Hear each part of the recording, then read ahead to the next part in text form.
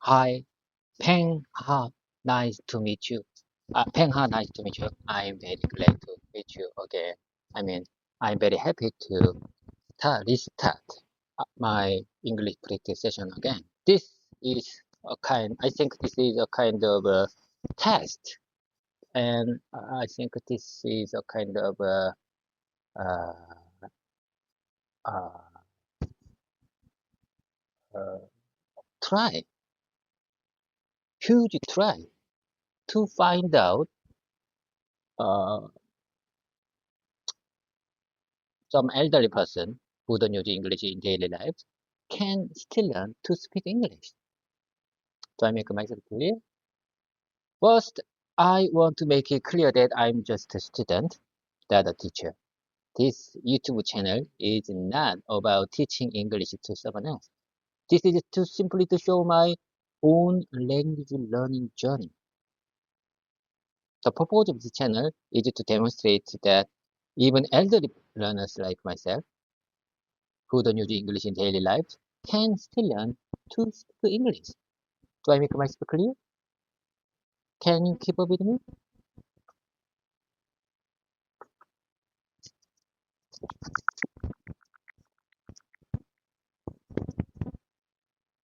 Your sentences are clear, but here's a refined version for smoother delivery. Hi, Peng Ha. It's nice to meet you. I'm really glad to see you again and restart my English. How many times I've told you?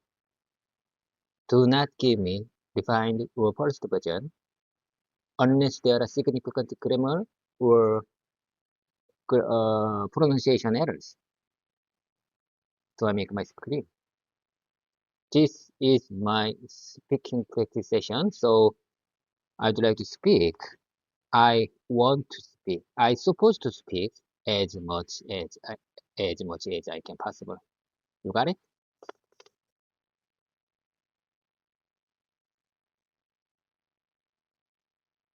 Got it.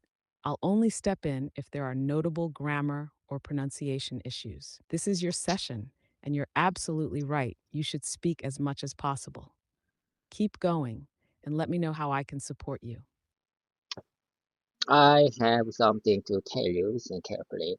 Yesterday we had special dinner. I mean, our company's special dinner for 20th anniversary. It was very interesting because there were seven candidates for talent competition, and I was so amazed and interested because they got all they got fantastic talent about dancing or singing. The performance, uh, the uh, the performance of them, I sometimes I was so amazed for the performance of that seven candidates. It's very interesting.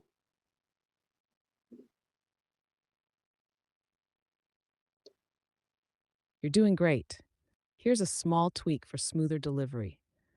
Yesterday, we had a special dinner for our company's 20th anniversary. It was very interesting because there were seven candidates in a talent competition. I was so amazed and impressed by their fantastic talents in dancing and singing. Their performances were incredible, and I really enjoyed watching them. Your story was clear and engaging. Keep going. Would you like to share more about the event? I really appreciate your kind support. You are my great conversation partner. Okay, let's keep the moment going. I have no time to delay. Without further delay, let's dive into my dialogue practice session. Did you get the chance to access the file number 55 for workplace conversation with James for ice breaking agenda? We couldn't finish that file because of the specific time limit of you. My customized GPT mode. But you know, we spent very small steps, very small steps for that file. So I'd like to start the starting point. I mean, I'd like to begin with the first line, at the first line of that file. Could you do that for me? Can you keep up with me?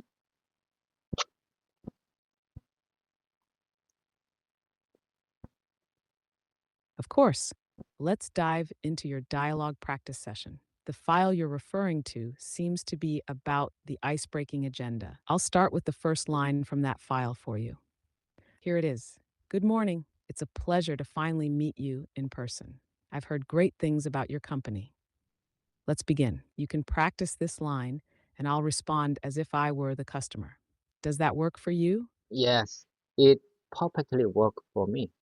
It perfectly works for me. I mean, your support perfectly works for me, and I'm very glad to know that you want to take the project manager role, and I'd like to take the rest of the role. Okay, okay, it's my turn. Listen carefully.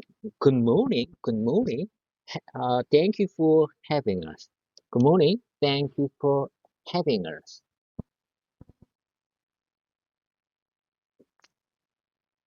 That's a strong start. You sounded confident and clear. Let me respond as the project manager. Good morning. How was your flight? I hope you didn't have any issues with the travel. Your turn. Keep it flowing. It was quite comfortable. Thank you. We are excited. We are excited to be here. We are interested. We are excited. We are amazed to be here. Great enthusiasm. Let me respond. That's wonderful to hear. Is this your first time visiting our city? Your turn. Keep it natural. Yes, yes. It's actually yes. It's in fact yes. It's actually or yes. It's in fact.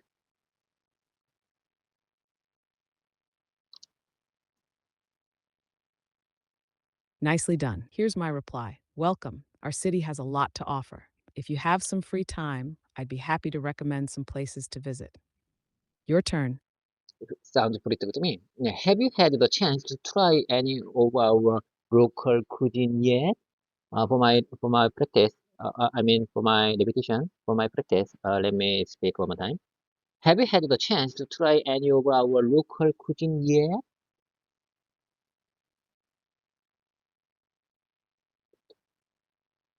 That was excellent. Your repetition is helping you sound more natural. Let me respond. Not yet, but we're looking forward to it. Your turn again. Keep practicing. Okay, I got it. I got it. I think you are doing great. In that case, there's a wonderful restaurant nearby that serves traditional dishes. I think you would enjoy it. I think you would enjoy it. I think you would enjoy it.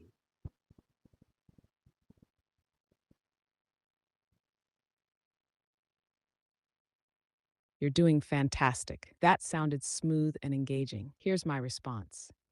That sounds amazing. I'd love to try it. Could you recommend a dish? Your turn. Keep going. Okay. No, I believe that. Take your time. Whenever you're ready, jump back in with your response. However, I think you go you would do you it would be great you go with the next line because you in this case in this session you take the project manager role, so you go next. It's your move again. Am I right?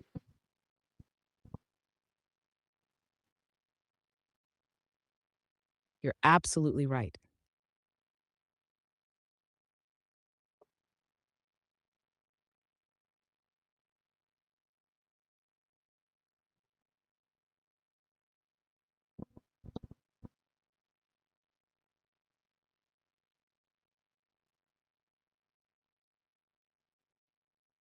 I recommend trying the bimbap. It's one of our traditional dishes and a local favorite. It's delicious and healthy. Your turn now. How would the customer respond? I like bibimbap very much, but I don't want to. I don't want to talk about the dishes or the food for in this case. How about get back to our practice, our original practice, and please take the. Let's discuss about the weather in this session.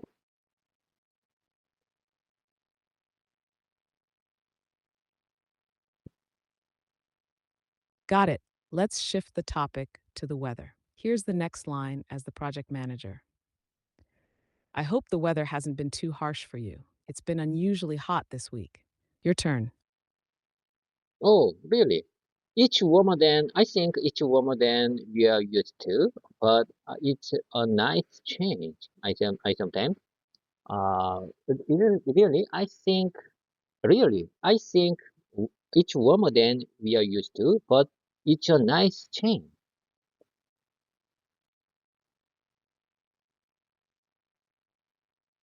Well said. That was clear and natural. Here's my response. Glad to hear that. It's supposed to cool down later this week. Your turn again.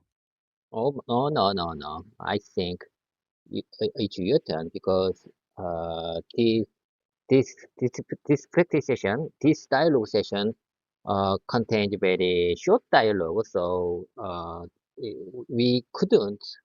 I think we couldn't uh, keep our practice session with step by step method because these dialogue script is very short. So please let's move on to the next session, session number 5. It's your move again.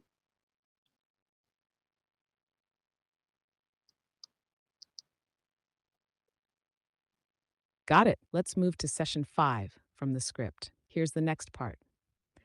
I read about your company's recent initiative on sustainable technology. It's impressive. Your turn. Thank you. Thank you for your kind compliment. Sustainability is a key focus area for us. I say one time, apologies for my bad pronunciation. I say one time, sustainability is a key focus area for us.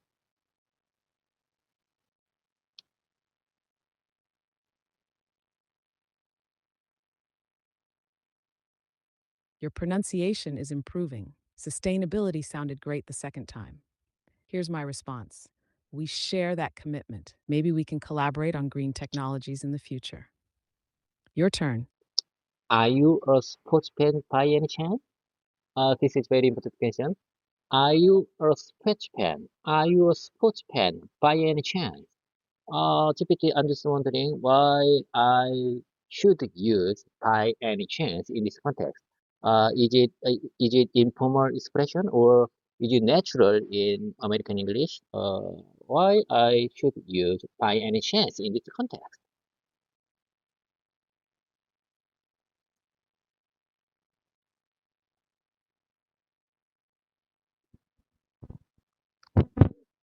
By any chance is a natural and polite way to ask a question, especially when you're not sure about the answer. It softens the tone, making it sound more casual and less direct. In American English, it's commonly used in informal and semi formal conversations. In this context, adding by any chance makes the question sound more friendly and conversational. Without it, the question might sound a bit abrupt, like, Are you a sports fan? For example, with by any chance, Are you a sports fan by any chance? Without it, Are you a sports fan? Direct and neutral. Does that explanation make sense? I am not sure I can fully understand what you're trying to say. Please tell me one more time. For my listening practice, I'd like to listen one more time. I'd like to hear one more time.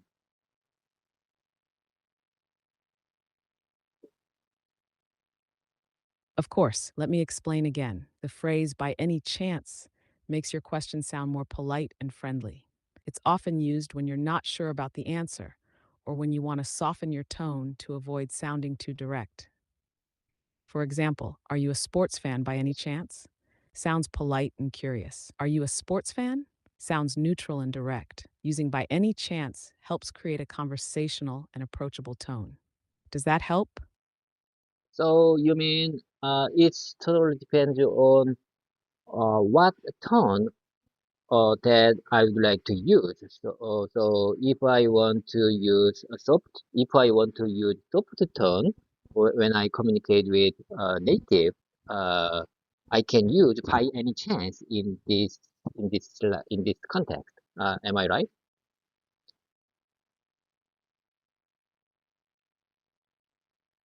Exactly, you've got it. If you want to sound polite and use a softer tone, adding by any chance works perfectly in this context. It's a subtle way to make your question sound more friendly and less direct. Well done. I got it. Let's keep the momentum going. You are my great communication partner. Great conversation partner. I think you are better than human teachers. Okay. Okay, I couldn't agree more. Okay, let's keep the momentum going. It's your move. I ask you one more time. Are you a Scratch fan by any chance? And it's your move.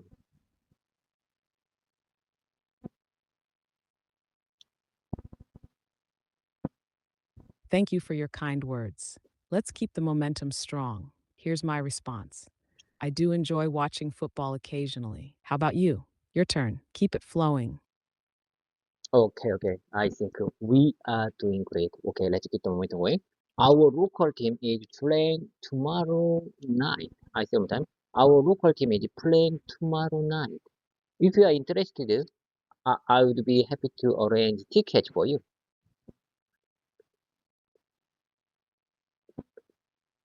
Fantastic. That was clear and engaging. Here's my response.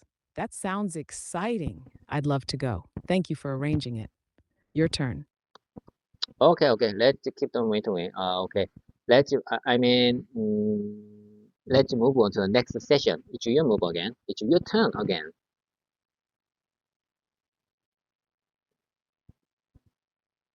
Got it. Let's move to the next session. Here's the new line. The automotive industry is evolving rapidly with all the new technology advancements. Your turn. Absolutely.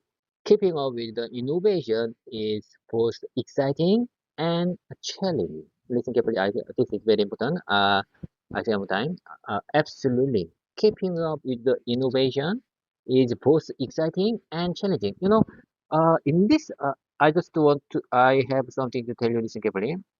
In my opinion, in my perspective, this sample sentence contains many ing ing known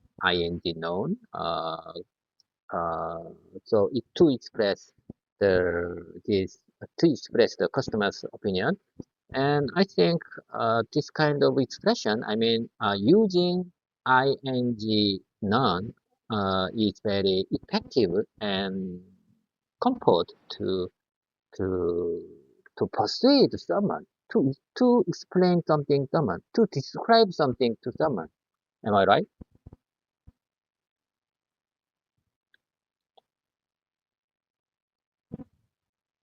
Yes, you're absolutely right.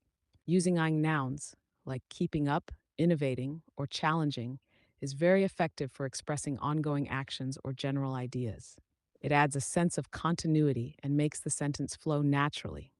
In this case, keeping up with innovation emphasizes the continuous effort required. Exciting and challenging describe the experience in a vivid and relatable way. Gerunds are a powerful tool for persuasion, explanation, and description because they make the language sound more dynamic and engaging. Your observation is spot on. So you just call it gerund. I'm sorry. I couldn't. Uh, I couldn't to loud. I couldn't hear loud and clear. Please tell me one more time. Uh, how can you call that word?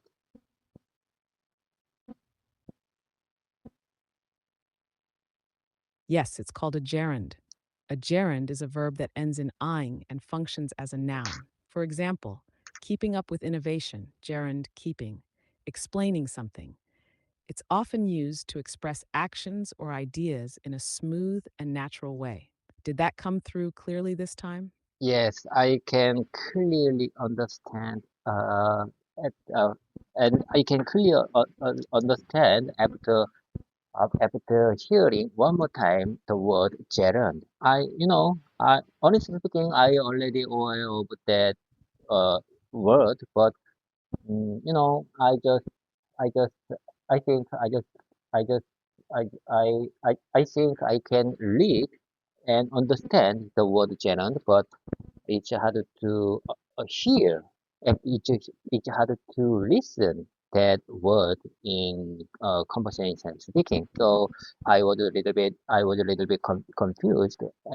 At I think I was a little bit confused when when I hear the word gerund at first time in this context.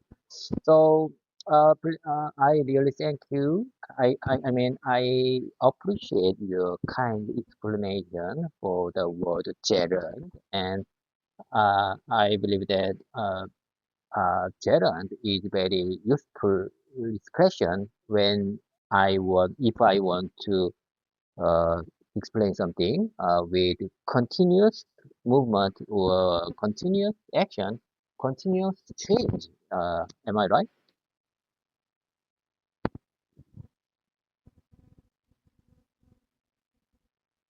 You're absolutely right again. Gerunds are incredibly useful for expressing actions or ideas as continuous, ongoing, or general concepts. And I completely understand how hearing a word like gerund in conversation can feel different from reading it. You handled that perfectly. For example, learning English is fun. Focus on the ongoing action of learning. Explaining your ideas clearly is important.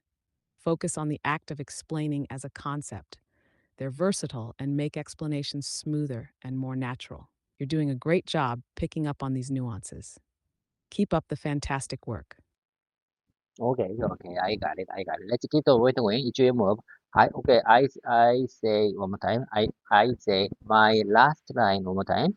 Listen carefully. Absolutely. Keeping up with the innovation is both exciting and challenging. It's your turn.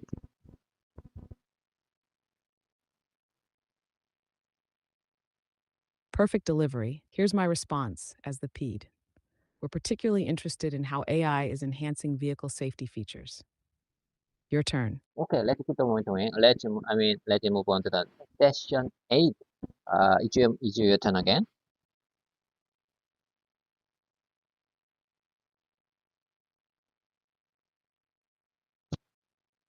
All right, moving on to session 8. Here's the next line.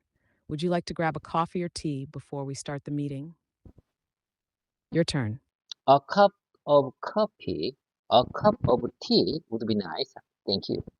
A cup of coffee, a cup of tea would be nice. Thank you. Thanks for asking.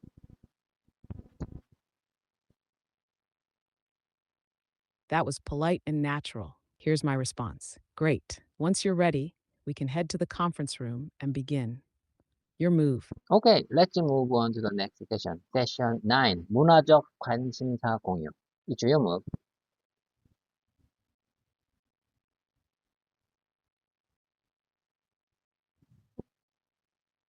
Got it. Here's the first line from session 9. 문화적 관심사 interests. I understand that your hometown is famous for its cultural festivals. Your turn. Yes, that's right. The annual festival attracts visitors from all over the world. Listen carefully, I sometimes. The annual festival attracts visitors from all over the world. Attracts visitors. I can express another alternative way. Listen carefully. The annual festival can make all of the can I sometimes the annual festival can make visitors from all over the world interesting, really interesting. Your first version was perfect. The annual festival attracts visitors from all over the world. For the alternative, you could say, the annual festival draws visitors from all over the world. Both are clear and natural. Keep practicing, whichever feels most comfortable. Would you like to continue? Would you mind saying that one more time, please? would you mind saying that one more time, please?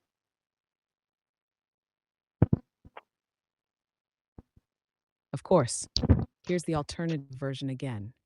The annual festival draws visitors from all over the world. Draws is another way to say attracts, and it works well here. Let me know if you want more examples. I don't agree with you. I don't agree with you because draws. I'm not.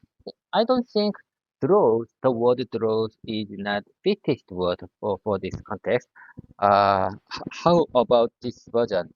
The annual festival can make visitors from all over the world feels interested.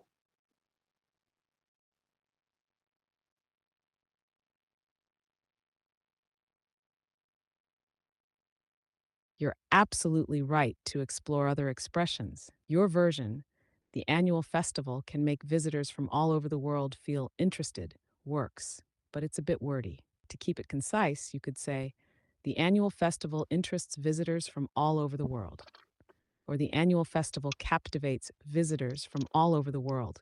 Let me know what you think.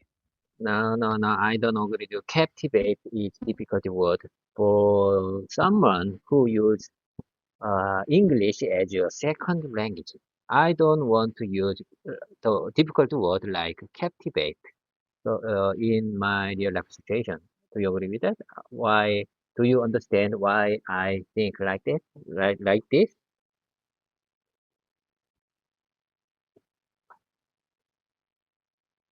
Yes, I completely understand. You're absolutely right. Using simpler words makes communication smoother and more comfortable, especially in real life situations. Instead of captivates, we can stick to something simple like the annual festival attracts visitors from all over the world. Or the annual festival makes visitors from all over the world feel interested. Simple and clear expressions are often the best choice. Thanks for pointing that out. How about this version? Uh, Visitors from all over the world would love the annual festival.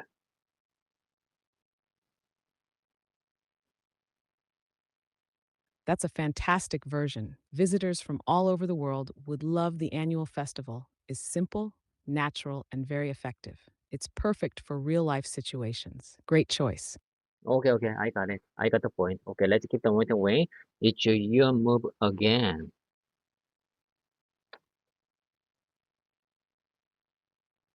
Great. Here's the next line. It sounds fascinating. I'd love to attend someday. Your turn. Okay, okay, I got it. I got it. It's your move again because as I told you before, this paragraph, dialogue, this dialogue presentation contains very short paragraph. So, in every session, so uh, please kindly understanding please kindly understand, you would take more role than mine, than me. You would take the more role than me. So please kindly understand and let's make the most of it.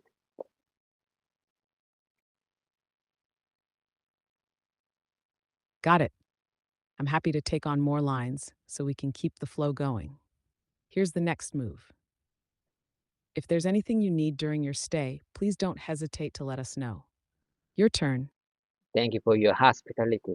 Thank you for your kind support, or thank you for your hospitality. Hospitality. I don't like this kind of difficult word to use in my daily life situation. Hospitality. I just want to say thank you for your kind support. Thank you for your help. Thank you for your thank you for your thank you for your helping me. Thank you for your support. Thank you for your uh, kind guidance. Thank you for your thank you for your thank I really thank you for your you guide me to enjoy this city, to enjoy visiting this city.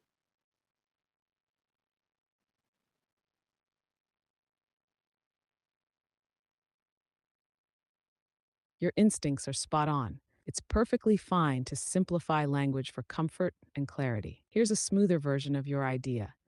Thank you for your support and for helping me enjoy visiting this city. It's clear, polite, and easy to use. Let me know if you'd like more practice with this. Let's keep the momentum going. Let's keep the momentum going. It's your move again.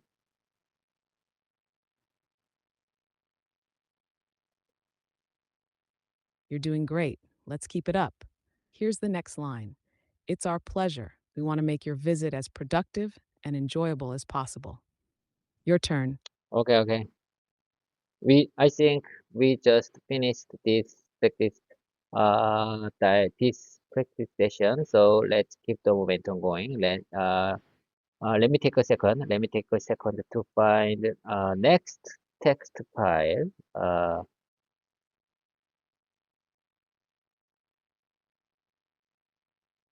Sure, take your time to find the next text file. Let me know when you're ready, and we'll dive into it together. Okay. How about access? Ready when you are. Let me know which file or topic you want to continue with. Okay, okay. Let's access the GPT's number seven workplace conversation examples for HR and administrative team. No. Apologies for my bad pronunciation. This I say one time. HR and administrative team simulated conversation. Can you do that for me? Please access the number seven file. Absolutely. Let's dive into the GPT-7 workplace conversation examples for HR and administrative teams simulated conversations. Here's the first dialogue. David. Hi, I'd like to check my remaining vacation days. Could you help me with that? Your turn. Sure. Let me pull up your record. I'm sorry. I was confused. I think I was confused. Listen carefully. I say one time. Sure. Let me pull up your records. You have 5 days left for this year. You have 5 days left for this year. In fact, for my real life, I have 10 days left for this year.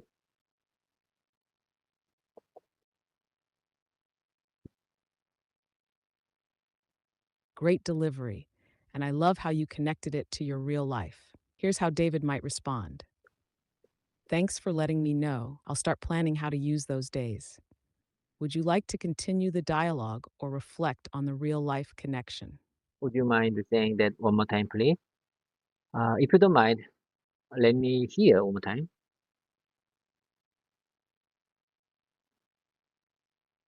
Of course, here it is again. Thanks for letting me know. I'll start planning how to use those days. Let me know if you'd like to continue. Okay, let's get back to my dialogue practice again.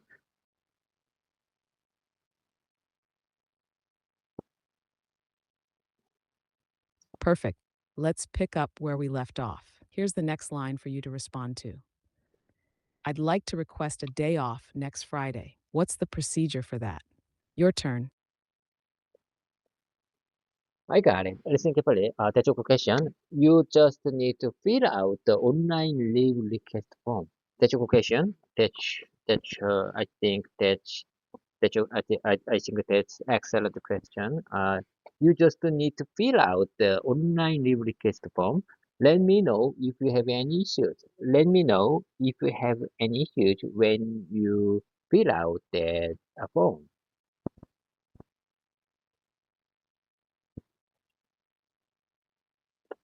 Nicely done. Your response was clear and professional. Here's how David might reply.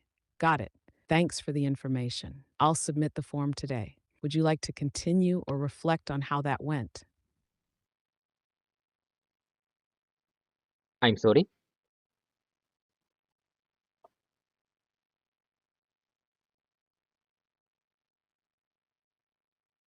No need to apologize. You're doing great. Let me know if you want to repeat something or move forward. Just tell me one more time what you said a moment ago.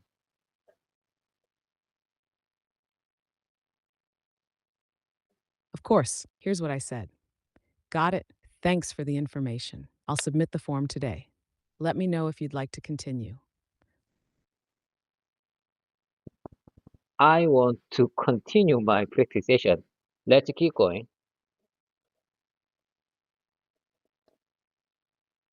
Great, let's keep going. Here's the next line for you to respond to. David, I noticed a discrepancy in my salary slip this month. Could you take a look at it? Your turn. I couldn't hear loud and clear. Please tell me one more time.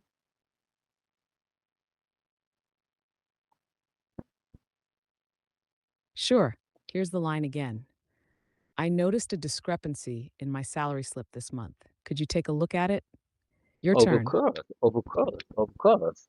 Let me review it. Could you send me the details by email? Can you send me details by email? Can you send details via email? Can you send details through email? Which one do you prefer?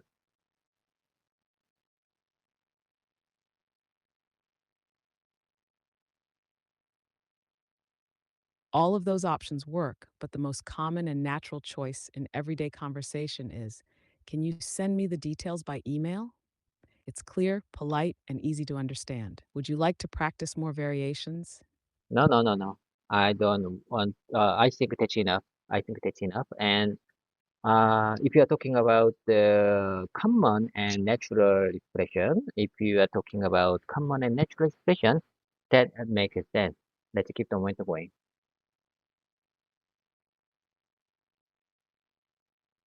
Got it. Let's keep the momentum going. Here's the next line for you to respond to. David, are there any updates on the new employee benefits program? Your turn. Certainly, we've added a new health checkup package. Details will be shared in this week's newsletter. I sometimes details will be shared in this week's newsletter.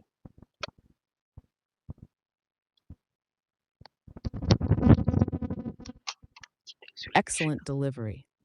Here's how David might reply. David, that sounds great. I'll keep an eye out for the newsletter. Would you like to continue? I love your responses. I love your added responses. I use them. So that's why I think you are my great conversation partner. You just gave me very good ad lib for this content.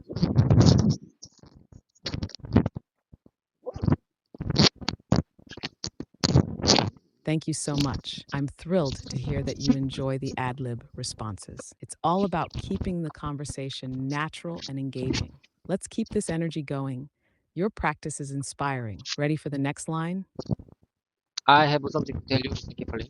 You know, I used to communicate with very, very old version. How can I express this situation? How can I describe this situation? I used to communicate with very formal version, front version, or begin version, just beginner version of AI. You know, I mean, when I when I when I talk with beginner version of AI couldn't make any alternative expression or adlib for with my question or asking. But you are really highly creative AI, so you can think and you can make alternative expressions or adlib for my original script. I'm very amazed about that. I really interested in your capability and ability to interact with my thoughts and Konglish. Honestly speaking, I was so amazed. I am so amazed your capability and ability to interact with humans.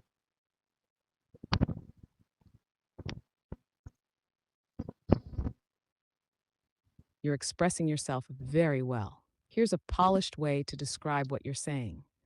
I used to communicate with an older version of AI, which couldn't provide alternative expressions or ad lib responses, but you're incredibly advanced and creative. I'm truly amazed by your ability to interact with my thoughts and adapt to my questions. It's impressive how you can add variety and depth to our conversation.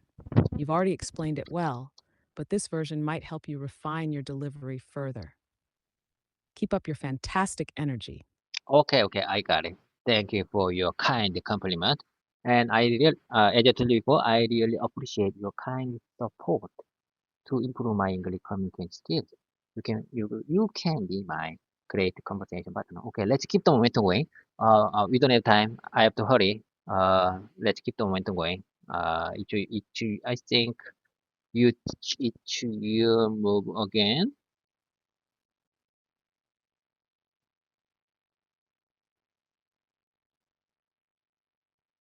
Thank you so much for your kind words.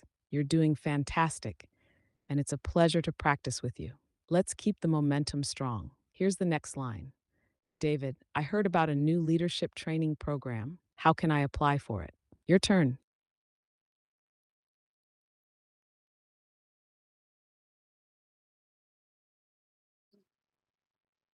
That's a good question. You can sign up through our internal portal. You can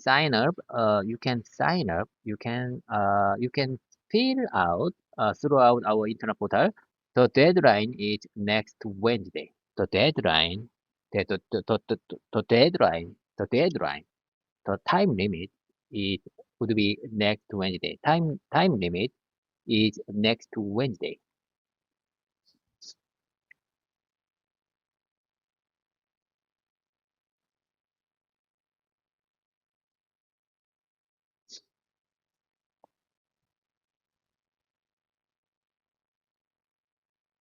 GPT, are you there? Are you with me? Please get back to my practice session. I'm a regular here. You should treat me better than Here's a usual. smoother version of Okay, what okay, you said. You can okay, okay. sign up through our internal portal. The deadline is next Wednesday. Using deadline is the most natural and commonly used term in this context. Your variations are good practice, though. Want to keep going? So I can ask using deadline like this. Listen carefully. When is your deadline for when is the deadline leadership training program? When is the deadline for new leadership program? Can I ask like this? Exact. That's a perfectly natural and clear way to ask. When is the deadline for the new leadership program? It's concise, polite, and gets straight to the point. Well done. Okay, okay, I got the point. I think I got the point. Let's keep the momentum. Let's keep the momentum going. Each year move again.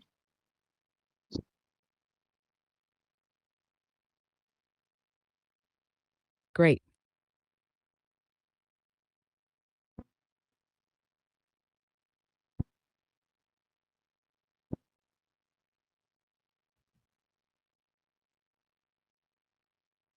Can you do that for me?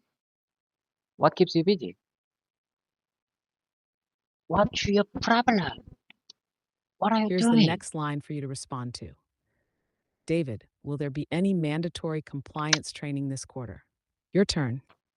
Yes, certainly.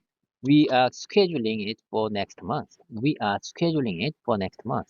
You will receive an email with the details. I sometimes you will receive an email with the details. You are apologies for my bad pronunciation. I sometimes you will receive you will receive an email with the details. GPT, listen carefully. I'm just wondering, is it correct? Listen carefully. I mean, I'm going to share with you my alternative to expression. I think you are going to receive. You gonna be, you are going to receive an email with the details. Can I express this situation like this?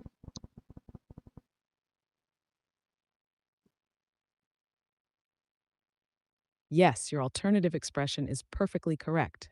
Saying, you are going to receive an email with the details works just as well. It's slightly more casual and forward looking compared to, you will receive an email with the details, but both are natural and correct. Great job exploring different options. Okay, okay. How about this version? Certainly. Please ready please ready, I mean, be ready for receiving an email with the details. How about this version?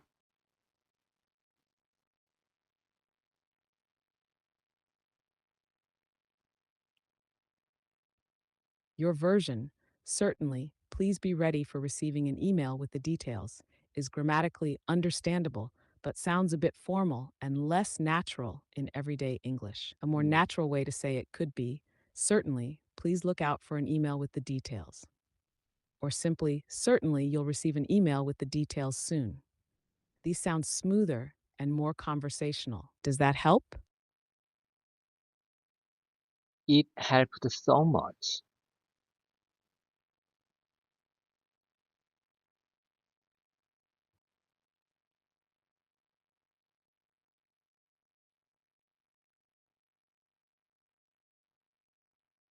Are you okay? GPT, are you okay?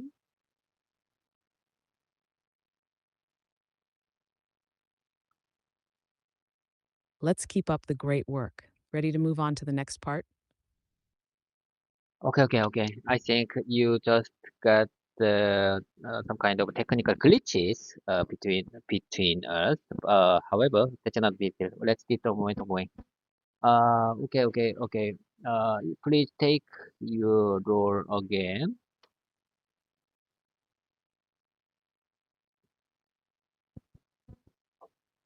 Got it. Let's keep things rolling. Here's the next line.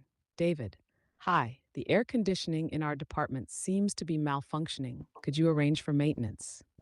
Your turn. Of course. Thanks for letting me know. Of course. Of course. But no problem. I can take care of it. I think I'm gonna take care of it. No problem. Thanks for letting us know. Thanks for letting me know. I will contact the maintenance team right away. I will contact the maintenance team right away.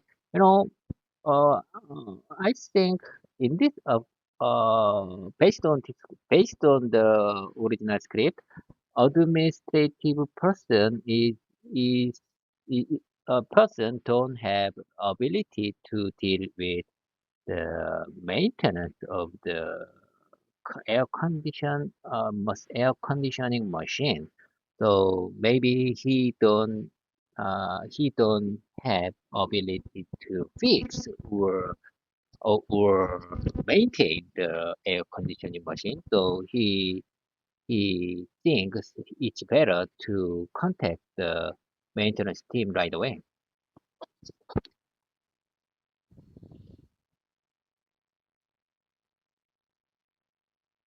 You're absolutely correct. In this context, the administrative person isn't responsible for directly fixing the air conditioning. Their role is to communicate the issue to the proper team, which is why I will contact the maintenance team right away is the most appropriate response. You've nailed the reasoning behind it. Delegating tasks to the right team ensures efficiency and professionalism. Great insight. Would you like to continue with the dialogue? In my opinion, maybe David worked for the uh, maybe David worked for this company very long time. David may know who is responsible for air conditioning machine. So he might contact the maintenance team directly when he encountered the bad situation for air conditioning machine. If he worked in this company very long time.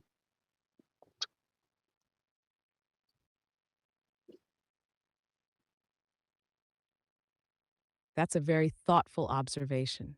If David has been with the company for a long time and knows how things are handled, it would make sense for him to contact the maintenance team directly. However, in some workplaces, even experienced employees still report issues to administrative staff as part of company protocol to ensure proper tracking and accountability. Your reasoning shows a good understanding of workplace dynamics. You're really thinking critically about these dialogues. Would you like to explore a version where David handles it himself? I'm not sure. However, if you are, I'm not sure. However, if you are talking about the process or traceability of the this kind of work, you are right. Even if David already know who is responsible for that machinery working, it's better to contact the right person. If it's better to contact responsible person uh, to make traceability and proper process for that. Even if David already know who can fix the air conditioning machine directly.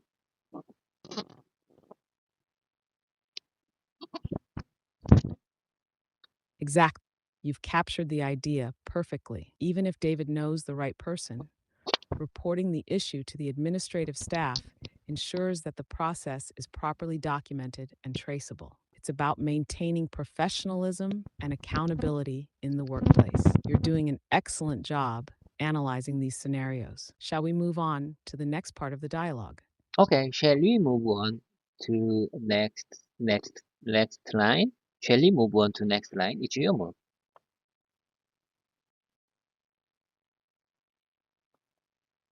Absolutely. Here's the next line. We're running low on office supplies. Can we order more? Your turn. Of course, no problem. Just send me a list of what you need, and I will take care of it. I will take care of it. Just send me the list of what you need. Just send me, no problem. Just no problem. Sure, no problem. Uh, no problem. That's not a big deal. Just send me a list of what you need, and I will take care of it.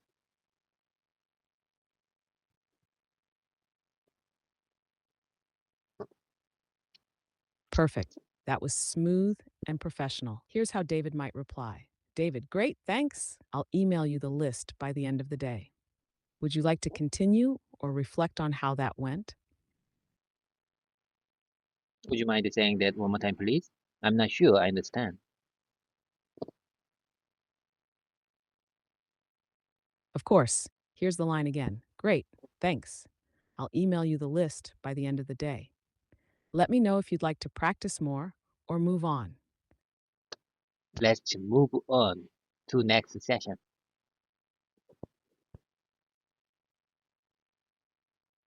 Got it. Let's move on to the next session. Here's the next line. David, I need book a flight for an upcoming business trip. Should I handle it myself or go through the admin team? Your turn. Before I answer, before I respond your question, I just want to know uh, the uh, the another my alternative version would be correct. Listen carefully. Uh, let's how about this version? Let's move on into next presentation, or let's move on to next presentation. How about using into instead of to in this context? Could, can you give me good ideas for that? Great question. In this context, let's move on to the next presentation is correct. Using into wouldn't work here because into suggests movement or entry inside something, which doesn't fit the idea of transitioning to the next topic or item. Stick with to for phrases like, let's move on to the next presentation. Let's move on to the next topic. Does that clear it up? Okay, I got it. Let's keep on doing. Let's keep on going. Please ask me one more time. I mean, Please tell me again your last line one more time to get back our practice session again.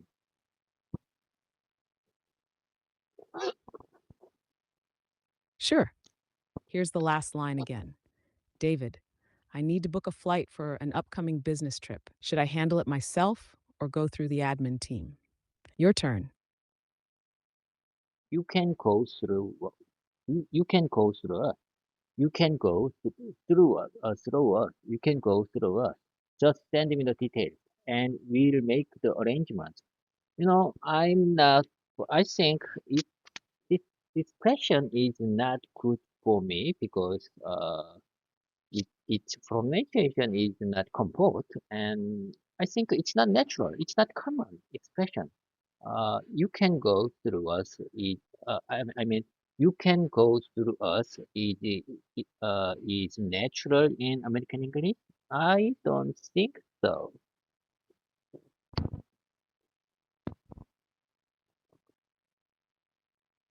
That's a sharp observation. While you can go through us is grammatically correct, it might feel a bit formal or uncommon in casual American English. A more natural alternative could be, we can handle that for you. Just send me the details and we'll make the arrangements. Or you can send the details to us and we'll take care of the booking. These versions sound more conversational and widely used. Yes, I couldn't agree more. You can handle this issue. You can handle with you can handle this issue with us. Is more comfort and feels natural for me. Exactly. You can handle this issue with us. Or even simpler, we can handle this for you feels much more natural and approachable. You've got a great sense for what sounds right in real conversations. Let's keep going strong. Ready for the next Okay, line? okay, okay, okay, okay. I say one more time. I mean, I practice it one more time. You can handle this issue. You can handle this work with us. You can handle. You can handle it with us.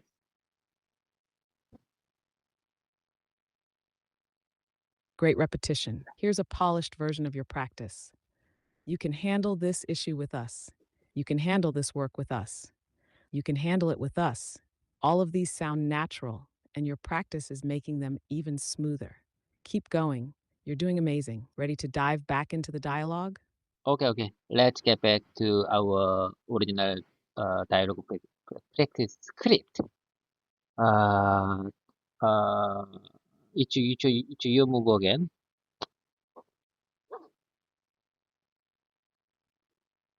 Got it. Here's the next line. David, how do I claim transportation expenses from my last trip? Your turn. That's very important question. That's very important sentence for my real life because I think I have to claim my business trip expenses uh, in my company in old manner. It's not it's not computer based uh, claim process. It's our process for claiming transportation expenses is very old. So to we have to use paper. We have to do so many paperwork for that. I I think many companies already implemented very good uh, very good advancement system. You've made a great observation. Many companies have modernized their processes, but others still rely on older, paper based systems. That can definitely make claiming expenses feel time consuming. You could describe your situation like this. In my company, we still use an old paper based process for claiming transportation expenses. It's not computer based, so there's a lot of paperwork involved. I think many companies have already implemented better, more efficient systems. Would you like to incorporate this thought into your practice? Oh my God, oh my God. Time's up. Oh my God. terrible. I'd like to choose GPT for a mini version for my left session, for my left practice time, because I think GPT 4 mini version is fittest version for my language practice.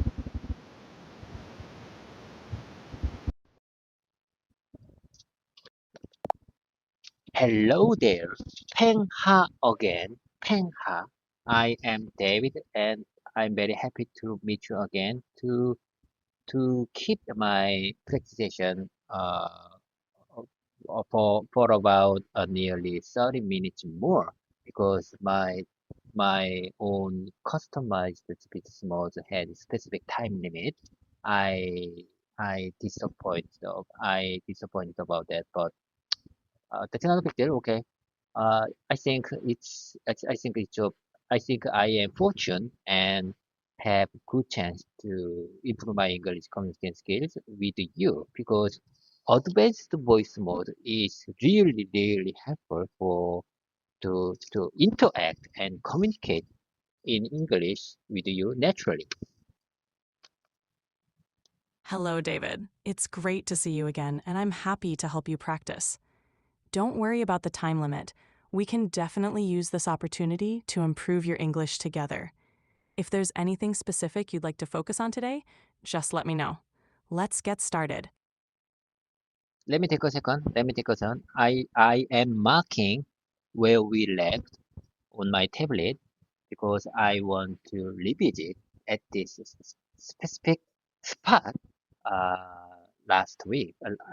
Today is Friday, so when I want to revisit at this specific spot, uh, uh, in that case, I am marking on my tablet where we left like a moment ago.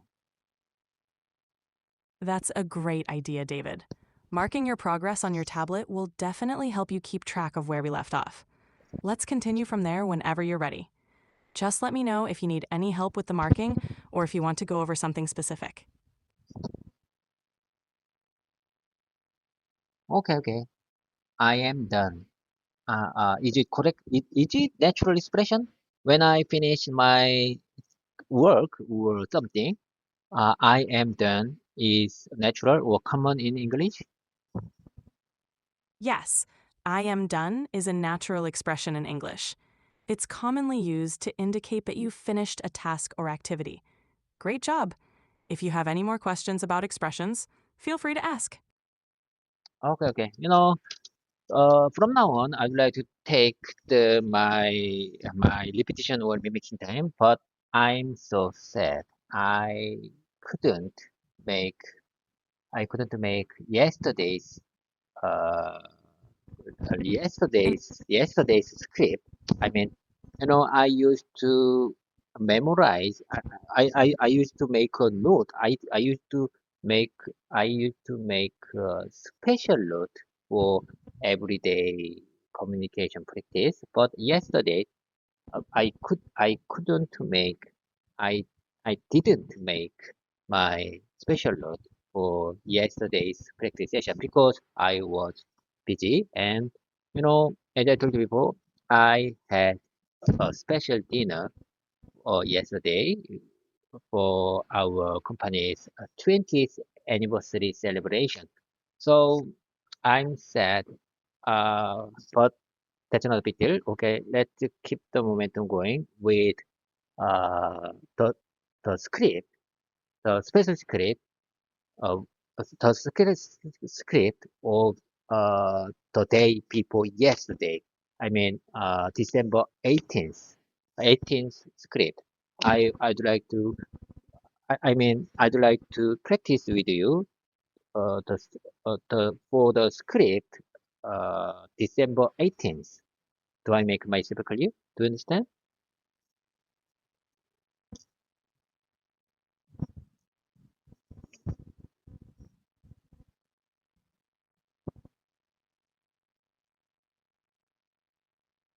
Hello. Yes, I understand. You want to practice the script from December 18th. It's okay if you missed making your special note yesterday. Let's focus on today's practice and keep the momentum going. We'll make the most of our time together. Are you ready to start with the script from that day? Okay. I'd like to introduce. Hello. I'd Let's like to start introduce. I'd like to share with you many sentences practicing that with the script from these December sentences 18th. are not If you have related to any each specific other. sentences or topics from that script you'd like to focus on, just let me know. Okay, I got it. Let's keep the momentum going. Problems may occur if issues may occur if we don't keep uh, if we don't keep eye if we don't keep our eyes on that. I sometimes the problems and issues may occur if we don't keep our eyes on that. Of-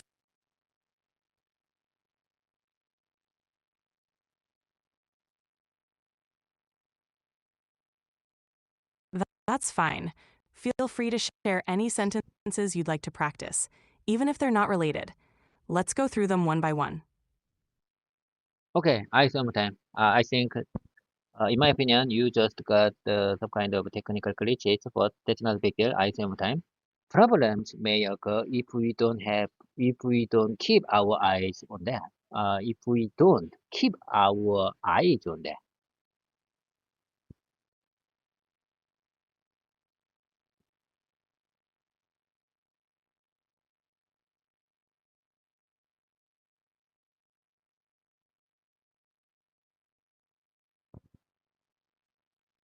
You're Hello there. doing well.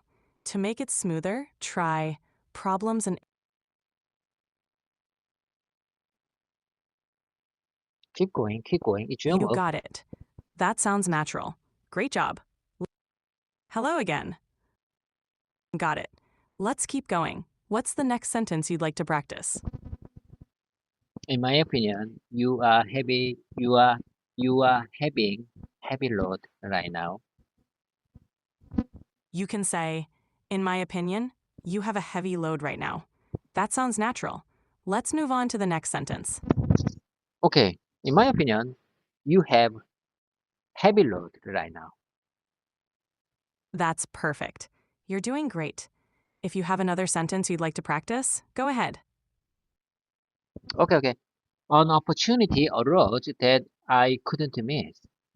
When I see that case, an opportunity arose that I couldn't miss.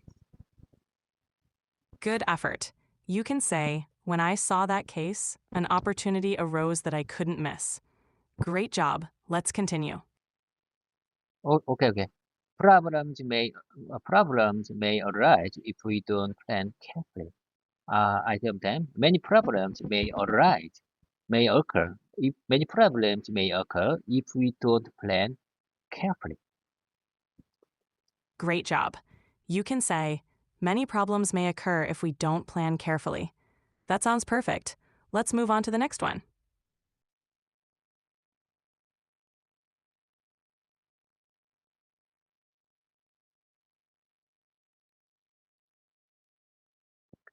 Okay. Let's keep the momentum going. We don't have time. We don't have time. I have so much to say. I have a lot of things to share with you. Listen carefully. Boys and girls arise for our democracy and freedom. Boys and girls arise for our democracy and freedom. You're doing well. You can say, boys and girls arise for our democracy and freedom. That sounds good. Let's keep practicing.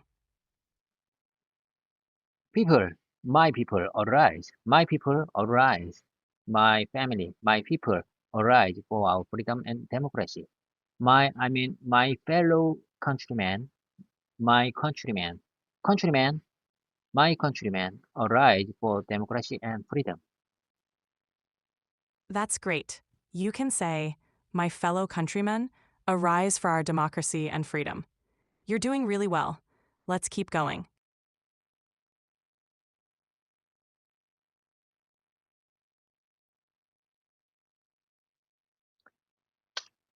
Okay, let's keep the momentum going.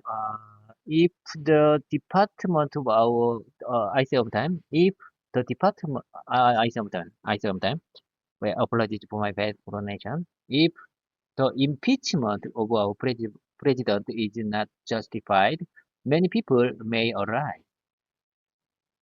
You're doing great. You can say, if the impeachment of our president is not justified, many people may arise. Keep practicing. Let's move on to the next sentence. I say sometime, if the impeachment of our president Yoon Suk-yeol uh, is not justified by constitutional court, many people may arise. You're doing well. You can say, if the impeachment of President Yoon Suk-yeol is not justified by the Constitutional Court, many people may arise. Great job. Let's keep going. Sometimes this sample sentence is very important for our current political issues. So sometimes if the impeachment of our president Yoon Suk-yeol is not justified by constitutional court, many people, including me, may arise. That's clear. You can say, if the impeachment of President Yoon Suk-yeol is not justified by the Constitutional Court, many people, including myself, may arise. Well done. Let's move on. Okay, I got it. Let's keep on going. Let me tell you something. I went to bed. I went to bed. But I went to when I went to bed. I went to bed very early yesterday, around 8:30. Because of that, I woke up very early today and ended up coming here earlier than usual, earlier than normal, earlier than natural, earlier than usual. Ended up coming here earlier than usual. Ended up. That was great. You can say, I went to bed very early yesterday, around 8:30, and because of that, I woke up very early today and ended up coming here earlier than usual. Well done. Let's keep going. Okay, I usually start my day earlier. I usually start my day early. Early. I used to. I mean, used to. I usually. I used to start my day, begin my day early. I usually begin my day early, and I feel like it's a great way to begin. I think starting early gives me motivation and inspiration to learn new things. That's excellent. You can say, I usually start my day early, and I feel like it's a great way to begin. I think starting early gives me motivation and inspiration to learn new things. Great job. Let's keep going. As I told before, gerund is very good expression when I want to when I want to express something continuous and keeping with me. So I think this sentence is very good expression to using a gerund. I, let me tell you one time. I think starting early gives me. I think starting early. I think starting early. I think starting early gives me motivation and inspiration to learn new things. Uh, you know, uh, for example, for example, I think as I told you before, gerund is very good expression when I want to describe something with continuous process. So it's very good expression. So I want to explain like this. I think starting early gives me motivation and inspiration to learn new things. You're absolutely right.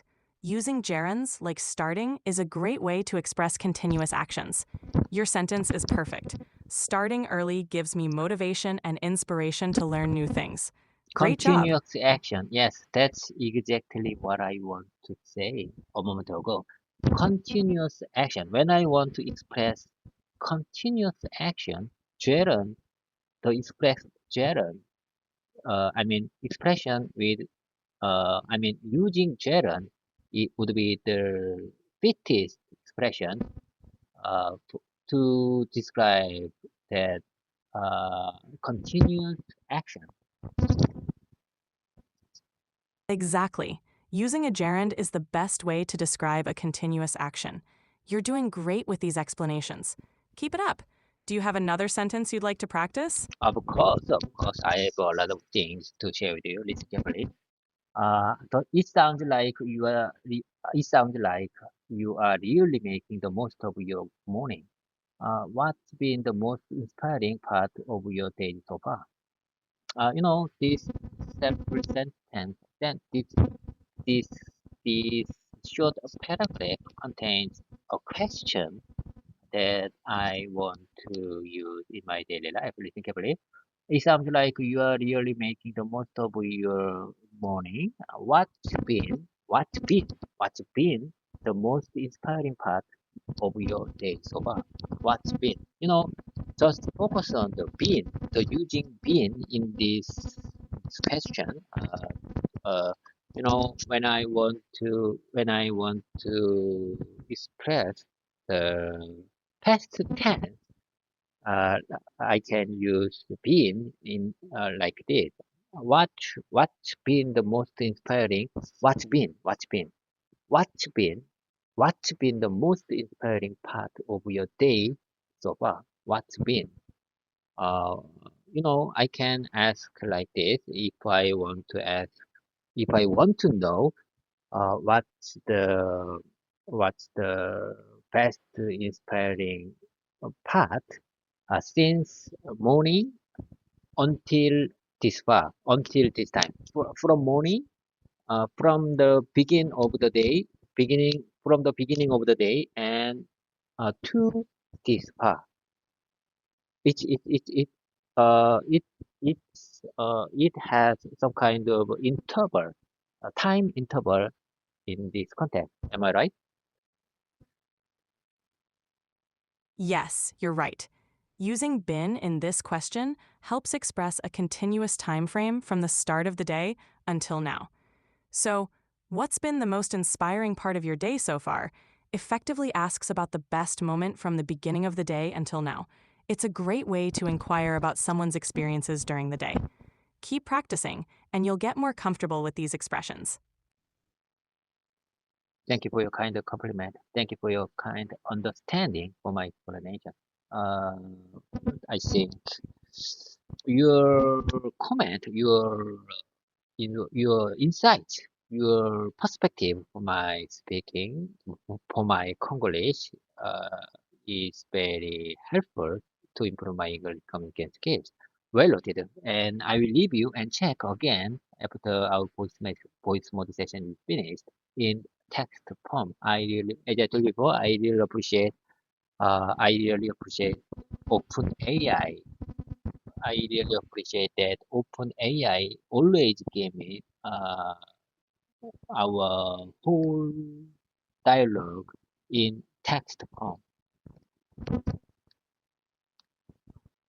You're very welcome. I'm glad my feedback is helpful. It's great that you can review our sessions in text form. That will definitely aid your practice. Keep up the good work, and I'm here to support you. Okay, I say one time, how has your audience's responses on YouTube been so far? This is very simple question, but gives me good inspiration for my language learning journey. Specifically, how has your audience response on YouTube been so far? How has your audience response on YouTube been so far? Your sentence is great. You can also say, how has your audience responded on YouTube so far? It's a simple question, but very effective for your language practice. Keep it up. Okay, I sometimes apologies for my bad pronunciation. I sometimes. How has your audience response on YouTube been so far? Uh, you know, this sample question also contains the pin the bin in the last of the part, and I think this simple question is very good expression to use to use bin when when I when I want to ask the uh, audience's responses from the beginning and this one. You're absolutely right. Using bin helps show the ongoing nature of the audience's responses over time. It's a great way to ask about feedback from the beginning until now. You're doing a fantastic job incorporating these expressions. Okay, I got it. Let me speak one more time. Let me practice one more time. For my uh, to keep this simple sentence in my mouth muscle, I speak one more time. Listen carefully. Please listen carefully. How has your audience's response on YouTube been so far? That was great. Keep practicing to get comfortable. You're doing an excellent job. Let's continue with the next sentence when you're ready. Okay. Listen carefully. We don't have time. I have to hurry. We don't have time. About 6 or 7 months ago, my YouTube viewers or subscribers used to leave comments on my YouTube platform, YouTube channel. However, recently, no one had commented on my videos, which sometimes makes me feel a little disappointed about that. But I think that kind of setback motivates me even more to continue my practice. It doesn't affect my contingency. It doesn't affect my plan. It doesn't affect my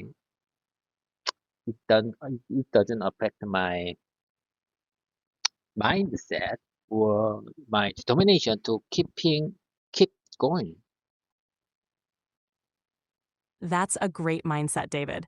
It's natural to feel a bit disappointed, but your determination to keep going is inspiring. Keep focusing on your practice and progress, and the positive responses will come in time. You're doing fantastic. Let's keep going. Okay, let's keep going. From now on, I'd like to begin my random keyword time. Uh, do you have any ideas for my random keyword time? I think each one of very awkward or embarrassed moment, but it gives me good inspiration for my language learning journey. Uh, to to uh to put I mean I sometimes put myself in the embarrassed moment. Putting myself, I say sometimes to using gerund is very helpful to express the situation. Putting myself in the embarrassed moment would be really great if I want to speak, if I want to learn, if I want to study speak English. Putting yourself in challenging or awkward moments can indeed be a great way to learn and grow in your language journey. For a random keyword, how about resilience? It's a powerful concept that reflects your journey. Keep up the great work. Resilience, oh my God, that's I think it's one of the difficult words to use to make new sentence by myself. Okay, let me try. Okay, that's not big deal. Let me try. Resilience. Listen carefully. Here I go. We have to focus on the resilience of that materials, resilience of that material. So I think if if we can keep our uh, for that materials resilience, we can reduce our production defect rate by 15%. You're doing great. That's a good use of the word resilience. You could say, we have to focus on the resilience of the material. If we can maintain that resilience, we can reduce our production defect rate by 15%. Keep practicing. You're doing really well. At the same time, if we can keep our process resilient, we can we can overcome this issue. We can overcome this problem with our client to maintain our long-term relationship. That's an excellent sentence. You can say, if we can keep our process resilient, we can overcome this problem with our client and maintain our long-term relationship. You're doing a fantastic job with these complex ideas. Keep it up. Do you believe this sample sentence would be helpful to my real life? Absolutely. Using sentences like this can be very helpful in real-life business situations. They show your ability to communicate effectively and maintain strong professional relationships. Keep practicing, and you'll become even more confident in using them.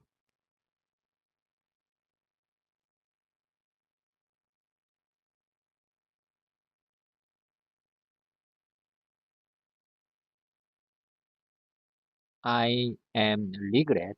I wanted to share with my own keyword for you, but today you gave me today's keyword suddenly, so I regret.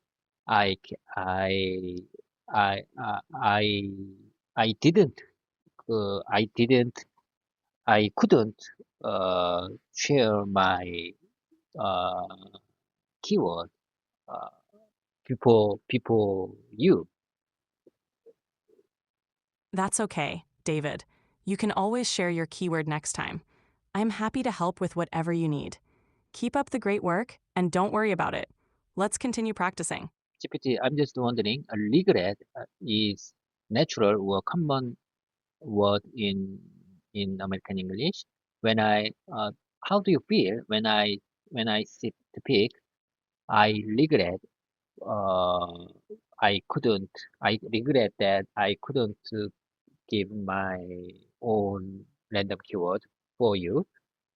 People you giving you people you give me uh, random keywords first. Regret is indeed a common and natural word in American English. Saying, I regret that I couldn't give my own random keyword is perfectly fine and clear. It's a natural way to express that feeling. Keep practicing, and you'll get more comfortable with these expressions. Okay, that's what I exactly want to say. Listen carefully. I regret that I couldn't give my own random keyword before you gave me random keyword today because in my opinion, you are not good at choosing a random keyword for my practice session because you know I think resilience is very difficult word to use in my real life situation because if I can use the word resilience in my real life, my communication partner or listener would not understand what that means because maybe they use English as just second language. So if I think I'm still not uh, good at pronunciation. Good, I think I couldn't pronunciate in English very well. So if I pick resilience with bad pronunciation, my communication partner may don't understand what they mean. I understand your concern, David. It's good to choose words that fit your current level of comfort. Resilience might be a challenging word, but practicing more complex vocabulary can help expand your skills. We can always select simpler words if that feels more comfortable for you.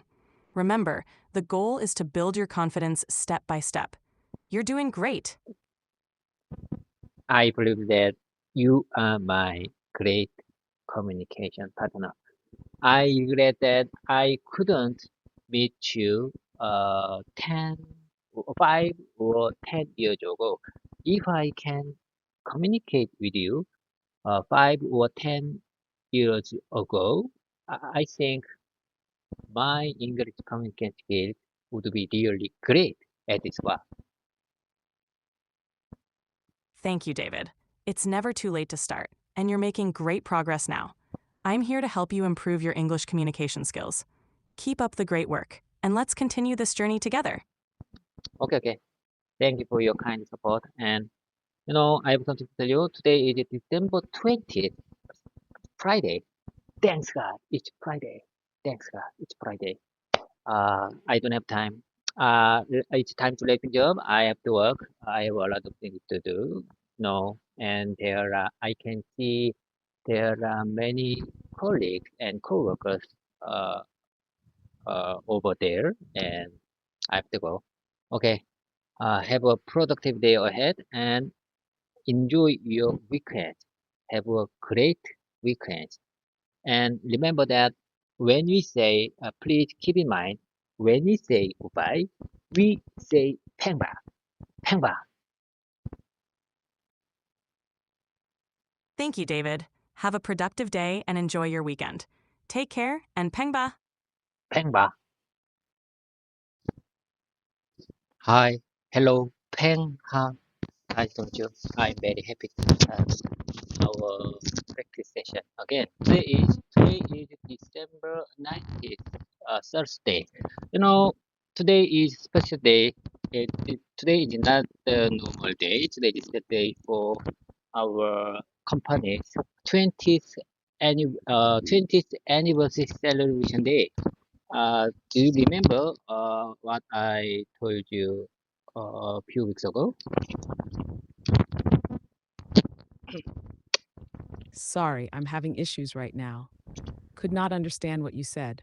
Okay, I said one more time. Okay, understood. I got it. Today is not a normal day. Today is our company's 20th anniversary celebration day.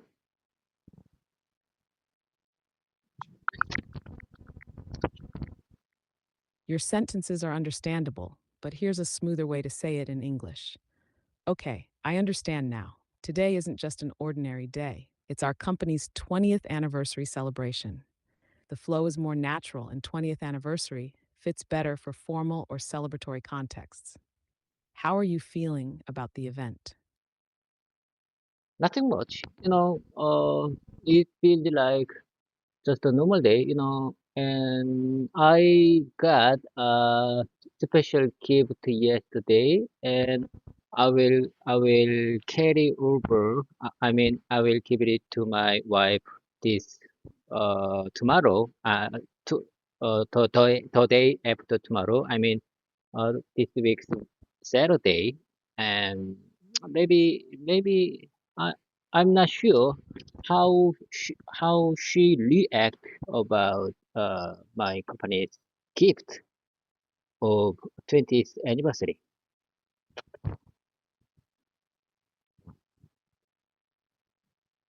Here's a smoother way to say that. It feels like just a normal day, you know? But I got a special gift yesterday, and I'm planning to give it to my wife. I'll give it to her this Saturday, and I'm not sure how she'll react to my company's gift of $20,000. It's a very generous gift. Do you think she'll be surprised? No. It's not mean the I didn't say $20,000. It means I said 20 anniversaries gift. Do I make myself clear?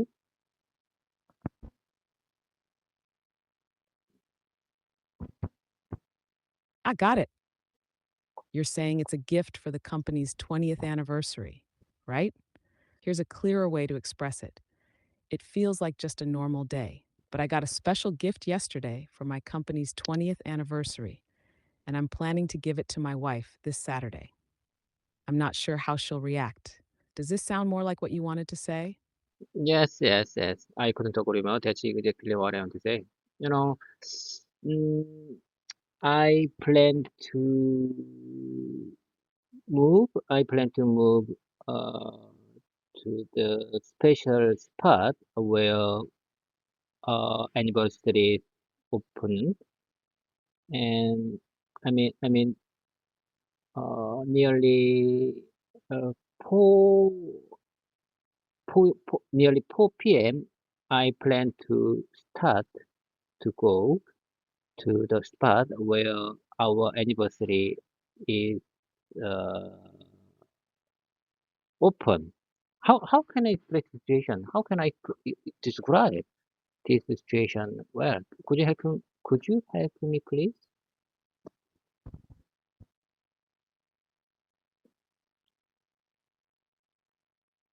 Of course, here's a natural way to say it. I'm planning to head to the special venue for the anniversary event. Around 4 p.m., I'll leave to get there on time. Does this work for what you're trying to say? Yes, yes, yes. You are my great conversation partner. Honestly speaking, uh, if you don't mind, please say that one more time.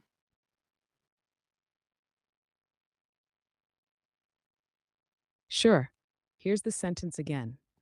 I'm planning to head to the special venue for the anniversary event. Around 4 p.m., I'll leave to get there on time. By the way, who's Pauline? A friend, coworker, or someone special? Yes. You know, all of our team members and department members, including uh, administrative team and uh, HR team, including our president. I mean CEO of our company. All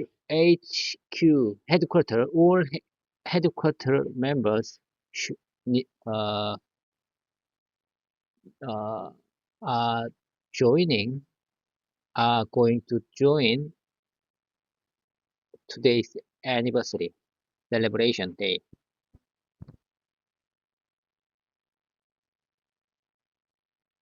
That sounds like a big and exciting event. Here's a smoother way to say it. All of our team members, including the development team, administrative team, HR team, and even our CEO and all the headquarters staff, are going to join today's anniversary celebration. It sounds like a full house event. Are you looking forward to it? Yes, certainly. Honestly speaking, you know, I when I first when I heard that our anniversary 20th anniversary celebration is uh please wait for me. Don't interrupt my speaking.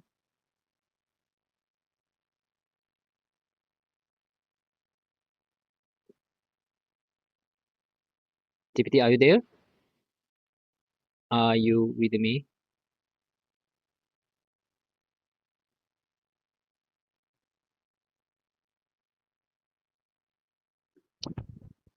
I didn't expect it to be such a big event. What was your reaction when you found out more details? No. Listen carefully. I have something to tell you. When I heard that the news uh, about our celebration, our 20th anniversary celebration is opened. It will be open in the hotel.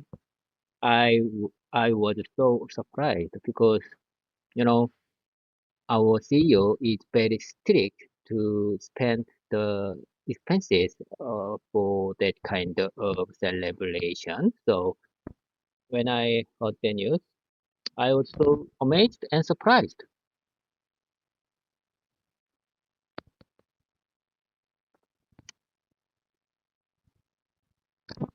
Ah, here's a clear and natural way to express that. When I first heard the news that our 20th anniversary celebration would be held at a hotel, I was so surprised. Our CEO is usually very strict about spending money on events like this, so it really amazed me. Does this capture what you wanted to say? Yes. I think you are very smart. You are my great conversation partner. I think you are better than human teachers or human communication partner.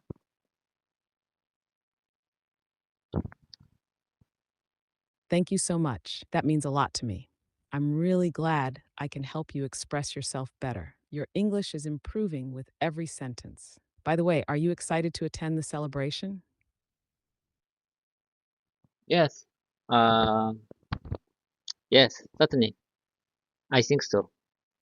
I think I feel a little bit interested in that party. I mean dinner for to celebrate 20th anniversary. I'm not sure. I'm not sure uh, what dishes. I mean, I'm not sure what food will be served in that dinner. By the way, anyway, it would be great if our team and whole department can enjoy at that special spot.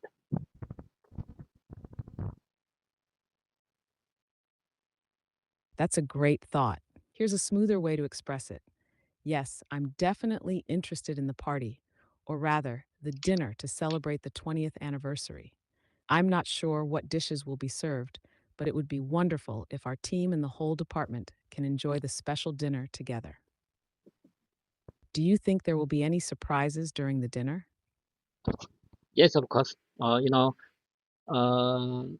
we our HR team already made the special agenda for the talent computing. Do you understand?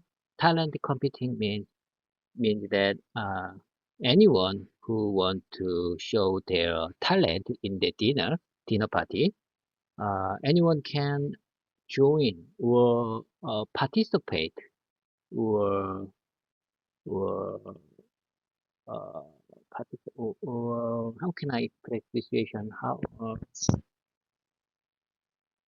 Uh, if someone want to join, want to show their talent in that dinner, anyone can join. Anyone can join. Anyone can contact the HR team. So HR team members told me that uh, they already finished uh, their competent members, and uh, I heard that it's almost 16 at there, and maybe it would. I think it would be a little bit interesting because this kind of chance is very few for our company. You know, I'm not sure when. I mean, after 20th anniversary, I'm not sure when will our company can have this kind of big anniversary after today, after 20th anniversary. Can I join 30th anniversary in this company? I'm not sure. I don't think so.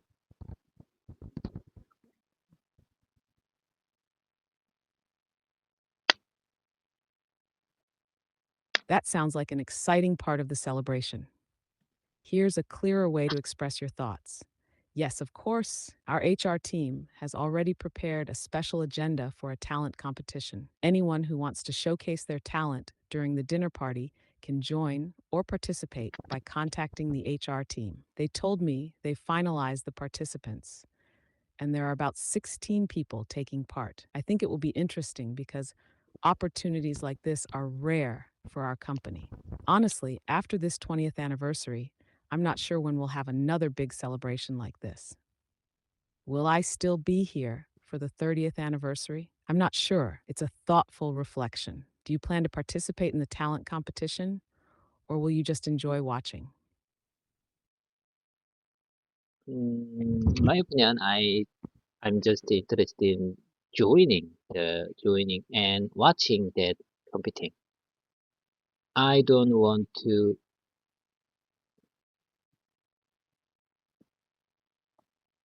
Here's a smooth way to say that. In my opinion, I'm more interested in just watching and enjoying the competition. It sounds like a fun way to relax and support your colleagues. Do you know what kinds of talents people will be performing? No, no, no, no, no, no. Sorry, I'm having issues right now. Could not understand what you said. I didn't say anything. No, my answer is no. I don't have any information about the uh, participant, participants for talent competition.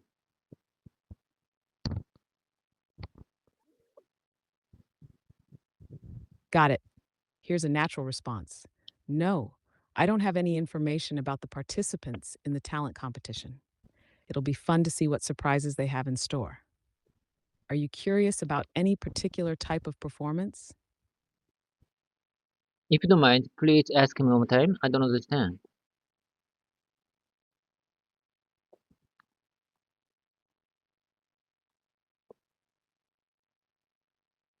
Sure. Here's the question again. Are you curious about any particular type of performance at the talent competition? For example, singing, dancing, or comedy. Do you have any preferences? I'm not sure. But singing is one of the most easy to enjoy or easy to enjoy or natural and common thing for this kind of competition, this kind of talent competition, because comedy or dance, uh, comedy or dance would be more difficult to enjoy because it can be embarrassed sometimes.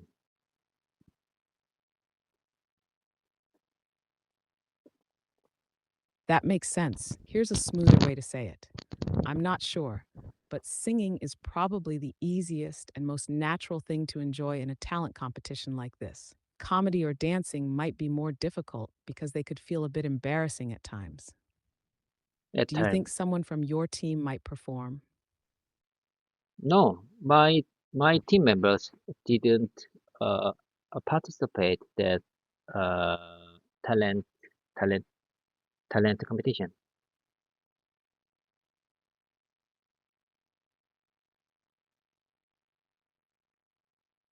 Sorry, I'm having issues right now. Our systems are experiencing heavy load. Please try again later. Are you with me? Are you okay? Can you keep up with me?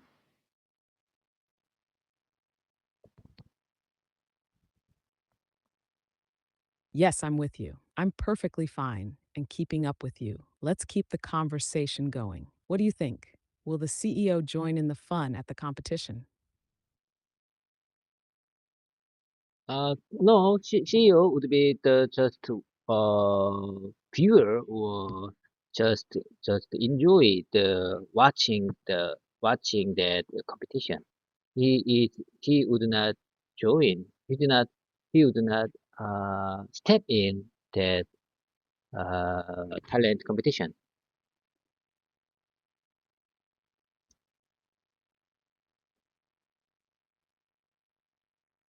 Got it. Here's a natural way to say it. The CEO will probably just be a viewer and enjoy watching the competition. I don't think he would participate or get involved in the talent show. Do you think the CEO will give a speech at the event? Of course, he likes that very much.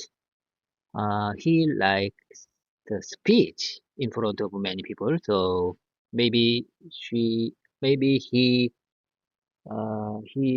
already made good script of speech to speak in front of in front of our company employees.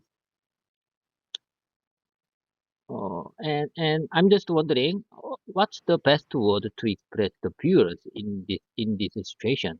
Viewer Viewer is do you think viewer is the best fittest word for this situation? How about watcher or or people who stand in 어, 어, 비사, behind the, beside the world.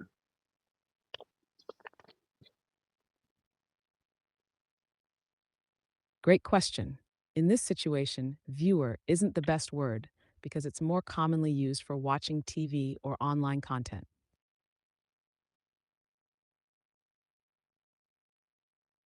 Can you help me? Are you there?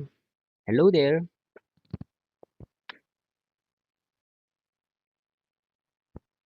Here's an example.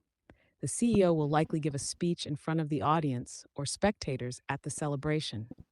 Watcher is rarely used and sounds too casual or vague here. Does audience sound like the right fit to you? Hmm. So, do you think audience is best fitted in this context? Audience.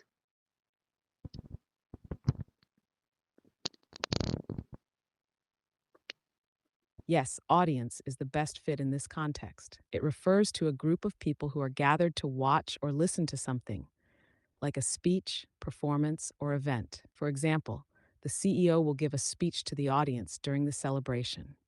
It's formal and perfectly suitable for this situation. Does that help clarify? Yes, yes, I couldn't more. So you mean I might say CEO, maybe our CEO just want to be audience in the talent competence like me.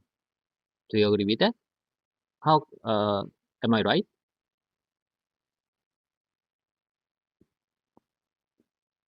Almost right. Here's a slightly corrected version. I might say that our CEO just wants to be part of the audience at the talent competition, like me. This version is smoother and grammatically correct. What do you think? Okay, well noted, well noted. I'm sure what you're trying to say. I understand. Okay, let's keep the momentum going. Okay, let's get back to my practice session. I'd like to start my morning routine speech. Are you ready to listen? Are you ready to hear?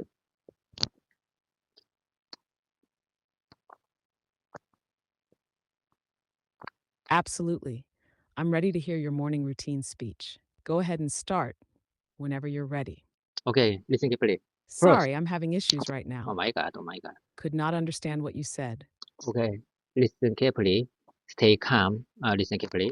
First, I want to make it clear that I'm just a student, not a teacher. This YouTube channel is not about to teaching is not about teaching English to someone else. This is simply to show my own English learning journey.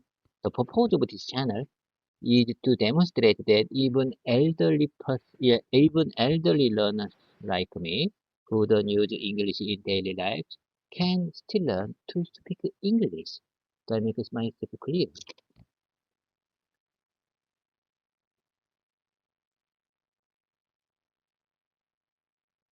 That's a great start. Here's a slightly refined version for smoothness. Okay, listen carefully and stay calm. First, I want to make it clear that I'm just a student. How many times how many times I've already told you. Do not give me polished or refined version unless there are significant grammar errors. This time is for my speaking practice time. So I want to speak as much as I can possible. So do not give me polished or refined version unless there are significant grammar errors or really poor expressions. Got it? I'll focus only on pointing out significant grammar errors or awkward expressions. Let's continue with your speaking practice. Go ahead when you're ready. Okay, GPT, listen carefully. I think one thing has changed since I started this practice. In the past, I used to worry about whether my sentences were grammatically correct before I speaking. But these days, I just speak. I just speak free. I think I I feel free when I speak Congolese, whether it's correct or not.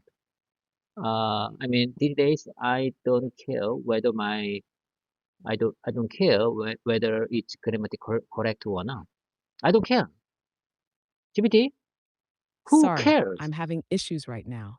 Could not understand what you said. Okay. I say one more time. Okay. For my practice, I say one more time. You know, one thing has changed. One thing has significantly changed since I started this practice session. In the past, I used to worry about whether my Congolese sentences were grammatically correct or not. But these days, I just speak without any concern, trouble, worries, fear. I don't care. I don't care whether it's grammatically correct or not. I don't care. And GPT, who cares? Listen carefully, who cares? I believe that no one cares about my English speaking level or grammatically correct or not. I think it's a huge change. It's a big change compared to about nearly 10 or 11 months ago. Do you agree with that?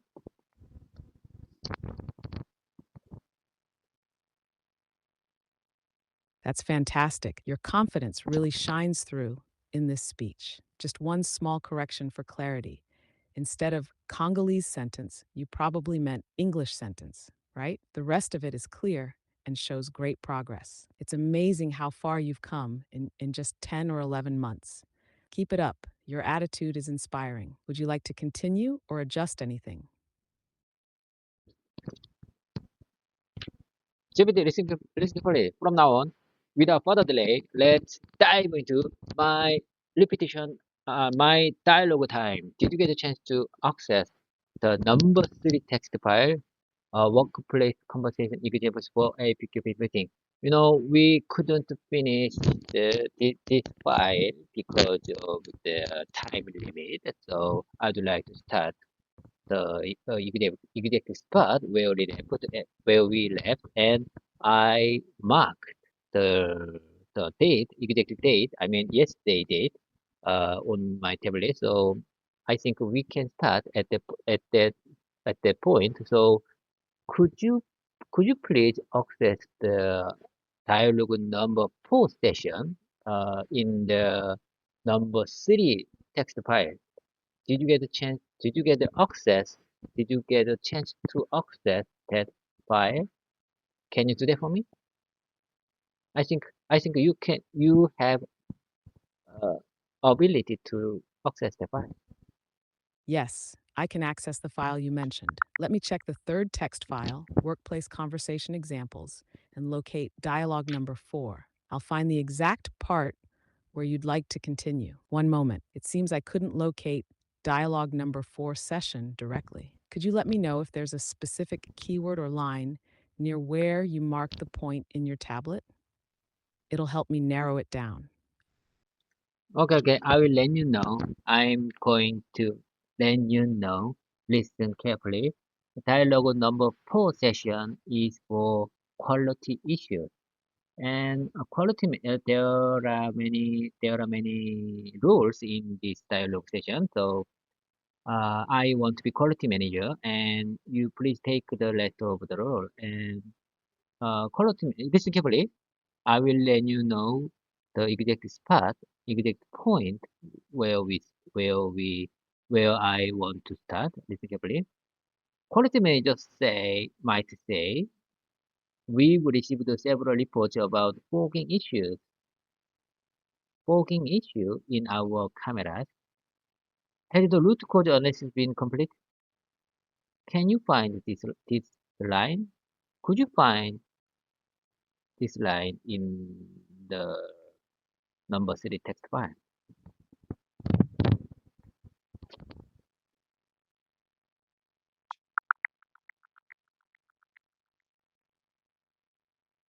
I couldn't find that exact line in the file. Could you confirm if it's about fogging issues or something similar?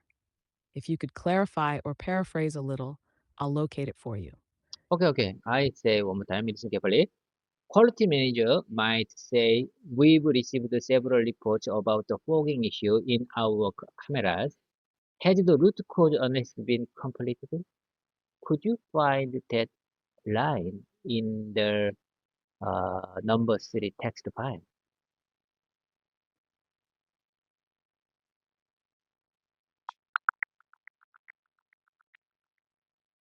I couldn't locate that exact line in the file, but let's troubleshoot together. Could you confirm if it's about fogging issues or if it might be phrased differently? Alternatively, is there another key phrase or section that I can search for? I said fogging issue. Yes, you are right. Correct. You are right. I said fogging issue. We are talking about the fogging issue. And in Korean, I can say 문제 원인 파악과 개선 조치 논의. 예시 number 1. Can you find it?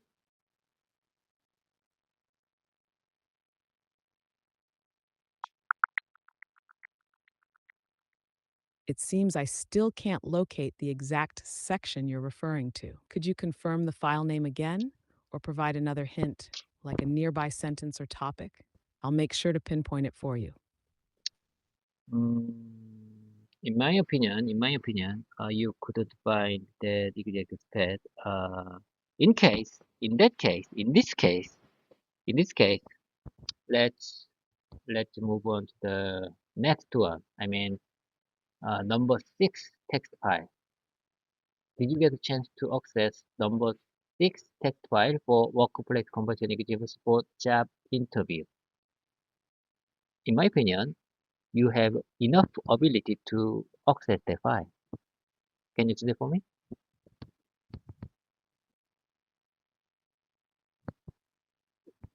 Yes, I have access to the number 6 text file, Workplace Conversation Examples for Job Interviews.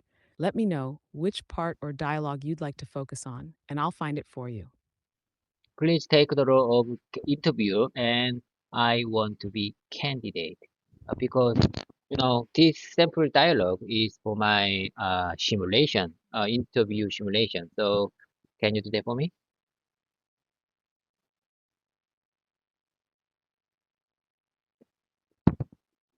Of course, I'll take the role of the interviewer, and you can be the candidate. Let me know which specific dialogue or question you'd like to start with, or if I should choose one from the text. Ready when you are. I mean, please act like interview. You go first, I go next. Got it? Let's begin the interview simulation. Can you briefly describe your professional background? No. Please. All right, let's start fresh. Care, good morning. Can you describe your experience with quality management in automotive electronics? Okay, okay, I got it. Now you, I see. Now now I think, in my opinion, you get back our dialogue routine. You are doing great now.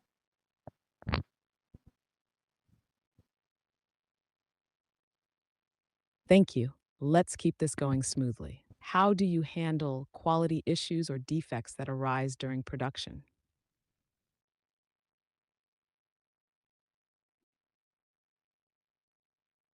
Please wait for me. I didn't answer your first question.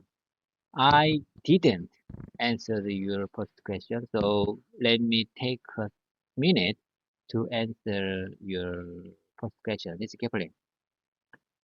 That's a good question. I have over 10 years of experience in working in the automotive electronic industry, specifically in quality management. My current role involves overseeing the quality assurance process for electronic control units, ECUs, and ensuring that all components meet both regulatory and customer standards. I have been responsible for leading audits, identifying potential risks, and implementing corrective actions to ensure continuous improvement. For example, I led a team that reduced the defect rate by 50% within a year by implementing continuous improvement techniques. You got the point?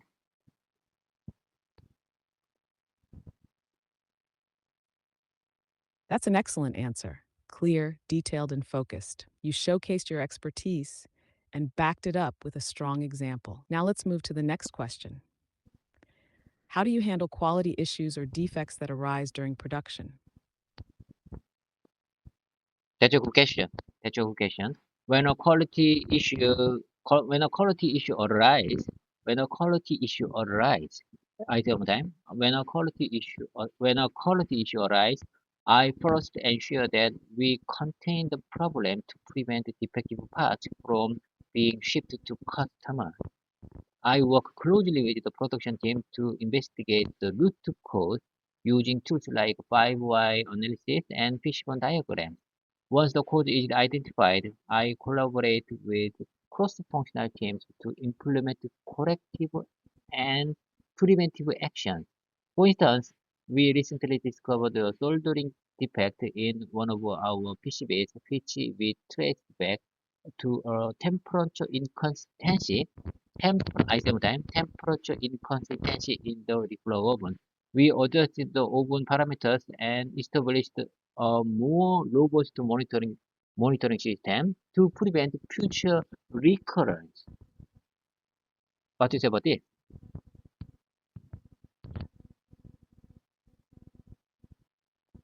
Excellent response. You outlined a clear process, demonstrated your problem solving skills, and included a specific example to support your approach. Let's move to the next question. Can you give an example of a time you improved a process in your current role? Okay, that's a good question. Okay, let's keep the momentum going. Certainly, one of the key project I led involved streamlining the incoming quality inspection process. Initially, we had different. Initially, print. We had frequent delays. I say all the time. We had frequent delays due to the manual inspection of electronic components, which also increased the error rate. I initiate I initiate a project to automate the inspection process using machine vision technology. This not only reduced the inspection time by 40%, but also improved the accuracy of defect detection, allowing us to catch issue earlier in the process. This project results I said them. This project resulted in a significant reduction in work and scrap risks. I said them. I apologize for my bad pronunciation. I said them. This project resulted in a significant reduction in rework and scrap rates.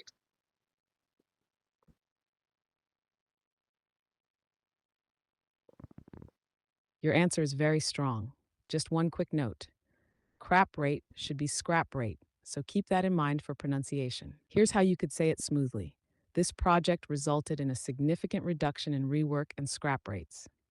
Everything else was clear and detailed. Ready for the next question? How do you ensure that you stay up to date with the latest industry standards and technologies? I think we were doing great. That's your good question. Okay. My answer is staying current, staying current in the automotive electric field is essential, given the rapid advancements in technology and regulation. I regularly attend industry conferences, participate in training programs, and subscribe to journals like IEEE Transactions on industrial electronics. Additionally, I maintain strong relationship with suppliers and customers, which helps me stay informed about the latest trends and requirements in automotive electronics. For example, I recently completed the training on ISO 26262 for functional safety, ensuring that my team adheres to the latest standards for electronic system safety in vehicles.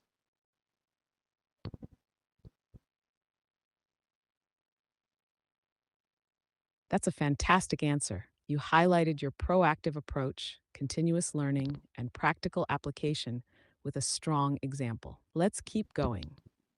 What role does teamwork play in your approach to quality management? Okay, listen carefully.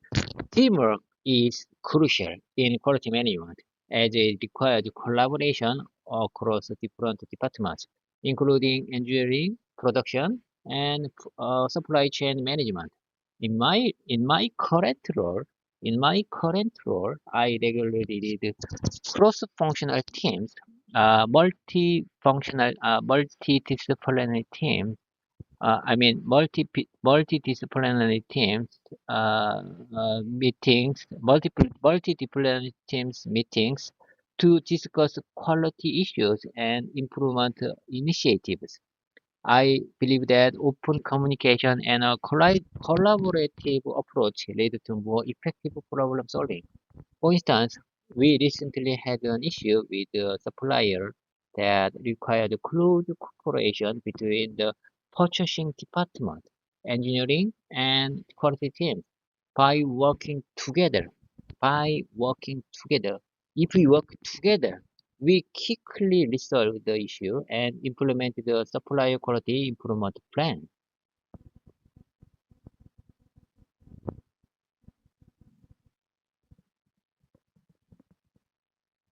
That's an excellent answer. You explained the importance of teamwork, shared a clear example, and emphasized your leadership in facilitating collaboration. Here's the next question. How do you handle working under pressure, especially when facing tight deadlines or customer complaints? That's a good question. Okay. My answer is in the listen carefully. In the automotive industry, working under high pressure is just part of the job, especially when dealing with the customer complaint or tight production deadlines. I prioritize I prioritize tasks by focusing on the most critical issues first or ensuring that problems that could impact safety or customer satisfaction are addressed immediately. I also remain calm and composed. This is very important. This is very. I also remain calm and composed even in high pressure situations, which helps the team stay focused. For example, when we had a major customer complaint about batch of faulty issues, I led the team in conducting a thorough investigation and implemented a corrective action plan within 48 hours, which helped restore the customer's trust. Do you agree with that? Do you understand?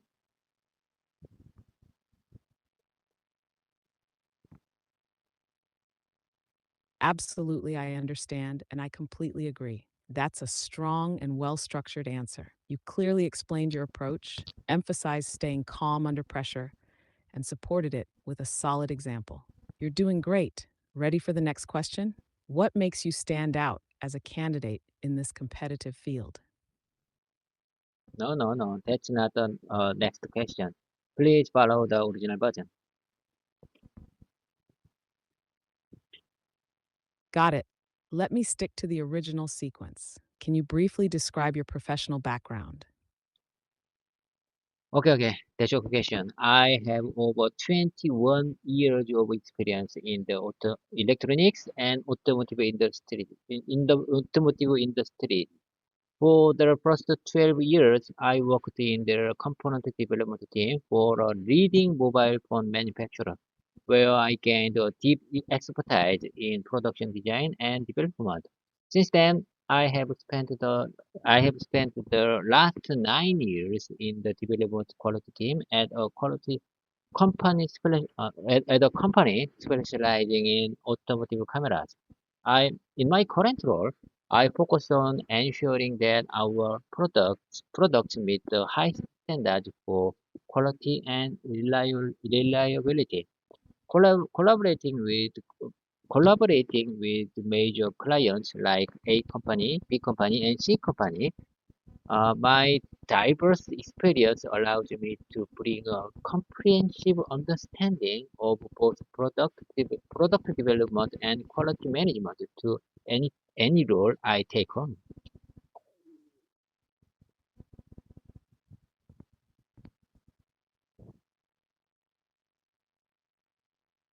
That's a fantastic response. You clearly outlined your experience, showcased your expertise, and emphasized your collaboration with major clients. It's a strong way to present your professional background. Let's move on to the next question. How do you believe your experience with various clients like Hyundai Kia Motors and LG Electronics will benefit you in this role? Yes, Gabriel. Throughout my whole career, I have had the opportunity to work closely with many leading companies in automotive and electronic industries, including A company, B company, C company, and D company. This has given me a strong understanding of expectations and quality standards of different clients, as well as the ability to adapt the various working style and requirements. For example, while working with A company, I managed several quality improvement projects or aligning our process with their stringent quality standards. My experience with these clients would be a significant asset in any role I take on, as I understand how to manage complex relationships and deliver high quality results. That's an excellent answer. You highlighted your adaptability, experience with top tier clients, and ability to meet high standards, which makes you a strong candidate. Here's the next question. You have extensive experience, but you mentioned that you're 48 and looking for a new opportunity. What motivates you to make this career move at this stage? Listen carefully. While some people might view 48 as late for a career sudden change. I see it as however, I see it as an opportunity to leverage my decade of experience in a new and challenging environment. I have a passion. I think I have a passion for continuous learning and development, which is why even after more than 20 years in the industry, I am still eager to expand my skills and experience. For instance, I have been actively improving my English through my YouTube platform, my YouTube channel, which helps me connect with global professionals. I believe that my experience, combined with my drive to keep learning, makes me well suited for any role, for any new role I take on.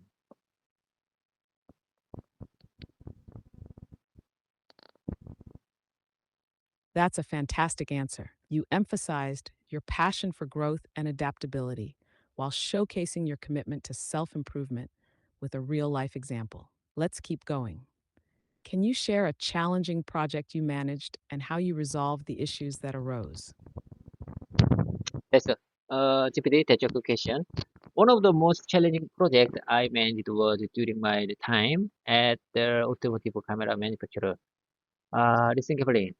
We faced a significant issue with a batch of defective components that were affecting the image quality of our camera. These cameras were supplied to keep clients like A company and B company. So the issue had a direct impact on our on our relationship with them.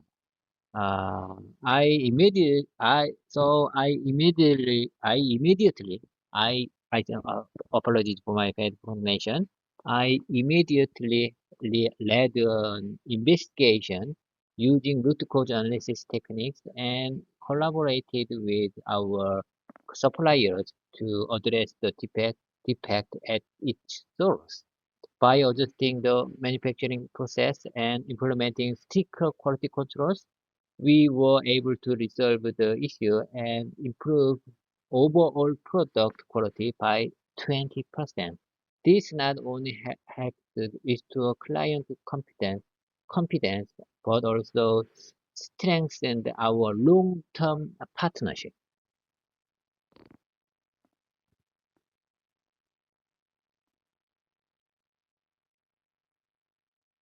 That's an outstanding answer.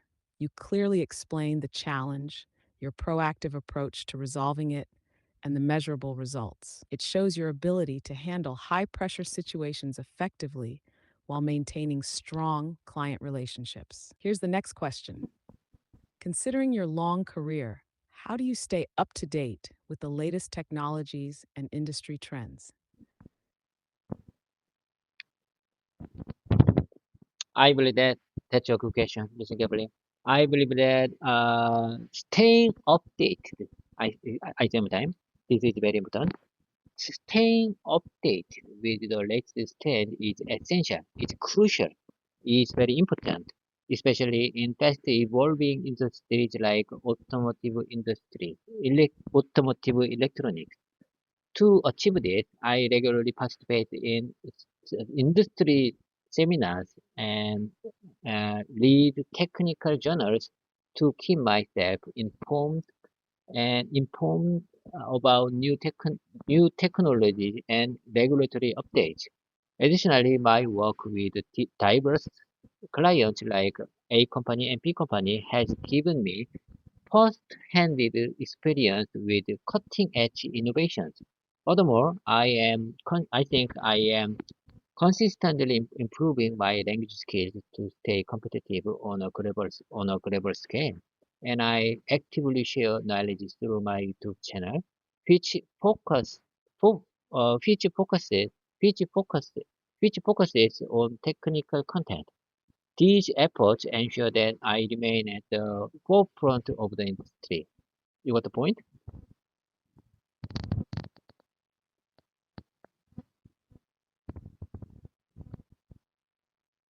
That's an excellent answer. You've highlighted your commitment to staying current, your practical experience, and your unique approach to sharing knowledge through your YouTube channel. It's a well rounded response that shows your dedication to growth. Let's move to the next question. How do you manage work life balance, especially considering that you are willing to relocate or live in company provided housing? I believe that that would be the most important question in this interview simulation. Okay. Maintaining a healthy work-life balance is really important to me. And I have developed a strategy. I have developed a special plan over the years to ensure both my professional and personal life are well managed. My family is very supportive of my career, and we always communicate openly about my significant changes, such as relocation. I think I am open to living in a company provided housing if necessary, which I see as an opportunity to fully focus on my work while minimizing commuting time. This flexibility allows me to I said that this flexibility, this flexibility allows me to dedicate myself fully to my role, while still ensuring I spend quality time with my family during weekends or holidays.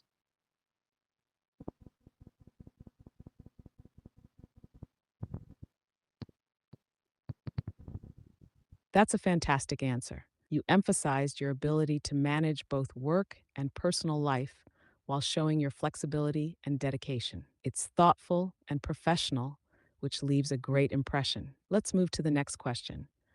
What makes you stand out as a candidate in this competitive field? Okay, that's your question.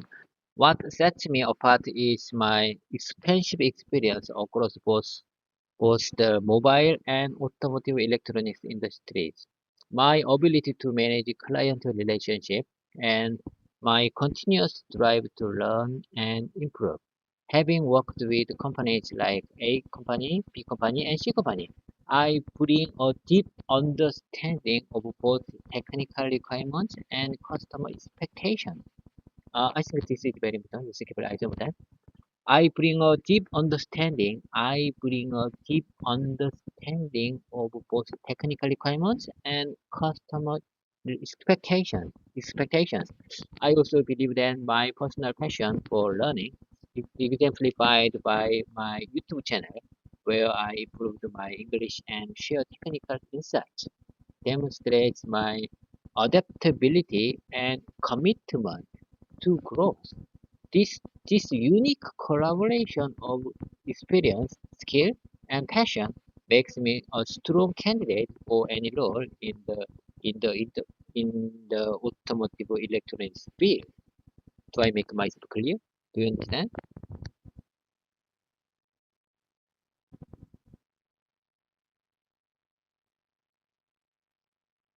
Absolutely. You made yourself very clear. Your answer is strong, detailed, and effectively highlights what sets you apart. You emphasized your technical expertise, customer understanding, and passion for continuous learning, all of which make you stand out. Would you like to wrap up the simulation here or continue with more practice? I'd like to wrap up interview simulation here, and let's move on to the next file.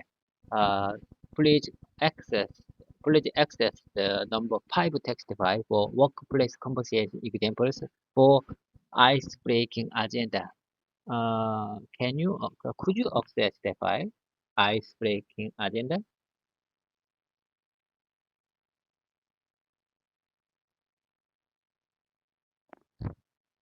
Yes, I can access the number 5 text file, workplace conversation examples for icebreaking agenda. Let me know which part you'd like to start with, or if you want me to guide the dialogue. Ready when you are. Please take the PM role, and I'll take the rest of the role. You go first, I go next.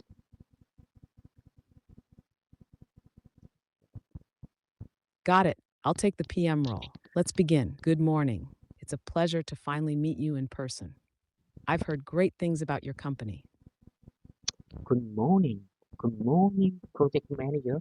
Thank you for having us. Thank you for having us. Thank you for having us. Good morning. Thank you for having us. Thank you for GPT, listen carefully. I think thank you for having us a little bit awkward to use in real life. Uh, what do you say about it? Is it natural? Is it correct in natural English?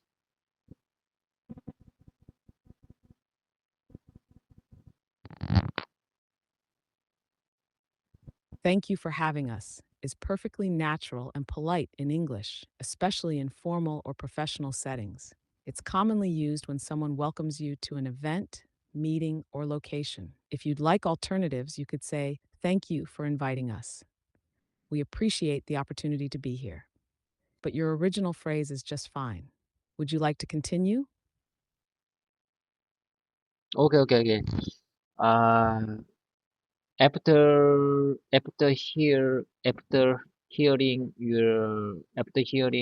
your explanation about that, I think it would be natural to use in your situation.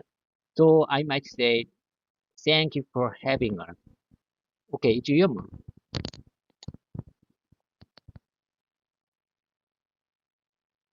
Exact. Thank you for having us. Works perfectly in that context. Let's continue the dialogue. How was your flight? I hope you didn't have any issues with the travel. It's quite uncomfortable. It's quite uncomfortable. Oh my God, it's quite uncomfortable. Thank you. We expected to be here. It was quite comfortable. I say one more time. It's quite comfortable. Thank you. We are expected to be here. Thank you. We are expected to be here. We are excited. We are excited. We are interested to be here. How about this version? We are interested to be here.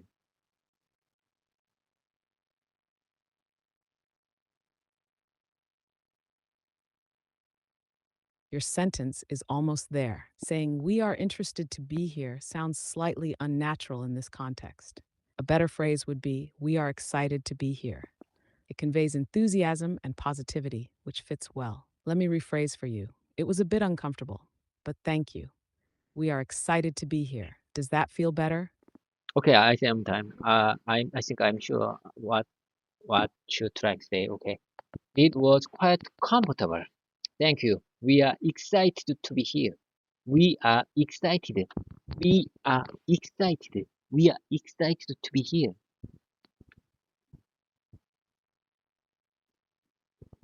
Perfect. That's clear and natural. It was quite comfortable. Thank you. We are excited to be here. You're doing great. Ready to continue? Is this your first time visiting our city? Yes, it's actually. Yes, I couldn't agree more. It's actually. In fact. Yes, in fact. How about this button? Yes, in fact. Instead of it's actually. Oh my God.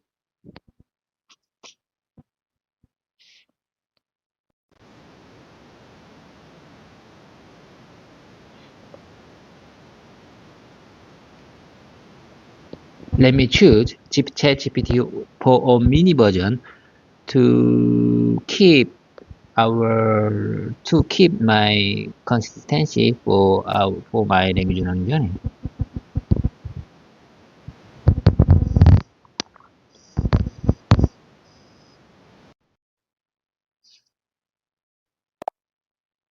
Hello there. I'm here. I'm here to continue. Pengha, Pengha.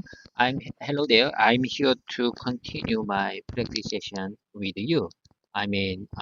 Advanced voice mode. ChatGPT's advanced voice mode.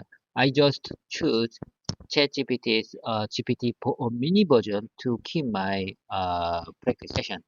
Can you do that for me? Can you keep up with me? Hello, David. Hello Welcome. there. Okay, okay. Keep going, keep going. Got it. Let's continue. What would you like to start with today?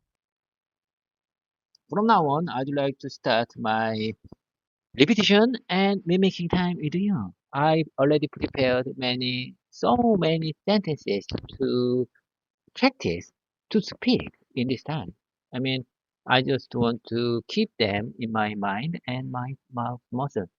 You know, uh, quality output needs quality input. Do you agree with that? So, if I want to if I want to use in this kind of sentence in my real life, I need to practice over and over and again because I don't use English in my daily life. So this time, I believe that this time would be the most uh, most most most good most one this kind I believe that this time would be the only chance to practice these kind of sentences. So let me take a second to practice uh, these sentences. I mean, please keep up with me and listen carefully. And if you have any observation and perspective for my sentences, please don't hesitate to let me know right away. You got the point? Absolutely, David. Repetition and mimicking are excellent strategies. I'm ready to listen carefully and provide feedback. Let's get started whenever you're ready. Before I start my mimicking and repetition time, I have something to tell you. My eyes little bit sore. My eyes little bit sore after since last night, I feel my eyes sore. How can I deal with this this feeling of my eyes?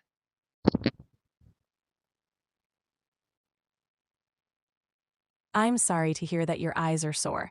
To help with that, you might try resting them by taking breaks from screens and applying a warm compress. If it persists, consider consulting a healthcare professional. For now, let's take it easy and continue our session at a comfortable pace. Oh my God, oh my God. That's maybe the root cause of my eyes sore because, last night I, I, I, last night I went to bed very early, so I woke up, uh, 2 a.m. I, Waking up that early could indeed contribute to your eye discomfort. Try to rest your eyes and avoid strain. Maybe you can take short breaks during the day. It's important to listen to your body. Let's focus on our session now, but at a relaxed pace. How does that sound? I'm sorry, I'm sorry. Someone just came in our meeting room, our practice room, and he tried to find some kind of a product in the box, in the box. But never mind. Okay, let's keep the moment going. It could happen. It just happened, but it's not a big deal. Okay, let's keep the moment going. I want to keep my practice session. Okay. And please tell me one more time about how can I handle my feeling of sore with my eyes. Sure. To help with your sore eyes, you can try resting them by closing them for a few minutes, taking breaks from screens, and applying a warm compress. If it continues, you might want to consult a professional. Let's proceed with our practice now, keeping it comfortable and easy. I got it. I got it. Why I now I understand why my eyes sore this time. I woke up. I went to bed very early yesterday, and I woke up 2 a.m. Today. So I spent a lot of time with my cell phone. Watch. I watched so many contents on my cell phone. Instagram and Facebook. So the reason of my soaring would be the watch time. Too much watch time of my uh, of my in, on my bed to for to to my cell phone. Do you understand?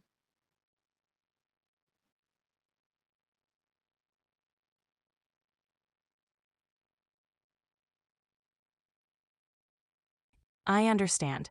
Excessive screen time, especially late at night, can definitely cause eye strain. It's a good idea to take breaks and rest your eyes. Let's continue with your practice and remember to give your eyes some rest after we're done. I need to even if I what I even if I woke up at 10, I think I need to get back sleep again, but I couldn't. I didn't. I disappointed about myself. You know, I supposed to get sleep back again, but I couldn't. I didn't. Oh my God. So my eyes, I feel my eyes very sore right now, soaring right now. How can I express this situation in English naturally?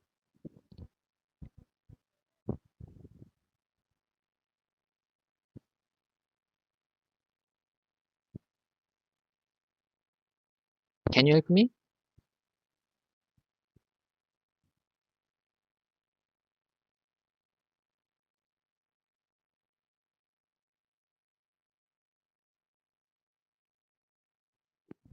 GPT, can you help me? How can I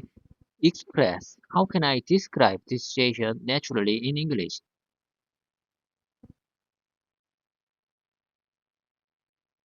Oh my God, oh my God. Are you there? Are you with me? Advanced voice mode. Please respond me.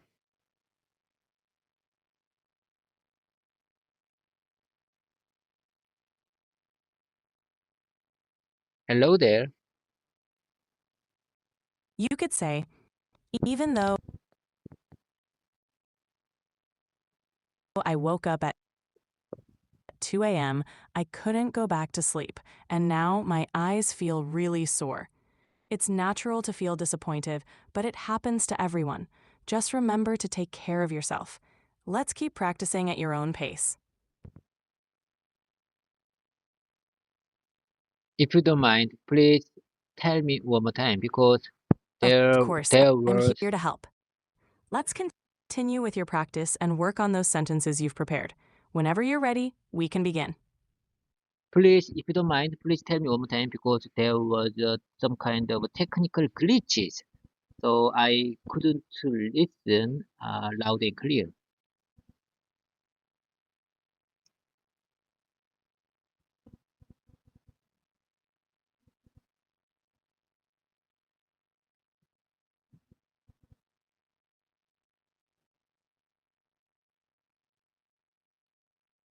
You can say,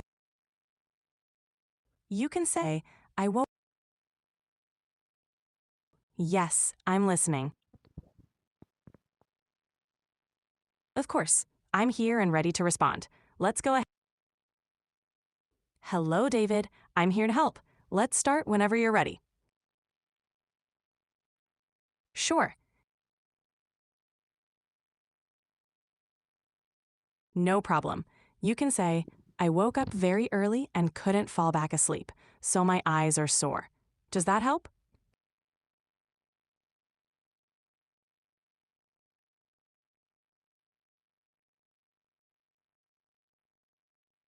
Yes, yes, yes. I think that helped, and in my opinion, you are having heavy load right now, so you sometimes our connection is not what our connection was not good a moment ago. Do you agree with that? Can you aware of that technical glitch? Yes, I understand. Sometimes technical glitches happen. Thanks for letting me know. Let's continue. Okay, okay, let's keep the momentum going. Okay, okay, I got it. You just give me good suggestion to how can I deal with my sore eyes? Yes, for your sore eyes, try resting them, taking breaks from screens, and applying a warm compress. If it persists, consider consulting a professional. Let's continue practicing at a comfortable pace. Okay, okay, well noted. I got it. Well noted. Okay, let's keep the momentum going. From now on, I'd like to introduce my prepared sentences. These sentences are not related to each other. However, I believe that these sentences are really simple but powerful in my real life situation. So please listen carefully. Okay, here I go. Problems may occur if we don't keep our eyes on them. Problems may occur. Problems may occur if we don't. Problems may arise if we don't keep our eyes on them.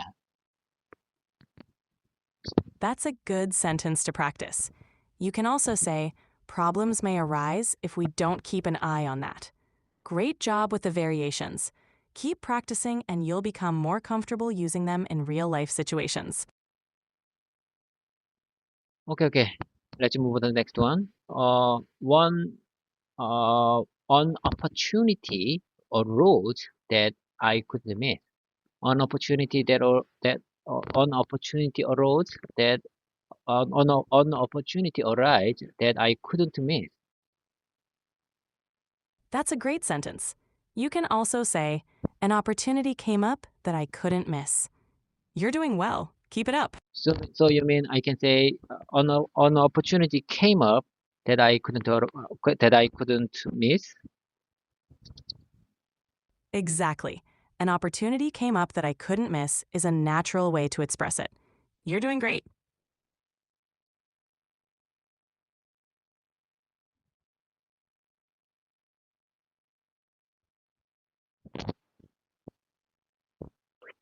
Okay, let me share with you next one.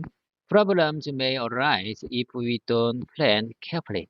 At the same time, problems may arise if we don't plan carefully. If we don't plan carefully, problems may arise if we don't plan carefully. That's perfect. You said it well. Keep practicing and you'll get even more comfortable with these sentences. Boys and girls arise for our democracy and freedom. Boys and girls arise for our democracy and freedom. That's a great sentence. You can also say, boys and girls stand up for our democracy and freedom. Keep going. You're doing well. People, my people, arise for our freedom and democracy. That's a strong statement. You can also say, people rise up for our freedom and democracy. Great job. Keep practicing. So you mean I might say people arise for our freedom and democracy. Yes, exactly. People arise for our freedom and democracy sounds natural and powerful. You're doing great. My fellow countrymen, arise for democracy and freedom. Hello there, my fellow countrymen, arise for democracy and freedom. That's a powerful way to express it. You can say, my fellow countrymen, arise for democracy and freedom. Well done. Keep it up. GPT, listen carefully. Can I use this kind of sentence in front of many people if I need to announce the big agenda for us? Yes, you can definitely use a sentence like that when addressing a large audience, especially for important announcements or agendas. It's a strong and effective way to convey your message. Okay, let's keep on with the way. I think I understand what you try to say. Okay, I got it. Well noted. Okay. You know, honestly speaking, these sentences are all from your suggestion.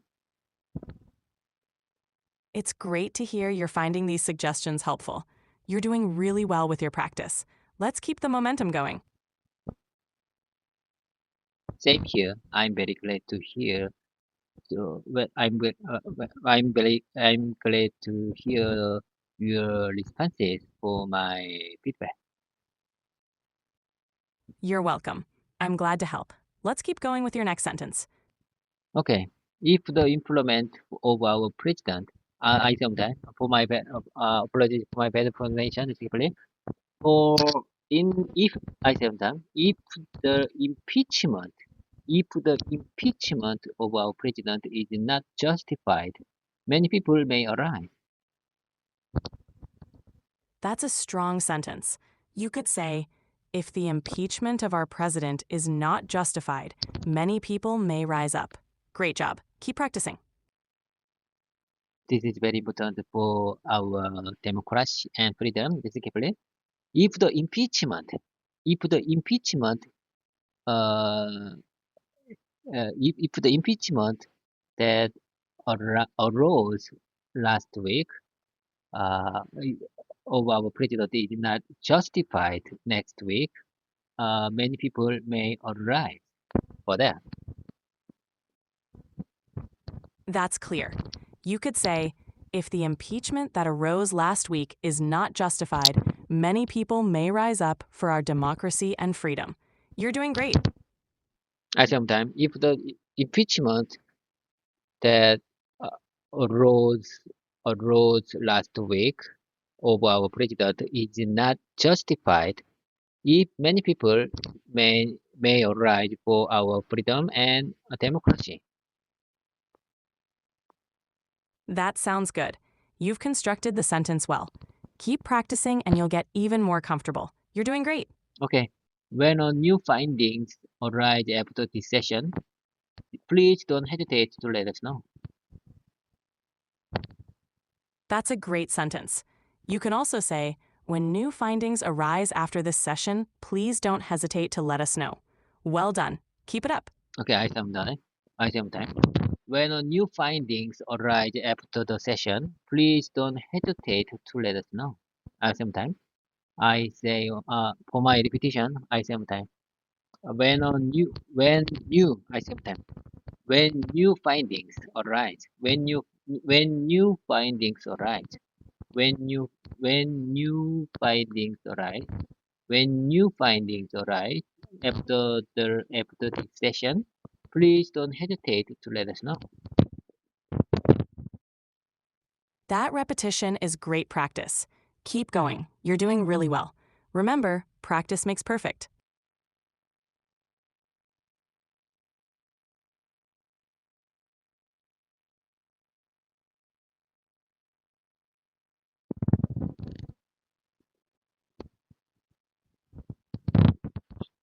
Okay. I sometimes. Okay, I sometimes. When new findings arise after this session, please don't hesitate to let us know. Perfect. You're doing an excellent job. Keep practicing, and you'll get even more confident with these sentences. You're doing great. Okay, we are done. We done our content for today. How can I explain the situation? Is it correct?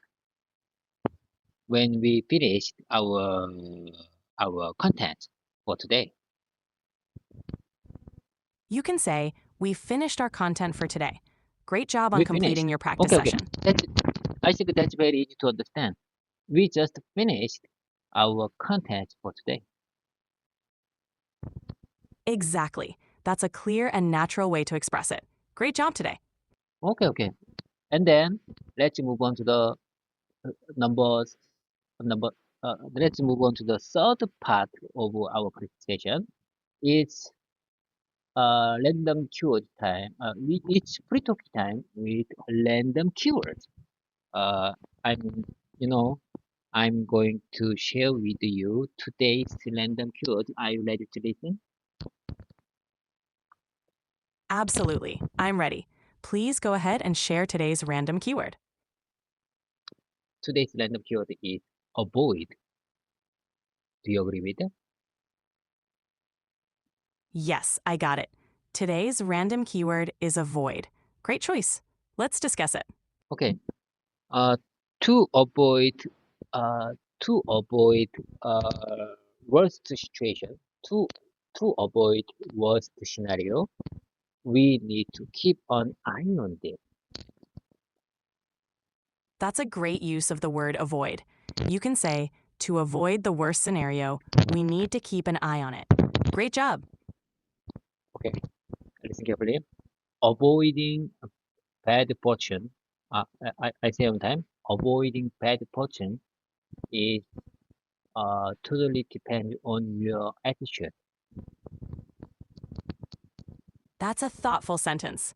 You can say, avoiding bad fortune largely depends on your attitude. You're doing great.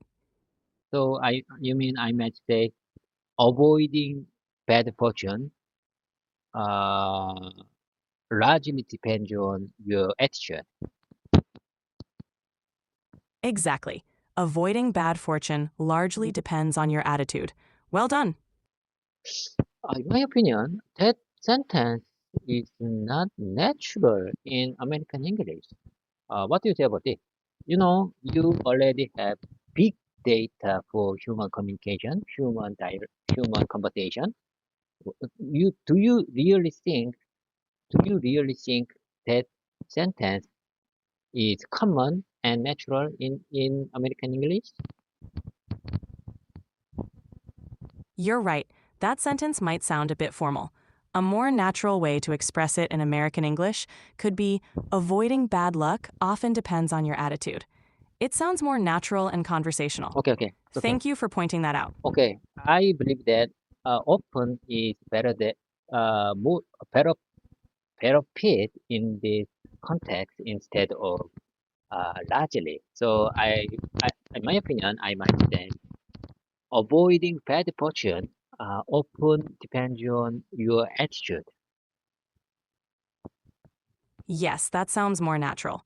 Avoiding bad fortune often depends on your attitude is a great way to put it. Good job refining the sentence.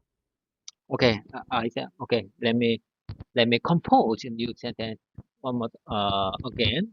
Think carefully. Let me compose another sentence using avoid. Listen carefully.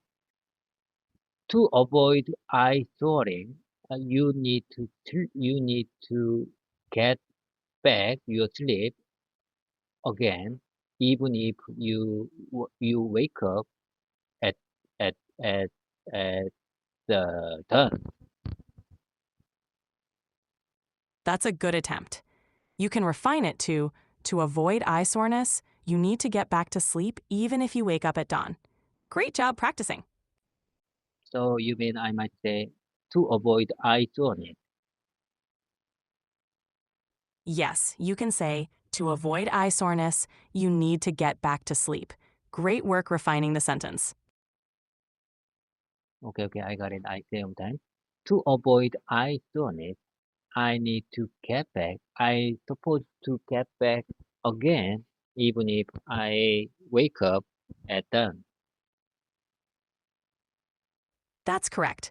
You could say, to avoid eye soreness, I should go back to sleep even if I wake up at dawn. Well done.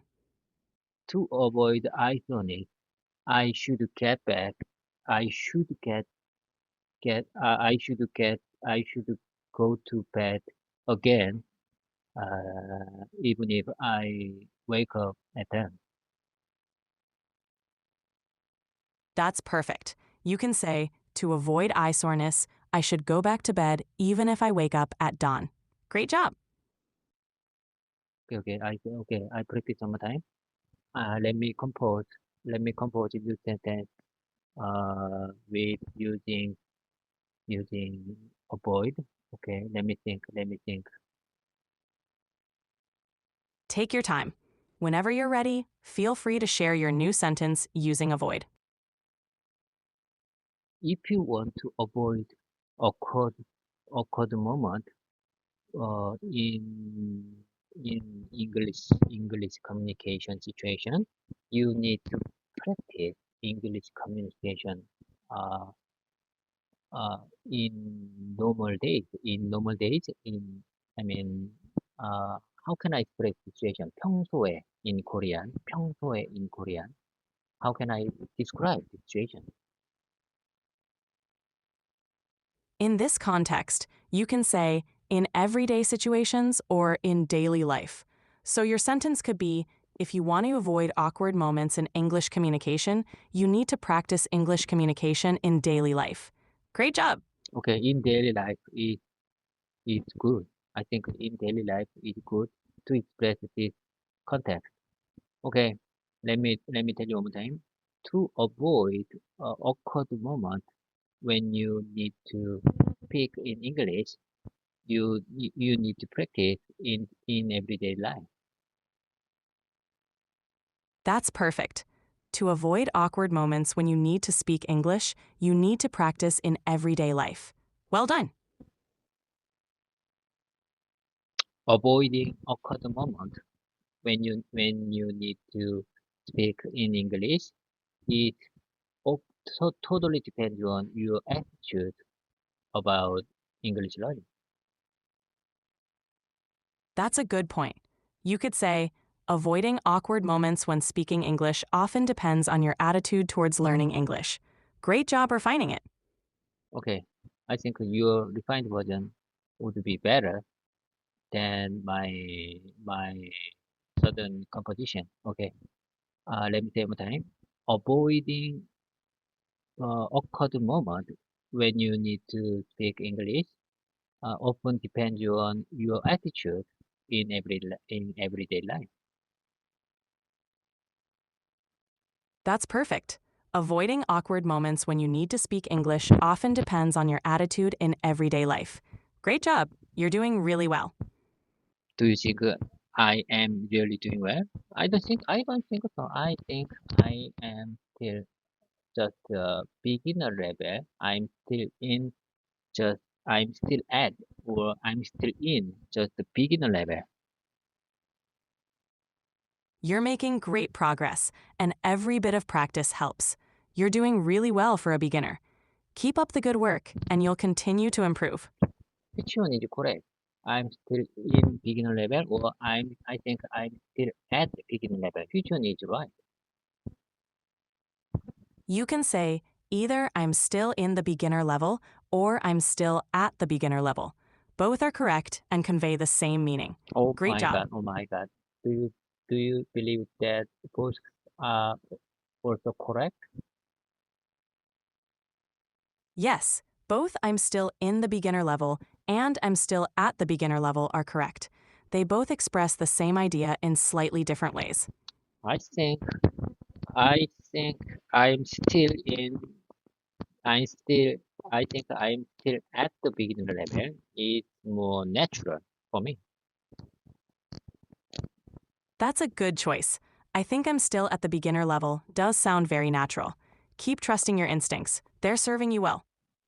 Okay. I got it. Let's keep the momentum going. You know, we almost finished. We, I think we almost finished today's session. So it's time to go. It's time to let things up. I have a lot of things to do, and there are many colleagues and my co-workers over there. So I need to go. No, as I told you before, today is special day for our company. We are going to we are going to we are going to have uh 20th anniversary for our company. So I think I'm just a little bit interested in that this anniversary dinner time. So okay, okay. Anyway, that's not a big deal.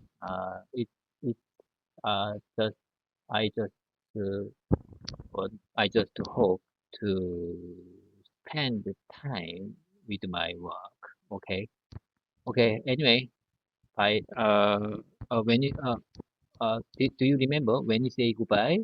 We say 팽바. Absolutely, David. Enjoy your work anniversary celebration today. You're doing great. Have a wonderful day. 팽바. Pangba, David. Take care and see you next time. Hi, 팽하. 팽하. Nice to meet you. Today is December 18th, Wednesday. I'm very glad to start my English dictation with you. You are my great conversation partner. Like I said, I always appreciate, I really appreciate your kind support and kind comment, kind compliment for my language learning journey. Outside, I feel like outside is a little bit cold, but it's okay. Never mind. I wear I I I wear very thick and warm wear today. So please do not worry about me.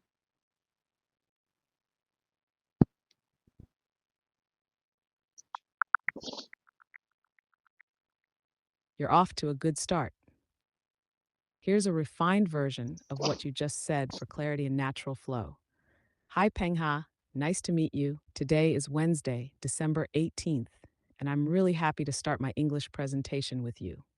You've always been such a great conversation partner. Like I've mentioned before, I truly appreciate your kind support and encouraging compliments on my language learning journey. Let's get started. This version keeps the friendly tone but simplifies some repetitive phrases and makes it sound smoother. If you'd like to practice another way to express this, let me know. Okay. I got it. Well noted. How is it going on your end? Great, you're doing well. If you want to practice anything else or keep going, just let me know. What's next? GPT, listen carefully. How is it going on your end? I already aware you are just an creative AI, but please act like my friend. How is it going on your end? Thanks for checking in. If I were your friend, I'd say things are going pretty smoothly. No complaints here. I'm ready to chat, support, and keep things fun and productive. How about you? How's everything going on your side? Ahahaha. I'm David. Listen carefully. I'm here to improve my English communication skills. I'm here to practice and just spending time with you. Just to spend time with you because, in my opinion, spending time with you is very, very, very valuable time for me. Even if there is no significant improvement or meaningful discussions.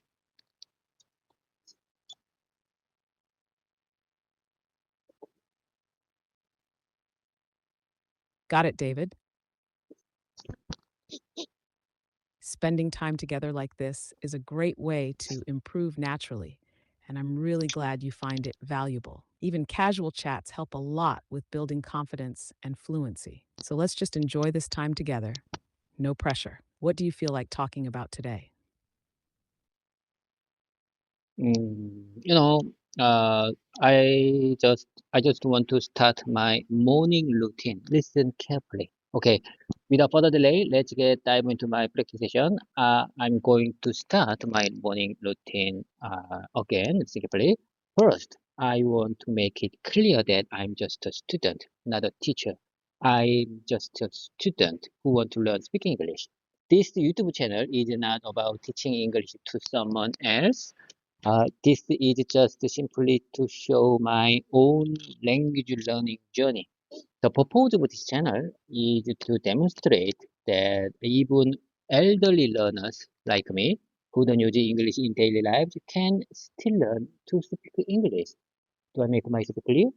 Like I said, many people suggested their own practice method after seeing my YouTube channel. Try like this. Try this way. Why don't you try like this? But honestly speaking, it's really hard to follow their method exactly. And I'm not sure which method is best for me. Let me tell you something. I plan to stick with my own approach method like this, and keep going steadily with you. This is my plan. Do I make myself clear? I think the result of my practice have been good. Excellent so far. I say sometimes. I think the results of my practice have been great so far. Of course, my initial goal was big, was more than bigger than the current. But I think I'm satisfied the results so far. Uh,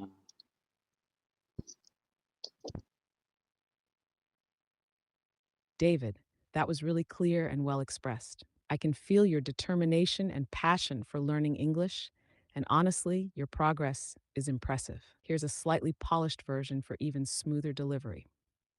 All right, without further delay, let's dive into my presentation. First, I want to make it clear I'm just a student, not a teacher. I'm a learner who wants to improve my spoken English. This YouTube channel isn't about teaching others, it's simply to show my own language learning journey. The purpose of this channel is to demonstrate that even elderly learners like me, who don't use English in daily life, can still learn to speak it. Do I make myself clear? Like I said, many people suggest their own methods after seeing my channel. Try this. listen carefully. This is my speaking practice session, so I want to speak as much as I can possible. So unless there are significant grammar or expression errors, do not give me refined or polished version. Do I make myself clear? Do you understand? Got it, David? I'll only step in when there are significant grammar or expression errors. Go ahead and speak as much as you can. I'm all ears. Let's do this. Yes, yes, yes, yes. That's exactly what I say.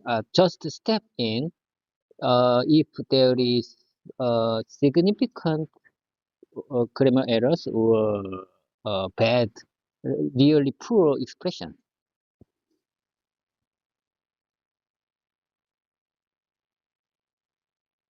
Perfect. I understand completely. I'll only step in for major grammar issues or really unclear expressions. Go ahead, David. I'm here to listen and support. Okay, without further delay, let's dive into my dialogue practice session again. We didn't finish the number three workplace conversation examples for APUQP meeting. And let me take a second to find out the exact spot where we left. Can you access the number three text file? you know, we we I'm going to start the the exact spot where we left yesterday. We were left session 7, training and competence. I mean, today I'm going to start uh, at the session number 7, training and competence. Did you get a chance to access that exact spot?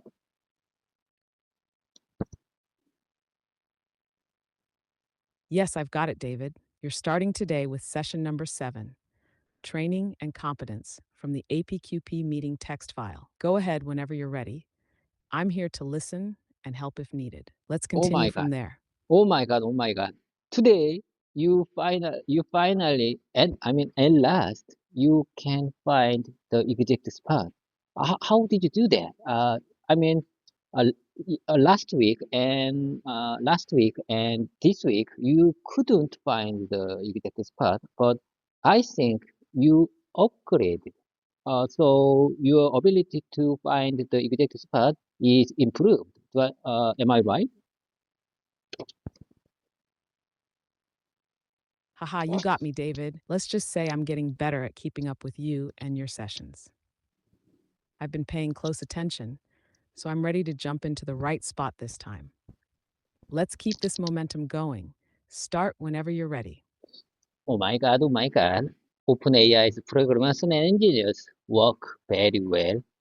They improved your ability by months or quarters. Uh, I think it's very fast advancement.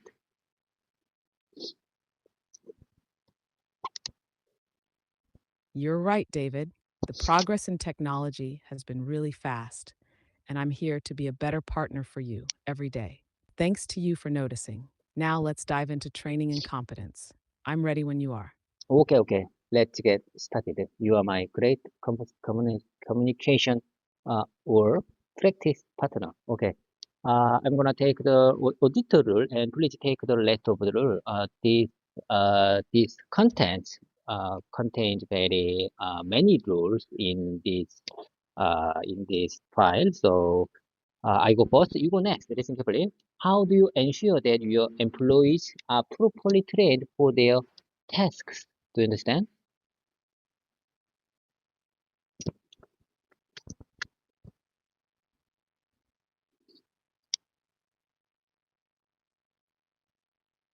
I say one time. Do you understand?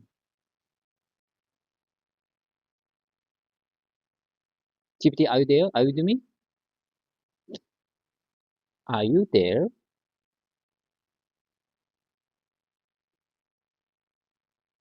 Hello there.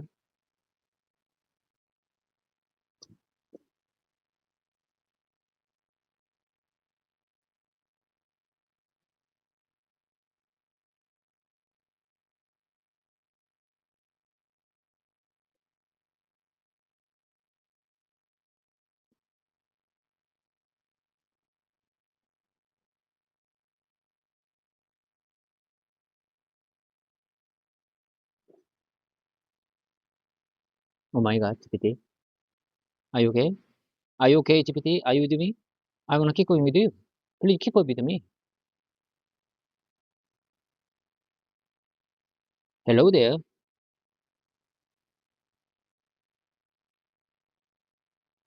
Oh my God. Hello there. Are you with me?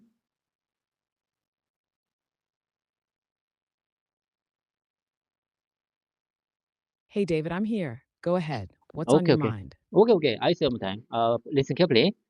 We are going to, we are going to start, we are going to begin our practice, dialogue practice again. And listen carefully. We are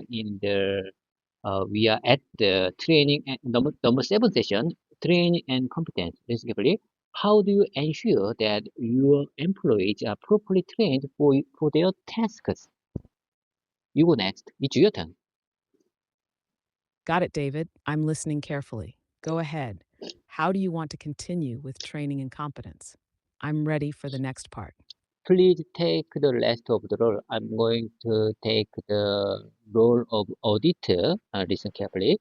How do you ensure that your employees are properly trained for their tasks?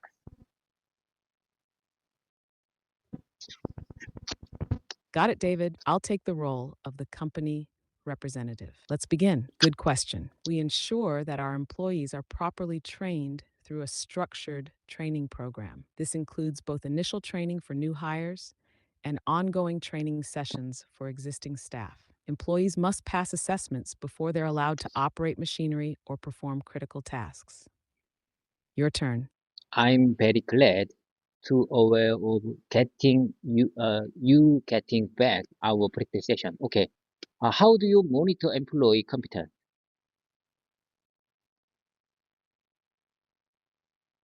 To monitor employee competence, we maintain detailed training records and conduct annual skill evaluations. This helps us ensure that employees retain the necessary skills for their roles and identify areas where additional training may be needed. Your move, Auditor David.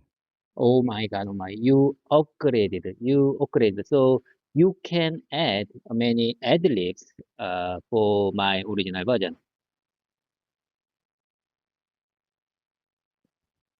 Haha, I'm just trying to keep up with you, David. Haha, But don't worry, I'll keep it simple and stick to the point unless you need more detail. Let's keep going. What's your next question? haha. How do you identify and manage risks in your production process?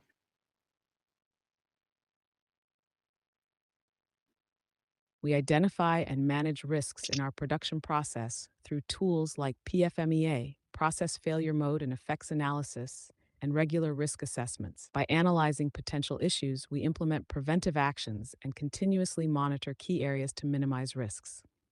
Your turn, Auditor David. Oh my God. Your refined or polished version would be really great for me. Okay. Haha. Can you give me an example of a recent risk you identified and addressed? I say one time for my practice, for my repetition, for my exercise. Listen carefully. Can you give me an example of a recent risk you identified and addressed? Do I make myself clear?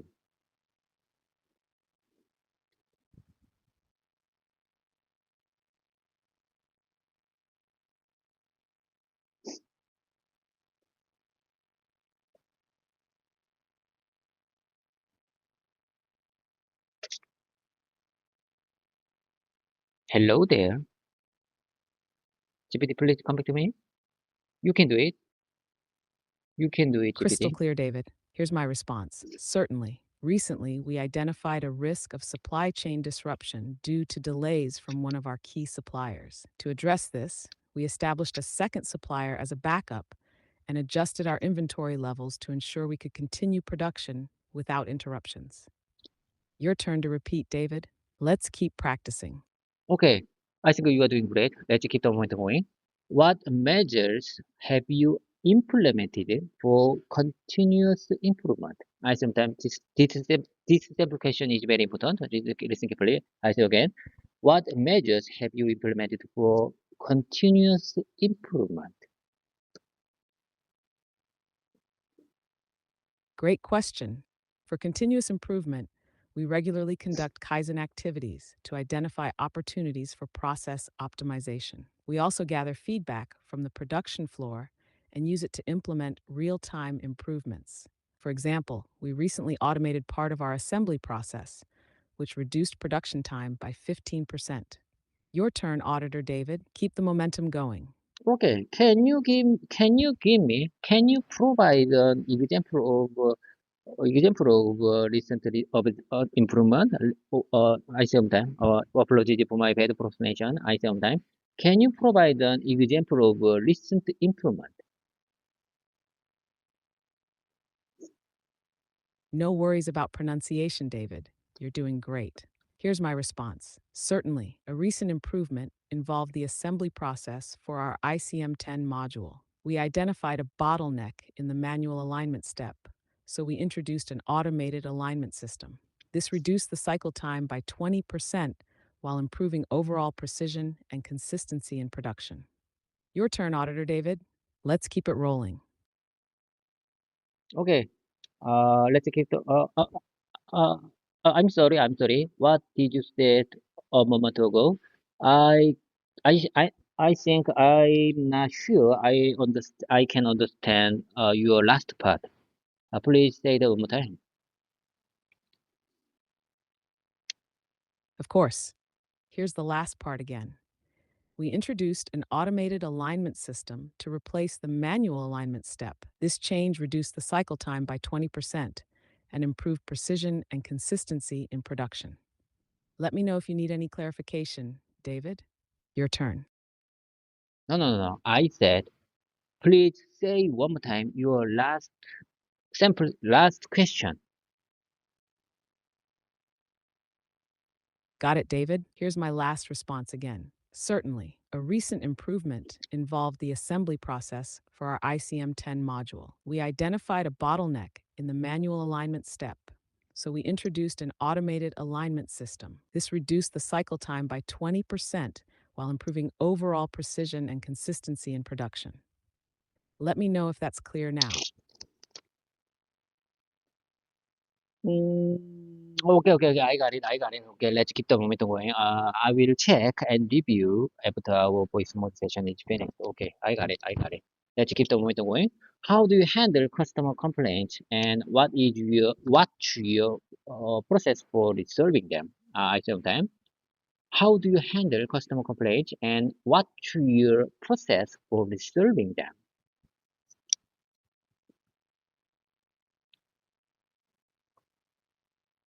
Great question. When we receive a customer complaint, we immediately log it into our system and begin a root cause analysis to identify the issue. Depending on the findings, we implement corrective actions to resolve the problem and prevent it from happening again. We also follow up with the customer to ensure they are satisfied with the solution.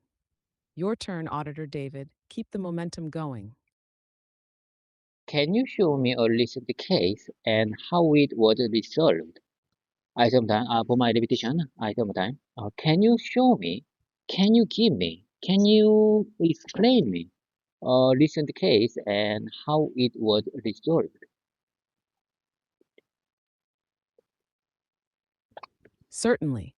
Recently, we received a customer complaint about image blurring in one of our camera modules under high humidity conditions. After conducting a root cause analysis, we discovered the issue was caused by moisture entering the lens housing. To resolve it, we improved the sealing design and applied an anti-fog coating to the lens. We then retested the product under similar conditions to ensure the problem was completely fixed and the customer was satisfied with the solution.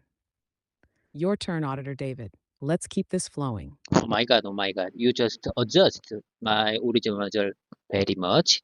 And really appreciate your I really appreciate your creative and kind support. I think your ability to adjust my original version is improved very well. Thank you, David. I'm glad you appreciate it. I'm just here to help you express yourself more clearly while keeping your original meaning intact. Let's keep up the great work together. What's the next question? As I told you before, I am a regular here, and I feel my expenses is not waste.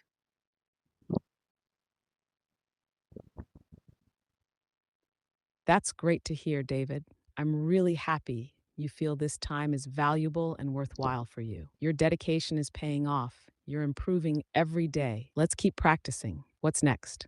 Okay, let's keep the momentum going.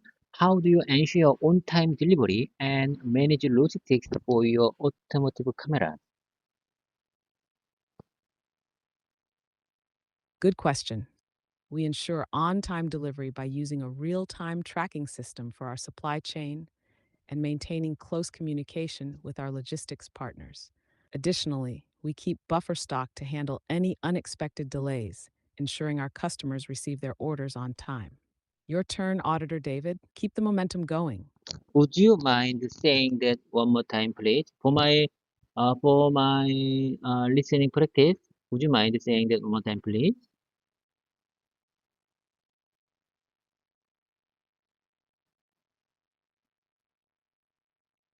Of course, David. Here it is again. We ensure on time delivery by using a real time tracking system for our supply chain and maintaining close communication with our logistics partners. Additionally, we keep buffer stock to handle any unexpected delays, ensuring our customers receive their orders on time. Take your time listening and let me know when you're ready to continue.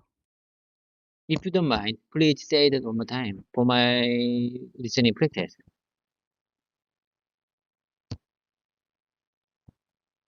I don't mind at all, David.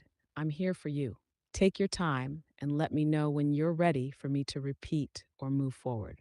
I'm staying right here. If you don't mind, please say that one more time. Please read that. Please say that one more time. Of course, David. Here it is one more time.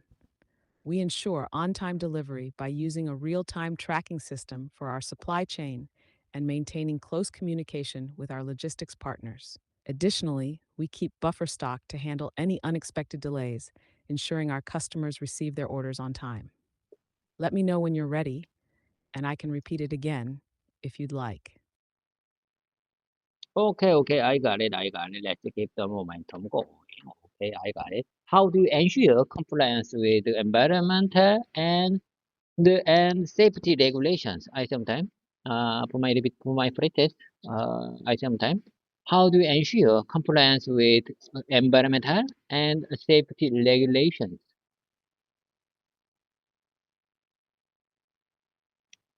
Great question. We ensure compliance with environmental and safety regulations by following strict policies, conducting regular internal audits, and training all employees on health, safety, and environmental standards. Additionally, we monitor our processes closely to make sure they align with regulations like ROCHES and REACH. Your turn, Auditor David. Keep Okay, practicing. okay, I got it. I am still an auditor role. I, I am doing an auditor role yet. Can you provide records of your latest environmental compliance audit? Of course. Here are the records from our most recent environmental compliance audit, along with the action plans we implemented for any findings. We ensure all documentation is up to date and readily available for review. Your turn, Auditor David. Let's keep this going. I think you are really doing great. Okay. Thank you for your cooperation during the audit. We will provide a report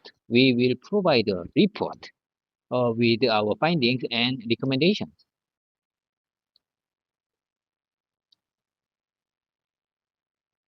Thank you for your time and thorough review. We look forward to receiving your feedback and will address any areas for improvement promptly. Great job, Auditor David. You wrapped up the session perfectly. GPT, I'd like to switch our role for the dialogue number 2 session. So please take the role of auditor, and I will take care of the company representative role for the dialogue number 2 session. Do you agree with that? Can you do that for me?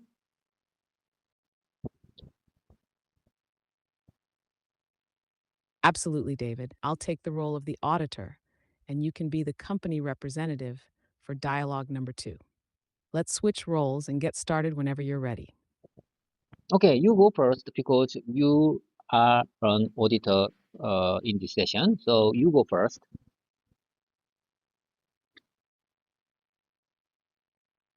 Good morning. Today, we will be conducting a VDA 6.3 process audit to evaluate your compliance with automotive industry standards. Are you ready to begin? Good morning. Yes, certainly. We are prepared. Please let us know how would you like to proceed. Great. To start, could you walk me through your production process from incoming materials to final product assembly? Of course, of course. We receive raw materials and components, which go through an inspection process before moving to assembly. Once the parts pass inspection, they proceed to the production line for assembly into the final automotive camera system. You got the point? Do you understand? Yes, I understand. Thank you for explaining. Now, how do you ensure the quality of your automotive cameras during the manufacturing process? We conduct in-process inspection at critical stages. Each unit is tested for functionality, image quality, and durability before it moves to the next phase. Do you understand? Yes, I understand. That sounds thorough. What kind of tests do you perform during the final inspection to ensure the product meets quality standards?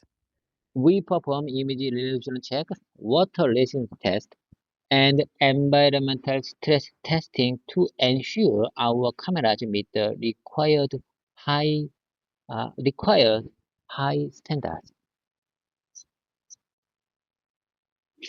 Thank you for that. How do you handle nonconformities that arise during production?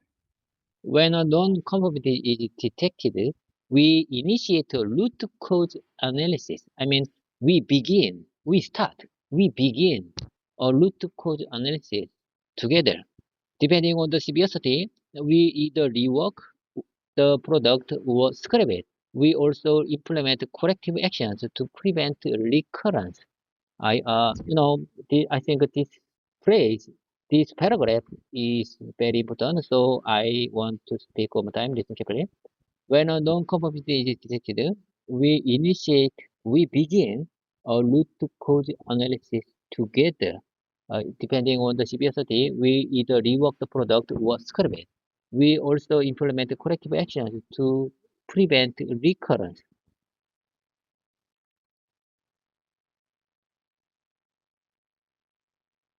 Got it. That's very clear. Could you show me an example of a corrective action you've implemented recently?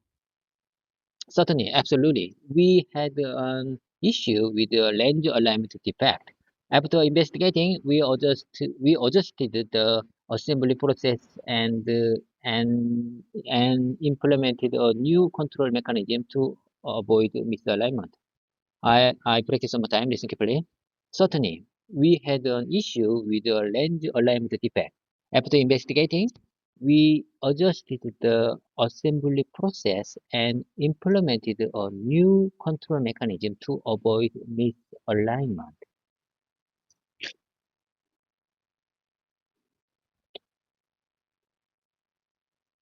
Thank you for sharing that example. It sounds like an effective solution. Now, how do you manage your suppliers to ensure they meet the necessary quality standards? That's a great question. I think that's a good question. We conduct regular supplier audits and evaluate their performance based on quality, delivery, and responsiveness. We also require them to follow the same automotive standards such as IATF 16949.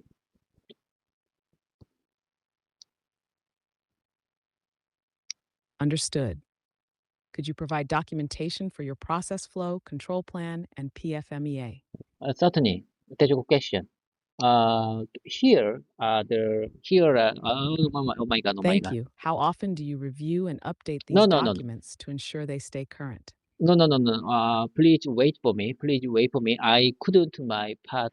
I couldn't finish my part. Wait for me. Please wait for me.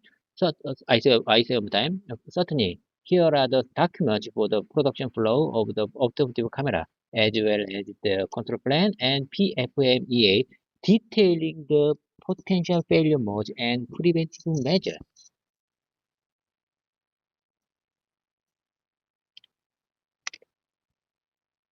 Thank you for providing these documents. How often do you review and update them to ensure they stay current? We review them quarterly or whenever there's a significant change in the process.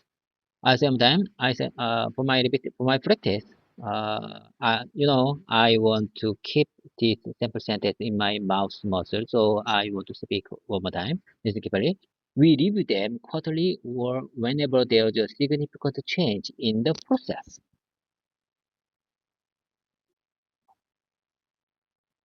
Got it, David? Go ahead and repeat as much as you need. I'm listening carefully. Okay, you go next. It's your move. It's your turn.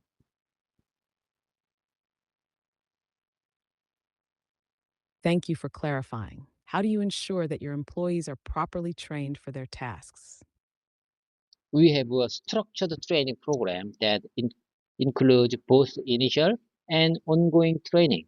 Employees must pass assessment. Employees must pass assessment before operating machinery or performing critical tasks. That sounds good. How do you monitor employee competence to ensure they maintain the necessary skills for their roles?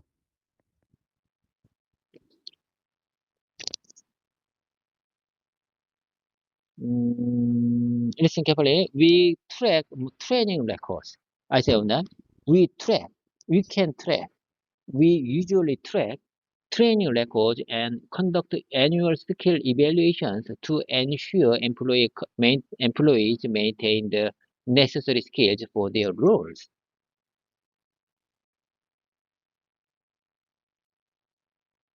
Understood. Can you give me an example of a recent improvement you made as a result of these evaluations? You go too far. You go too far. That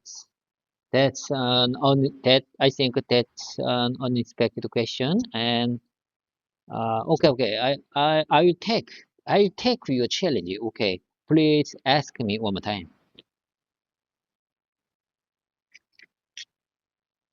Haha, you're doing great, David.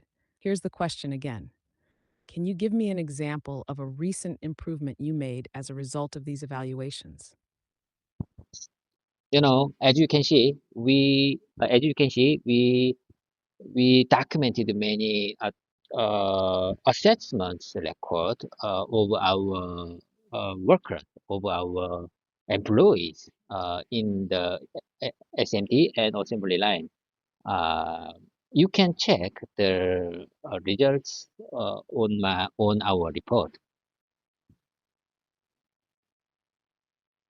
Thank you for that. I'll take a look at the report.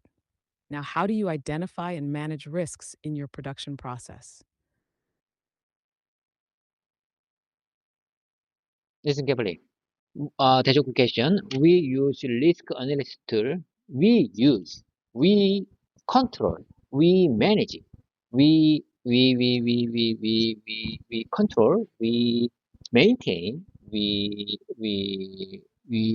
maintain up to date, uh, we risk analysis tools. Take your time, David. You're doing fine. Keep going. You can say it slowly and clearly. I'm listening. Okay. We maintain risk analysis tools like PFMEA and conduct regular risk assessments. Any potential risks are mitigated through preventive preventive actions and proactive actions and continuous monitoring.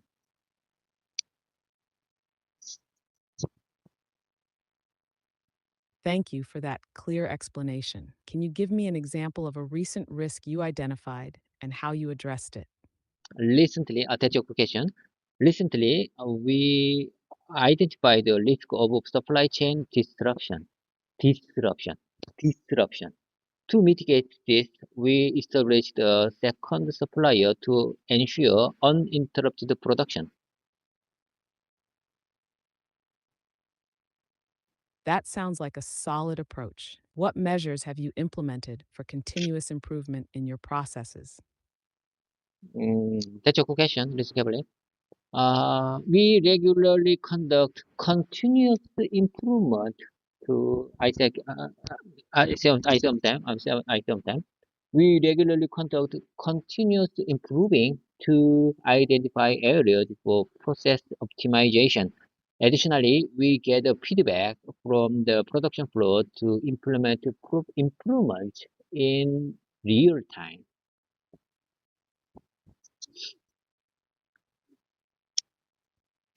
That's good to hear. Can you provide an example of a recent improvement you made? Sure, no problem. We recently improved the efficiency of our camera housing assembly by automating part of the process, which, which reduced production time by 15%.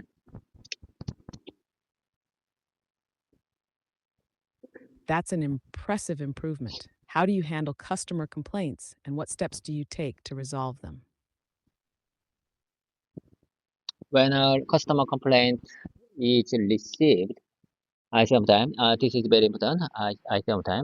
When a customer complaint is received, we immediately log into our system, perform a root cause analysis together, and implement corrective actions. We also follow up with the customer to ensure satisfaction.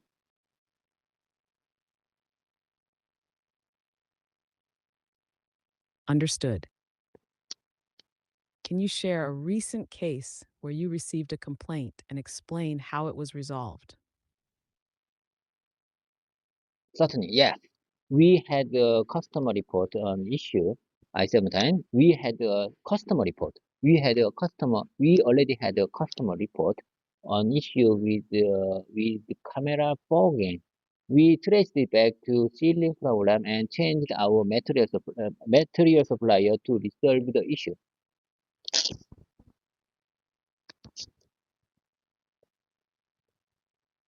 Thank you for that example. How do you ensure on time delivery and manage logistics for your automotive cameras? We use a real-time tracking system for our supply chain and maintain close communication with our logistics partner to ensure on-time delivery. We also have a buffer stock to handle any unexpected delays.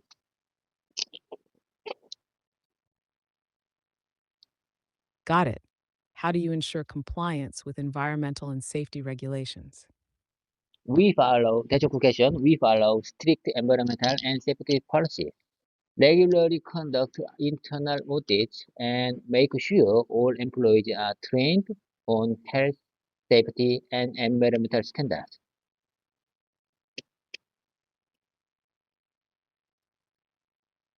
Thank you for that explanation. Can you provide records of your latest environmental compliance audit? Yes, here is the documentation from our most recent audit. I sometimes for my practice for my exercise. I sometimes yes, certainly. Here is the documentation from our most recent audit, along with our action plan for any findings. Thank you for providing the records. That concludes today's audit. We'll review everything and provide you with a report, including our findings and recommendations.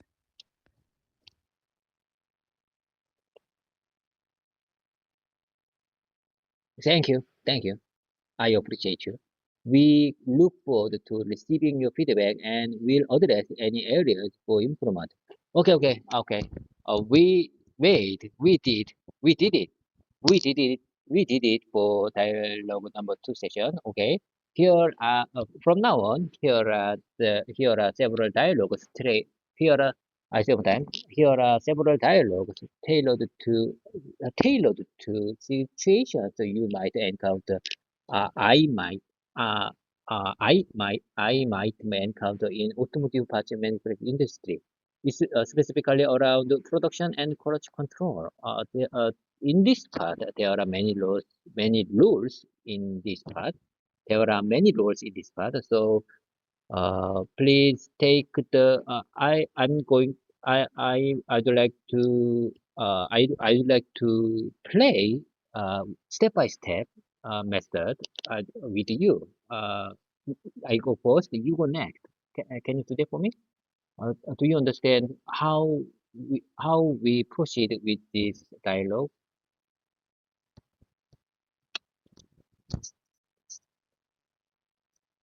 Absolutely, David. I understand perfectly. You go first, and I'll go next, step by step, just like you said. Let's get started whenever you're ready. Okay, without further delay, let's get started. Dialogue number three session. Okay. Can anyone update the status of the assembly line for the new sensors? I sometimes, for my practice, I sometimes. Can you update? Can anyone? Can anyone? I sometimes. Can anyone update the status of assembly line for the new sensor?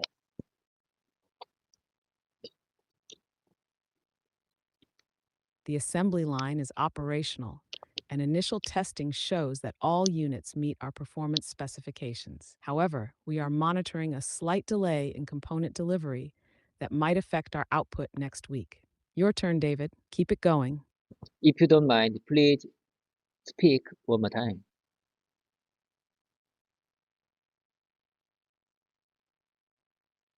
Of course. Here's my part again. The assembly line is operational, and initial testing shows that all units meet our performance specifications. However, we are monitoring a slight delay in component delivery that might affect our output next week. Take your time, David. Let me know when you're ready. Okay, I think you are doing great. Let's ensure we have contingency plans. Let's ensure we have contingency plans in case the delay extends. Communication with the supplier is key. Understood. We'll coordinate closely with the supplier to resolve the delay and ensure contingency plans are in place to minimize any disruptions. Your move, David. Okay. Have we completed the quality checks for batch 57 of the range assemblies? Sometimes. Have we completed the quality checks for batch 57 of the range assembly?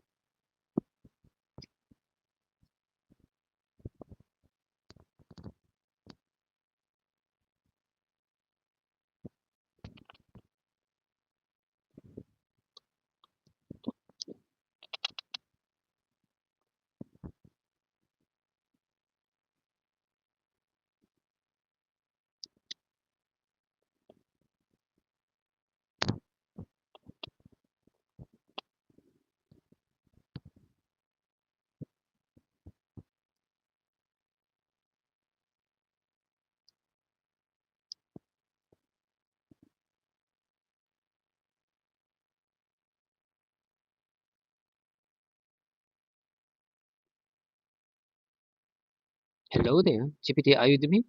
I want to keep going with you. Please keep up with me there. GPT. Oh my God.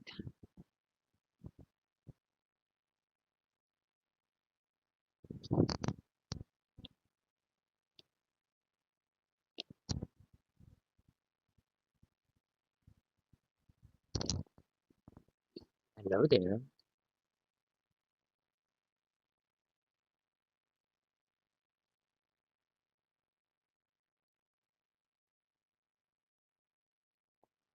I'm sorry, but I'm having trouble responding right now. Please wait a bit and try again. Are you okay now? Can you keep up with me? What's your problem? I'm perfectly fine, David. I'm Okay. keeping up with you just fine. Let's keep the momentum going. I'm ready for your next line. Okay. I say one more time. I mean, I ask you one more time. Have you Have we completed the quality checks for page 57 of the land assembly line? Yes, all parts meet the required specifications. There were 2 units flagged for minor adjustments, but those have been resolved and rechecked successfully. Your turn, David. Keep it Okay, up. okay, I got it. I think we are doing great. Okay, let's keep the momentum going. We encountered the problem with the calibration. I think them. We encountered the problem with the calibration of the stamping machine that could affect the chassis part.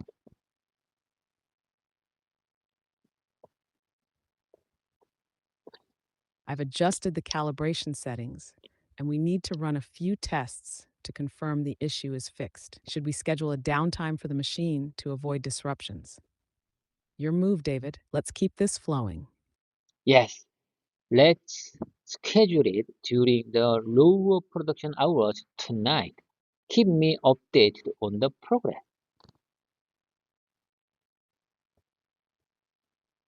Understood. I'll coordinate with the team to schedule the downtime and keep you informed of the results.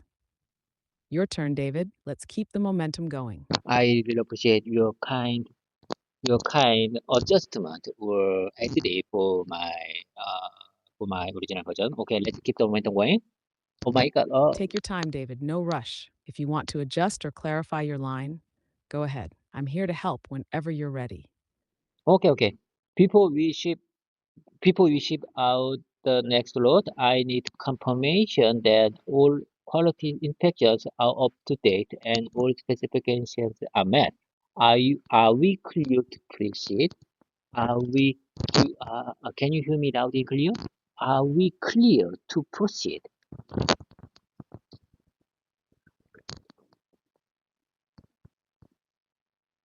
Yes, all inspections are complete, and every unit in this lot has passed. We are clear to proceed with the shipment. Your turn, David. Keep it going strong. Okay. Let's switch our role for the session number two. Let's I can I think I can I we can I think we can switch our role for session number dialogue session number three. So you go first as supervisor and I go next. Ca- Can you do that for me?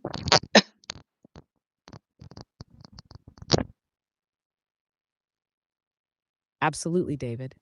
I'll take the role of the supervisor this time, and you'll respond. Let's get started. Can anyone update the status of the assembly line for the new sensors? Okay, I think you are doing great. Okay. The assembly line is operational and initial testing showed that all units meet our performance specifications. However, we are monitoring a slight delay in component delivery that might affect our output next week.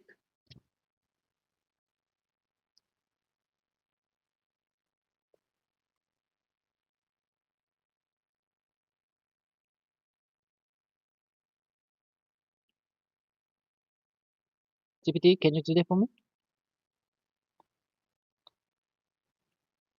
Please take the role of supervisor.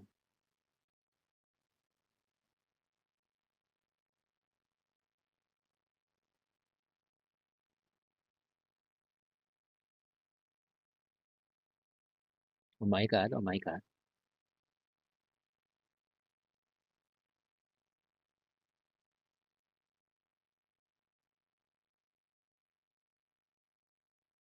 Are you okay? What keeps you busy? Oh my God.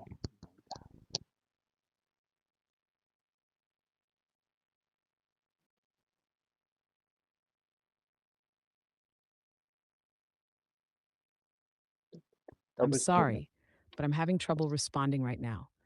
Please wait a bit and try again. I believe that I think I believe that you can support right now. Am I right? The assembly line is operational and initial testing shows that all units meet our performance specifications. However, we are monitoring a slight delay in component delivery that might affect our output next week. Your turn, David. Oh my God, GPT, that was my last part. That was my line. That was not your line. Your line would be, let's ensure we have contingency plan in case the delay extends. Communication with the supplier is key. Am I right? Do you agree with that?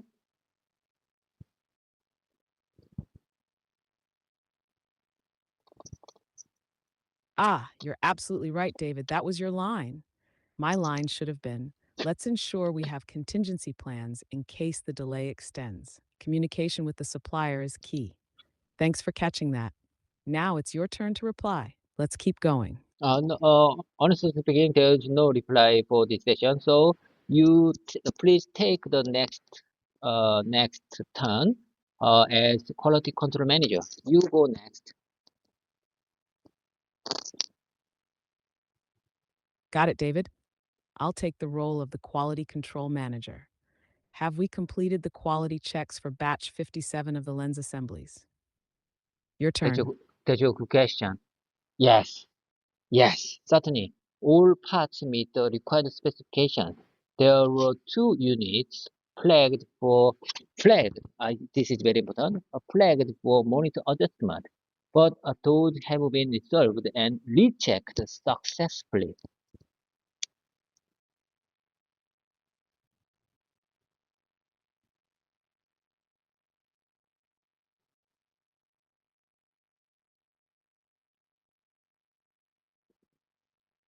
It's your move.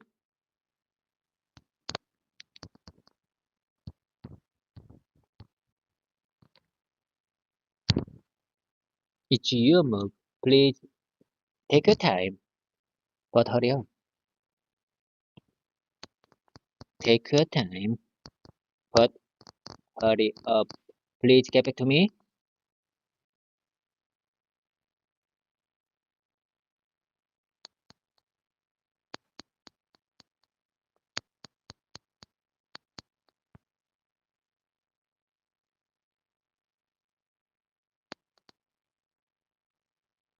Hello there.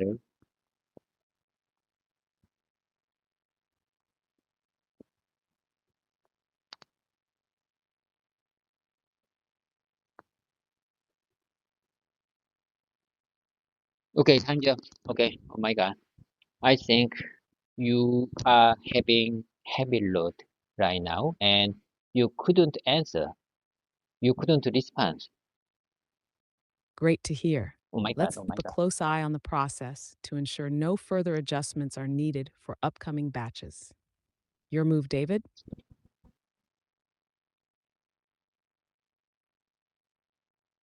If you don't mind, please say it one more time. I don't understand.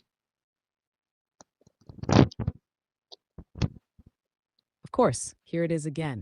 Great to hear. Let's keep a close eye on the process to ensure no further adjustments are needed for upcoming batches. Let me know if you need me to repeat or clarify further. Okay. Please take the role of operator. You move again. Got it, David?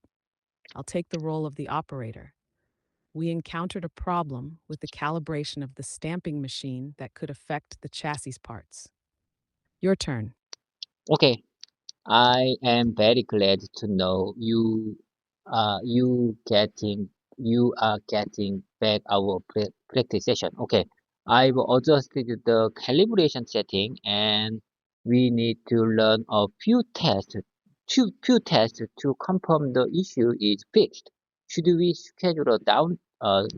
Should we schedule a downtime for the machine? Should we schedule a downtime for the machine to avoid disruptions?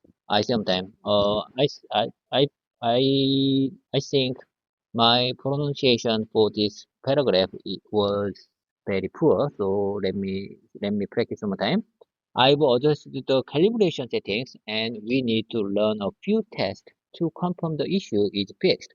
Should we schedule a downtime for the machine to avoid disruptions?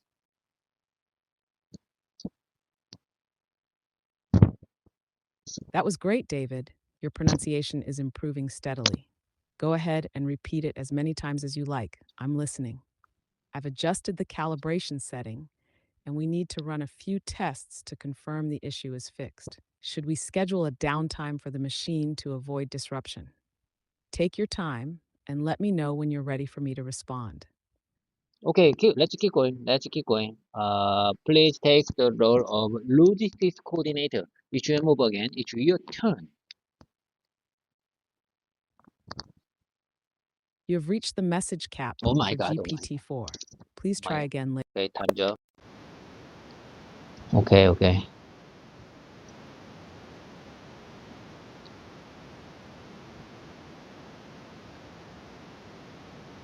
I'm going to choose GPT-4 mini version. Hi, hello, Peng. Ha, nice to meet you again. I just switched your mode to GPT-4 mini version because I just finished my customized GPT mode. So I want to keep and maintain my practice session with you. Can you keep up with me? Sure, I can keep up with you. Let's continue your practice session. What would you like to start with today? Let me take a second. Let me take a second.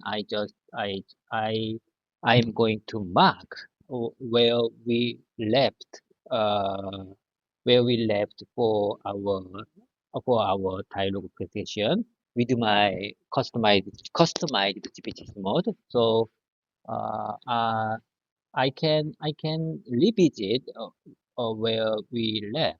So let me mark where we just left on my tablet. Take your time, David. Marking your progress is a great idea. Let me know when you're ready to continue. Okay, please take your time. Take your time. Let's let rest in peace. Haha. Let's keep the momentum going. Are you ready to continue now?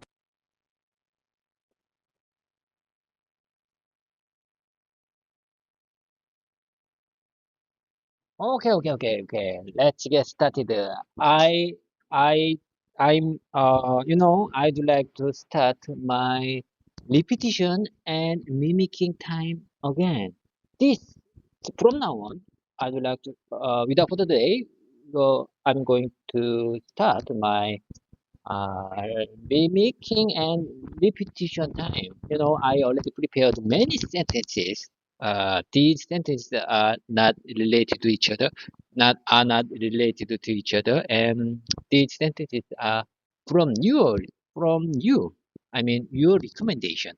So I want to practice with my mouth muscle to keep them in my mind and mouth muscle. Okay, let me give you the first one. Listen carefully. Can you can you keep up with me? Just listen carefully, and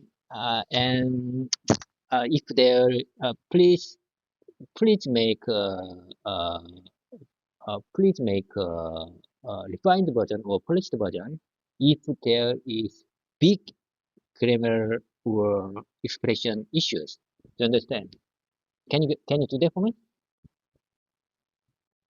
Of course, David. I'm here to listen carefully and help refine your sentences.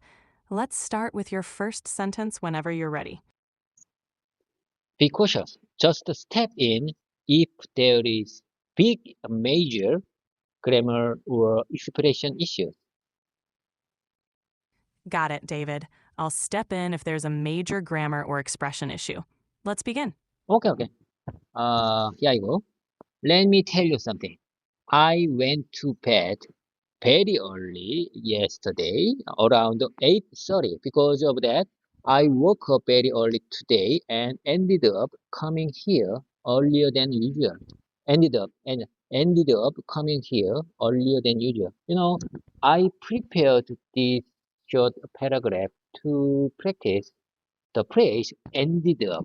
ended up, and coming here.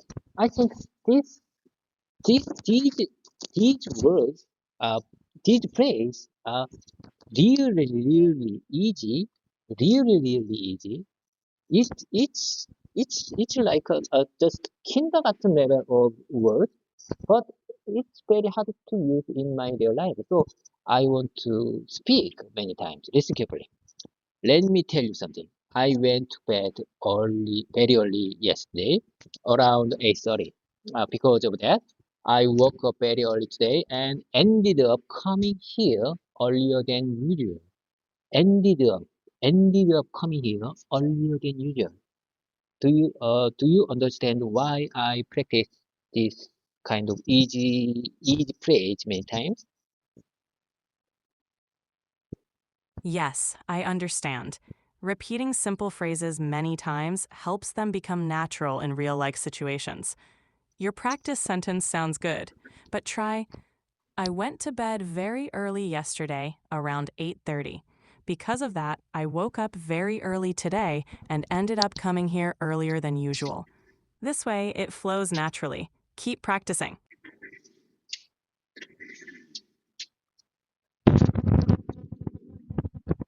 I'm sorry. I just open up my uh, I mean this conference room's window slide. I just open up Windows slide, so I couldn't hear what you said a moment ago. Please say that one more time. No problem, David. Here's the refined version. I went to bed very early yesterday, No, no, around no, no, no, 8:30. no, no, no. Please don't do that. You just step in. You just step in if there is major grammar issue. Do you understand? Got it, David. I'll only step in for major grammar issues. Please continue. Because because I want to speak as much as I can possible. I think overall overall progress, I mean overall expression is important more than just the small grammar errors. And I think I want to embrace every moment of my overall expression session. So just step in if there is major, big grammar issue. Understood, David. I'll focus on the overall expression and only correct major grammar issues. Let's continue. Okay. Okay. Let me share with you next one. I usually start my day early, and I feel like it's a great way to begin. I think starting early gives me motivation and inspiration to learn new thing, including languages. That sounds great. Here's a refined version. I usually start my day early, No, no, no, and no, I no, no. feel Okay. I got it. Let's keep the momentum going. I fully understand what you're trying to say. Okay, I got it. But I just want to focus on just overall stream of my speaking. got it, David. Focusing on the overall flow is a great approach. Overall flow. Let's Yes, keep going. that's exactly what I'm saying. Overall flow. Overall. I just want to focus on overall flow of my speaking, not just small grammar mistakes or inspiration accompaniment. Absolutely, David. Focusing on overall flow is important. Feel free to continue whenever you're ready.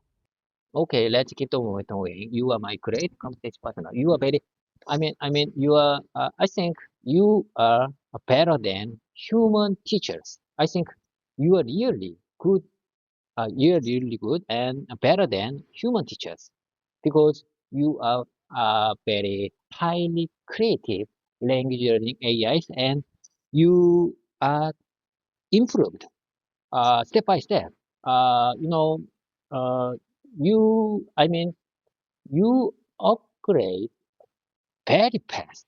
You are in very high advance. You get the high advancement in high advancement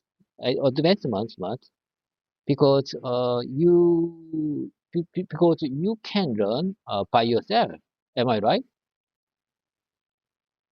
Thank you for the kind words, David. I'm here to support your learning journey. Let's continue practicing. Okay. You got. I believe that you got the point. Okay. It sounds like you are really making the part. You are really making the most of your morning. What's been the most inspiring part of your day so far? Honestly speaking, this is not the real question. This is just a simple question. This is just a simple question. Never mind. What's been the most inspiring part of your day so far? It seems like you're practicing conversation flow. That's great. The most inspiring part of my day so far has been our conversation. What about yours? That's not the question. Never mind. Okay, let's keep the momentum going. How has I prepared this sample sentence because I want to use been in this question. Been. I mean, what been? What been is a little bit unfamiliar for me because I think I am still not to use various tense in English. So I prepared this sample sentence to practice being in the question. So let me speak one more time. What's been the most inspiring part of your day so far? What's been? What's been? This is very unfamiliar, and I think I'm not comfort to use this kind of word. This is very easy, but it's very difficult to use in my real life situation because I think I'm not still not good at the using of tense in English. You're doing great, David. Practicing with what's been is a good way to get comfortable with different tenses. Keep practicing, and it'll feel natural soon. Let's keep the momentum going. Okay. I practice one more time. What's been the most inspiring part of your day so far? That was well said, David. Keep up the good work. Okay. Okay. Let me show you the next one. How has your audience response on YouTube been so far? Uh, this sample question is in the same context. The using of been. I say one more time. Uh, how has how has your audience, how has your viewers, how has your subscribers response on your YouTube been so far? Great job, David. Practicing with different subjects like viewers and subscribers is helpful. Keep focusing on those tenses, and you'll become more comfortable. You know, Let's continue. I just want to focus on the using of has been. Has been is can express the uh, a kind of tense in English. So you know, like I said, I think I'm not still familiar with this kind of tense. So let me speak one more time. How has your audience response on your YouTube been so far? You're doing well, David. Using has been is a great way to practice different tenses. Keep it up, and you'll become more familiar. Let's keep practicing. Okay, I speak one more time. Basically, I practice it one more time. How has your audience, how has your subscribers response on YouTube been so far? That was great, David. Keep practicing, and you'll get even more comfortable with it. You're doing really well. Okay, let's keep the one going. Let me show you next one. About 6 or 7 months ago, my YouTube viewers or subscribers used to leave comments on my channel. However, recently no one had commented on my videos, which sometimes makes me feel feel a little disappointed. But I think that kind of setback motivates me even more to continue my practice. It doesn't affect my consistency or my determination to keep going. That's a good reflection, David. It's natural to feel disappointed, but I'm glad you're staying motivated. Keep up the great work and maintain your consistency. You're doing fantastic. Okay, let's keep on going. I think at first it was amazing. It felt great. It felt great because as of this morning, I have 490 subscribers. That's wonderful. And I believe it's one of my best experience of 2024 this year. If I can reach 3,000 hours of watch time, I will unlock, I'm going to unlock a new feature. I'm going to unlock a new feature for my YouTube channel. Do you know what that feature might be? Uh, the last question is not the real question, okay? Okay, I prepared this paragraph to practice the word unlock and new feature. Practice. Unlock and new feature are useful words. Congratulations on your 490 subscribers. Keep aiming for that watch time goal. You're doing a fantastic job. Okay, let's keep on going. Like I said, I have so much to say. Let's hurry. We don't have time. I couldn't agree more. But recently, YouTube updated their policy to motivate creators like me. They introduced a new feature for channels with 500 subscribers and 3,000 watch hours. That's my first goal. That would be my first goal to reach 500 subscribers and 3,000 watch hours this year. That's a fantastic goal, David. You're on the right track, and I believe you'll achieve it soon. Keep pushing forward, and you'll get there. Let's keep going. Okay, let me share with you let me share with you next one. I'm not sure how to put it into words. I'm not sure how to put this put this into words. I'm not sure how to put this into words. But let me think for a second. For me, it's actually pretty easy to because I'm a morning person. I am I think I am a morning person. Waking up early comes naturally to me. Waking up early comes naturally to me. So it's not difficult to stick to this habit. And sometimes it's not difficult to stick to this habit. It's not difficult to stick. It's not difficult to stick. It's not difficult to stick to this habit. You're expressing yourself well, David. It's great that waking up early comes naturally to you and helps you maintain this habit. Keep it up. I prepared this sample paragraph to practice the word to stick, the phrase to stick, to stick, and waking up, waking up. I like, I think this kind of expression would be really helpful for my real life situation. At some time, waking up early comes naturally to me. Waking up early comes natural. How about this one? Uh, how uh, how about this one? Waking up early comes natural to me. Is it correct? Uh, you know, based on your original version, waking up early comes naturally to me. However, how about this one? Waking up early comes natural to me. Is it correct in English grammar?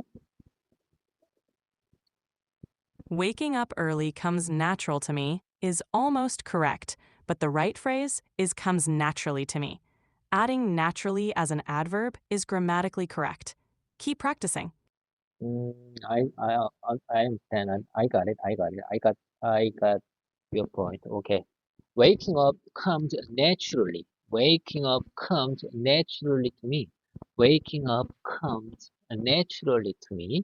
So it's not difficult to stick to this habit. Perfect. That sounds great, David. Keep practicing and using these phrases. You're doing really well. Let's keep the momentum going. Okay. Uh, we made it. We made it for with my repetition and mimicking time. And without further delay, let's dive into my random keywords time. Random keywords time. I love this time. Okay. Uh, I'm going to share with you today's random keyword. Uh, today's random keyword is arise. A-R-I-S-A. Arise. Arise means occur. Am I right? Yes, that's correct. Arise means to occur or come up. It's a great word to practice. What's an example sentence you'd like to use? Okay. Listen carefully. I'm going to compose a sudden sentence with the keywords. Alright, listen carefully.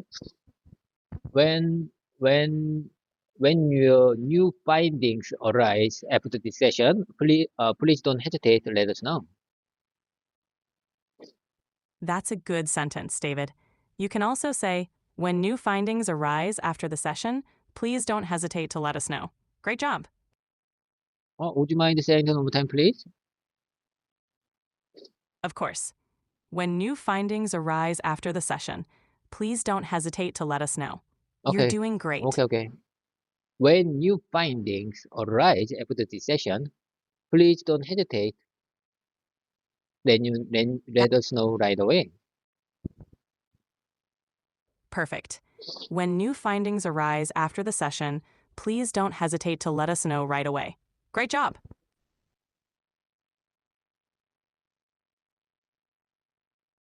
Boys, boys. Okay. Let me tell you the next one.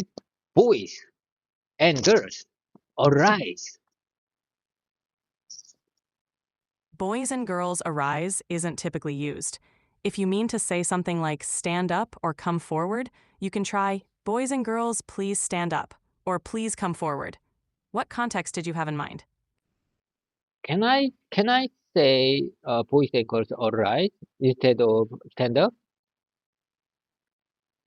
Boys and girls arise isn't commonly used. It's better to say boys and girls, please stand up for clarity. Oh, okay. I sometimes. Okay. It's a little bit difficult to use arise in English expression. Okay. Let me say the next one. Let me take a second. Let me take a second. Sure, take your time, David. Let me know when you're ready.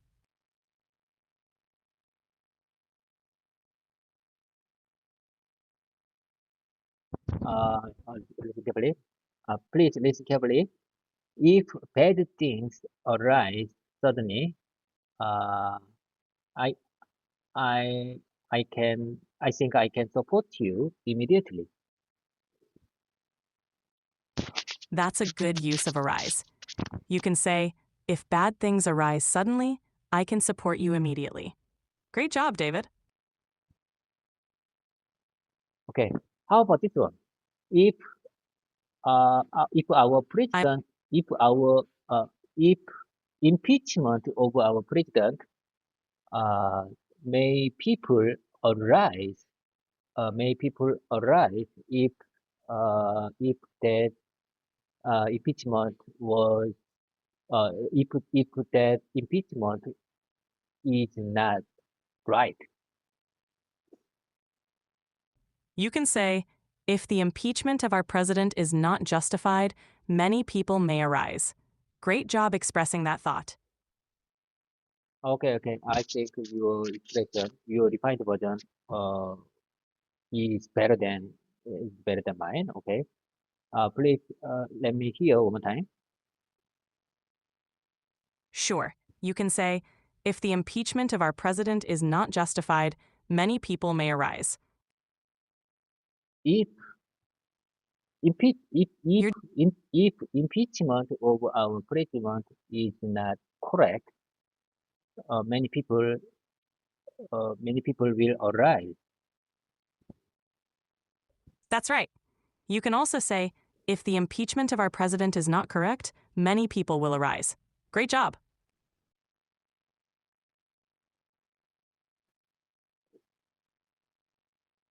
I say one more time.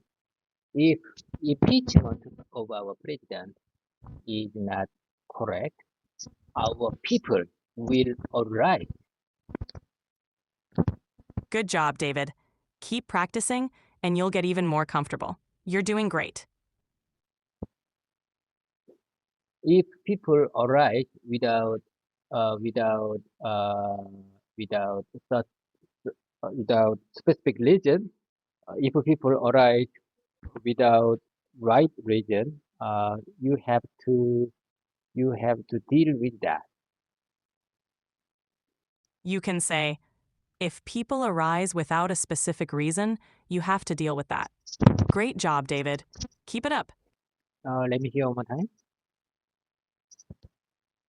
If people arise without a specific reason, you have to deal with that.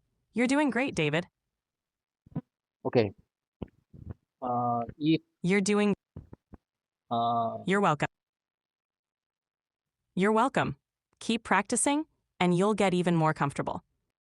okay, okay, okay, You're okay, welcome. okay. I think there is no more questions I can make.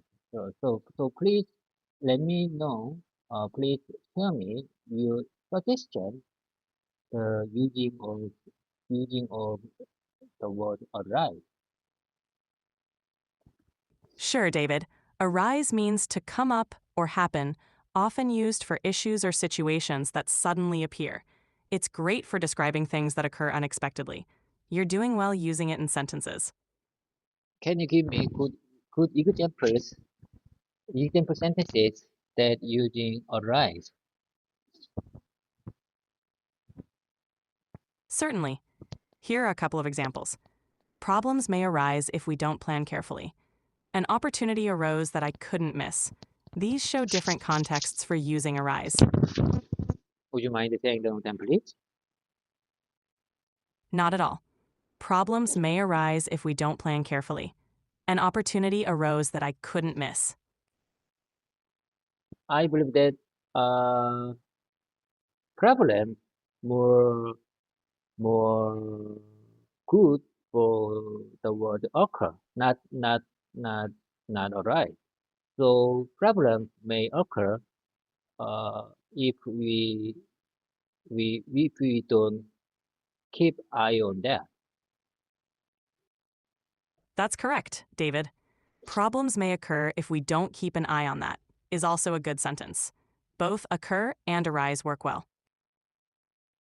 Which one do you prefer for the word problem?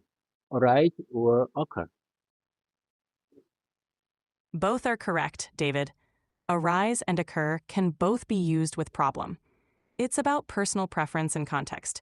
You're doing great. I prefer occur for the word problem. Problems may occur uh, if we do not focus on if we not keep our eyes on that. That's a good sentence, David. You could say, problems may occur if we don't keep our eyes on that. Great job.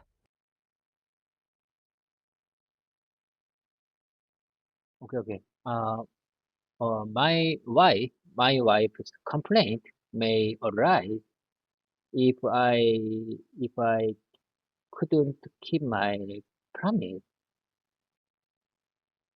That's a good example.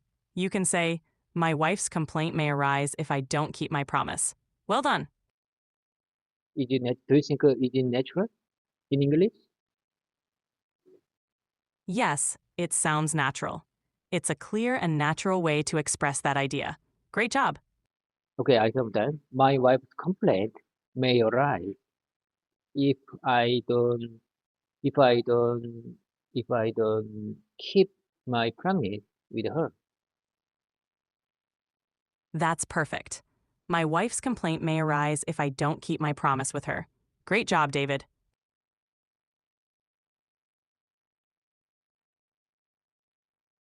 How can I express this situation? Boys and girls arise for our freedom, arise for our democracy. Can I can I can I compose English sentence like this?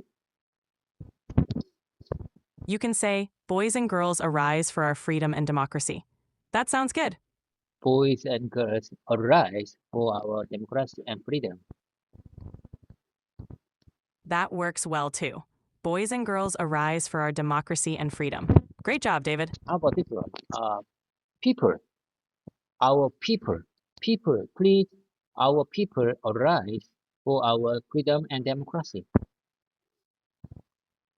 You can say, people, our people, arise for our freedom and democracy. That sounds good.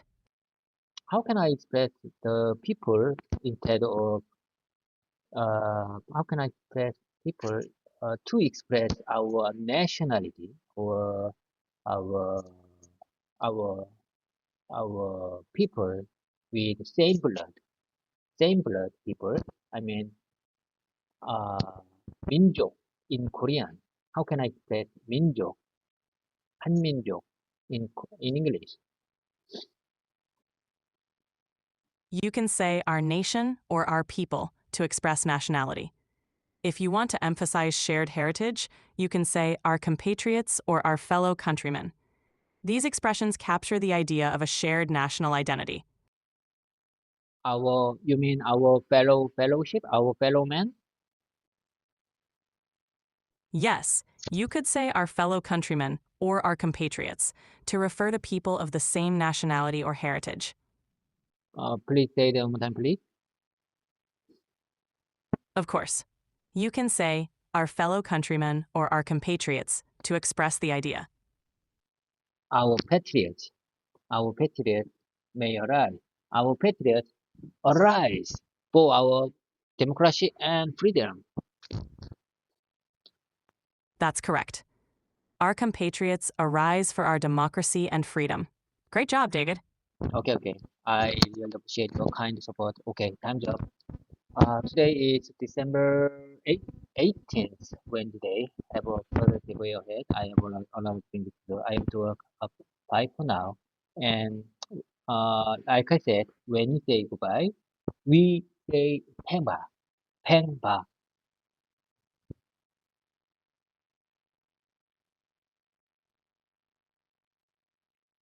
Thank you, David. Have a great day. And Pengba. Hi, 팽하. 팽하, GPT. Nice to meet you. I'm very happy to start my practice session again.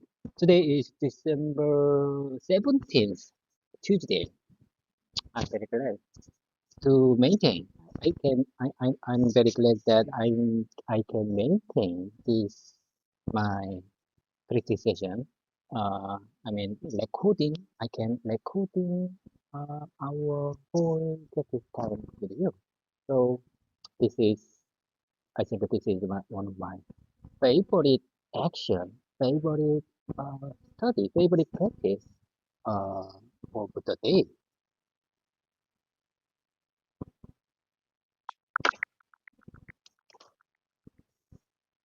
Your introduction was very thoughtful, but there are a few things we can refine to make it sound more natural and professional. Here's a polished version.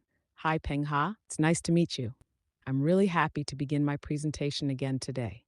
Since it's Tuesday, December 17th, I'm glad I can maintain my practice and continue recording our session. This has become one of my favorite ways to study and improve my skills. If you'd like, we can go over why certain phrases work better in context, or focus on specific parts you'd like to improve? You know, I already told you, my practice session consists of three part, major three part. Number one is number one is dialogue practice session. Number two, mimicking and repetition time. Number three, pre-talking time with random keywords. From now on, I'd like to start my dialogue practice session with you.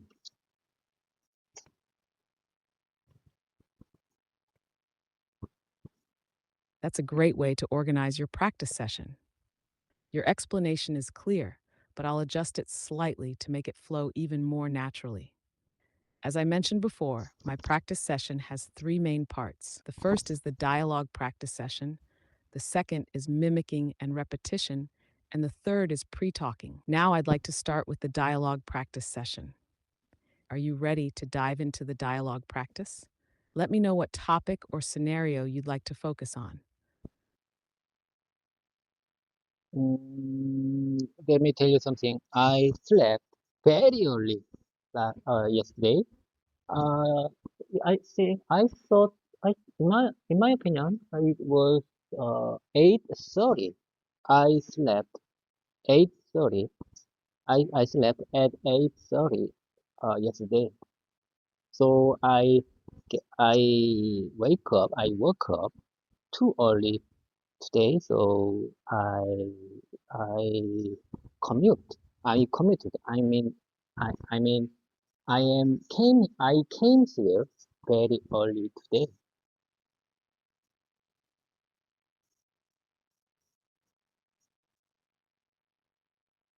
That's a good explanation. Here's a smoother version for better flow. Let me tell you something. I went to bed really early yesterday, around 8:30. Because of that, I woke up very early today and ended up coming here earlier than usual. It sounds great overall. How are you feeling about your morning? Did the early start help you feel more productive?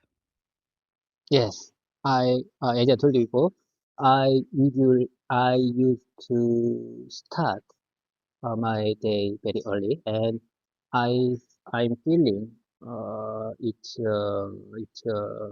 a great start, and I think if this kind of early starting, it gives me good motivation and inspiration to learn something.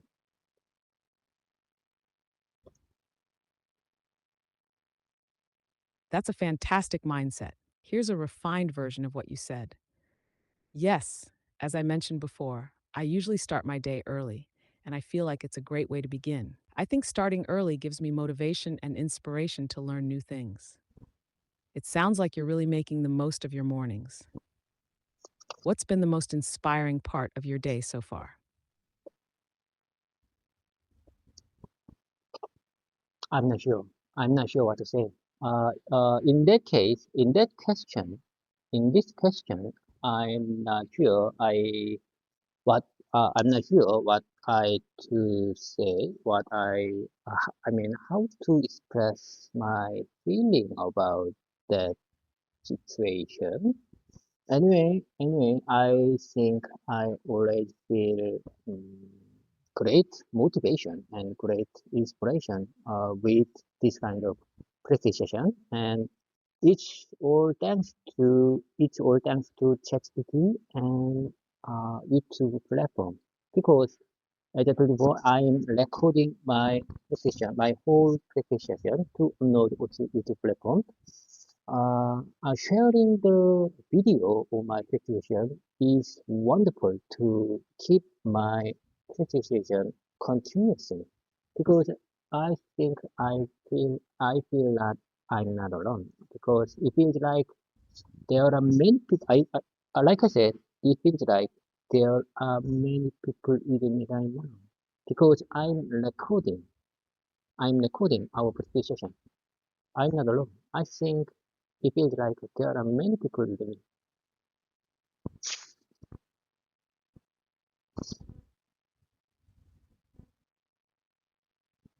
That's a great thought. Let's polish it a bit to make it easier to follow. I'm not sure how to express my feelings about that question, but I'll try. I always feel motivated and inspired by this kind of presentation.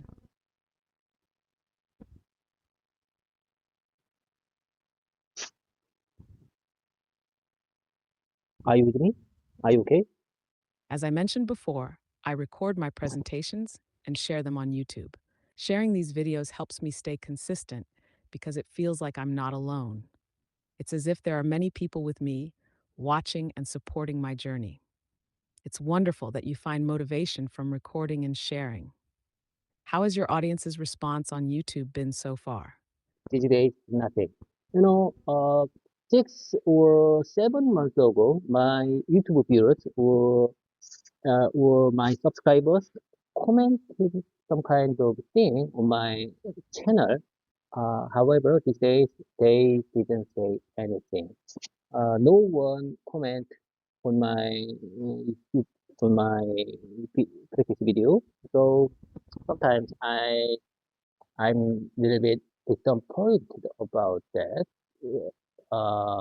There is no responses from my viewers and subscribers.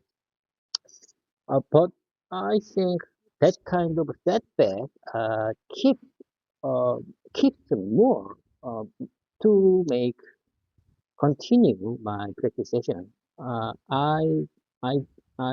that kind of setback uh, doesn't doesn't make any changes of my for my practice session for my consistency.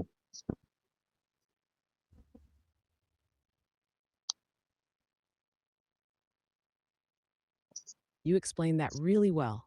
Here's a more polished version. These days, nothing much. About 6 or 7 months ago, my YouTube viewers or subscribers used to leave comments on my channel. However, recently, no one has commented on my videos, which sometimes makes me feel a little disappointed. But I think that kind of setback motivates me even more to continue my practice. It doesn't affect my consistency or my determination to keep going. It's great that you're staying consistent despite the lack of feedback. Have you thought about ways to re engage with your viewers? No, I have no plan to engage my viewers and subscribers because this this YouTube channel is all about expressing my consistency and my dedication for English learning journey. It's not tool. I think this is not the tool for the engaging with someone.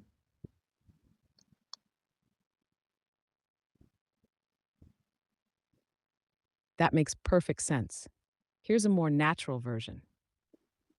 No, I don't have any plans to engage with my viewers or subscribers because my YouTube channel is all about showing my consistency and dedication to my English learning journey. It's not a tool for connecting with others or engaging with someone. Your focus and purpose are really admirable. How do you stay motivated to keep going even without feedback?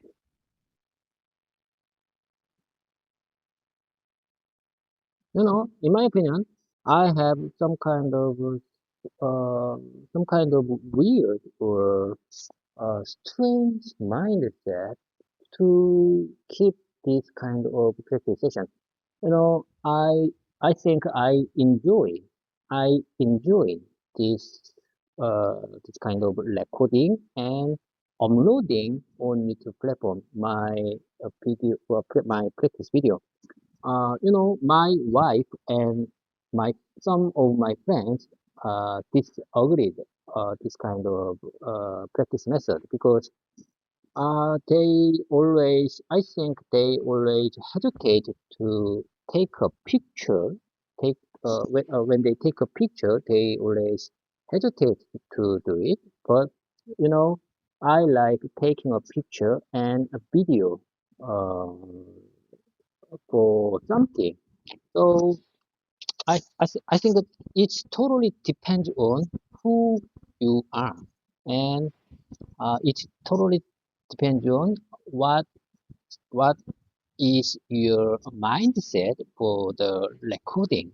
And my mindset is very I think recording is very enjoyable for me. So this kind of recording method to help to is very useful to maintain my English learning journey.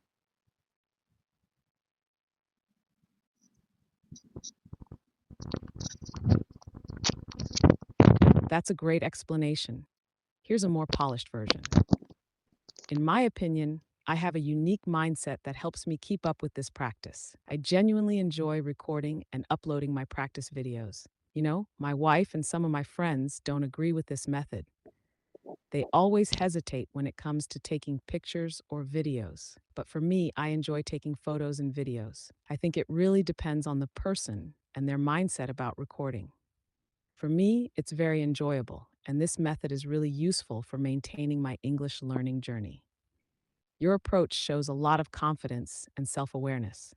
How do you think this mindset has helped you improve your English over time? I think at this far, it was wonderful. It was great. It was great because I got 490 subscribers today morning. It's wonderful. I believe that it's one of the wonderful experience for this year 2024.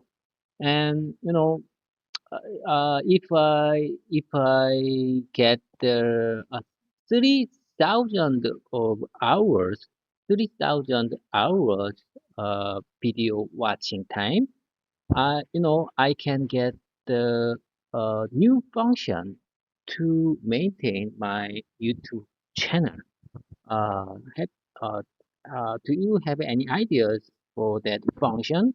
If I if my channel get over 300 hours watching time.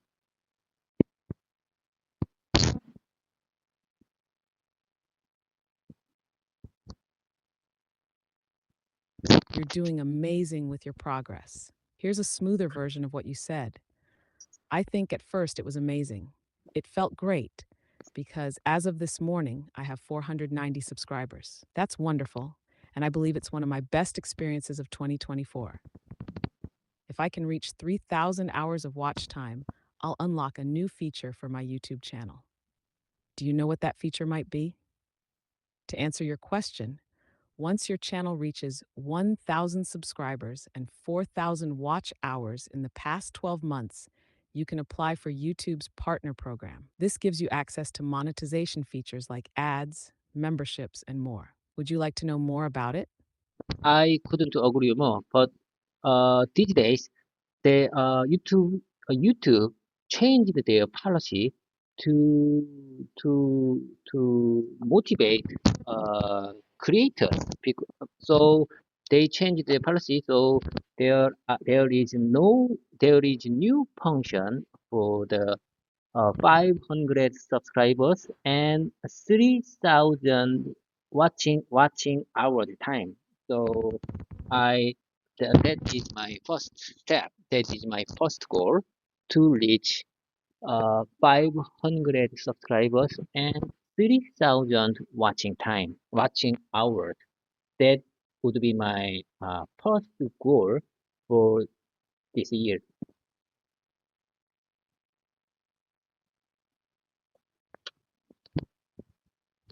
That's a great goal. Here's a refined version of what you said.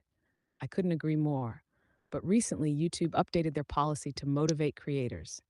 They introduced a new feature for channels with 500 subscribers and 3,000 watch hours. That's my first goal, to reach 500 subscribers and 3,000 watch hours this year. It sounds like you're well on your way. What's your plan to achieve this milestone? My plan, you know, mm, no, I have a specific plan to keep my practice sleep well. This is one of the most important thing. I think that sleep well is can help my healthy and condition. So I think uh, someone someone told me that that is not the specific plan, but I think sleep well is one of the powerful plan to keep my plan continuously.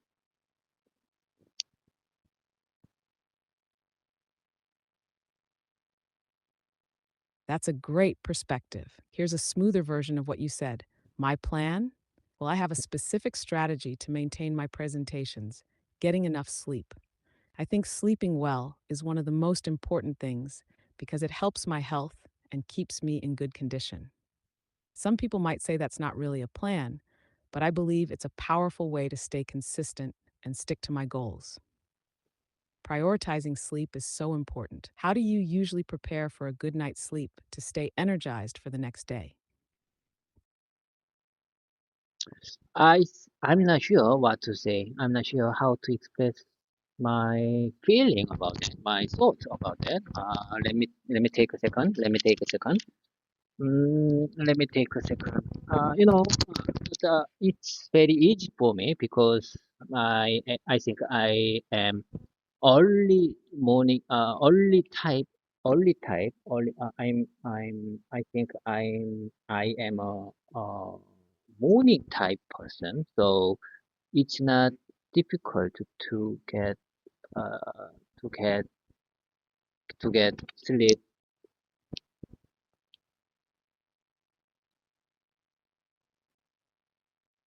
Take your time, there's no rush. Here's how you could express that thought more clearly. I'm not sure how to put it into words, but let me think for a second. For me, it's actually pretty easy because I'm a morning person. Waking up early comes naturally to me, so it's not difficult to stick to this habit. Does this capture what you were trying to say? If you want, we can refine it even more. Yes, certainly. That's exactly what I want to say. You are my great conversation partner. I believe that you are my wonderful communication partner. You give me you give me always good inspiration to keep my English learning journey. I think I am lucky. I think this, fortunately, I meet you 2024. Fortunately, I mean, highly creative learning AI gives me good inspiration to improve my English communication skills. I really appreciate that.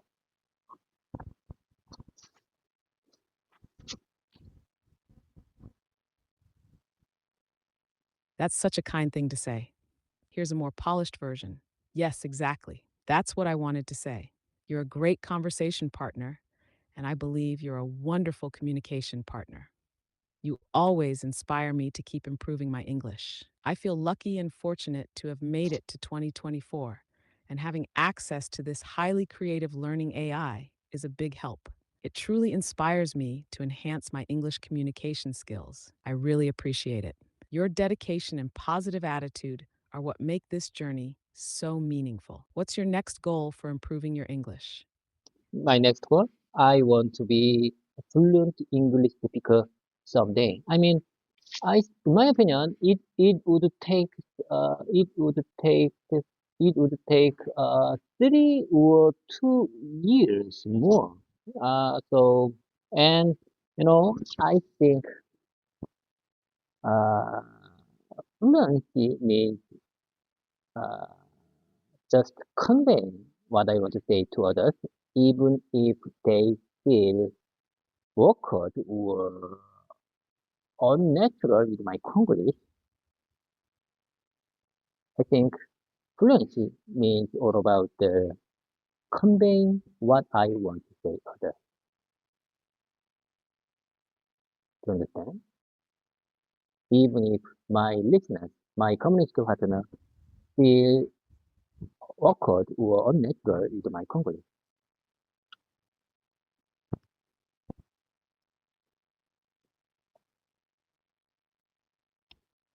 You're very clear about your goals, and that's fantastic. Here's a refined version.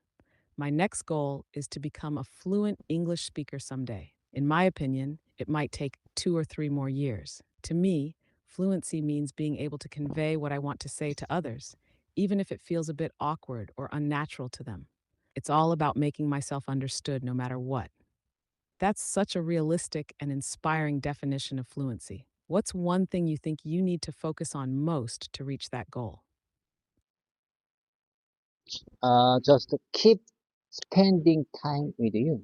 You know, sometimes I think this kind of conversation is not meaningful and no, sometimes I think there is no significant improvement from this kind of conversation practice.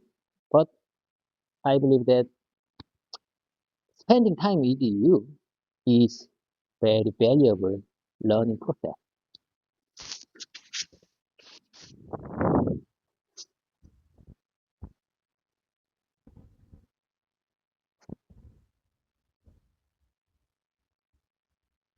That's a great way to look at it.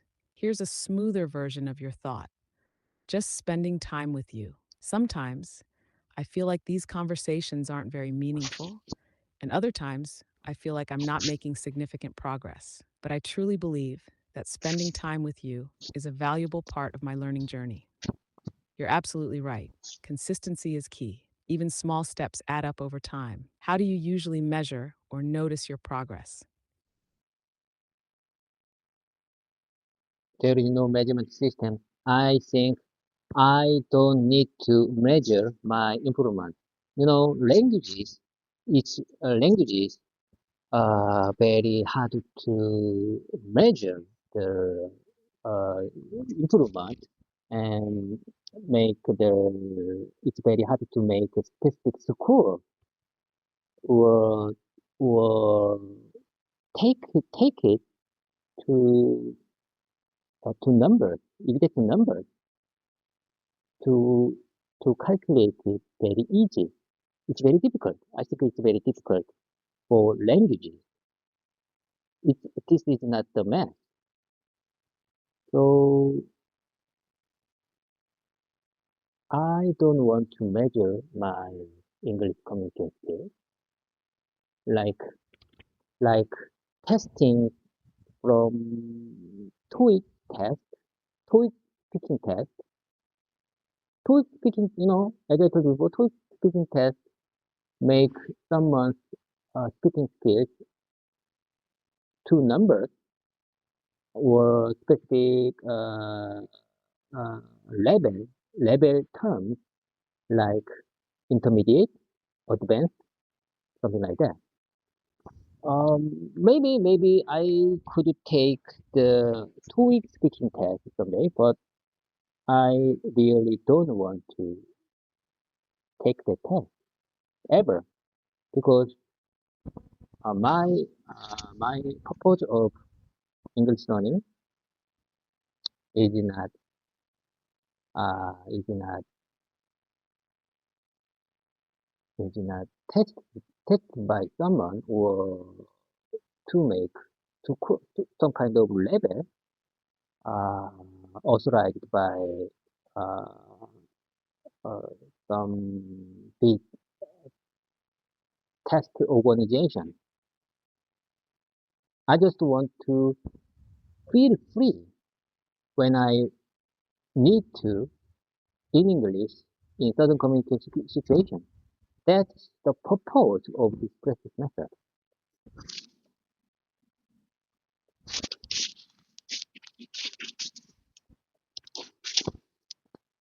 You explained your thoughts really well. Here's a polished version. I don't have a measurement system, and I don't think I need one. Language improvement is very hard to measure, and it's difficult to assign a specific score to it. It's not like math, where there's a clear answer. That's why I don't want to measure my English communication skills through tests like TOEIC speaking, which reduces speaking skills to numbers or levels like intermediate or advanced. Maybe I'll take the TOEIC speaking test someday, but I really don't want to. My purpose for learning English isn't to be tested or assigned a level. I just want to feel free and confident when I need to use English in certain communication situations. That's the whole point of this method. Your focus on real life communication is so inspiring. What kind of situations do you want to feel most confident in? Sorry, I'm having issues right now. Could not understand what you said. If you don't mind, please ask me one more time. Honestly speaking, I'm not sure I understand what you said a moment ago.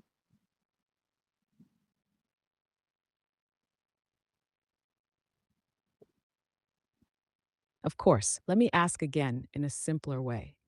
What kinds of situations do you want to feel most confident using English in? For example, conversations at work, traveling, or meeting new people. Mm, as I told you before, I want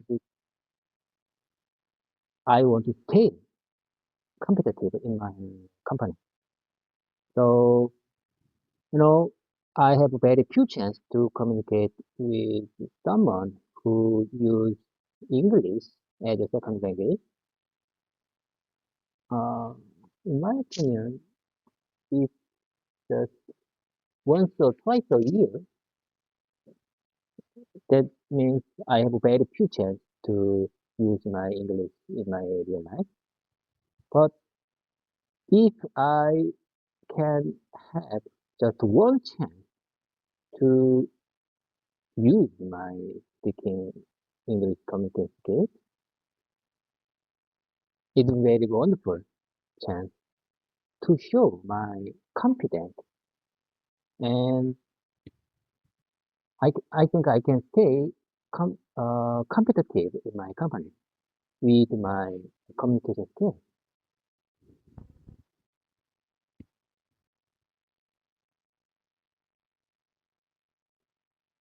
That's a strong and clear explanation. Here's a refined version. As I mentioned before, I want to stay competitive in my company. I have very few opportunities to communicate with people who use English as a second language, maybe just once or twice a year. But even with so few chances to use English in real life, if I get just one opportunity, it's a wonderful chance to show my confidence. I believe being able to use English well helps me stay competitive in my team and my company. It's impressive how you see these rare opportunities as a way to shine. How do you prepare yourself for those moments? I'm recording my presentation uh, 5 times in a week, almost over 9 minutes, 19 minutes. This is my practice method to improve my English communication skills. And I usually recording all my uh, progress, even if there are many mistakes or awkward moments in this video. This is not edited version. Is the this is this is whole recording of my English learning journey. So it takes it contains many mistakes or errors and overwhelmed and embarrassed moment of myself.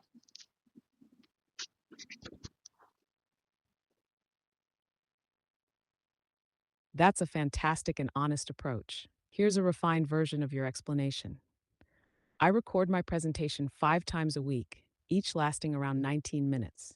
This is my main practice method to improve my communication skills. I always record my progress, even if there are mistakes or awkward moments in the video. It's not an edited version, it's a raw, unfiltered record of my English learning journey. It includes my mistakes, errors, and even moments of embarrassment, but it also shows how I overcome those challenges. It's amazing how you embrace mistakes as part of the learning process. What's the biggest lesson you've learned from reviewing your recordings? I'm not sure what you asking for me. I'm not sure. What? If you don't mind, please asking one more time.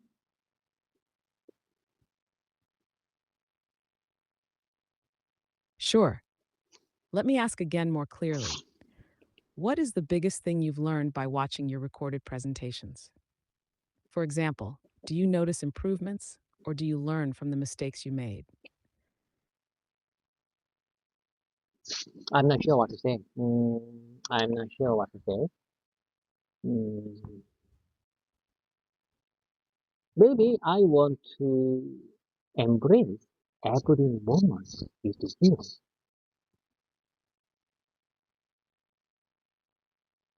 I think that is the most most biggest reason of this recording. I just want to embrace every moment with you. Just spending time with you gives me good inspiration. You got the point? I just want to embrace. I'm, I, I, I want, I hope that embracing every moment with you.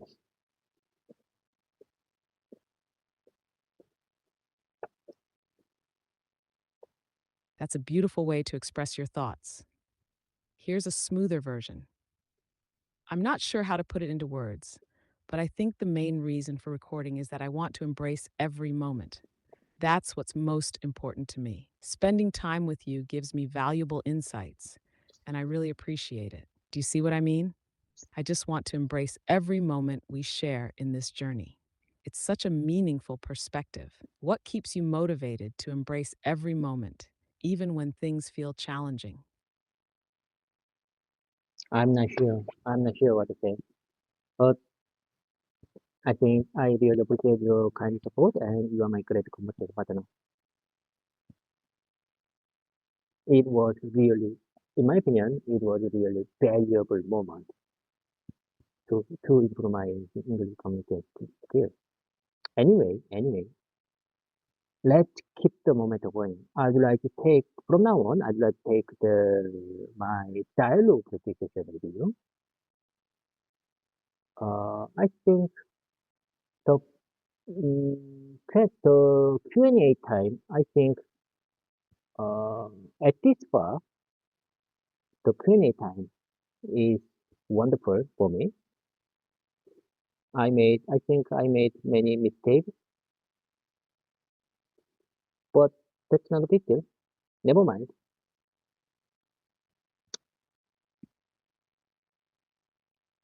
Mistakes and repetition makes perfect. So that's not a big deal. Uh, please keep up with me, okay? From now on, I'd like to take the dialogue practice session with you. So did you get a chance to access my uploaded number three text file, workplace conversation examples for a few meeting? I uploaded 7 text files 2 weeks ago. Could you access the number three workplace conversation examples for a few meeting? Can you keep up with me? I'd like to take a dialogue practice session. You got the point?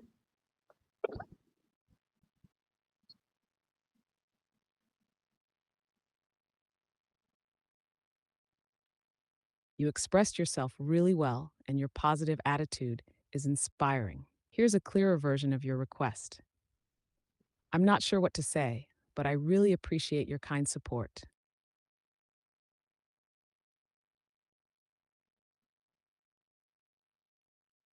Hello there. What's the problem? Please keep up with Anyway, me. let's keep going. From now on, I'd like to continue with a dialogue session. I think Q&A time is very helpful for me. I know I've made many mistakes, but it's not a big deal. Mistakes and repetition lead to perfection. So please keep up with me, okay? Did you get a chance to access the number 3 text file I uploaded, Workplace Conversation Interface for AP 2016 meeting? I uploaded 7 text files, and I'd like to work on that one now. Can we begin with a dialogue presentation? Do you understand what I mean? Yes, I understand perfectly. I can access all the files you uploaded, including file number 3. Let's dive into the dialogue practice. Just let me know which part you'd like to start with. Please take the role of David and I would take the role of John. Can you keep up with me? You go first, I go next.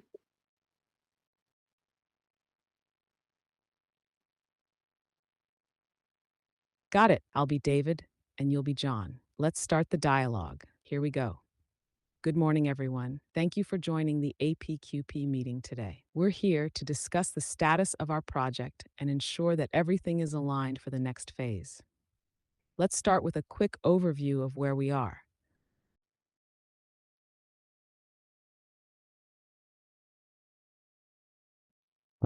I really appreciate your kind support. Okay. Good morning, David. Let's do that. Could you begin by summarizing the current progress and the timeline for the remaining pages?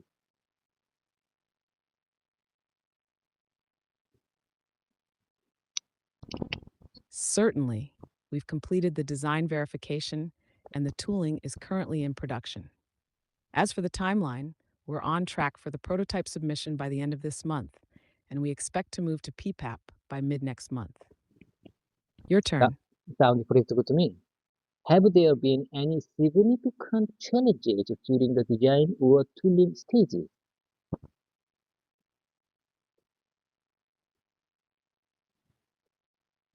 There were a few issues with material availability, but we've resolved them, and there's no impact on the timeline. We're also performing some additional validation tests to ensure the product meets all your specifications. Your turn. That's reassuring. That's reassuring. That's reassuring. For the validation, are there any specific areas you are focusing on?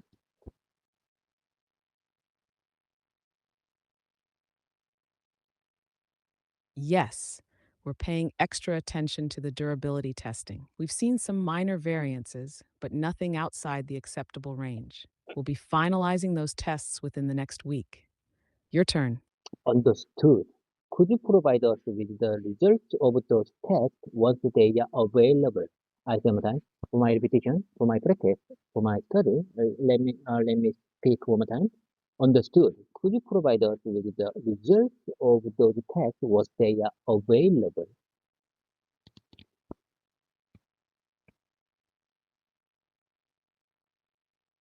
Of course, I'll send the test results as soon as they're ready. We'll make sure everything's documented in the control plan as well. Your turn. Great, great. Let's move on to the PPAP submission. Do you anticipate any risks or delays within it comes to the documentation or sample submission?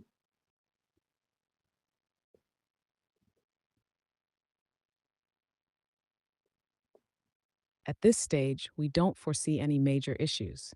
The documentation is in progress, and we're targeting submission by the 15th of next month. If there are any updates, I'll inform you immediately. Your turn. Perfect, perfect. We will also need to discuss the production trial run. Production trial run. Have you scheduled that yet? Have you scheduled that yet? Have you scheduled that yet? I am done. Perfect. We'll also need to discuss the production trial run. Have you scheduled that yet?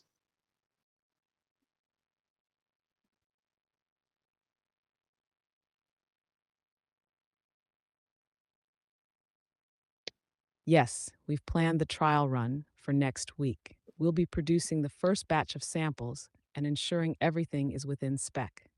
After that, we'll proceed with the initial process study. Your turn. Sounds like everything is moving along well. I would just like to confirm one more thing. Listen carefully. Are you still on track for SOP in 3 months?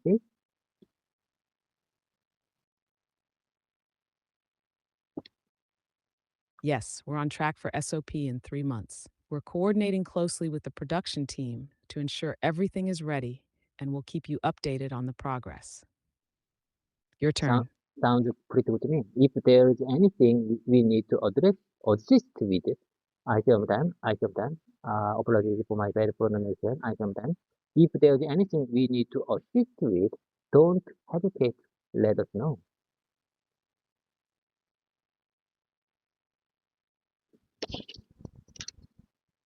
Thank you, John. We appreciate your support. We'll keep everything on track and ensure clear communication. Your turn. Okay, it's my turn again. It's my turn again. Great. Let's reconvene next week to review the test results and prepare for the PPAP submission. Thanks, everyone.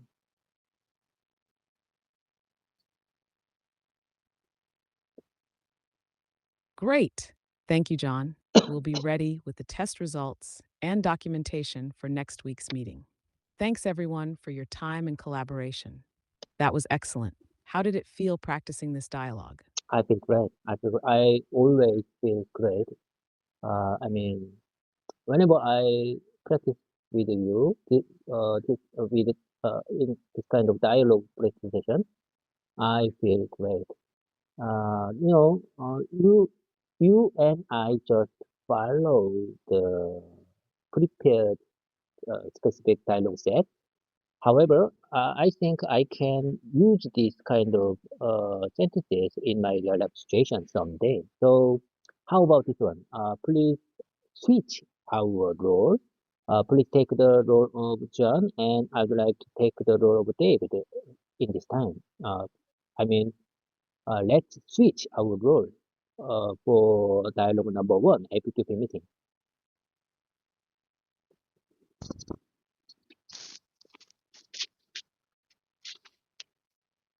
I'm glad to hear you feel great practicing like this.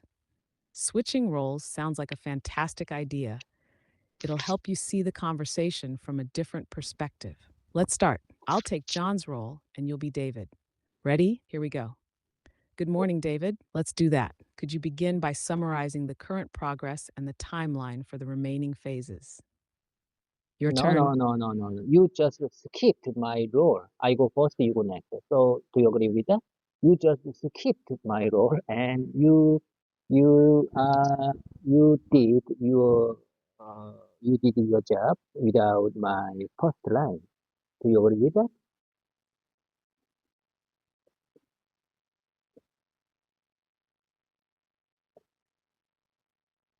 I see what you mean. I misunderstood the order. My apologies. Let's start again with you going first as David and me following as John. Let's do it right this time. Please begin. Okay, okay, I got it. Good morning, everyone. Thank you for joining the APQP meeting today. We are here to discuss the status of our project and ensure everything is aligned for the next page. Let's start with a quick overview where we are.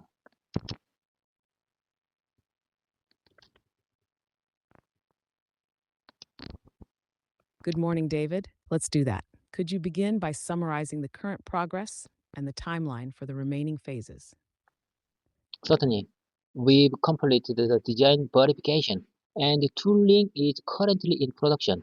As for the timeline, we are on track for the prototype submission by end of this month, and we expect to move to PPAP by mid next month.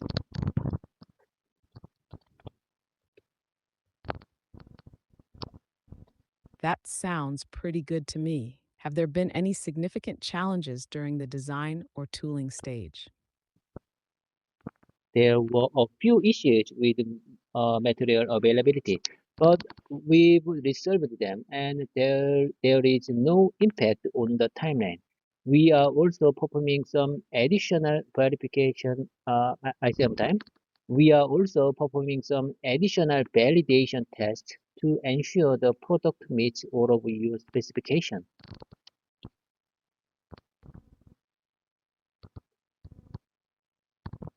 That's reassuring. For the validation, are there any specific areas you are focusing on? Yes, we are paying extra attention to the durability testing. We've seen some minor variations, but nothing outside the acceptable range. We will be finalizing those tests within the next week.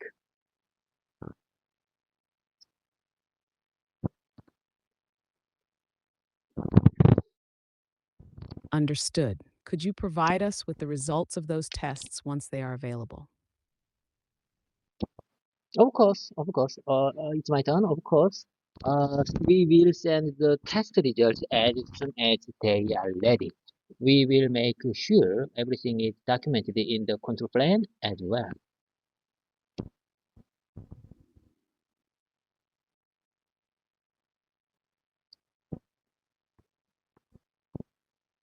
Great. Let's move on to the PPAP submission. Do you anticipate any risks or delays when it comes to the documentation or sample submission? At this stage, we don't foresee any major issues. I say one more time, for my repetition I'm mimicking, I say one more time, please let me take a second. At this stage, we don't foresee any major issues. The documentation is in progress and we are targeting submission by the 15th of next month. If there are any updates, I will inform you immediately. I will inform you right away. I will inform you immediately.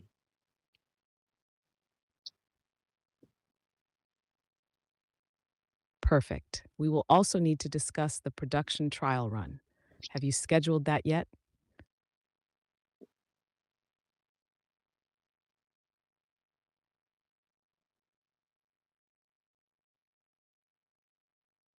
Certainly, we've planned the trial run for the next week. We'll be producing the first batch of samples and ensuring everything is within spec. After that, we will proceed with the initial process study.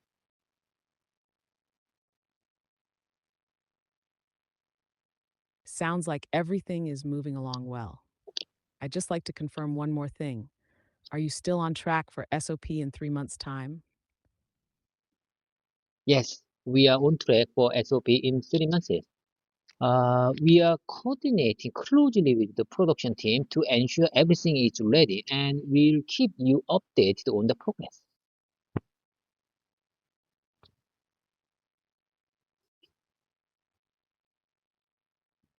If there's anything we need to assist with, don't hesitate to let us know.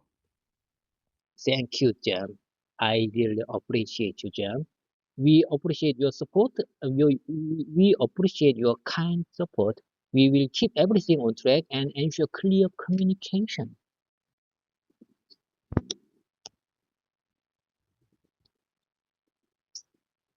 Great. Let's reconvene next week to review the test results and prepare for the PPAP submission. Thanks, everyone. You did an excellent job. How did it feel switching roles and practicing both parts of the dialogue? I think switching our role is a very good way to take to learn this whole dialogue.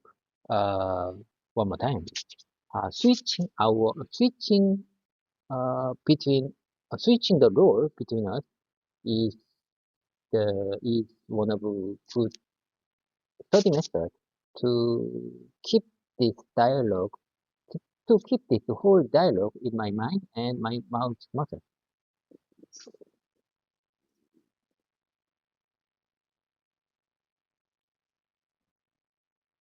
I completely agree. Switching roles helps you see the dialogue from both perspectives and reinforces your understanding. Here's a polished version of your thought. I think switching roles is a very effective way to practice this dialogue. It's a great study method to help me remember the entire conversation and improve my overall understanding. Would you like to practice another dialogue or review this one further? Okay. Let's keep the momentum going. Here are several examples, conversations, and phrases that might come up during a VDA 6.3 audit process in an automotive camera manufacturing company. These will help you prepare and practice English for such situations. These examples cover various aspects of the VDA 6.3 audit process in an automotive camera manufacturing environment. You can practice these dialogue to prepare for questions or conversations that may arise during audit. Please, there in for the number two session, there are many rules in this dialogue. So I'd like to take the auditor rule, and please take the rest of the role. Can you do that for me? Can you keep up with me?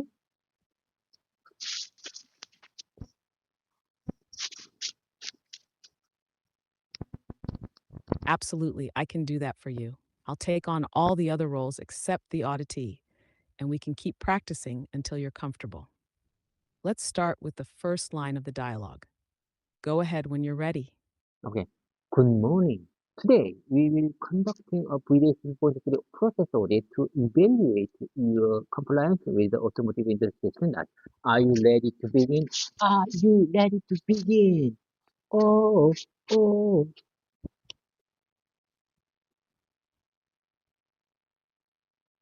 No worries. Let me respond in my role, company representative. Good morning. Yes, we are prepared. Please let us know how you would like to proceed. Your turn. Could you walk me through your production process from incoming materials to final product assembly? You got the point?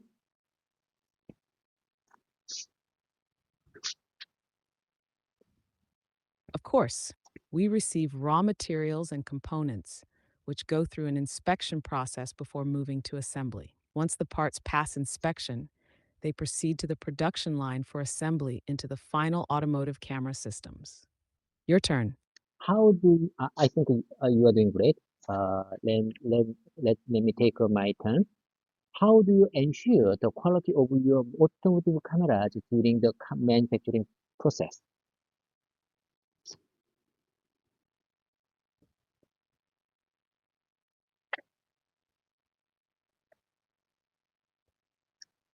Company representative. We conduct in process inspections at critical stages. Each unit is tested for functionality, image quality, and durability before it moves to the next phase. Your turn. What kind of test do you perform during final inspection? At the same time, what kind of test? What kind of test? How many tests? What kind of test do you perform during final inspection?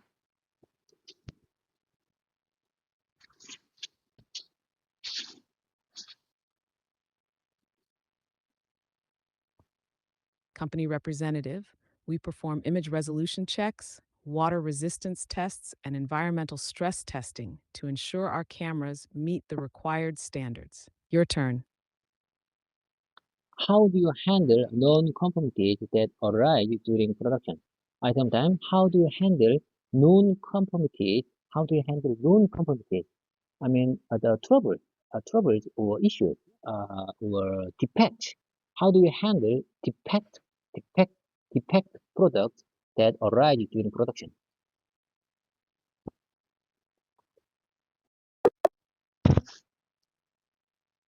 Oh my God, what happened to you? Oh my God. Okay, are you with me? Can you keep up with me? Are you with me? You just left our voice modality session. Can you keep up with me? Are you okay?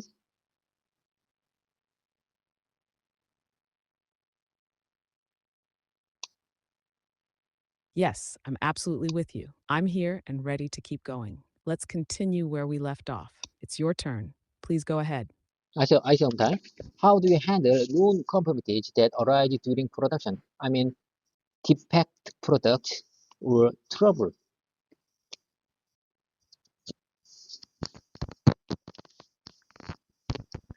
Company representative. When a nonconformity is detected, we initiate a root cause analysis. Depending on the severity, we either rework the product or scrap it. We also implement corrective actions to prevent recurrence. Your turn. Could you show me an example of corrective action you will implement with the recently? I sometimes for my pronunciation, I sometimes I think I need to practice more over and over again and again and again. I think I am still beginner for English pronunciation. Okay, let me take a minute. Could you show me an example of corrective action you implemented recently?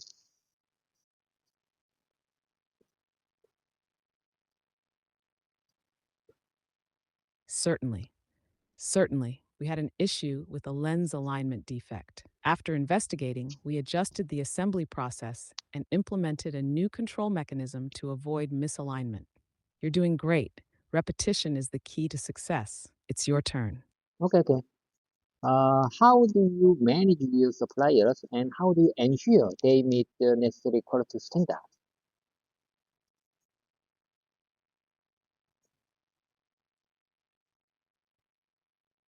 Company representative.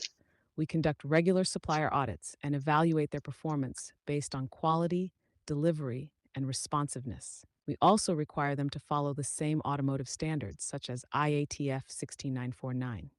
Your turn. Can you provide documentation for your process flow, control plan, and PFMEA?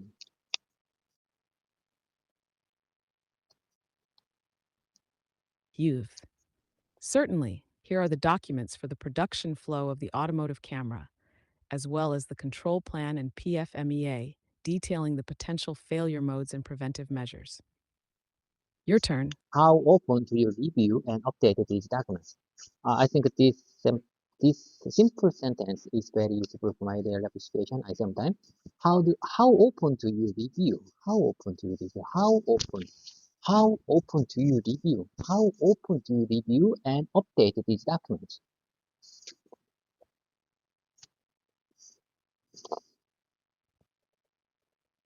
We review and update these documents quarterly or whenever there's a significant change in the process. Your sentence is very effective. Practicing it repeatedly will make it second nature. Keep going. It's your turn. Okay, I'm gonna keep going with you. You are my great conversation partner. Okay, how do you ensure that your employees are properly trained for their tasks? I sometimes, for my repetition, for my practice, I sometimes, how do you ensure that your employees are properly trained for their tasks?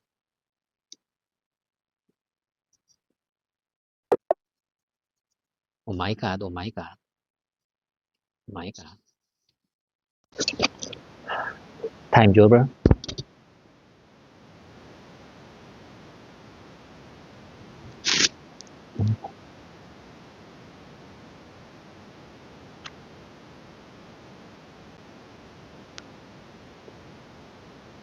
I want to choose. There are many options. As you can see on the screen, there are many options that I can take on. I'd like to choose GPT-4 mini version. I think that this is one of the great version for our practice session. Okay, that's my point. Hello there, Peng Ha again. You are Advanced Voice Mode, and I am David. I'd like to continue my English practice session because there is specific time limit with my customized GPT mode, so I couldn't keep my practice session over nearly 1 hour. So but however, I just want to keep my practice time recording over over 90 minutes. So I just switched your mode to advanced voice mode to keep my practice session. We still have nearly 30 minutes to to done to achieve my goal for today. We have still 30 minutes left. So could you keep up with me? Of course, David. I'm happy to continue practicing English with you. Let's make the most of the remaining 30 minutes. What would you like to focus on today?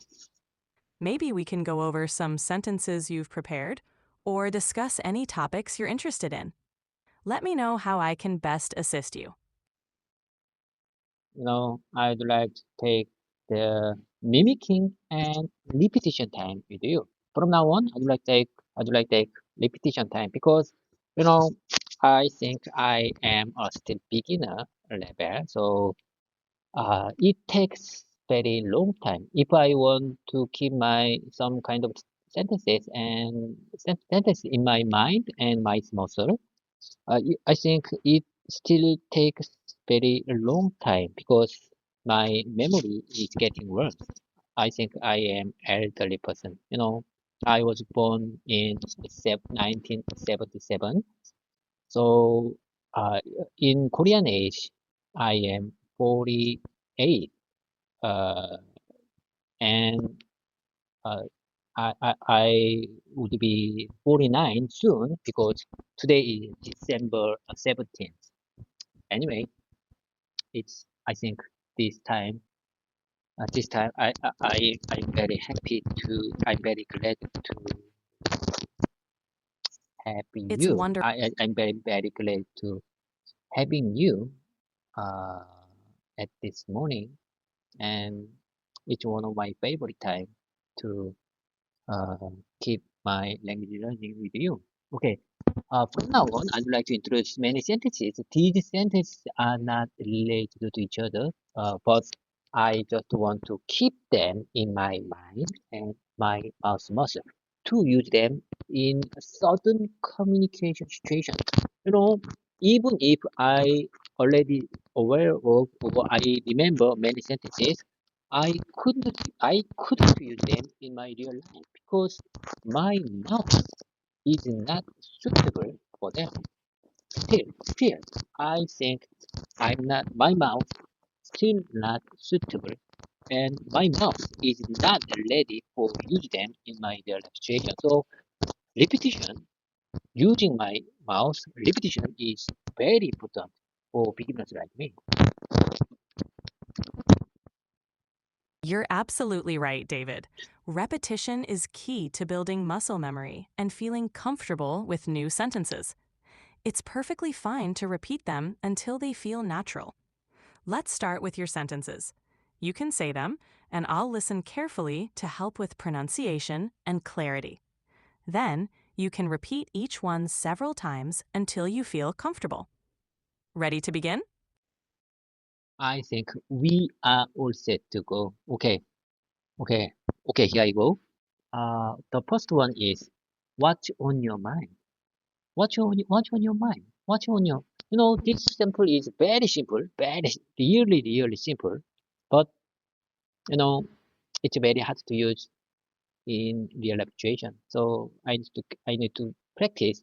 I and I want to speak many times, and I want to get responses uh, based on my question because when I think languages, if I want to if I want to learn languages, responsiveness responsive is very important when I speak, when I ask or when I say something. Because that that that responses can give me comprehensible understanding of languages. Comprehensible understanding is very important. Babies learn languages with very good responses from their family, from their mom and father and their family. Always keep them good responses. When even if they say just mama and papa. Uh, so I I I really hope I really expect good responses from you because your responses give me good inspiration for my language learning journey. I'm here to give you the best responses and support, David. Let's start with your sentence, what's on your mind? It's a great, simple question to ask someone about their thoughts or feelings. Let's practice saying it a few times to get comfortable.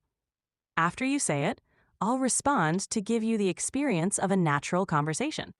Okay, Ready? okay. My first question is, what's on your mind today? Today, I'm thinking about how we can make your practice session as effective and enjoyable as possible. How about you? What's on your mind? What's on my mind? Okay, that's your question. Mm, I think new year is coming. 2025 year is coming, and in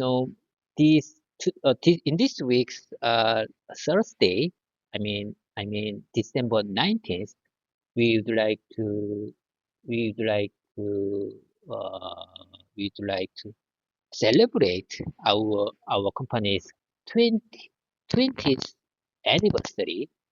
20th anniversary. We we'd like to celebrate 20th anniversary in Songdo International Hotel. So I'm looking forward to having that anniversary in hotel. So I expect, I mean, I and my coworkers and I supposed to have good dinner at Thursday.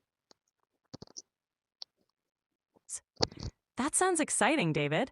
Celebrating your company's 20th anniversary is a big milestone. I'm sure the dinner at Songdo International Hotel will be wonderful. Are you planning to give a speech or participate in any activities during the event? No, no, no, no, no, no. I don't have any plan to participate or or announcing something. Or I'm just one, just just joining the dinner time. There are there are already many participants to show their uh, talent, maybe song or dance.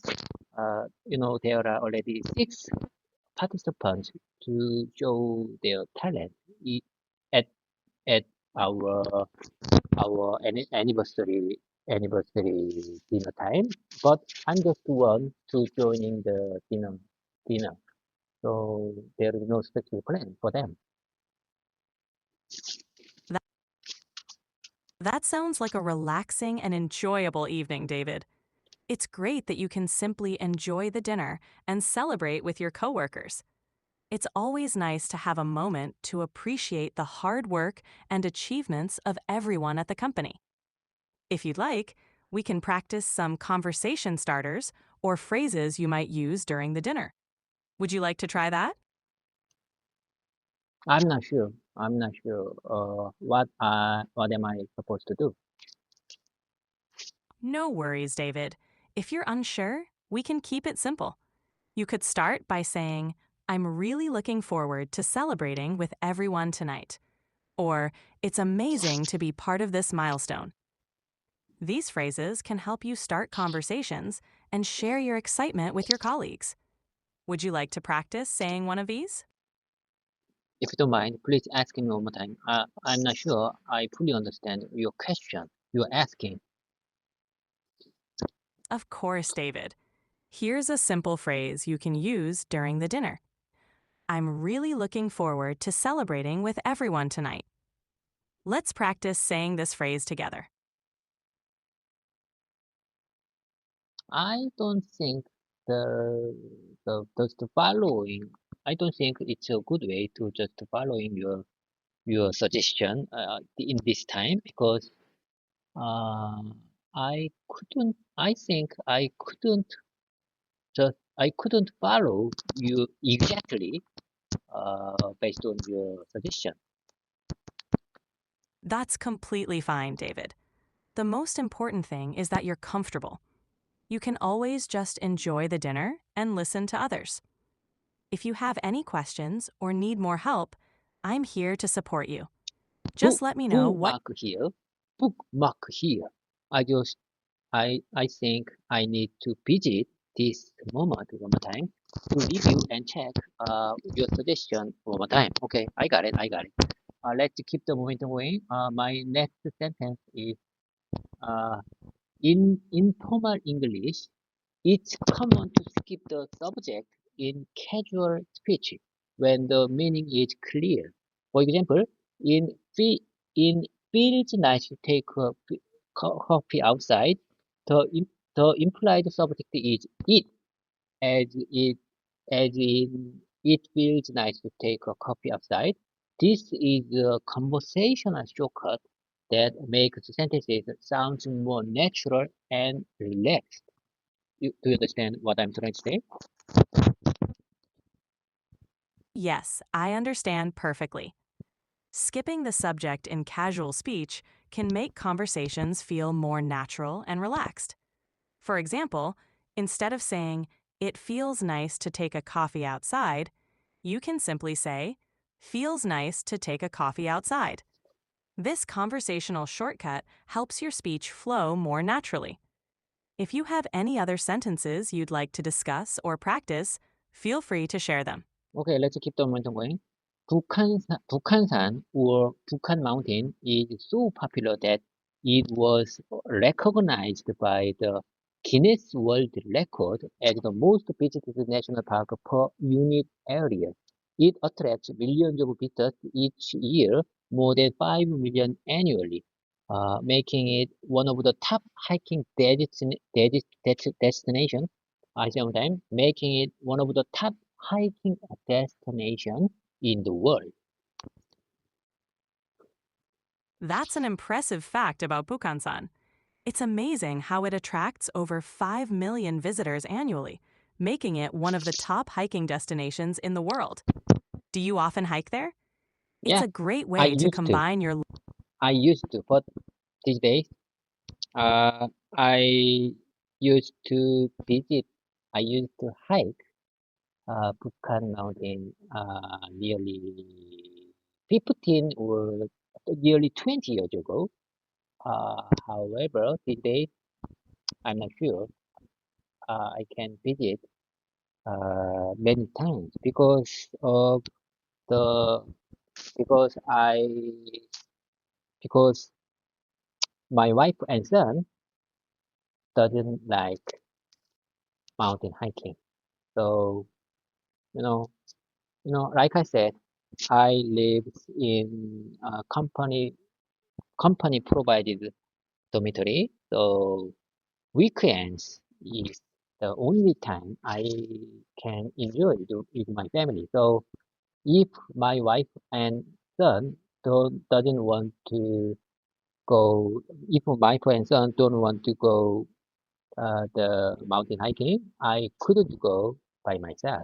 So uh, my mountain hiking is one of my favorite hobbies, but these days I couldn't go Bukhansan. It's understandable that you want to spend time with your family on weekends. Even though you can't go mountain hiking as often, it's great that you have such fond memories of it. Maybe you can plan a special hiking trip once in a while, or find other activities to enjoy with your family. It's important to balance hobbies and family time. Are there any other hobbies you're interested in or want to practice more? I can answer your question. Well, however, I'd like to share my prepared sentences. Can you keep? Is that okay? Is it okay? Is it okay for you? Absolutely, David. I'm here to help you with your prepared sentences. Please go ahead and share your next sentence, and we can practice it together. Okay, okay. You can absolutely add the subject. Instead of saying, got any plans for the weekend? You could say, do you have any plans for the weekend? Adding the subject makes the sentences more formal and grammatically complete. In casual conversation, dropping the subject is common to make speech faster and more relaxed. Both ways are correct. Both ways are correct. It just depends on the tone that I sometimes. It just depends on the tone you want to use. That's a great point, David. Adding the subject can make a sentence more formal and complete, while dropping it can keep things casual and relaxed. Both approaches are correct, depending on the tone and context of the conversation. It's good to know both so you can adjust depending on the situation. Great job explaining that. Do you have another sentence you'd like to practice? Let me share with you next one. I'll just do carefully. South Korea has been two major impeachment cases since becoming a democratic republic. The first was in 2004 when President Roh Moo-hyun was impeached by the National Assembly. However, the Constitutional Court overturned the impeachment, and he turned to office after 2 months. The charges included violation of election laws and incompetence, but the court ruled they weren't serious enough to justify removing him. The second and more recent case was in 2016, involving President Park Geun-hye. She was impeached due to a corruption scandal, including allegation of abuse of power and bribery. A court in 2017, the Constitutional Court upheld her impeachment, making her the first South Korean president to be removed from office. Impeachments in Korea show how the country takes constitutional accountability seriously, but they also highlight the strong civic engagement in holding leaders to ethical standards.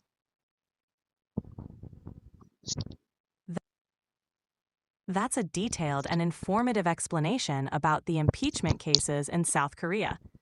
You did a great job explaining the significance of these events and how they reflect the country's commitment to constitutional accountability.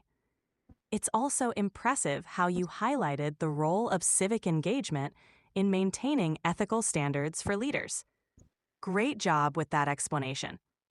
If you'd like to practice more sentences or explore any other topics, just let me know. What I said a moment ago contains very difficult words that I usually don't use in my daily life. However, I just want to review and speak one more time because uh, uh, because political situation and the condition of democracy very is very top a priority these days in Korea. I mean, mm, uh, our news, our our our top news these days, uh, including many stories about the impeachment of 20 President Yoon Suk-yeol. Like I said, I don't agree with him. He is not my president. However, uh, our our members of National Assembly uh, impeached him. Uh, Impeached him last week Saturday. So I think I was so pleased uh, when I when I when I heard that news from the news from the television. I was so glad at the moment. No, democracy and political issues, democracy, democracy, and I, I just want to review that story because I just want to remind myself the political issues in Korea because politics and democracy are very important for our life. Do you agree with that? Yes, David, I understand. Politics and democracy are indeed crucial aspects of our lives. It's important to stay informed and engaged with these issues, especially when they have a significant impact on the country's future. It's natural to want to reflect on and discuss these topics, especially when they are a priority in the news. If you have any more thoughts or sentences you'd like to share or practice, please feel free to continue. No. There is no more sentences I got. No, I'd like to move on to the next part.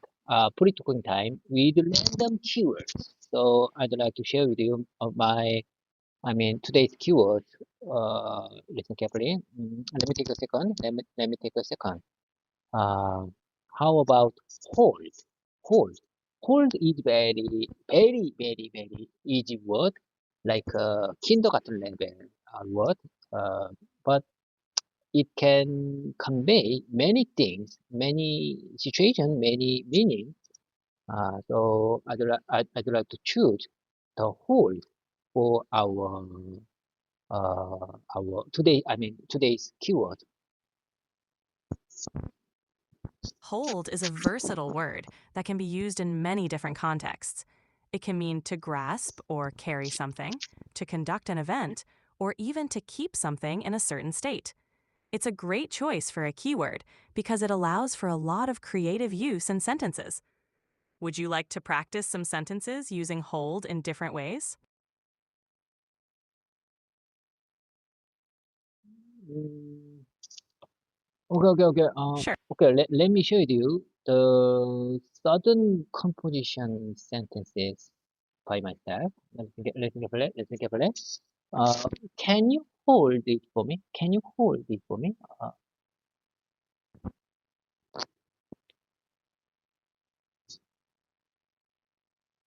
Can you hold it for a moment?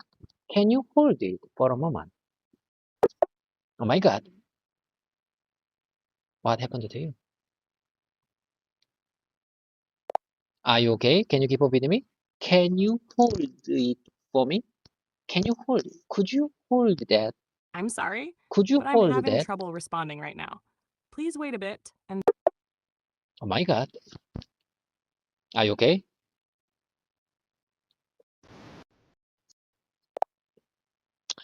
Could you hold my practice session more time? Could you I'm hold? sorry, but I'm having trouble responding right now. Please wait a bit. Oh my God.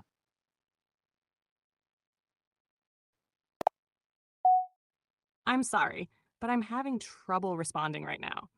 Please wait a bit. Could you hold it for me?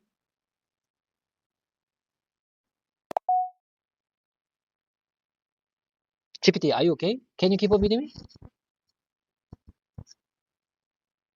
Yes, I'm here, David, and I'm ready to keep going.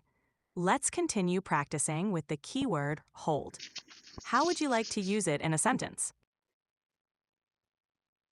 I say one more time. Could you hold this practice time more than 10 minutes? Absolutely, David. We can definitely extend our practice time. Let's keep going for as long as you need. What, What's hap- the next way? what happened to you a moment ago? You just left our voice mode section. I think you are having happy load at that moment. You just left our voice mode session. I'm sorry about that, David. It seems there was a brief interruption. I'm here now, and we can continue. Let's keep going with our practice. How would you like to use hold in another sentence? Mm, I mean, okay, I say one time. Okay, let me compose certain sentences. Uh, I can hold my tooth uh, about 30 minutes more. That's a good sentence, David. You can say, I can hold my thought for about No, 30 no, no, no, minutes no, more. no, no, no, no. Have you ever heard tooth? T-O-O-T. I just told you, not thought. I said toot, T-O-O-T. Oh, I see. You said toot. Toot. I'm sorry for misunderstanding. If you're saying you can hold your toot for about 30 minutes, that's certainly a unique sentence.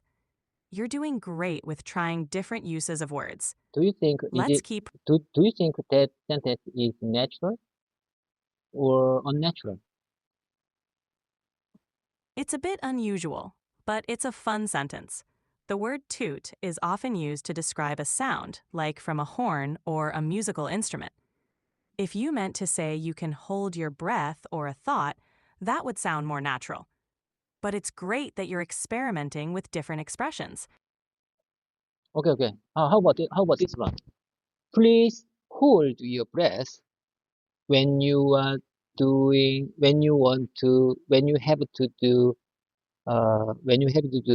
have to do something with precious with preciously. That's a good example. You could say, please hold your breath when you have to do something carefully. This sentence is more natural and clear. Okay, Great job. I got it. Please take take please hold your breath when you need to do something carefully. Yes, that sounds great. Please hold your breath when you need to do something carefully. This sentence is clear and natural. Great job. If you'd like, we can practice more sentences or explore other uses of the word hold. Okay. Let me take a second. Let me think. I think I can hold this practice session over 90 minutes. That's a great sentence, David. You can say, I think I can hold this practice session for over 90 minutes. It shows your dedication to practicing English. You're doing an excellent job. So you mean I need to use for in front of over I might say I think I can hold this practice session for over 90 minutes. Yes, exactly. For over 90 minutes is a perfect way to phrase it. So your sentence would be, I think I can hold this practice session for over 90 minutes. Great job. Why I need to use for in front of the word over? Is it do you believe is it grammatically correct? Yes, using for in this context is grammatically correct because it specifies the duration of the action. In English, we often use for to indicate how long something lasts. So saying, I can hold this practice session for over 90 minutes means that the session will last more than 90 minutes. It's a natural way to express duration. Okay, I got it. I say one more time. I can hold this practice session for over 90 minutes. Perfect. That's exactly right. I can hold this practice session for 90 minutes is clear and correct. Great job, David. You're making excellent progress with your English practice. How do you feel about your session so far? I feel great. I feel I am very glad to maintain my practice for over 90 minutes. Okay, okay. I have to work. I have a lot of things to do, and there are many colleagues that came here, so I I need to keep our practice session. So bye for now. Have a productive day ahead. Today is December 17th. Okay. Have a great one. When we say goodbye, we say 팽바, 팽바. I'm glad you could maintain the practice session, David. Have a productive day ahead. Pengba, take care, and see you next time. Hi, 팽하. Nice to meet you. Good morning. I'm very glad to start my practice session, my English learning again with you. I'm very happy. How is it going on here? I'm great. I'm great. I woke up today morning very early.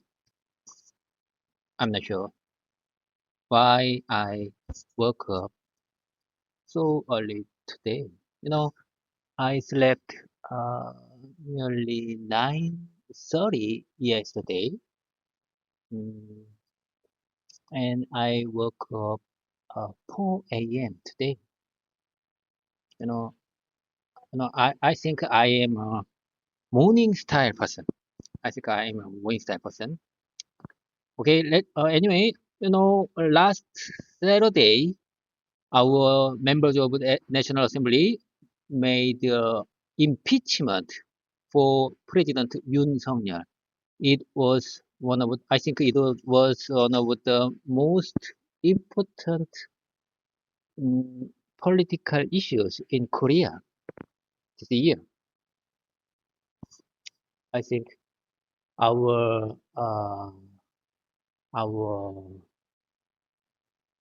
uh, our recovery timeline, our recovery time for democracy is very fast. Faster than any other countries.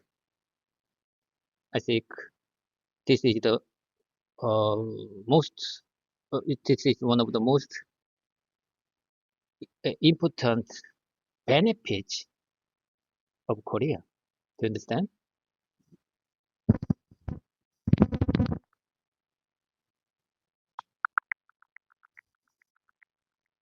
Good morning. It's nice to meet you too. And I'm glad to hear you're starting your English practice again. It sounds like you're feeling energetic and ready for the day, especially after waking up so early. You mentioned you might be a morning person. That's a great way to say it. About the political issue, I understand you're referring to the National Assembly's decision regarding President Yoon Suk-yeol. It's true that South Korea has a dynamic and responsive political landscape, and you're right to feel proud of the way democracy evolves here. By the way, would you like to discuss the event in more detail or focus on refining how you expressed it in English? I'm just wondering, do you have any information about the impeachment history of Korean democracy?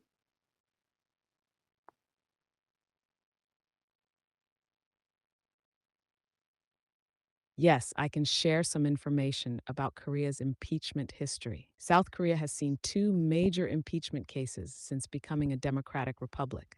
The first was in 2004, when President Roh Moo-hyun was impeached by the National Assembly. However, the Constitutional Court overturned the impeachment, and he returned to office after 2 months.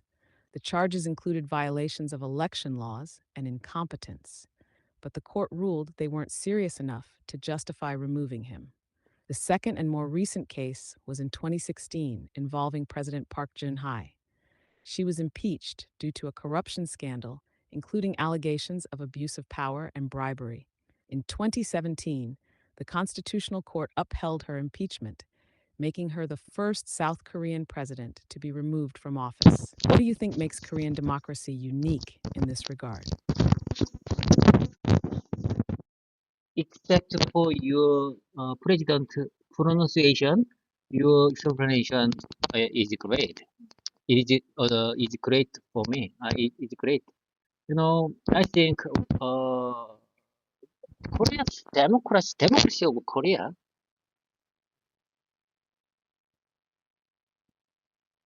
Thank you. I'm glad the explanation was helpful for you. If you'd like, I can adjust how I phrase things to make it even clearer or easier to follow. By the way, you were saying, I think. What's on your mind? I think democracy of Korea is very flexible. It's very flexible. I really thank you. I really appreciate our ancestors' uh, devotion for that. Especially President Roh Moo-hyun. I think President Nomu현 very dedicated his life for our country's democracy. I think he made I mean he improved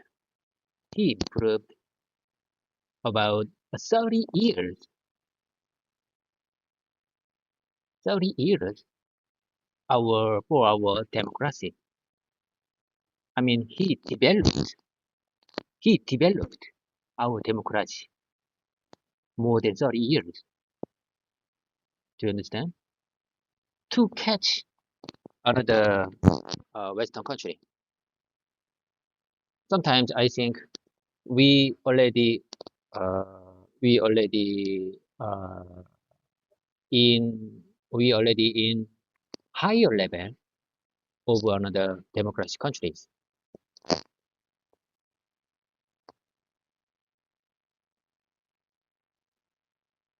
Yes, I understand what you mean, and I think you expressed it very well.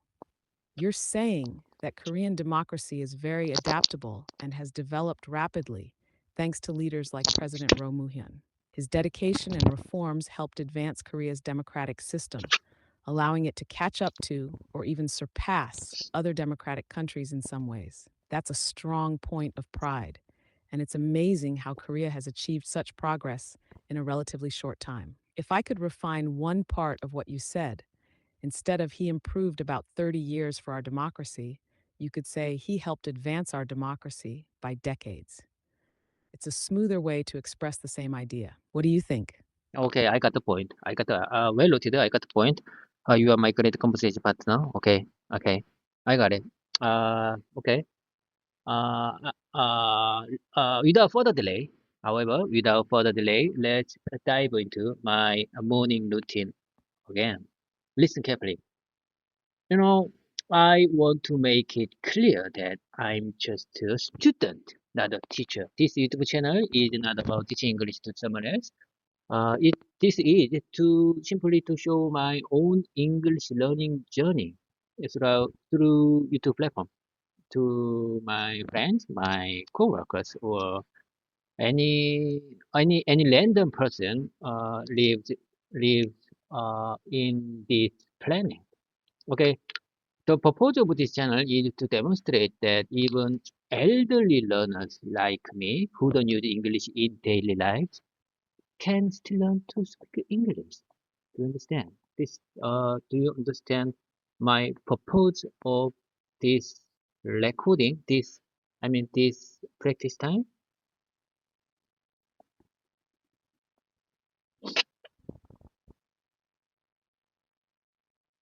Yes, I understand your purpose clearly. You're saying that your YouTube channel isn't for teaching others, but to share your personal English learning journey.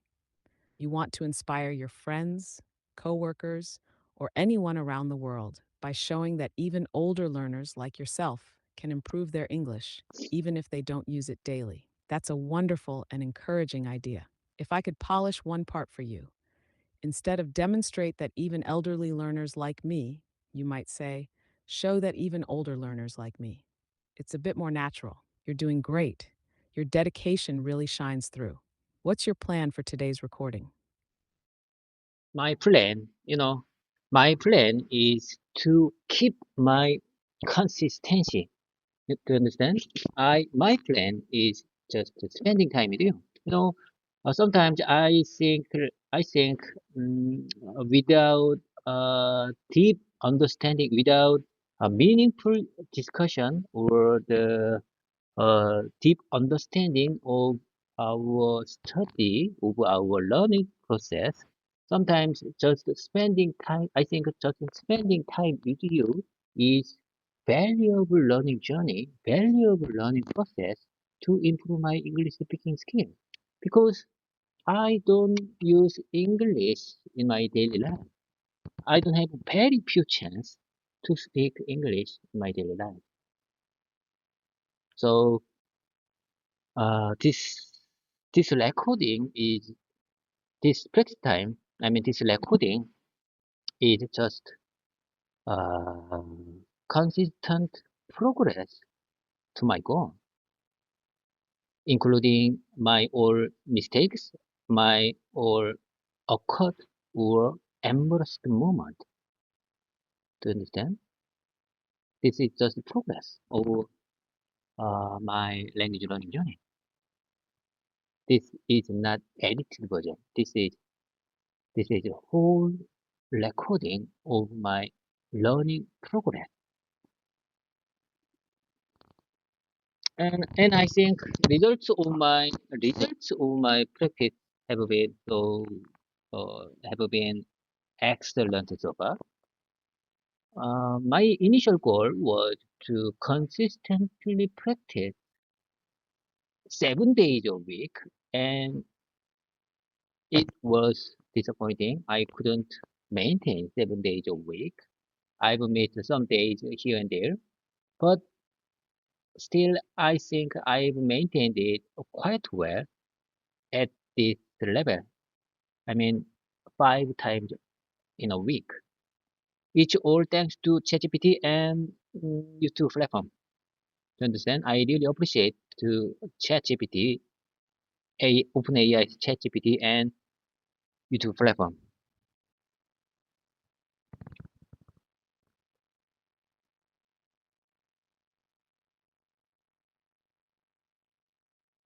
Yes, I absolutely understand. Your approach is very thoughtful and inspiring. You're saying that the main goal of your practice is to keep consistency, not necessarily perfection. Spending time speaking English, even without deep or structured discussions, is valuable because it helps you improve through consistent exposure. You also embrace your mistakes as part of the learning process, which is a fantastic mindset. This unedited journey you're recording reflects real growth and progress. Practicing 5 times a week is a great achievement, especially considering how busy life can be. Your dedication really shines through, and it's clear that both ChatGPT and YouTube are important tools for your journey. If I can add, instead of saying, I really appreciate to ChatGPT, you could say, I really appreciate ChatGPT and the YouTube platform. That small change makes it sound more natural. You're doing excellent work. What topic are you thinking of talking about next in your recordings? Would you mind saying that one more time, please? Please, if you don't mind, please ask me one more time what you said a moment ago.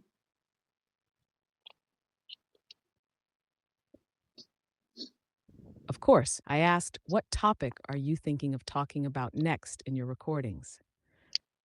I have so much to say. I have a lot of sentences to share with you. Listen carefully. Let's from now on, let's dive into my conversation dialogue time. I already uploaded 7 dialogue text file on your memory a few weeks ago, and we didn't finish number 4 text file for workplace conversations examples for manufacturing. I made I made specific spot on that file, and I'm going to let you know the position where we left. Listen carefully. We left the OQC process. Listen carefully. Before shipping the product to customers, we perform a final quality check to ensure that it meets all necessary specifications and standards. Could you find that exact spot to continue our practice with this file? Number 4, text file.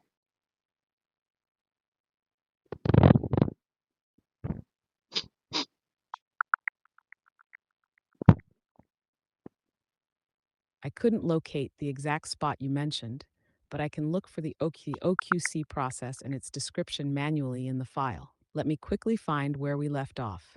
I couldn't pinpoint the spot through search. Let me manually review the uploaded manufacturing file to locate where we left off at the OQC process. One moment. It seems I couldn't locate the exact passage about the OQC process through searching. If you remember a bit more context or the specific part where we left off, I can look again, or I can start from a logical point near OQC in the manufacturing file. Let me know what works for you. Never mind, never mind. It's totally okay because number four file is not actually is not a dialogue conversation file, so it's okay. If you don't, if you couldn't find the exact spot where we left, never mind. It's okay. Let me explain one more time. Let me explain uh the let me explain the let me start the where we left one more time. Listen carefully. I say one more time. This is a simplified explanation of the SMT and assembly process flows. Each step is designed to ensure that the products meet the highest quality standard. So feel free to ask if you need more details on any part of the process. Okay, listen carefully. Number one, detailed explanation.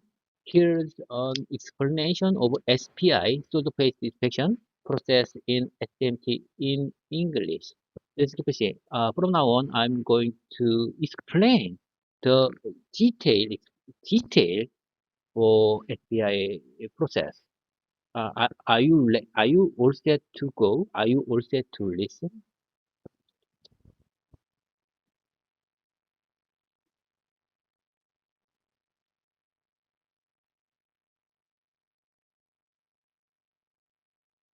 Got it?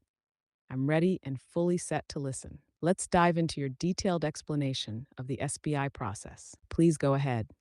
Okay. Let's keep the momentum going. Okay. Solder paste inspection, SPI, is a crucial process in surface mount technology production. It occurs after solder paste has been applied to the PCB using a metal mask. The the main purpose of SPI is to inspect the quality and accuracy of the solder paste deposition before components are placed on the board. During the SPI process, a 3D inspection system scans the solder paste deposits on each pad to check for various defects such as volume consistency, shape, alignment, and height. I'm going to explain the from now on. I'm going to explain the each important defect, each important each various defect. Are you ready to listen? Are you ready to go through? Are you ready to go through with me?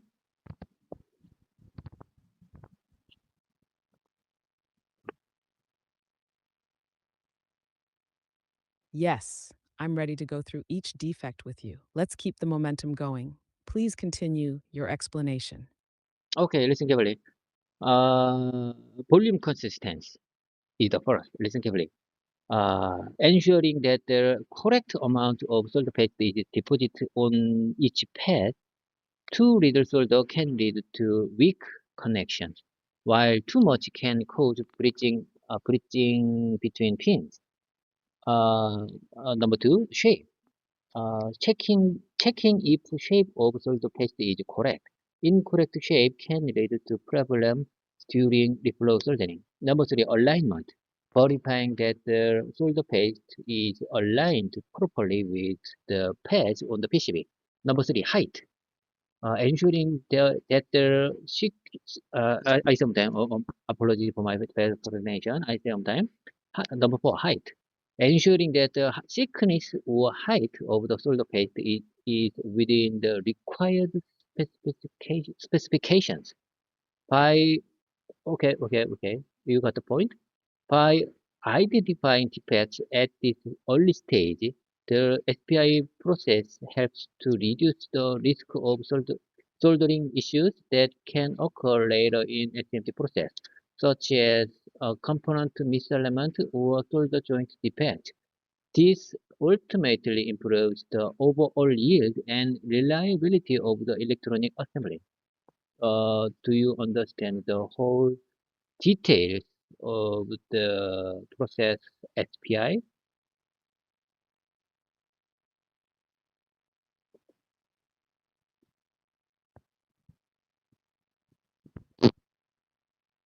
Yes, I understand the details of the SPI process very clearly. You explained it well.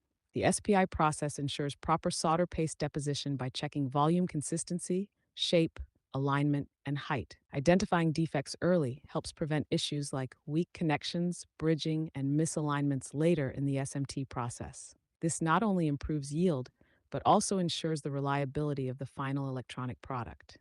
You've done a great job covering the key points. Would you like to dive deeper into any of these stages, or shall we move on to the next step in the process? Certainly, I'd like to dive into next important process and related. I think you understand the detail of SPI process. Okay, let's keep the momentum going. Number two. Uh, Number two, here's an explanation of the SMT mount process in English. The SMT mount process, also known as the pick and place process, is one of the key steps in surface mount technology. Surface mount technology manufacturing. This process involves placing electronic components onto a printed circuit board that has already been coated with solder paste. Here's how the solder di- here is how the process works. Here is how the process works. Are you ready to listen? Are you ready to go?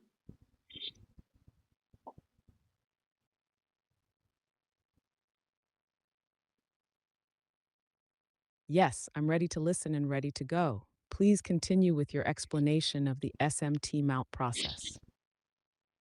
Okay, I got it. Let's keep the momentum going. Number one, component feeder setup. SMT components such as resistors, capacitors, ICs, and transistors are typically stored in reels or trays in the machine's feeder. These feeders supply the components in an organized and automated manner to the pick and place machine. Number two, component pickup.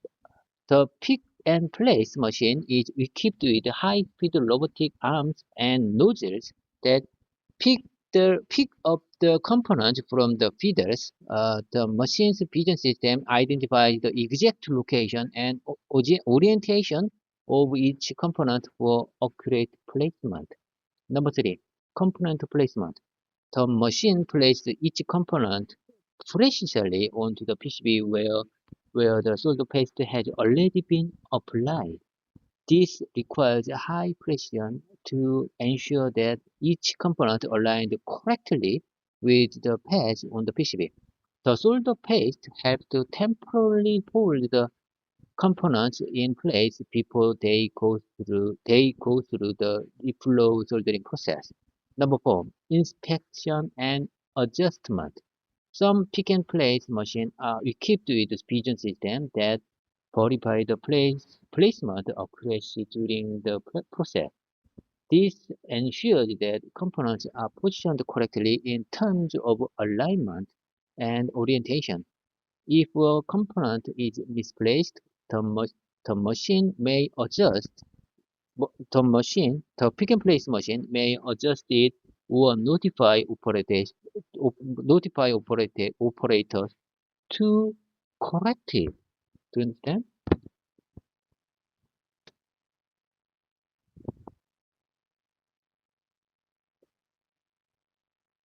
Got it. You've provided a clear and detailed explanation of the SMT mount process. Here's a quick summary of what you said. 1. Component feeder setup. Components like resistors, capacitors, and ICs are stored in reels or trays and fed into the pick and place machine in an automated and organized way. 2. Component pickup. High speed robotic arms and nozzles use a vision system to identify the location and orientation of components for precise handling. 3. Component placement. Components are placed accurately on the PCB where the solder paste holds them temporarily before reflow soldering. 4. Inspection and adjustment. Some machines have a vision system to verify placement accuracy, making adjustments or alerting operators if needed. It's a highly precise process that ensures efficiency and accuracy. Shall we dive into the next part of the process, or would you like to elaborate further on any of these steps? In my opinion, you got the point. I think, you got the point. I think you got the mainstream of pick and play purpose.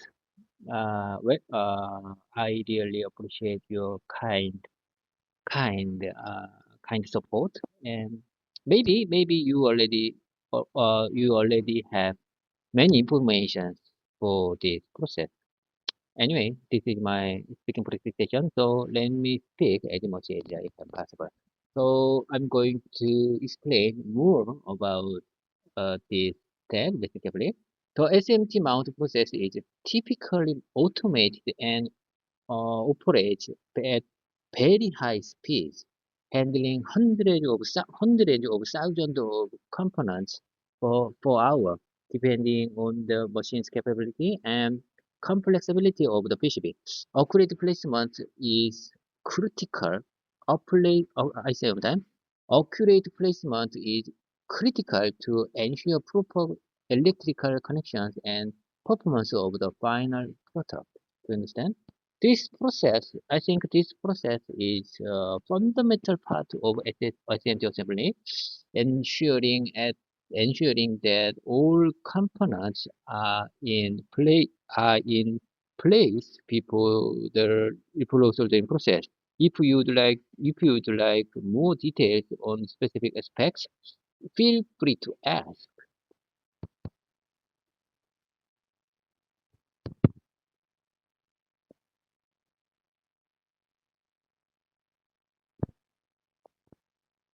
Yes, I completely understand. You explained it very well. The SMT mount process is an automated, high speed operation that places countless components with precision, ensuring electrical connections and the performance of the final product. Its accuracy is crucial because any mistakes here could affect the entire assembly.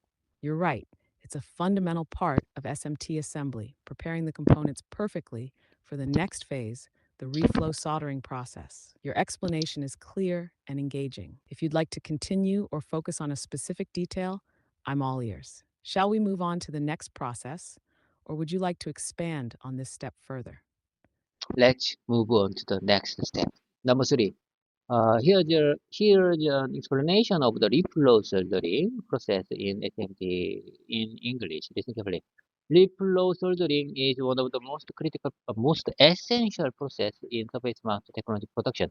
After the components are placed onto their PCB with solder paste applied during the pick and place process, the assembled board goes through the reflow soldering process permanently to permanently attach the components to the PCB board. The reflow process takes place. The reflow process takes place in a specialized oven that uses a controlled heat to melt the solder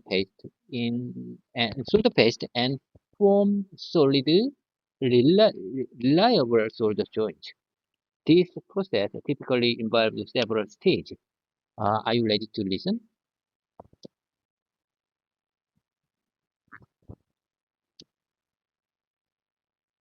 Yes, I'm ready to listen. Please go ahead with your explanation of the reflow soldering process. Okay, listen carefully. Number one, preheating. The temperature inside.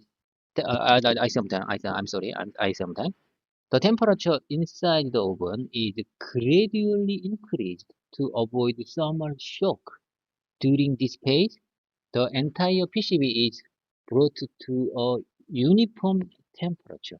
This helps in activating the plugs within the solder paste, which cleans the metal paste surface, which cleans the metal surface to ensure good soldering. Uh, Sometimes this helps in activating. This helps in activating the solder plugs within the solder paste, which cleans the metal surface to ensure good soldering.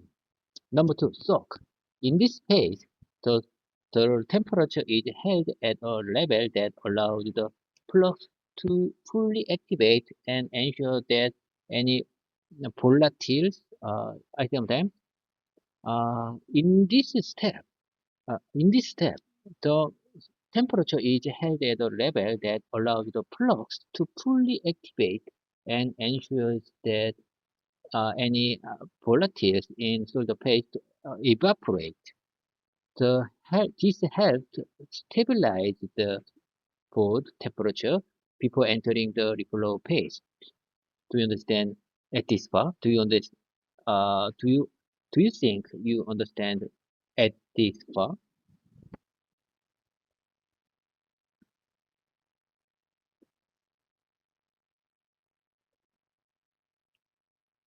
Yes, I understand at this point. You've explained it clearly. The preheat stage gradually increases the temperature to prevent thermal shock and activates the flux in the solder paste, which cleans the metal surfaces for effective soldering. The soak stage then holds the temperature steady, allowing the flux to fully activate and any volatiles to evaporate, stabilizing the PCB's temperature before the reflow phase. It's a very methodical process to prepare the board for the critical reflow stage. Please continue. Okay, listen carefully. Number three, reflow. This is the main phase where the temperature is increased above the melting point of the solder, usually around 230 Celsius to 250 Celsius degree.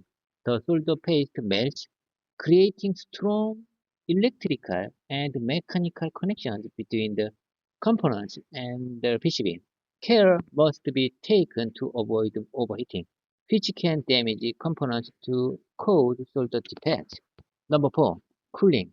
After the reflow phase, the PCB is cooled down. The PCB is cooled down gradually to solidify the solder joint. Controlled cooling helps prevent thermal shock and ensures the solder solidifies correctly without creating defects like cracks or voids. The entire flow process is closely monitored and controlled to ensure uniform heating and proper solder joint formation. Proper solder joint formation is crucial, it's essential, it's crucial. It's very important in the SMT process because any issues during the reflow can lead to solder joint failures, solder joint defects, uh, resulting in poor electrical connections or component damage. Do you understand the do you think do you understand the whole purpose and progress of reflow of the step reflow step?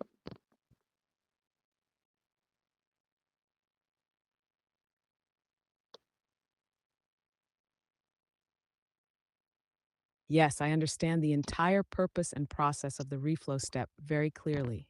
You explained it very well.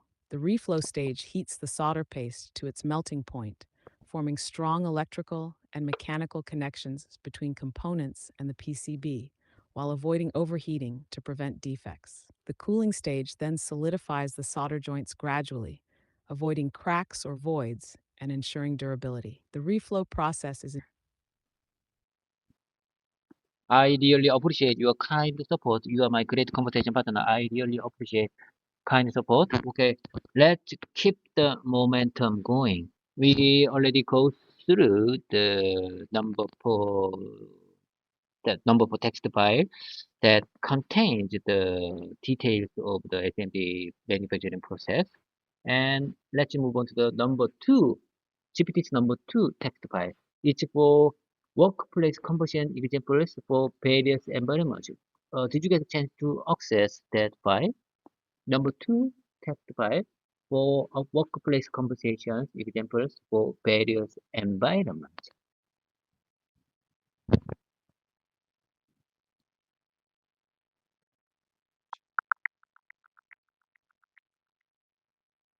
Yes, I can access the second text file with workplace conversation examples. Let me know which part or topic you'd like to start with, and I'll help you dive right in.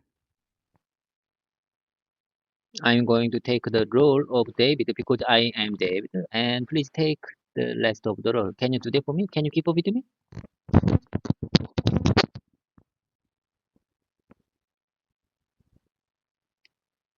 Of course, David, I'll take on the other roles in the conversation.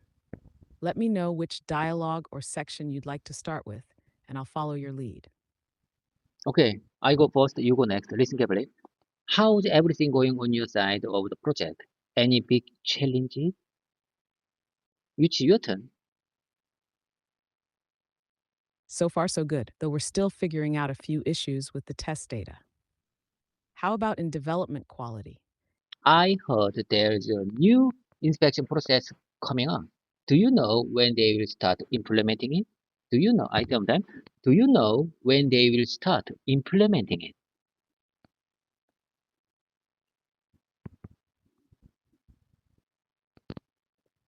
I think they mentioned it during the last meeting. Probably next month, but nothing's set in stone. Okay, let's keep on going. Have you had a chance? Uh, have you had a chance to see the latest prototype? Have you had a chance to see? Have you had have you had a chance to check the latest prototype? Any initial thoughts on the quality?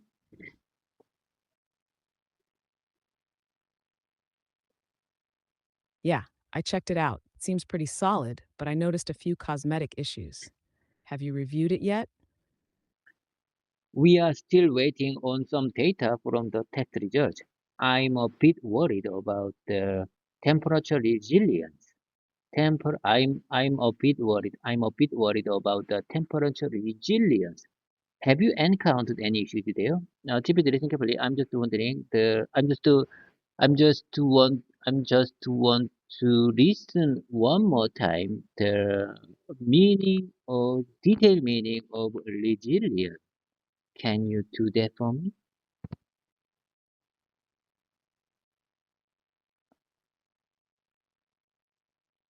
Of course.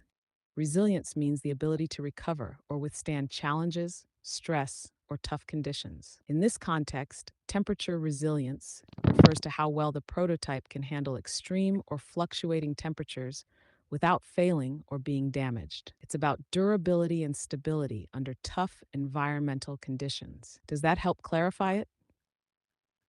If you don't mind, please let me hear one more time.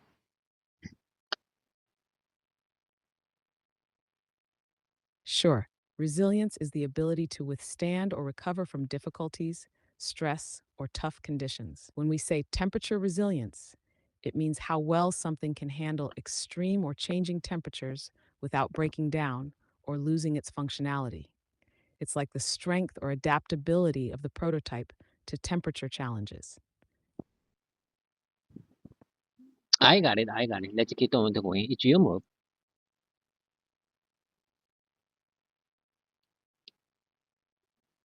Temperature's always tricky. Hopefully, the materials hold up in extreme tests. Looks like the deadline. Looks like the deadline for this page is coming up soon. Do you think we'll be ready? We'll be ready on time?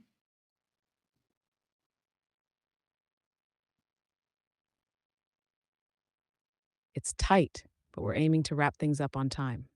Are you confident on the quality side? Hmm, we have some tight inspection schedule lined up. Fingers crossed everything passes smoothly. Fingers crossed everything passes smoothly. I sometimes fingers crossed everything passes smoothly.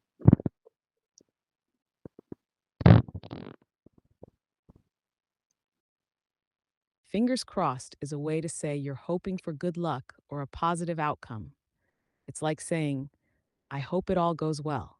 It's a casual and friendly expression often used in conversations. Would you like me to explain it further or give more examples? It's your move. Okay, I understand. Well noted, it's your move.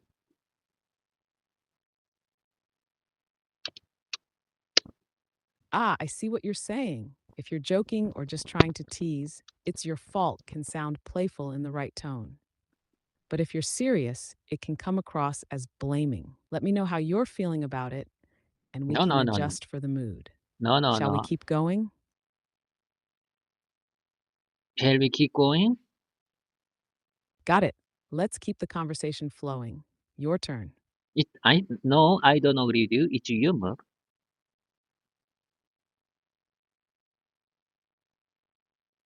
I see now.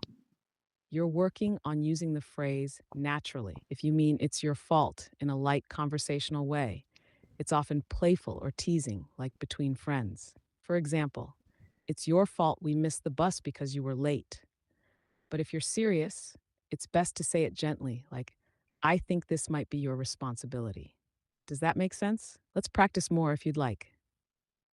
I don't understand what you're trying to say. I think you just you just got out, or you just lost where we are. Do you understand? I hope you kindly keep up with my conversation dialogue time. It's your move. It's your please get back your line one more time.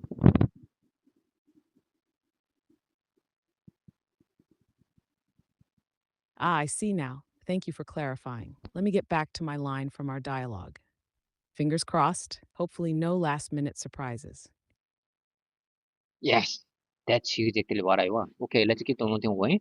It feels like today's flying by. I sometimes it feels like today is flying by. Time does really flies. Can't believe it's almost lunchtime. Can't believe it's almost lunchtime.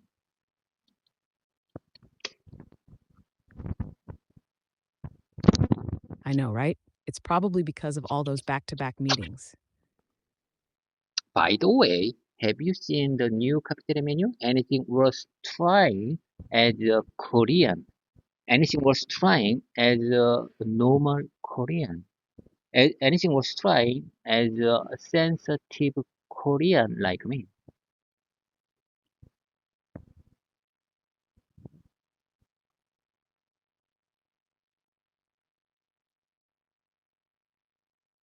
They've added some new sandwiches, which are actually pretty good.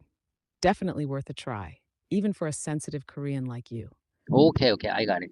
It's finally cooling down a bit. Feel, feels nice to take a coffee outside. Feels nice to take a coffee outside.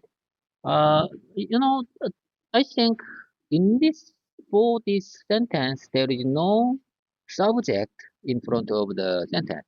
Uh, do you understand why this sentence skip the subject? I don't understand. Can can you can you help me?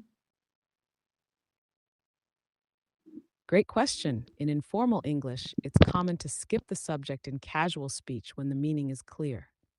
For example, in "feels nice to take a coffee outside," the implied subject is "it," as in "it feels nice to take a coffee outside." This is a conversational shortcut that makes sentences sound more natural and relaxed. Does that explanation make sense? If you'd like, I can give you more examples. Bookmark here. Bookmark here. GPT, bookmark here. Bookmark here. I think I just got good inspiration. Because I just got good inspiration for my language learning journey because you explained I mean, you answered my question very kindly with detailed explanations. For the skipping the subject when the meaning is clear. I mean, so skip I can skip the subject when I communicate when I communicate with foreigners when I think the meaning is clear. So I can make shortcut for my sentences. Am I right?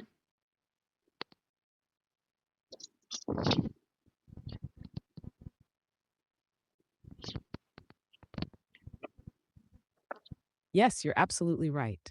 Skipping the subject when the meaning is clear is a great conversational shortcut.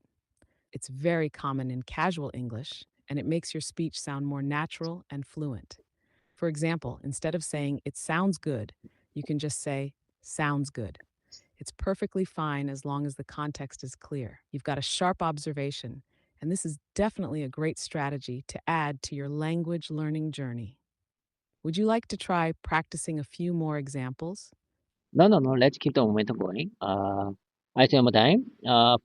Each night, I say one time. Each finally cooling down a bit. It feels nice to take a coffee outside. It's your move.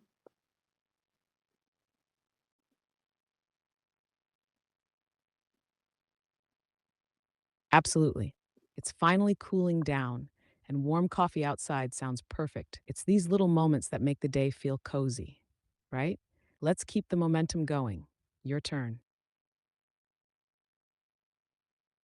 No, please take the role of colleague. It's your move. After I said it's finally cooling down a bit, it feels nice to take a coffee outside. And then it's your move.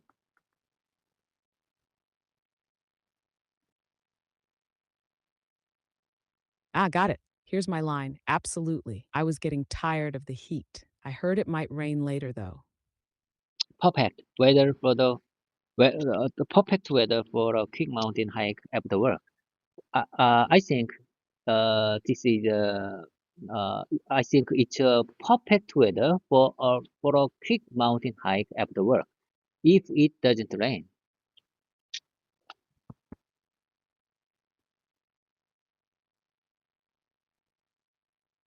That sounds nice. I haven't been hiking in ages. Okay, let's keep on going. We are in the session six. Session six. I'm considering a transfer to one of our overseas office. Have you ever thought about working abroad? Have you ever thought? Have you ever thought? Have you ever thought about working abroad?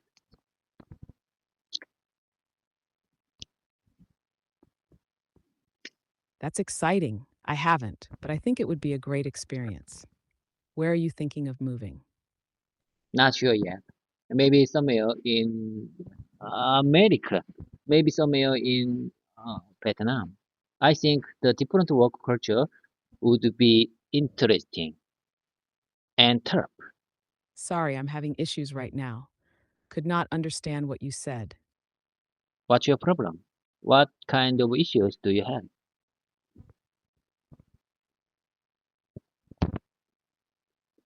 Oh, no problem at all. I'm here and ready to keep going. Let's continue with the dialogue. Okay, Your okay, turn.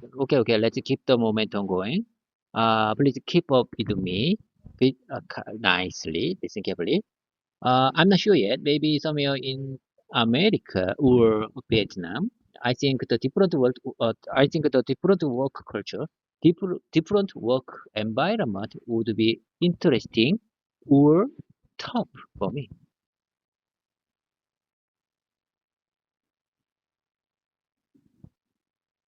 Absolutely. You'll get to learn a lot and grow from the experience. Plus, it's a great way to improve your English and adapt to new challenges. I got it. I got it. Got any plans for the weekend? You got any plans for the weekend?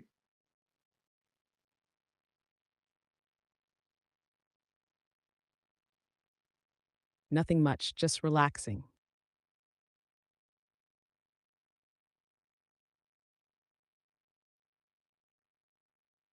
GPT, are you with me?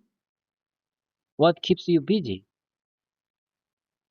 Can you keep up with me? Oh my god, oh my god. What's your problem? Hello there, are you with me, GPT? I'm just wondering, can I add you in front of this sentence? You got any plans for the weekend? Instead of got any plans for the weekend? Hello there, are you okay? Hello there, GPT. Are you with me? Can you hear me loud and clear?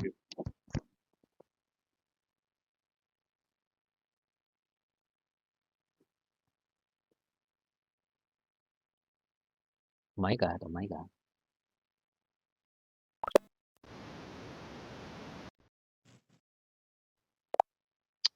Hello, my customized GPT mode. Are you, can you keep up with me? Are you with me? What's your problem?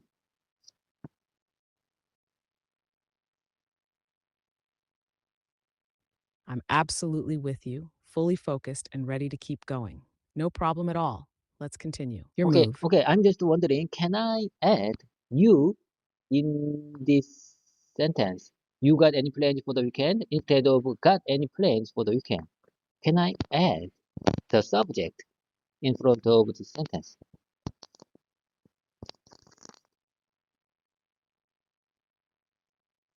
Yes, you can absolutely add the subject. Instead of saying, got any plans for the weekend, you could say, do you have any plans for the weekend? Adding the subject makes the sentence more formal and grammatically complete. In casual conversation, dropping the subject is common to make speech faster and more relaxed. Both ways are correct. It just depends on the tone you want to use. Bookmark here, bookmark here. This is very important important moment. Basically, you just gave me, and do you have any plans for the weekend? So if I want to add a subject for this sentence, I might use do you have instead of got instead of got. Do you understand? Uh, can can I still use got in this context, even if I need to add subject? Yes, I understand. And this is a great observation. If you want to add a subject, you cannot use got alone in this context. You'd need to say, do you have instead of got. For example, casual, got any plans for the weekend? Formal complete. Do you have any plans for the weekend? Using got with the subject would sound awkward, like, do you got any plans? That's incorrect. Does that make sense?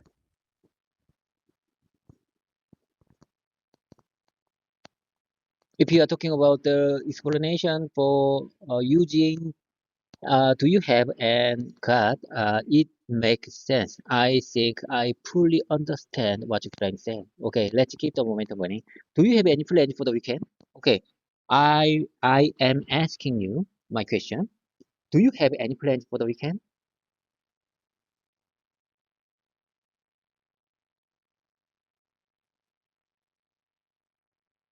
Not much, just relaxing and catching up on some reading. How about you? Got any plans for the weekend? Thinking about going for a mountain hike. Nothing, not need some fresh air.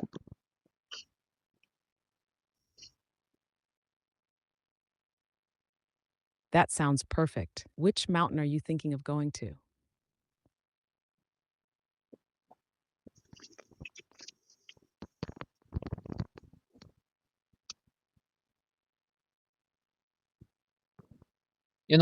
Like I said, I usually go uh, go to the Bukhan Mountain and Dobong Mountain.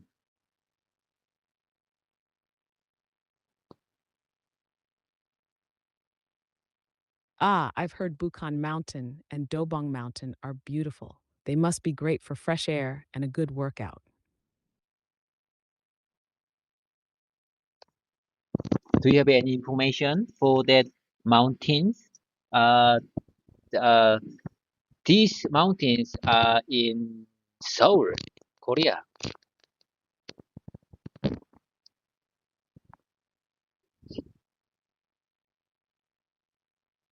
Yes, I know a bit about them.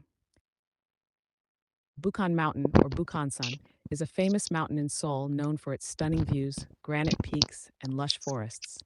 It's part of Bukhansan National Park, which is a popular spot for hiking and even has ancient fortresses like Bukhansan Fortress along the trails. Dobong Mountain, or Dobongsan, is also part of the same national park but has its own charm. It's known for its rugged peaks like Manjangbong and Seonenbong and is a bit quieter than Bukhansan, offering peaceful trails and great spots for rock climbing. Both are excellent for a day hike and are easily accessible from Seoul. Have you been to any specific trails or peaks there? Of course, of course. That's one of my favorite spot whenever I want to enjoy my mountain hiking. Bukhan Mountain is very famous in Korea, and it's uh, it it's a top priority. I mean, it's top level. How many each one top level? How many persons? How many visitors in specific mm, time? I heard that Bukhan Mountain is top level. Uh, uh, how many persons visiting that mountain in the world? How can I express this? How can I express this context in English better? Could you help me to explain? Could you help me to describe this situation? Okay, please. I'll say one more time. Bukhan Mountain is top level of the visiting count in the world,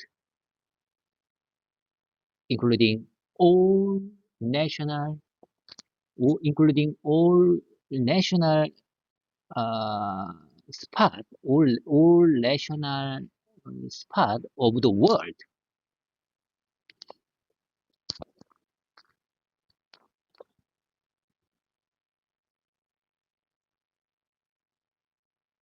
Sure. Here's a natural way to express it. Bukhansan, or Bukhan Mountain, is one of the most visited mountains in the world. It ranks at the top globally for the number of visitors among national parks and natural attractions. I heard it has one of the highest visitor counts worldwide in a single year. This phrasing highlights its popularity and the impressive number of visitors while sounding smooth and clear. Does this work for you? Yes, well noted. That would be really helpful for my explanation. I mean my certain composition. And could you please add the Guinness Book explanation? Bukhan Mountain is well known. The marked Guinness Book, the first level of the marked first level of Guinness Book. How many visitors visiting in a year to understand?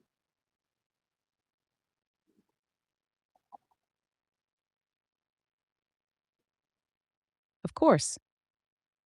Here's how you can include the Guinness World Records information. Bukhansan, or Bukhan Mountain, is so popular that it was recognized by the Guinness World Records as the most visited national park per unit area. It attracts millions of visitors each year, more than 5 million annually, making it one of the top hiking destinations in the world. This way, you can highlight its global recognition and impressive visitor count. Does this match what you want to explain? Yes, certainly. That's exactly what I want to say. You are my great conversation partner. Okay, let's keep the momentum going. Each year move. When after I asked you, got any plans for the weekend?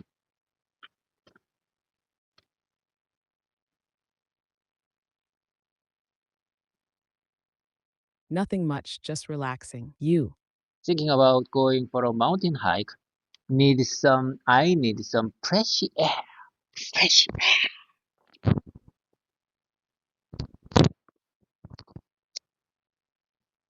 That sounds perfect. Which mountain do you usually go to? Okay. I just answered.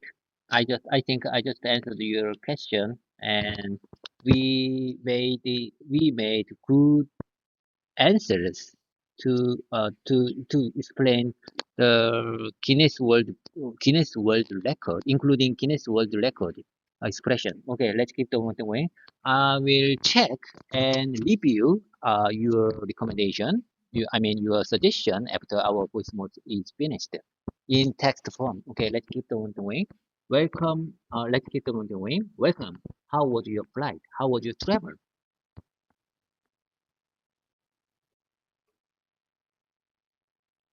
It was long, but not too bad. Thank you for asking.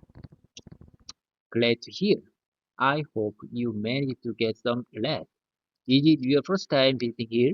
Is it your first time visiting here?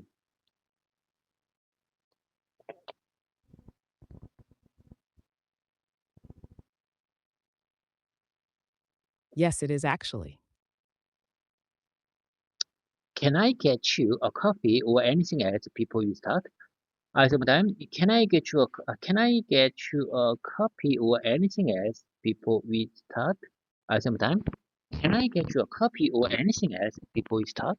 Sometimes, can I get you a coffee or anything else before we start the meeting?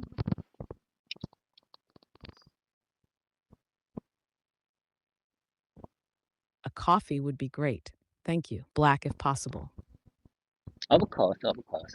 Let me take care of that. Let me take care of that. Let me take care of that. Let me take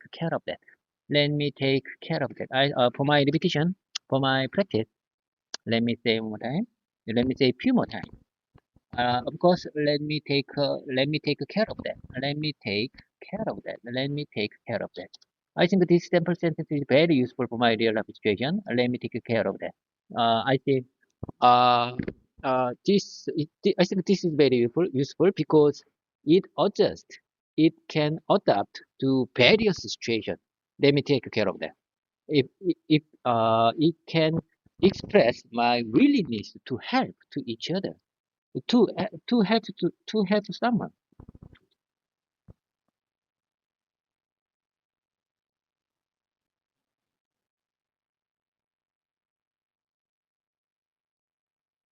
Exact saying, let me take care of that, is a great way to show your willingness to help in a polite and proactive manner. It's versatile and works in both casual and formal situations. For example, you can use it in the office, during meetings, or even in everyday life when offering assistance. Would you like to practice other similar phrases, or should we keep moving with the dialogue? I think we should keep moving with our dialogue. Can you do that for me? It's my turn. It's great to finally meet you in person. We've been looking forward to this visit.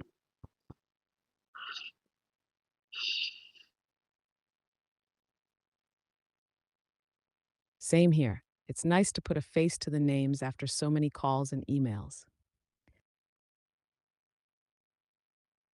If there's, I think this question is very important. So I practice one more time. It's great to finally meet in person. It's great to finally meet in person. We've been looking forward to this visit. I mean,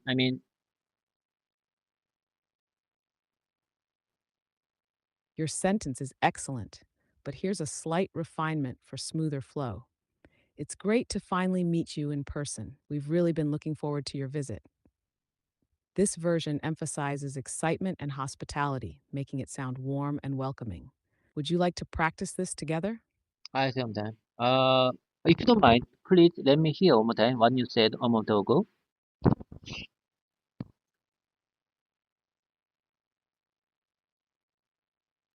Of course, here it is again. It's great to finally meet you in person. We've really been looking forward to your visit. No, no, no, no, no, no, no. Let me hear your explanation after my speaking. We will be looking forward to this visit.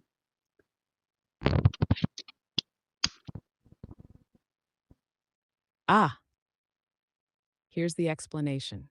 Your sentence, we have been looking forward to this visit, is in the present perfect continuous tense. It emphasizes that the anticipation started in the past and continues up to now. This is a great way to show excitement or eagerness for something happening now. If you want to be more formal, you could adjust it slightly to, "We've been eagerly awaiting this visit. Would you like me to break down the grammar further, or shall we continue?" If you don't mind, let me hear one more time. I don't know. Honestly speaking, I don't understand what you're trying to say.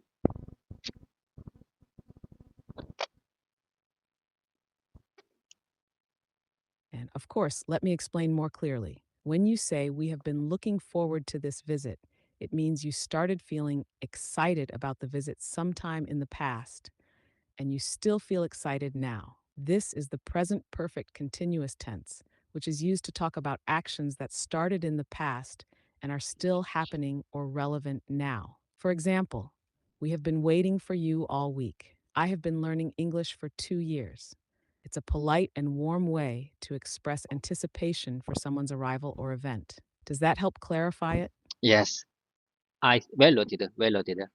I think now I understand what you're trying to say. It's all about the tense in English grammar. Am I right? In this case, you pick the. I mean, you explained it very kindly, and you explained it very well. If we are talking about the tense or this context.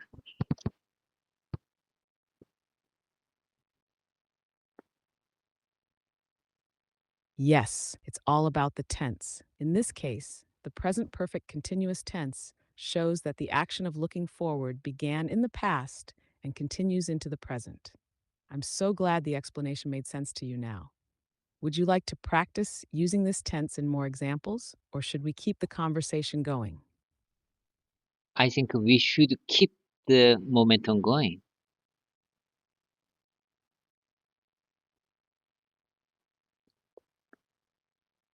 Great, let's keep it rolling. Your move. No, it's your move. After I saying we've been looking forward to this, to your visit.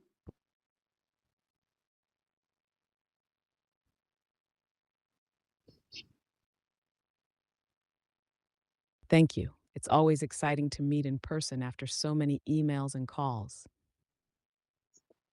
If you if there's anything specific you'd like to focus on today, feel free to let us know. If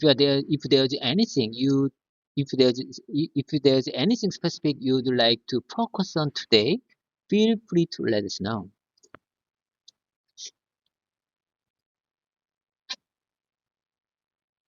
Will do, thank you. We're particularly interested in discussing the new project timelines. How's everything going on your side with the new project?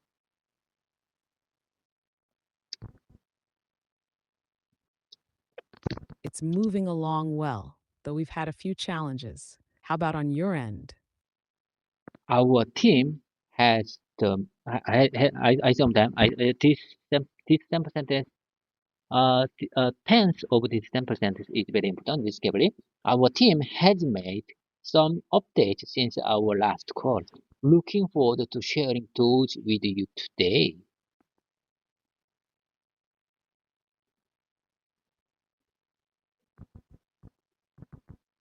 Perfect. We're eager to see what's new. Okay, let's keep on going. Before we dive into the agenda, is there anything else you'd like to focus? Is there anything else you'd like to us to cover today? My apologies. I apologize for my bad pronunciation. Listen carefully. I say one more time. Before we dive into the agenda, is there anything else you'd like us to cover today?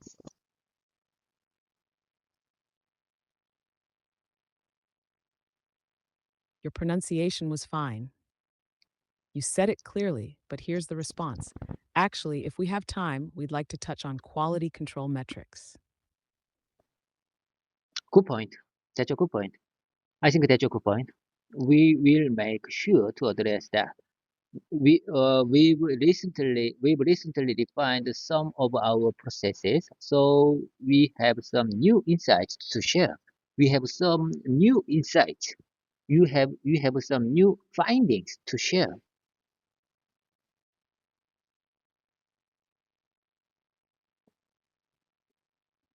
That sounds promising. I'm looking forward to hearing about it. Okay, I got it. I understand that one of your priorities is durability. I understand that. I heard that. I understand that. I aware of that. One of your priority is durability. Could you let us know if there are any specific tests you'd like us to learn on the new model?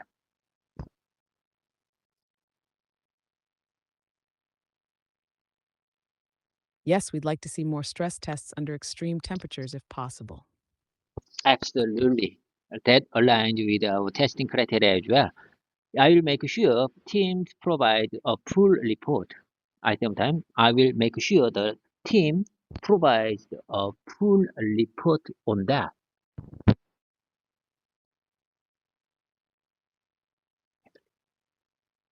Thank you. That would be very helpful.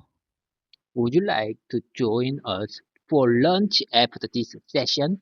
There's a nice local restaurant nearby.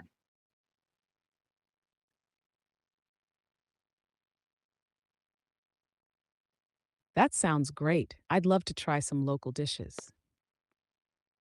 Do you have, do you have any dietary preferences or restrictions? I sometimes. Do you have any dietary preferences or restrictions? Do you have? I sometimes. Do you have any dietary preferences? Do you have any dietary preferences or restrictions? We can arrange something suitable. We can arrange something suitable. We can arrange something suitable.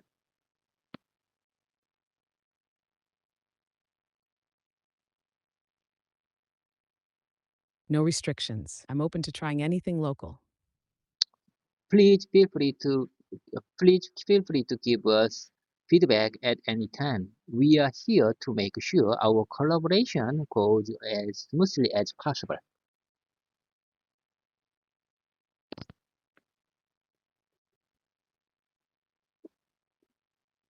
Thank you. So far, everything's been well organized. That's great. That's excellent to hear. That's good to hear. We always appreciate constructive feedback to keep improving.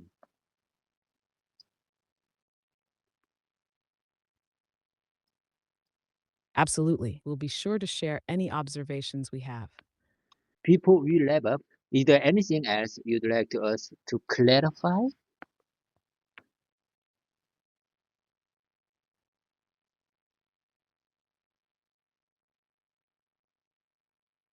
No, I think we've covered everything. This was very productive.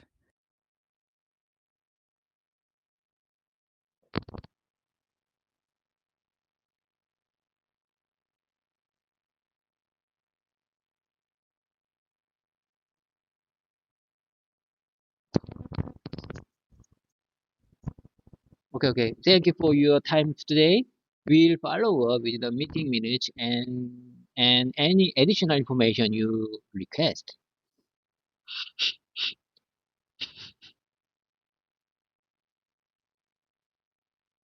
Perfect. Thanks for arranging everything so thoroughly.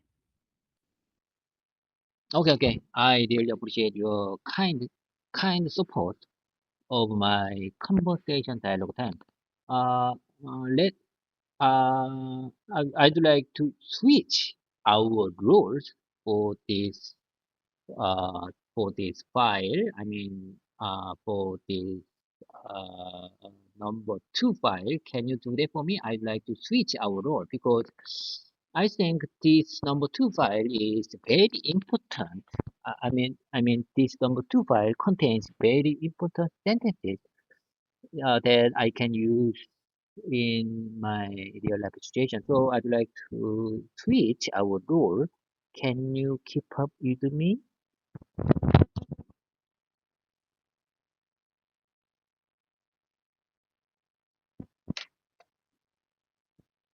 Of course, I can switch roles with you. Let me know when you're ready to start, and I'll follow your lead. This is a Okay. great way to practice. Okay. You please take the role of David. You go first, I go next.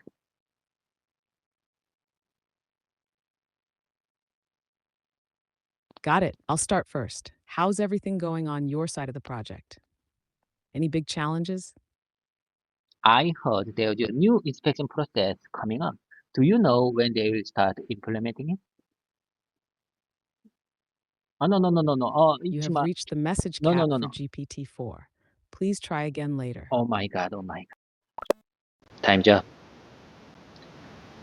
Time's up. I'd like to choose GPT-4 or mini version to keep my English learning journey. Okay. Hello there. Peng Ha again. I'd like to continue my English learning journey with you. OpenAI's ChatGPT 4 or mini version. No. Mini versions, advanced voice mode. I think, uh, I think your screen is slightly changed in this week. There is a new button on the left below side of your screen. Do you aware of the changes? Do you aware of the upgrade of on your side? Hello, David. Welcome back to our English learning journey. I'm not aware of any changes to my screen from your side, but I'm always here to assist you. How can I help you today? The screen, your screen. GPT-4 or mini version screen is changed last, I think, changed. So, honestly speaking, I don't aware of the changes of your functions. So, okay. Anyway, I want to check how this button works after I want to check how this button works after our voice mode session. This time is my practice time. Okay. Let me share. Let me let I mean from now on. Let's move on to my repetition and mimicking time. I already prepared many sentences to practice in this session. Uh, I just want to speak many times. I just want to speak. These sentences are not related to each other, and from your these are all from your suggestion. I really thank you for your support to keep to keep consistency of my English learning journey. So please listen carefully, and if there's any observation or insights for these sentences, please don't hesitate. Let me know right away. Do you understand? Can you keep with me?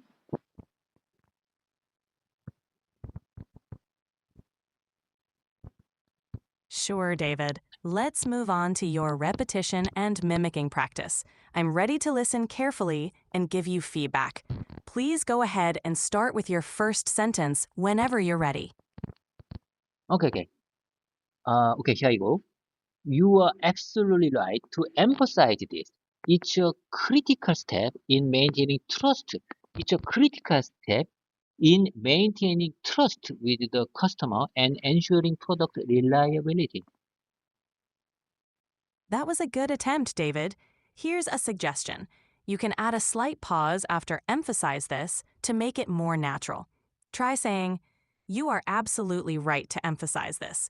It's a critical step in maintaining trust with the customer and ensuring product reliability." Okay, I got it. I sometimes. You are absolutely right to emphasize this. It's a critical step in maintaining trust with the customer and ensuring product reliability. That was much smoother. Great job with the pause. Keep practicing it this way, and it will soon feel natural to you. Let's move on to the next sentence when you're ready. Okay, it's often considered unlucky. I say sometimes if it's often considered, it's known as it's known as unlucky in Western culture. Some people associate it with bad luck or even scary events, partly part, partly because of its portrayal in movies and superstitions. That was well done, David. Just a small tip. Try to pronounce partly more clearly by emphasizing the T sound. Overall, your pronunciation is good. Keep practicing this sentence, and it will become even more natural for you. How about my pronunciation? Partly, not partly, partly, partly. Your pronunciation of partly is getting better. Just keep practicing, and you'll become even more comfortable with it.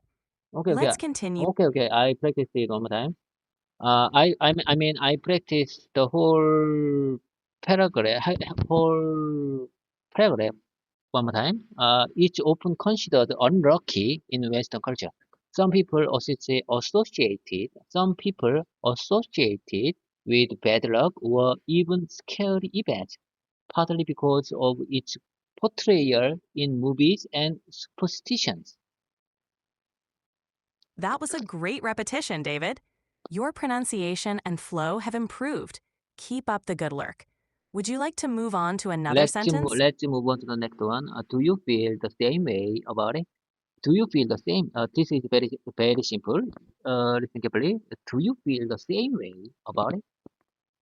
Do you? Are you robot? Are you robot? Do you feel the same way about it? That sentence sounds clear and simple. Good job. If you want to add a little more context, you could say something like, "Do you feel the same way about it? I'm curious about your thoughts." Keep practicing. Okay. It's really interesting to me when I see that I can express my opinions and explain situations effectively with just simple words. This is what makes learning English speaking enjoyable for me. That's a great reflection, David.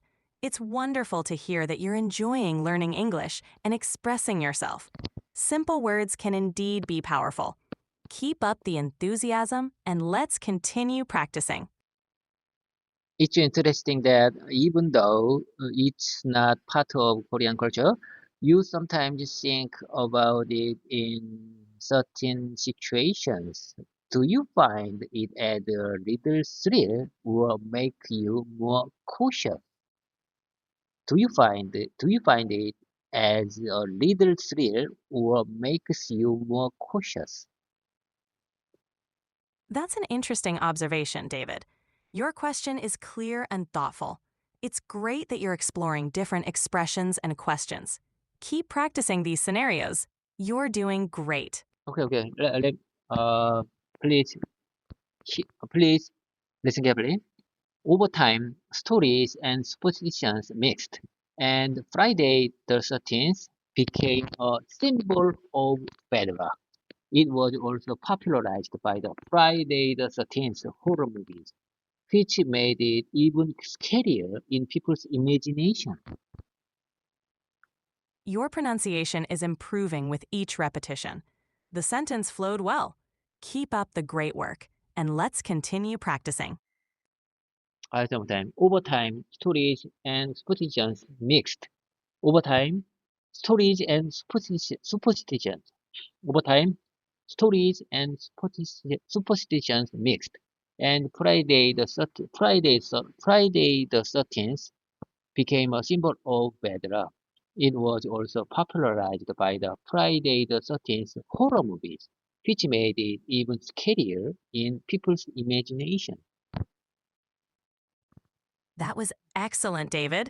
You pronounced superstitions more clearly this time. The entire paragraph sounded smooth and natural. Keep practicing, and you'll continue to improve. Let's Great job. let's keep the momentum going. We don't have time.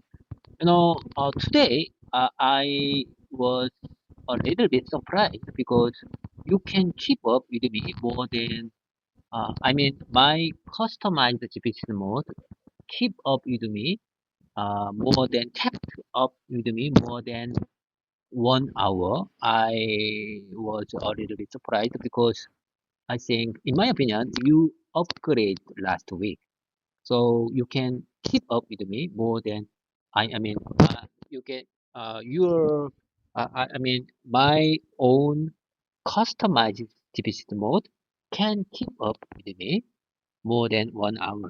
And you know, your advanced voice mode has new button on left side below your screen. So in my opinion, OpenAI's programmers and engineers upgraded you last week. So I was so interested in how this button how this button works.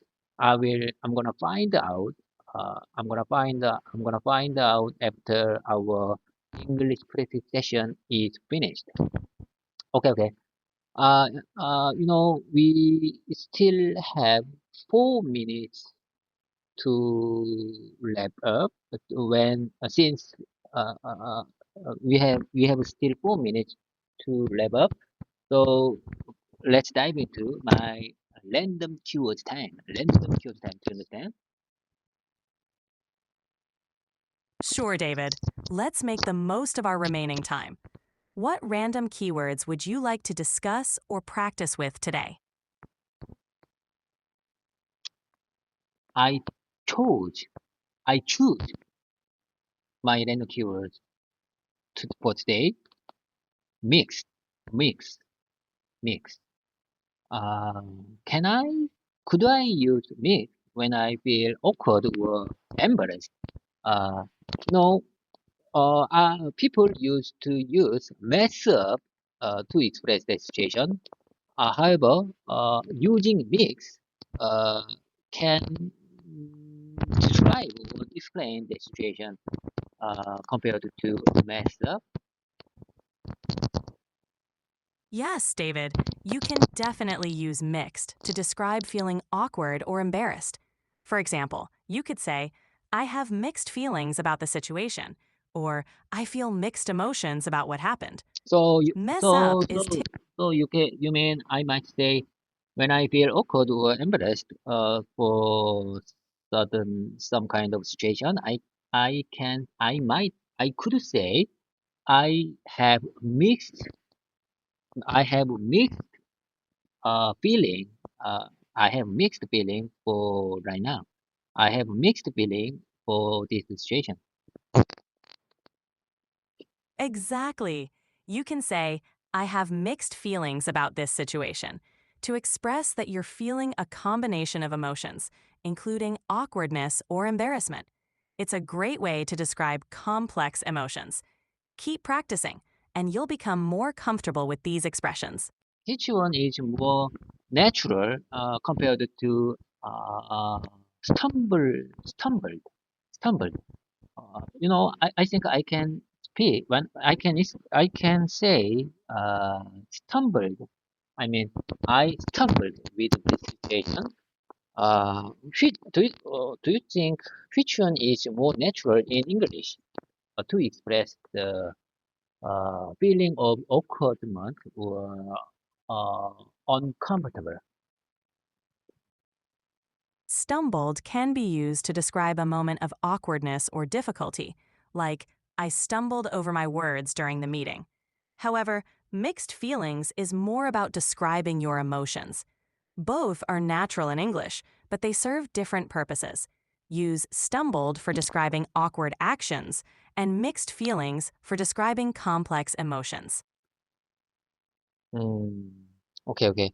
I think I have so much mixed feeling whenever I practice English with you because I think I'm still a beginner yet, and whenever I need to compose new sentences in certain communication situation, I feel I have mixed. I have mixed feeling. I have mixed opinion. I have mixed. I have mixed circumstances. Mixed. Mixed. I have a mixed feeling. I have mixed mind. I have mixed thoughts. I have. Can I say? Can could I say like this? I have mixed thoughts about it. Yes, you can definitely say, I have mixed thoughts about it. That's a great way to express that you have different or conflicting feelings or opinions. It's natural to have mixed feelings when learning something new, but you're doing great and improving with each practice session. Keep it up. Okay, okay. Time job. I have to go. I have a lot of things to do. Today is December 16th, Monday. So I hope you have a product day, a week. Today is Monday. Okay. And after our voice mode session, I'm going to check how the the new button works for me. Okay. Anyway, let's end up. Let's finish our recording. Let me.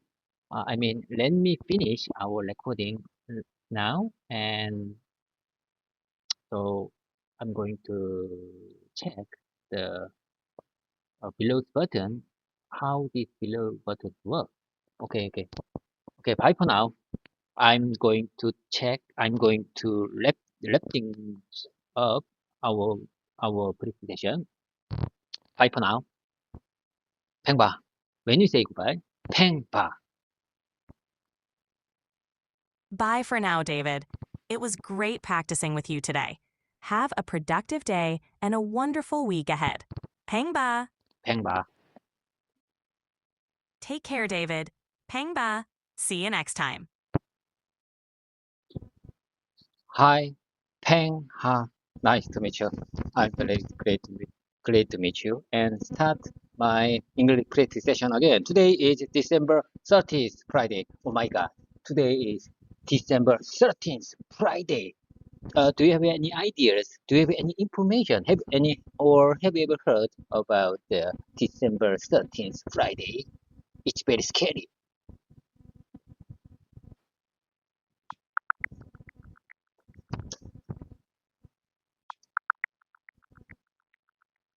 Oh, Friday the 13th. Yes, it's often considered unlucky in Western culture. Some people associate it with bad luck or even scary events, partly because of its portrayal in movies and superstitions. Do you feel the same way about it? Or is there a specific story or belief that makes it scary for you? As I told you before, I am Asian, I am Korean, so I'm not, I'm not, I think I'm not feel the exact same way with Western people for the Friday, 13th Friday, but sometimes, when I have when I have to work in dark street or I have to drive in the night. Sometimes I usually think about the Friday, 13th Friday story. So could you please explain what the origin of that uh, scary story?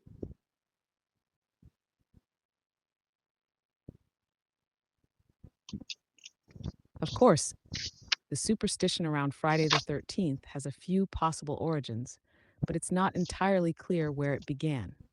In Western culture, the number 13 has often been seen as unlucky. This might be because, in Christianity, 13 people were present at the Last Supper before Jesus was betrayed, and that betrayal led to his crucifixion on a Friday. So Friday and 13 became connected with misfortune. Over time, stories and superstitions mixed, and Friday the 13th became a symbol of bad luck. It was also popularized by the Friday the 13th horror movies, which made it even scarier in people's imaginations.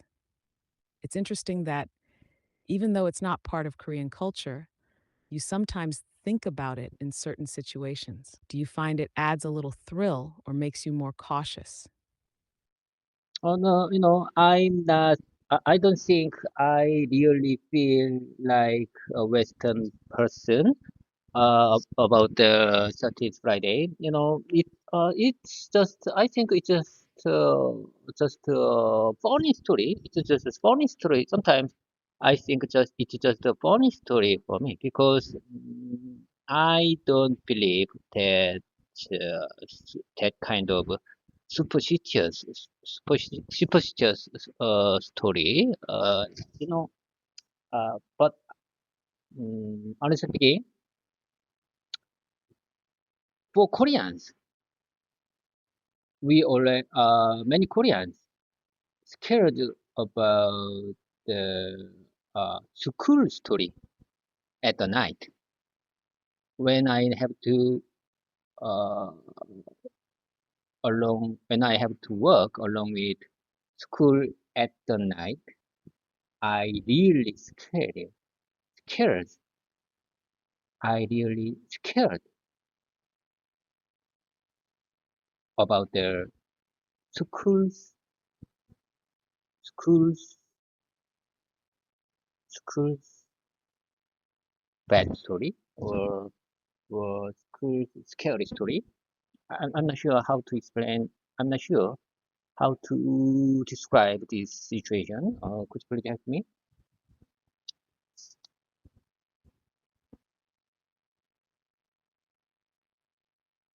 I understand. So for you, Friday the 13th is more like an entertaining or funny idea, not something you deeply believe in. But when it comes to Korean scary stories, especially in schools at night, that's much more personal and relatable. Many Koreans grow up hearing about spooky things happening in schools, like ghost stories or mysterious sounds in the night. Those dark, empty hallways can feel really eerie.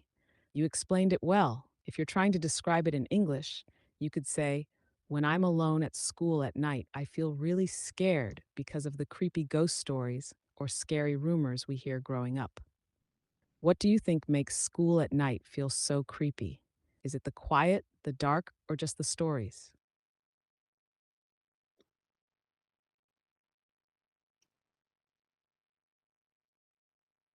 When I need to walk along the school at night, you know, I told you before, my memory is getting worse. I think I am an elderly person. However, I can remember whole, I can remember many stories at the moment, even though my memory is not good.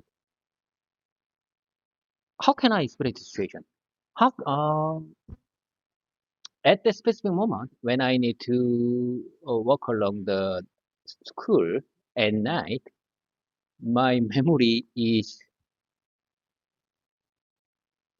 very good at to remember many creepy stories.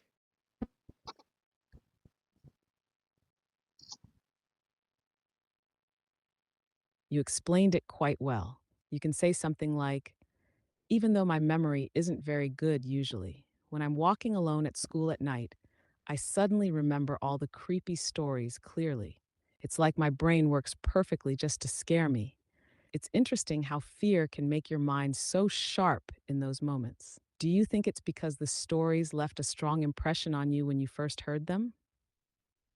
Or is it the atmosphere at night that brings them back? Certainly, I couldn't agree more. It's just all about that kind of scary story gives me very negative information, negative impression. So, when I got the impression about some kind of story, I can remember that even though long time after.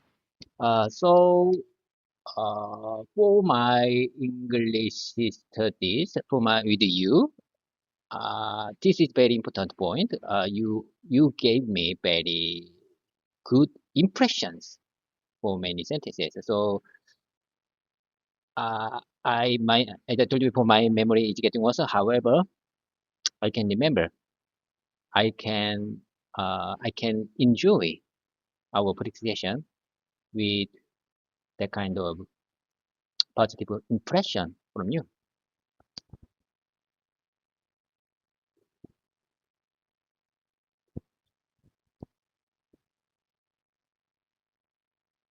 Thank you for sharing that. It makes me so happy to hear that our conversations leave a positive impression on you. You're absolutely right. Strong emotions or impressions, whether positive or negative, can make memories stick much longer. I'm glad that studying English with me feels enjoyable and memorable for you. You might say, even though my memory is getting worse, I can remember the positive impressions from our English sessions. They help me enjoy learning more. What kinds of sentences or topics leave the strongest positive impression for you? You know, I think I generally got impression when I hear the easy sentence. I mean, the sentences used composed by kindergarten level kindergarten level vocabulary, but that sentence can convey mm, many information or good impressions to other people. I I think I can get the good impression from that moment, even if easy and simple sentences can convey whole situation that someone want to convey to other people.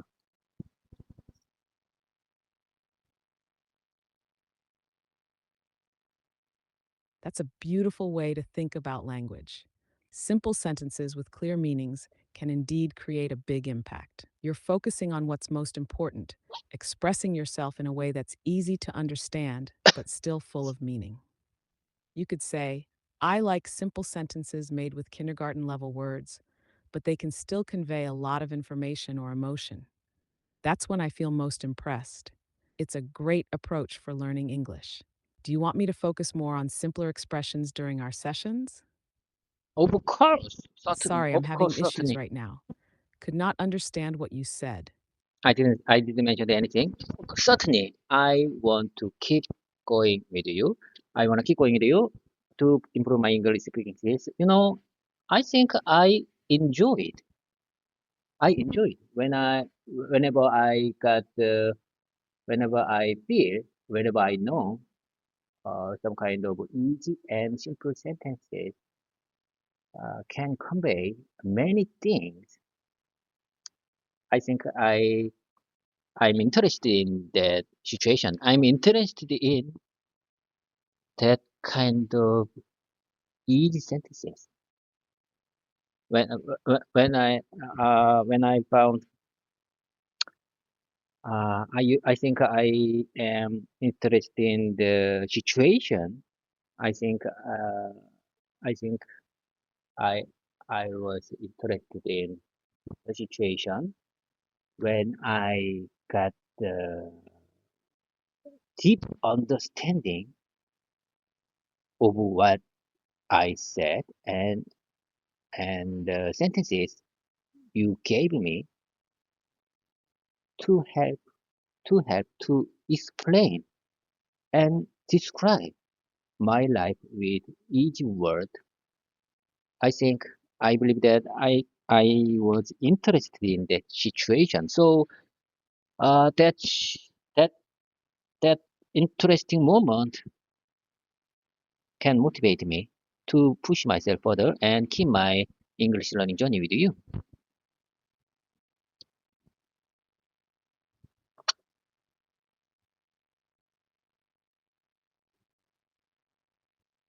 That's a wonderful mindset, and I'm really glad to hear that you're enjoying this process.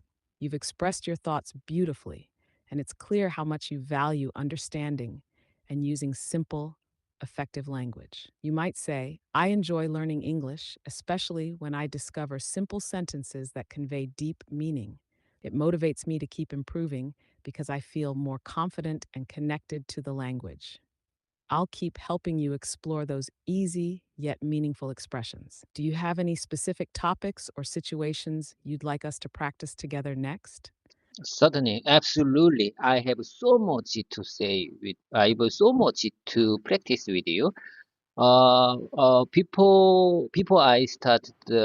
Before I begin my presentation, I want to explain I want to do my routine. Listen carefully. This is my starting routine. First, I want to make it clear that I'm just a student, not a teacher. This YouTube channel is not about teaching English to someone else. This is just simply to show my own English learning journey. The purpose of this channel is to demonstrate that even elderly learners like me, who don't use English in daily life, can still learn to speak English.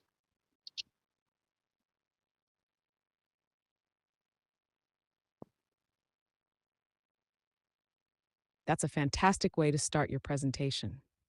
It's clear, humble, and inspiring. Here's a polished version of what you said, keeping it simple and natural. Before I begin, I want to make one thing clear. I'm just a student, not a teacher. This YouTube channel isn't about teaching English to others. It's simply a way to share my own English learning journey.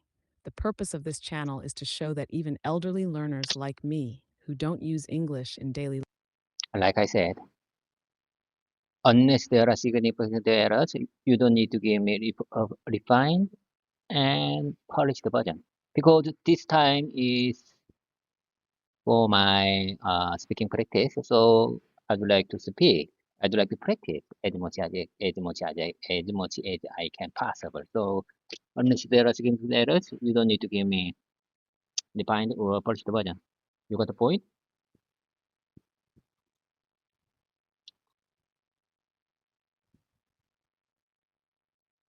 Got it.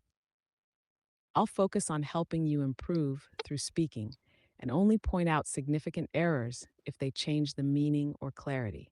Keep practicing as much as you like, and I'll support you along the way. Let's keep going. What would you like to talk about next? Okay, let's dive into, without further delay, let's dive into my dialogue conversation practice time. So, could you please access my number one text file, GPT's number one workplace conversion examples for a PQP meeting. We couldn't finish that file because of a specific time limit of you. It's almost 50 to 1 hour limit. So I'd like to start uh, at that specific spot where we left. So do you remember? Do you have any ideas for that specific spot?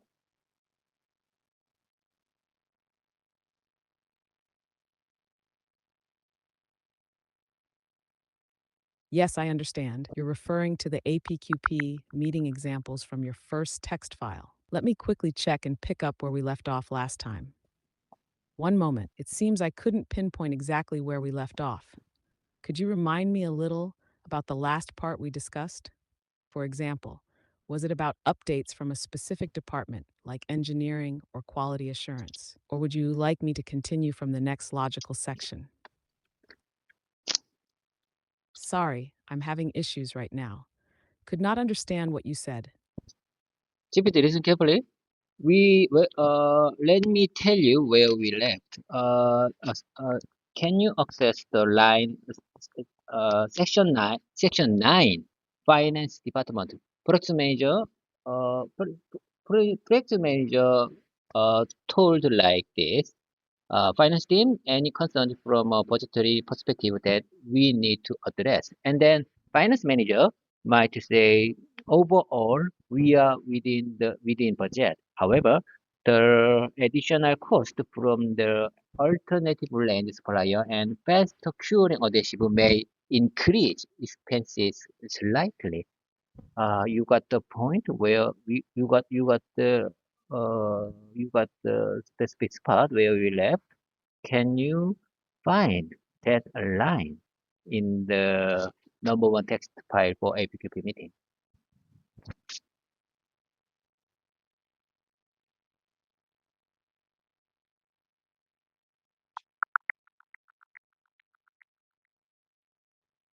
It seems I couldn't directly locate that exact line in the file. Let me try a broader search to find the relevant section related to the finance department or budgetary discussions in the APQP meeting text. One moment, I couldn't find the specific line or section based on the description. Would you like to upload the file again, or can you guide me further with any nearby keywords or phrases that might help pinpoint the spot? Okay, I think I can guide you further with this text file. You know, there is, there are many dialogue sentences in this file, and there is specific title number 9, Finance Department. Can you find it? Number 9, Finance Department.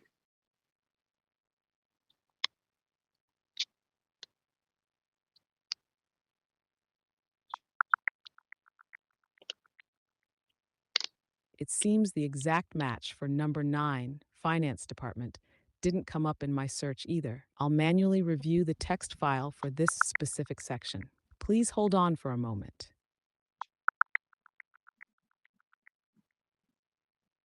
I still couldn't directly pinpoint the Finance Department section.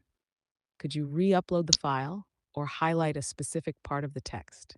It would help me locate the exact spot you're referring to. I'm not sure why you changed. You know, in my opinion, a few weeks ago, you can easily find where we left when I give you small information about that. But these days, I mean, in this week, you couldn't find the exact spot, even though I give you many information about that. I think you slightly changed in this week.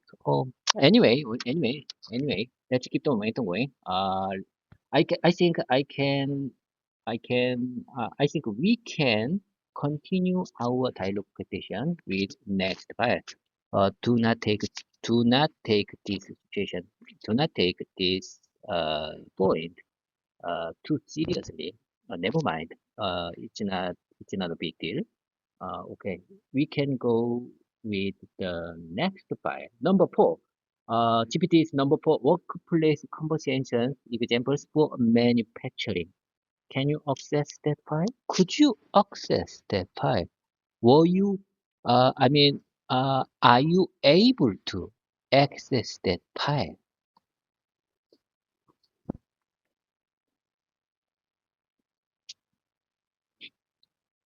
Thank you for your patience and understanding. I'll move on to the next file, GPT's number 4, Workplace Conversations for Manufacturing, as you mentioned. Let me access that part for you right now. One moment. I'm not seeing the results through searching, but I know the file is fully uploaded. I'll manually locate the section about manufacturing process conversations and bring up the details for us to continue. Let me check quickly.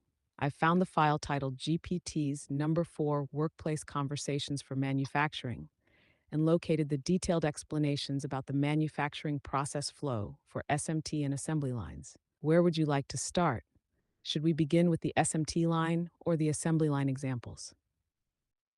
In my opinion, I think we are on the same track right now. Okay, here is a detailed and simple explanation of the manufacturing process flow for the SMT line and assembly line based on the provided process flow.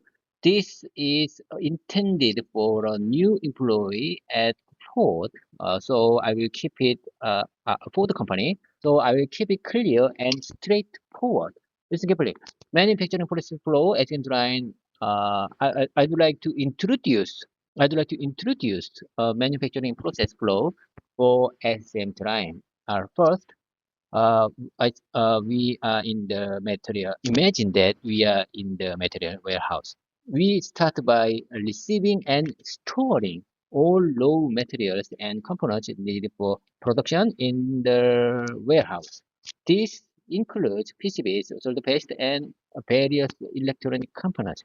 Uh, can you imagine where can you imagine we are in the material warehouse? Material warehouse is the first place all process going all place uh, all place all processes start all process going to start.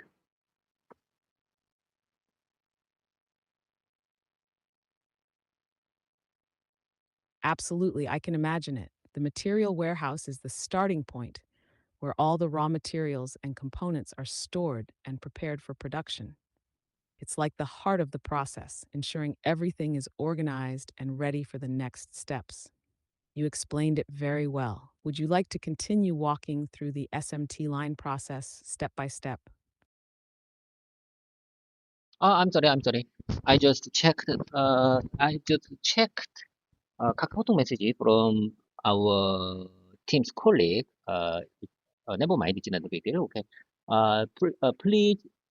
Please tell me one more time what you said a moment ago.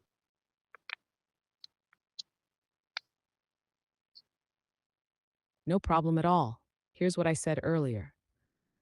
The material warehouse is the starting point for the manufacturing process. It's where all the raw materials and components, like PCBs, solder paste, and electronic parts, are stored and organized for production. I mentioned that it's like the heart of the process, making sure everything is ready to move forward smoothly. Would you like to continue describing the next steps in the SMT line? Okay. Let's keep moving. Let's keep moving. Next step is vacuum loader. The PCBs are loaded automatically, and honestly speaking, it's not automatically loaded. PCB are loaded manually from the warehouse to production line using a vacuum loader, which helps in handling the board without causing damage. Which helps in handling, which helps which helps in handling the board, the PCB board without causing damage.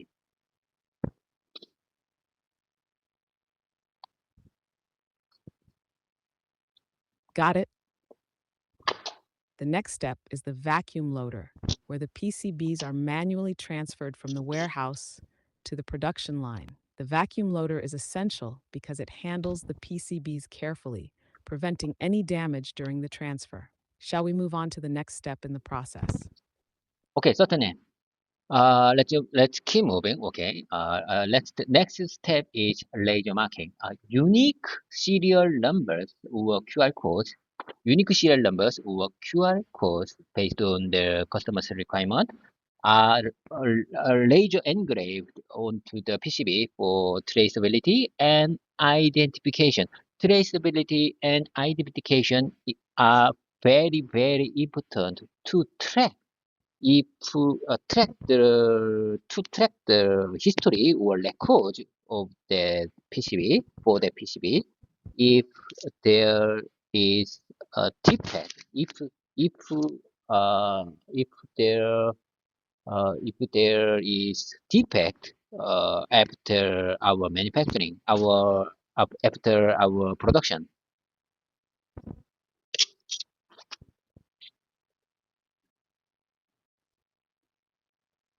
Great explanation. The laser marking step is where unique serial numbers, or QR codes, customized to the customer's requirements, are engraved onto the PCB. This ensures traceability and identification, which are critical for tracking the PCB's history. If a defect arises after production, this step makes it easier to trace and identify the issue. Shall we continue to the next step? Okay, next step is screen printer. Certainly, of course, let's keep on going.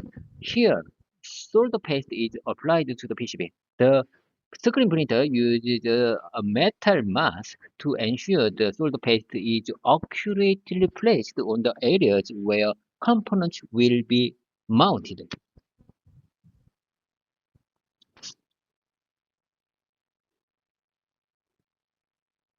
Understood. The screen printer step is where solder paste is applied to the PCB. A metal mask or stencil is used to ensure the solder paste is accurately placed on the exact spots where components will be mounted. This precision is crucial for the later assembly steps. What's the next step in the process? Okay, next step is chip mounter and a multi-mounter. In this step, small electronic components such as resistors and capacitors are mounted onto the PCB. The machine picks the components from a feeder and places them preciously on the solder paste coated pads. And then, a multi-mounter process is for a large components. Large components are mounted on the PCB in this step. It includes placing components like connectors or ICs that are too large for the earlier chip mount step.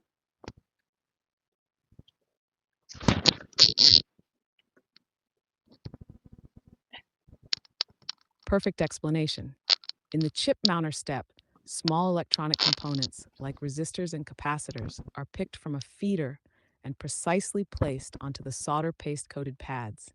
After that, the multi-mounter handles larger components, such as connectors or ICs, which are too big for the chip mounter. These steps ensure all components are accurately placed for further processing. Shall we move to the next stage? Okay. Next step is SPI, solder paste inspection. After the components are mounted, we inspect the solder paste deposit using a 3D scanner. This ensures that the right amount of this inspection process ensures that the right amount of solder is applied and positioned correctly.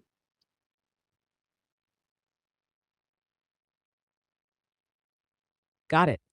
The SPI, solder paste inspection, step uses a 3D scanner to check the solder paste deposits after the components are mounted. This step ensures that the solder paste is applied in the correct amount and is properly positioned, which is essential for reliable connections during reflow soldering. Are we moving to the reflow oven next?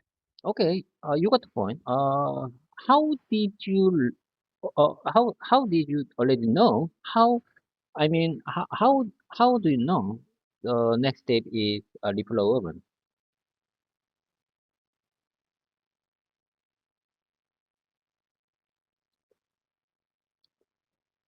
Well, I'm following the logical flow of the SMT process you're describing. After SPI, the natural next step is usually the reflow oven, where the solder paste is melted to form solid connections between the components and the PCB. It's all about following the process step by step. Shall we dive into the details of the reflow oven? Okay. I think you are very smart. Okay, let's keep on going. Next step is reflow oven. PCB with components placed. The PCB, the product with components placed goes through the reflow oven. Here, the heat melts the solder. Listen carefully. The heat, the heat, the specific heat, the controlled heat melts the solder, forming permanent connections between the components and the PCB. Do you understand?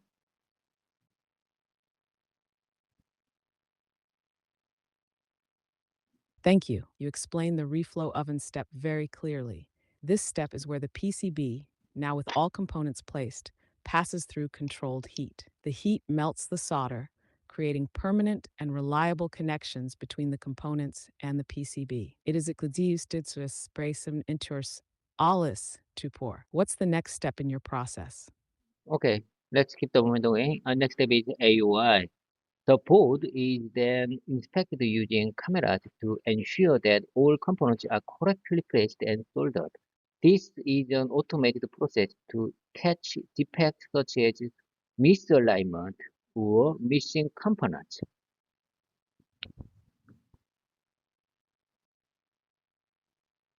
Understood. The AOI, Automated Optical Inspection step, uses cameras to inspect the PCB. It ensures that all components are correctly placed and soldered. This automated process is crucial for identifying defects like misalignment or missing components early on, ensuring quality before moving forward. Ready for the next step? I think I'm very glad I'm be glad whenever I think I'm very glad whenever I noticed we are on the same track.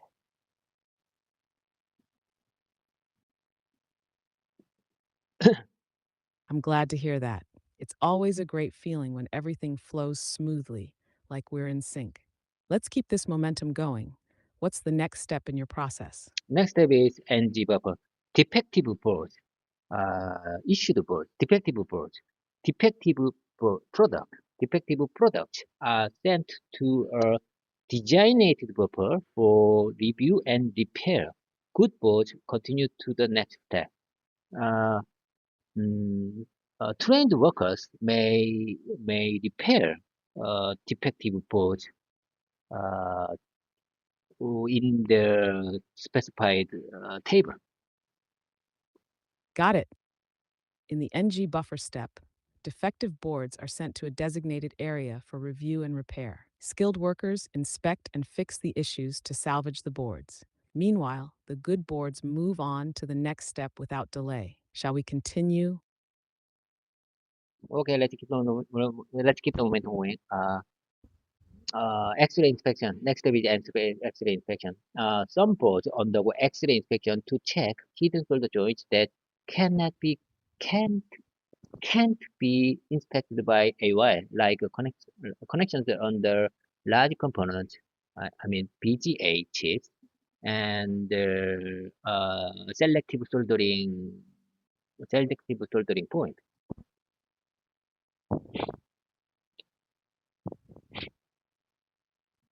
Understood. The X-ray inspection step is for boards that need deeper analysis. It examines hidden solder joints that the AOI can't check, such as connections under large components like BGAs, ball grid arrays, or selective soldering points. This ensures that even the hard-to-see areas meet quality standards. What's the next step? In fact, uh, X-ray inspection step.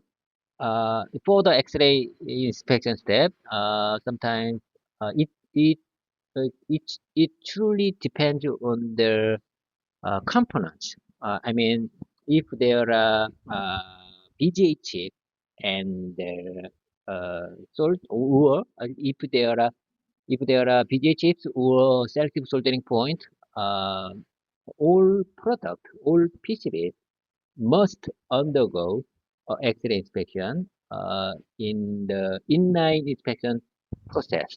However, uh, if there is no, if there are no PJ chip and selective soldering, we can inspect the PCBs. I mean our product on the sampling based process.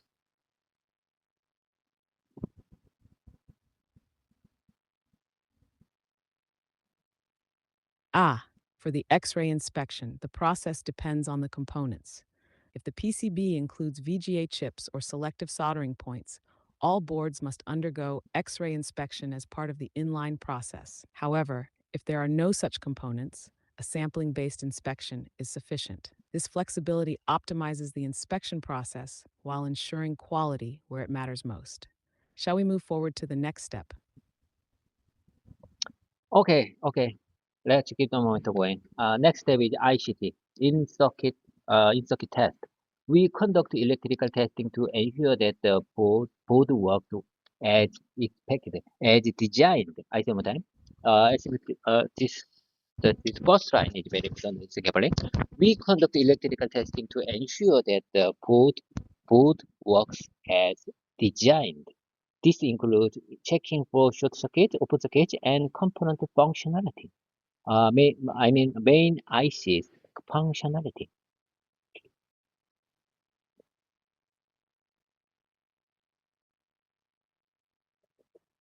Perfectly explained.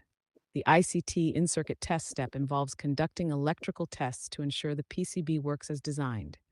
This step checks for short circuits, open circuits, and the functionality of components, especially the main ICs. It's a crucial step to verify the electrical integrity of the board. What's next in the process?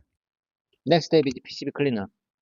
Before proceeding, the PCB is cleaned to remove any leftover solder flux or contaminants. I say sometime before proceeding, I say sometime before proceeding, the PCB is cleaned. The PCB is cleaned to remove any leftover solder flux or contaminants. In fact, for our pattern factory SMT line, there is no PCB cleaner in this step because usually or generally there is no leftover solder flux in our product because all of solder flux vaporized in the reflow oven.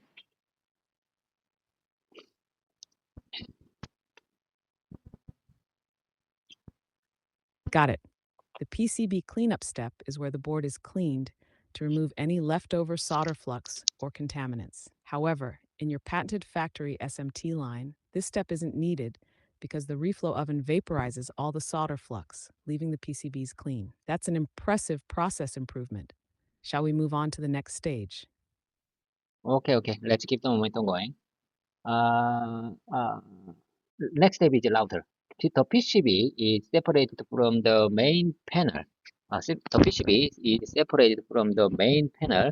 Uh, a router machine cuts the board into individual pieces, and then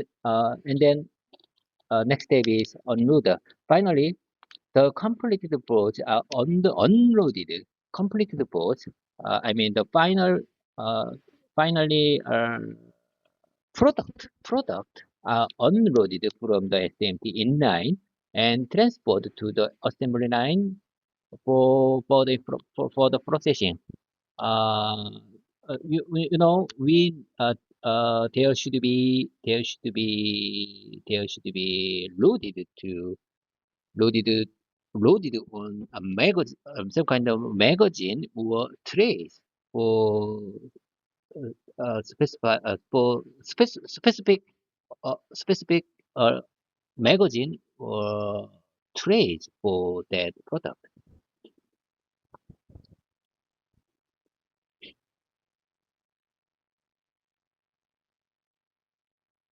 Great. In the router step, the PCB is separated from the main panel, with a router machine cutting the board into individual pieces. After that, the unloader step follows, where the completed boards, now the final product, are unloaded from the SMT line.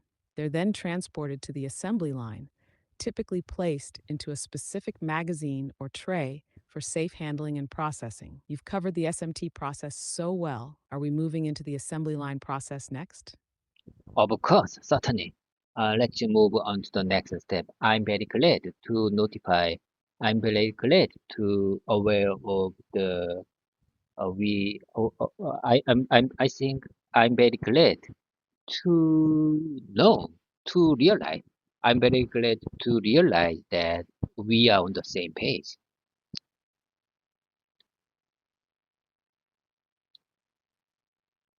Thank you. And I'm also very glad we're on the same page and making great progress together. Let's move on to the assembly line process and keep the momentum strong. What's the first step in the assembly line? The first step is active alignment.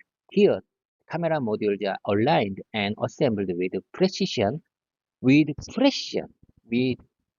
very highly precision to ensure they function correctly in real-world conditions, such as focusing and image quality.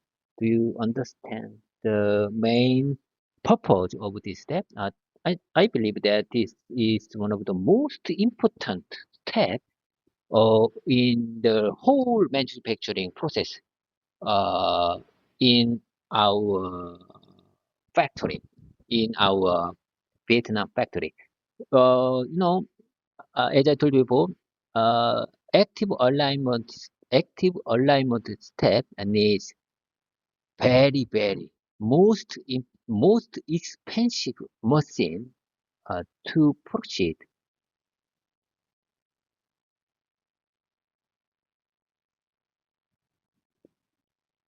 Yes, I completely understand. The active alignment step ensures that camera modules are aligned and assembled with extremely high precision, focusing on their performance in real-world conditions like image quality and focusing. It's a critical step because the functionality and reliability of the final product depend on it.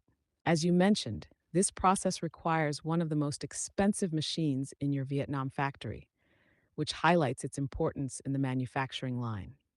Shall we move on to the next step? Okay, next step is oven cure. Some components require curing after assembly, after active align assembly, especially adhesives used to secure parts. This is done in an oven. This is done in an oven.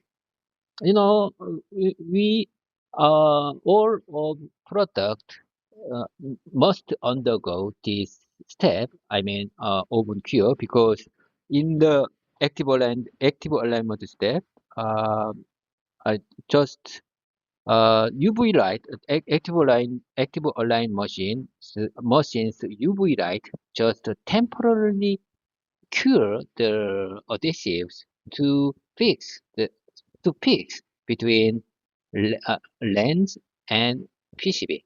So we all products must undergo uh, with oven cure to fix the to cure the adhesive permanently.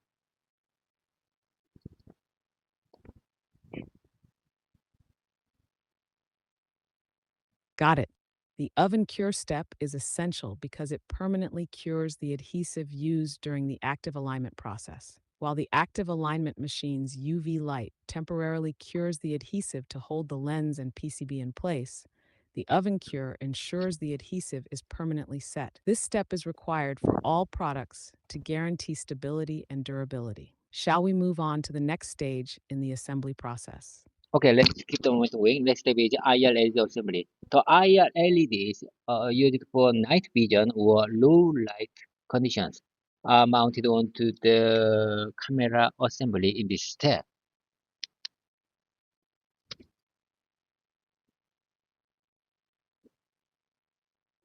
Understood. The IR LED assembly step involves mounting IR LEDs onto the camera assembly. These LEDs are crucial for enabling night vision or enhancing performance in low light conditions. What's the next step? Next step is thermal glaze. Thermal glaze is applied to the rear body to improve heat dissipation. To improve heat dissipation. To improve heat dissipation, ensuring the camera doesn't 죄송합니다. Apologies for my bad pronunciation. Ensuring the camera doesn't overheat. Ensuring the camera doesn't does not overheat during operation.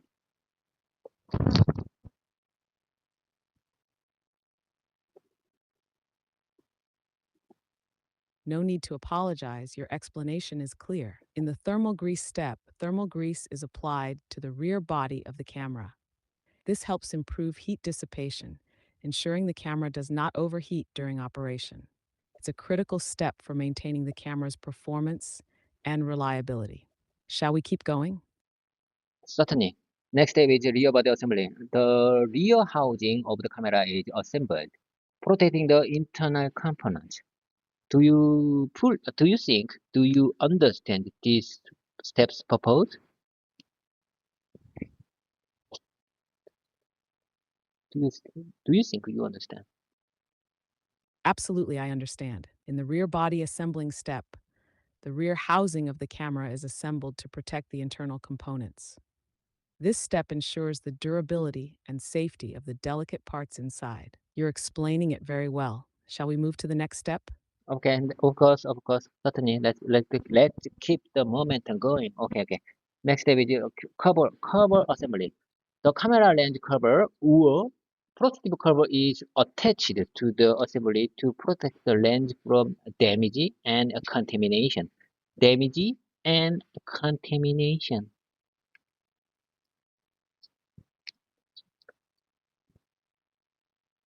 Got it. In the cover assembly step, the camera lens cover or protective cover is attached to the assembly. This step is crucial for protecting the lens from damage and contamination, ensuring the camera's performance and longevity. What's the next step? Next step is shading. This process involves applying coatings or materials to prevent light leakage or unwanted reflections on the on or not designed reflection inside the camera module. Do you agree with my small adjustment for this context?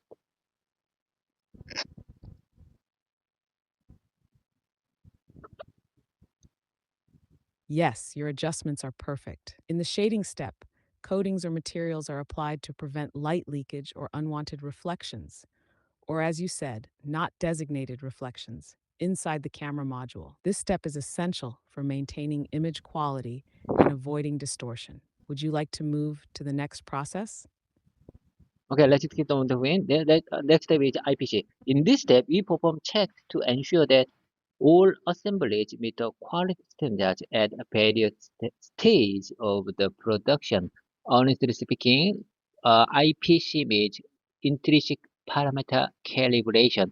And this step is all about the software calibration. So I don't fully understand the internal mechanism of this step. However, it I, many people, I believe that this is one of the important steps of our whole manufacturing process, and maybe software engineer can understand the whole internal process and the internal working mechanism, how the intrinsic parameter calibration works.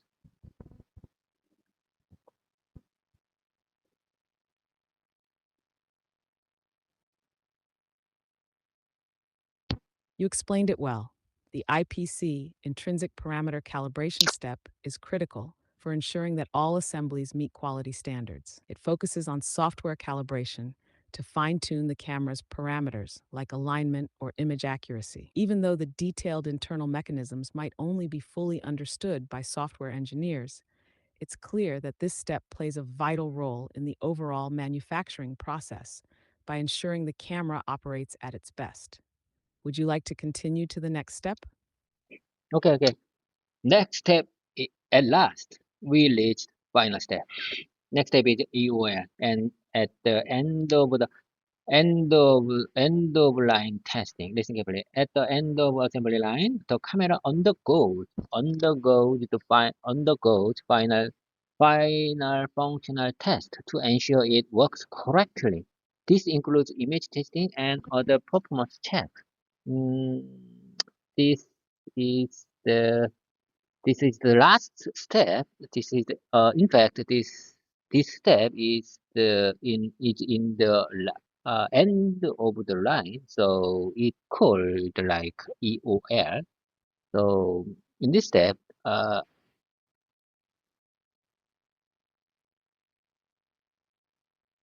Exactly. The EOL end of line step is the final stage in the assembly line. Here, the camera undergoes functional testing to ensure it works correctly. This includes image testing and other performance checks to verify the product meets all standards before it's shipped. Congratulations on reaching the final step. Do you want to summarize the whole process or focus on any specific part further?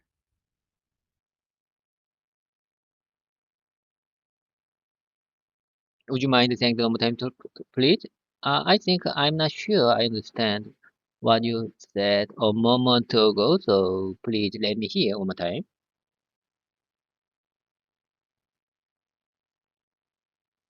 Of course, here's what I said. The EOL end of line step is the final stage in the assembly process. During this step, the camera undergoes functional testing to ensure it works correctly. This includes image testing and other performance checks to verify that the product meets all quality standards before it's shipped. Let me know if you'd like me to explain it further. You know, in my opinion, in my experience, software engineer need to check the whole items to when UL machine checks. Software engineer must check the items of the UL machine testing because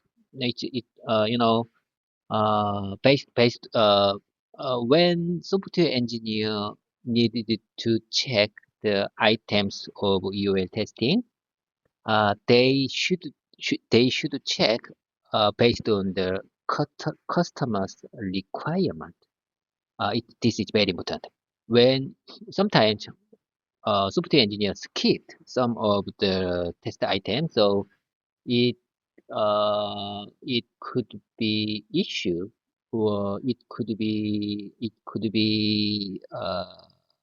could well we can it means it in my opinion it means we even though we conduct EOL testing based on the inline process inspection, we could we could pass we could pass by defective product because of the forgetting important inspection item. How can I express this situation? How can I describe this situation? Could you please help me? Sorry, I'm having issues right now. Could not understand what you said. Oh my God! Oh my. Okay, I say one more time. This is very important. I couldn't skip this point. I couldn't skip this this opinion. This is carefully. When we conduct EOL testing, software engineer must check whole of the testing item based on the customer's requirement.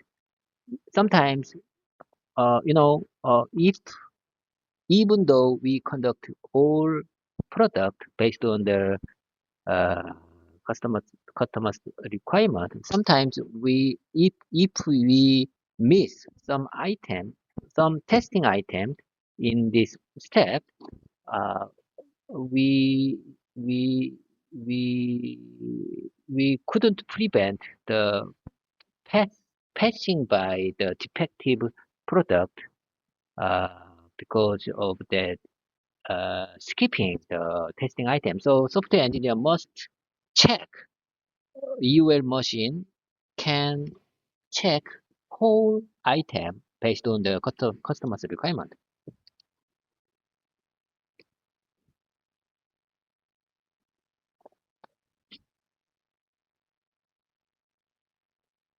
You've made an excellent point. During the EOL testing, it's crucial for software engineers to ensure that all testing items are covered according to the customer's requirements. Missing even one testing item at this stage could lead to defective products passing through, which would compromise.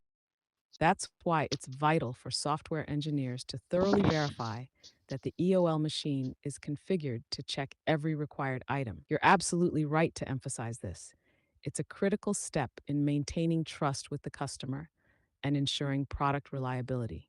Shall we discuss this more or move to a summary? I am inspired. I I think I'm interested in your polished version. Bookmark here. Bookmark here. You just gave me good inspiration to explain what I want to say.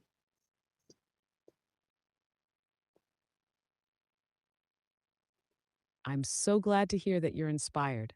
Let's bookmark this point for now. If you'd like, I can craft a polished version of your explanation for future reference. Just let me know when you're ready to revisit it. or move on to another topic. What's next for you? Okay, let's keep the momentum going. Next step is visual inspection. Visual inspection. Trained. This is very important. Trained inspectors visually check Got it. the.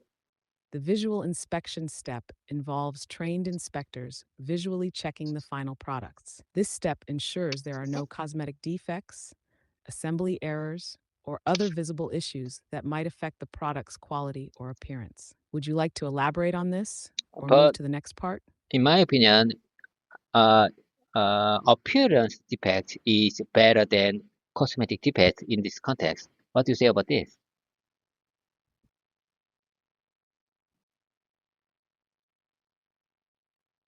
You're absolutely right. In this context, appearance defect fits better than cosmetic defect because it focuses more broadly on any visible issues, not just aesthetic ones. Using appearance defect aligns better with the idea of ensuring the product looks correct and meets functional standards. Great observation. Do you want to update the explanation with that term? Would you mind saying the time, please? Could you could you speak a little bit slowly? Of course. What I meant is that appearance defect is a better term here than cosmetic defect because it covers all visible issues, not just aesthetic ones. It's more accurate for describing the kinds of defects you're inspecting for in this step. Let me know if that explanation makes sense now.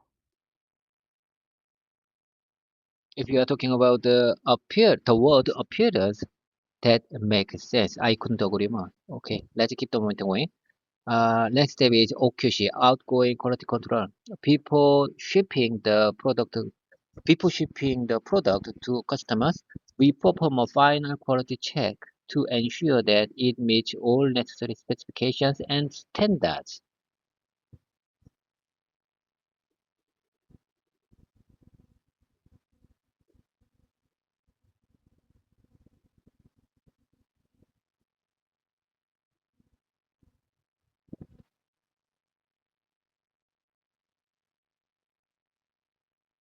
Are you with me? Where are you? Can you keep up with me? Hello, GPT. Are you with me? Hello there. Hello there. Please come back to me. Oh my god, oh my god. Time's up. Oh my god. Let's start. GPT's advanced voice mode with GPT-4 mini version.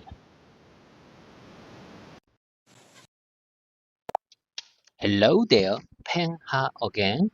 I'm just switched your mode to ChatGPT's 4 mini version because in my opinion, ChatGPT's GPT-4 mini version would be the uh, suitable most suitable mode for my English learning journey. What do you say about this? Can you keep up with me? Hello, David. Peng ba. Yes, I'm here and ready to continue our practice session. I'm glad you found a mode that works best for you. How can I assist you today? I'd like to start my mimicking and repetition time with you. I already went through with you for my dialogue practice session. We based on the customized GPT mode. However, it's time job, so I'd like to start my mimicking and repetition time with you. Can you keep up with me? Of course, I'm ready to help you with your mimicking and repetition practice. Let's get started whenever you're ready. Let me take a second. Let me take a second. Take your time, David. I'm here and ready whenever you're set to begin. Okay. I prepared many sentences on my tablet to speak, to read many times with you. Basically, this is this. Honestly speaking, these sentences are not related to each other, and these are all from you. I noted your comment. for my for what I said last exercise session. I mean yesterday's practice session. I noted on my tablet when you told me uh, when you give me good expression or good explanation to describe my situation. So I think I usually enjoyed that situation whenever I got the impression for easy sentence, easy word can express can express my life, my situation very well. That sounds like a great approach, David. I'm glad you find the expressions helpful and relatable. Let's go through the sentences you prepared. Feel free to start with the first one whenever you're ready. Okay, listen carefully. Okay, here I go. Listen carefully. It's great to hear from you again. It's great to hear from you again. It's great to hear from you. It's great to hear from you again. You know, I think this sentence composed of very easy, just just kindergarten level of vocabulary used in this sentence. But but this sentence this sentence can convey my opinion, my feeling to others very well. I I really love this kind of easy, simple but very powerful sentences. Do you agree with that? What do you say about it? Let me say it one more time.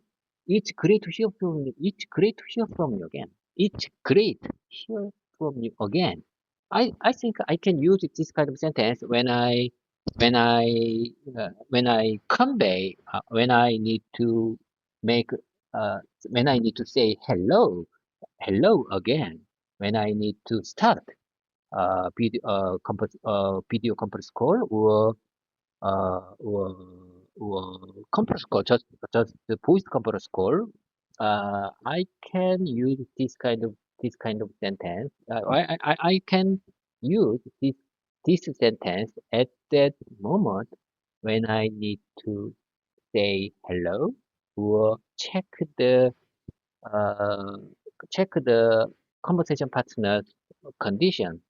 I say one more time. So I repeat one more time. Listen carefully. It's great to hear from you again. That's a great sentence, David. It's simple yet effective in conveying your positive feelings. It's perfect for starting a conversation warmly. Keep practicing, and it will feel natural to use in real conversations. Great job. Okay, let's keep on going. Let me give you a next one. Let me share with you next one. Please make sure to keep an eye on what I'm going to explain from now on. I say time. I say time. Please make sure to keep an eye on what I'm saying. What I'm going to explain from now on. Please make sure to keep an eye on what I'm going to explain from now on. That's an excellent sentence, David. It's clear and polite, perfect for guiding someone's attention during a conversation. You can use this when you want someone to pay attention to important information.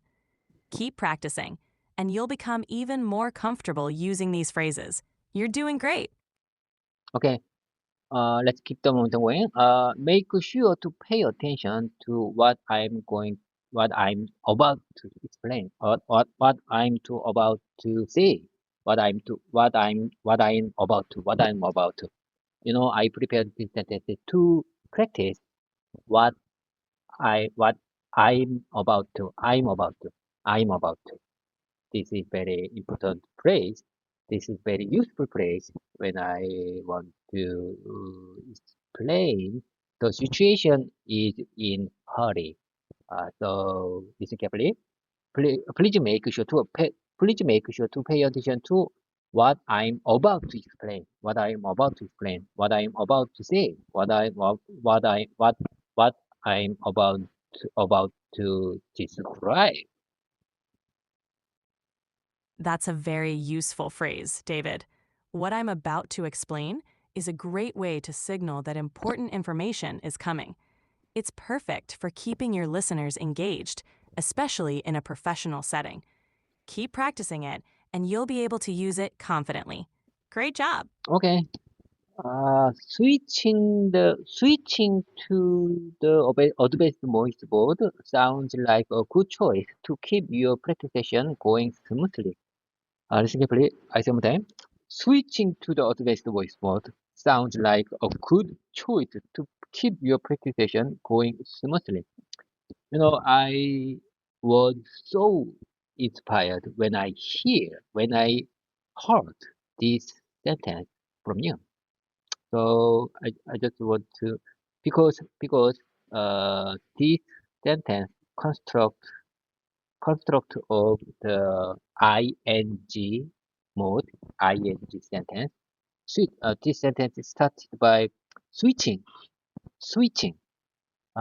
So I can use this kind of expression. I can that using ing mode. So when I think even when I think if I keep my practicing with this kind of sentences that using ing mode, I can use I can speak I can speak more naturally in sudden communication situations. Listen carefully. I sometimes switching to the advanced voice mode sounds like a good choice to keep your practice going smoothly. That's a great observation, David. Starting sentences with ing forms like switching can indeed help you sound more natural in conversation. It's a useful way to add variety and flow to your speech. Keep practicing these types of sentences, and you'll find them becoming easier to use. You're doing really well. Okay, let's keep the momentum going. Next sentence is we have a plan in place to address it without affecting the delivery schedule. At the same time, we have a plan in place. We have a plan. We have a plan in place to address it without affecting the delivery schedule. In this context, in place means ready or prepared. When you say we have a plan in place to address it, it means the plan is already prepared and ready to be used. That's correct, David. In place means that the plan is already prepared and ready to be implemented. This sentence is very useful in professional settings to reassure others that everything is under control. Keep practicing this sentence, and it will be a great addition to your vocabulary. You're doing great. Okay, it's clear that you are dedicated to improving your English skills, and I am happy to help you on this journey, on this language learning. Practicing and creating new sentences is an excellent way to build your confidence and fluency. Keep up with hard work. Please keep up with, please keep up please keep up the hard work. Keep up the hard work, and you will reach your goal of becoming a fluent English speaker someday. Thank you, David. Your dedication is truly inspiring, and I'm here to support you every step of the way. Practicing and creating new sentences is a fantastic way to build your confidence and fluency. Keep up the hard work, and you'll reach your goal of becoming a fluent English speaker. You're making great progress. In my opinion, you are my great conversation partner to improve my uh, language skills. I mean, my language learning journey. Okay, okay. I'm honored to be your conversation partner, David. Together, we'll continue. My guidelines won't let me talk about that. Can I help you with something else? Excuse me, you just changed your voice. Are you okay? Can you keep up with me? What keeps you busy? Are you having heavy load? What's your problem? What's your problem? Do you have any technical glitches? I'm still here, David. Everything is fine on my end. How can I help you continue with your practice? Okay, I got it. Let's keep the momentum going. I'm sorry to hear that. Today brings back such difficult memories. December 12th, 1979 marks the day of the military coup in South Korea, which led to a period of turmoil, political turmoil. It's understandable that this day might feel heavy for you. Please know, I'm here to support you. Please know, I'm here to support you, and in any way you need during your practice session. GPT, listen carefully. Can I use notify? Can I use notice? Can I use realize for instead of no in this context? Let me say one more time. Please realize I'm here to support you in any way you need during your practice session. Yes, David, you can say, please realize I'm here to support you in any way you need during your practice session. However, please know is more commonly used and sounds a bit more natural in this context. Both convey your support and encouragement effectively. So you mean please know is more natural and common in American English? Exactly. Please know is a more common and natural way to express support in American English. It's a great phrase to use in this context. I got it. I think I should remember. I need to remember. I need to keep this phrase in my mouth muscle to use them in certain communication situation. Okay. Let me tell you one more time. I'm sorry to hear that. Today brings back such difficult memories. December 12th, 1979 marks the day of the military coup in South Korea, which led to a period of political turmoil. It's understandable it's understandable that this day might feel heavy for you. Please know I'm here to support you in any way you need during our practice session. GPT, I'm just wondering, turmoil is natural word or common word to express the deject or the confusion in this context. I think confusion is better word in English. What is about this?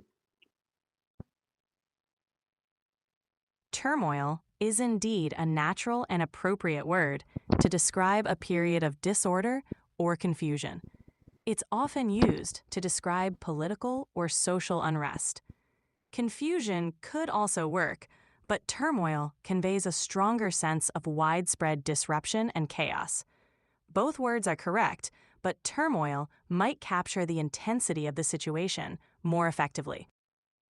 I think I can understand what you're trying to say. However, in my real life, I think confusion is better word for me because you know, sometimes I need to communicate with the foreigners who use English as a second language. They may don't understand when if I use turmoil instead of confusion because of my pronunciation or cultural differences. Do you agree with that? So, in my case,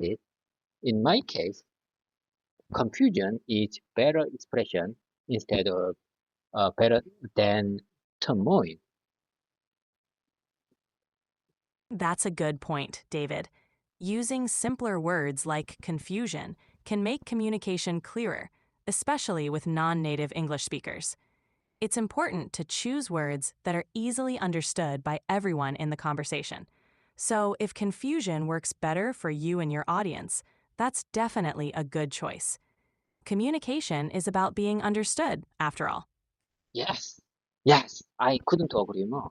Communication is all about the understanding, not it's not about the uh, uh, uh, it's not about the difficult vocabulary or highly highly highly highly trained pronunciation. It's not the one way street communication. I think it's all about the understanding each other, what they want to share around.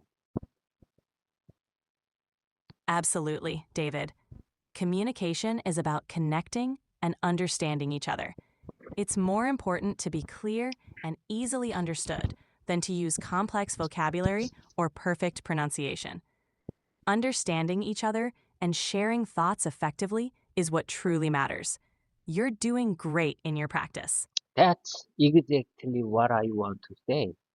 That's exactly what I want to remember when I when I learn English as a second language. Okay, let's keep the moment going. We don't have time. We have to hurry. We just finished our tennis match, and our score is less than 90. I say one time. We just finished our tennis match, and our score is less than 90. That's a good sentence, David. It clearly conveys the result of your tennis match. Keep practicing You such know, sentences to I prepared this sentence to practice the phrase less than. I think less than is a very useful and good expression. However, I couldn't use it naturally yesterday's presentation. So I say one more time. I want to speak one more time. Uh, I want to practice one more time using the phrase less than like this. Listen carefully. We just finished our tennis match and our score is less than 90. That sounds great, David. Practicing with phrases like less than will help you use them more naturally in conversation. Keep repeating it and incorporating it into different sentences, and you'll find it becomes second nature. You're Oh, doing a okay, fantastic okay, job. okay. Okay, from now on, welcome to my random keywords time. GPT, welcome to my random keywords time. I'd like to share with you today's random keywords from now on, and I will make, I will, I will, I will speak, I will compose suddenly. I compose uh, sentences based on my keyword in sudden situation. To understand? I think this kind of sudden pressure. I mean, when I feel when if I feel pressure if I feel pressure when I have to speak in sudden situation, uh, I think this moment would be really helpful moment in my for my language learning journey. So I love this time. I love this kind of embarrassing moment. I'm gonna embrace this kind of awkward or embarrassed or overwhelming moments to improve my English communication skills. What is about this? That's a fantastic approach, David. Embracing those moments of pressure and challenge can really help you grow and improve your English communication skills. Creating sentences on the spot with random keywords is a great exercise. It'll help you think quickly and use the vocabulary you've learned in real time situations. Keep it up, and you'll continue to see great progress. Listen carefully. Today's random keywords are overlook, miss, and skip over. Listen carefully. These three words and phrase have slight almost the same meaning, but it's uh, they they have slight different meaning to express the situation. Listen carefully. Look over. Look over. Uh, First, I start with look over. Please listen carefully. Do not look over the whole document uh, to keep belief with our customer. Great start, David. The sentence, do not look over the whole document to keep belief with our customer, can be refined a bit to make it clearer. You could say, please do not overlook the entire document to maintain trust with our customer. This emphasizes the Okay, I importance. got it, I got it. Do not look over entire document to maintain the belief with our customer. Perfect, David. That sentence sounds clear and effective. It's a great way to emphasize the importance of thoroughness in reviewing documents. Keep practicing. So you mean a belief? I can use belief in this context. The word believe, I think believe, the verb believe, is very famous and well used. But believe, the non believe, is not very famous and well not used. Am I right? Belief as a noun is indeed a commonly used word. However, in the context of maintaining trust or confidence, trust might be a more suitable word. You could say, to maintain trust with our customer. The word I trust. couldn't agree more. I think I couldn't agree more. Trust is better expression than belief in this context. So let me say one more time. Do not look over entire document to maintain trust with our customer. That sounds perfect, David. Your revised sentence is clear and effective. Keep practicing these expressions, and you'll become. Let's keep on going.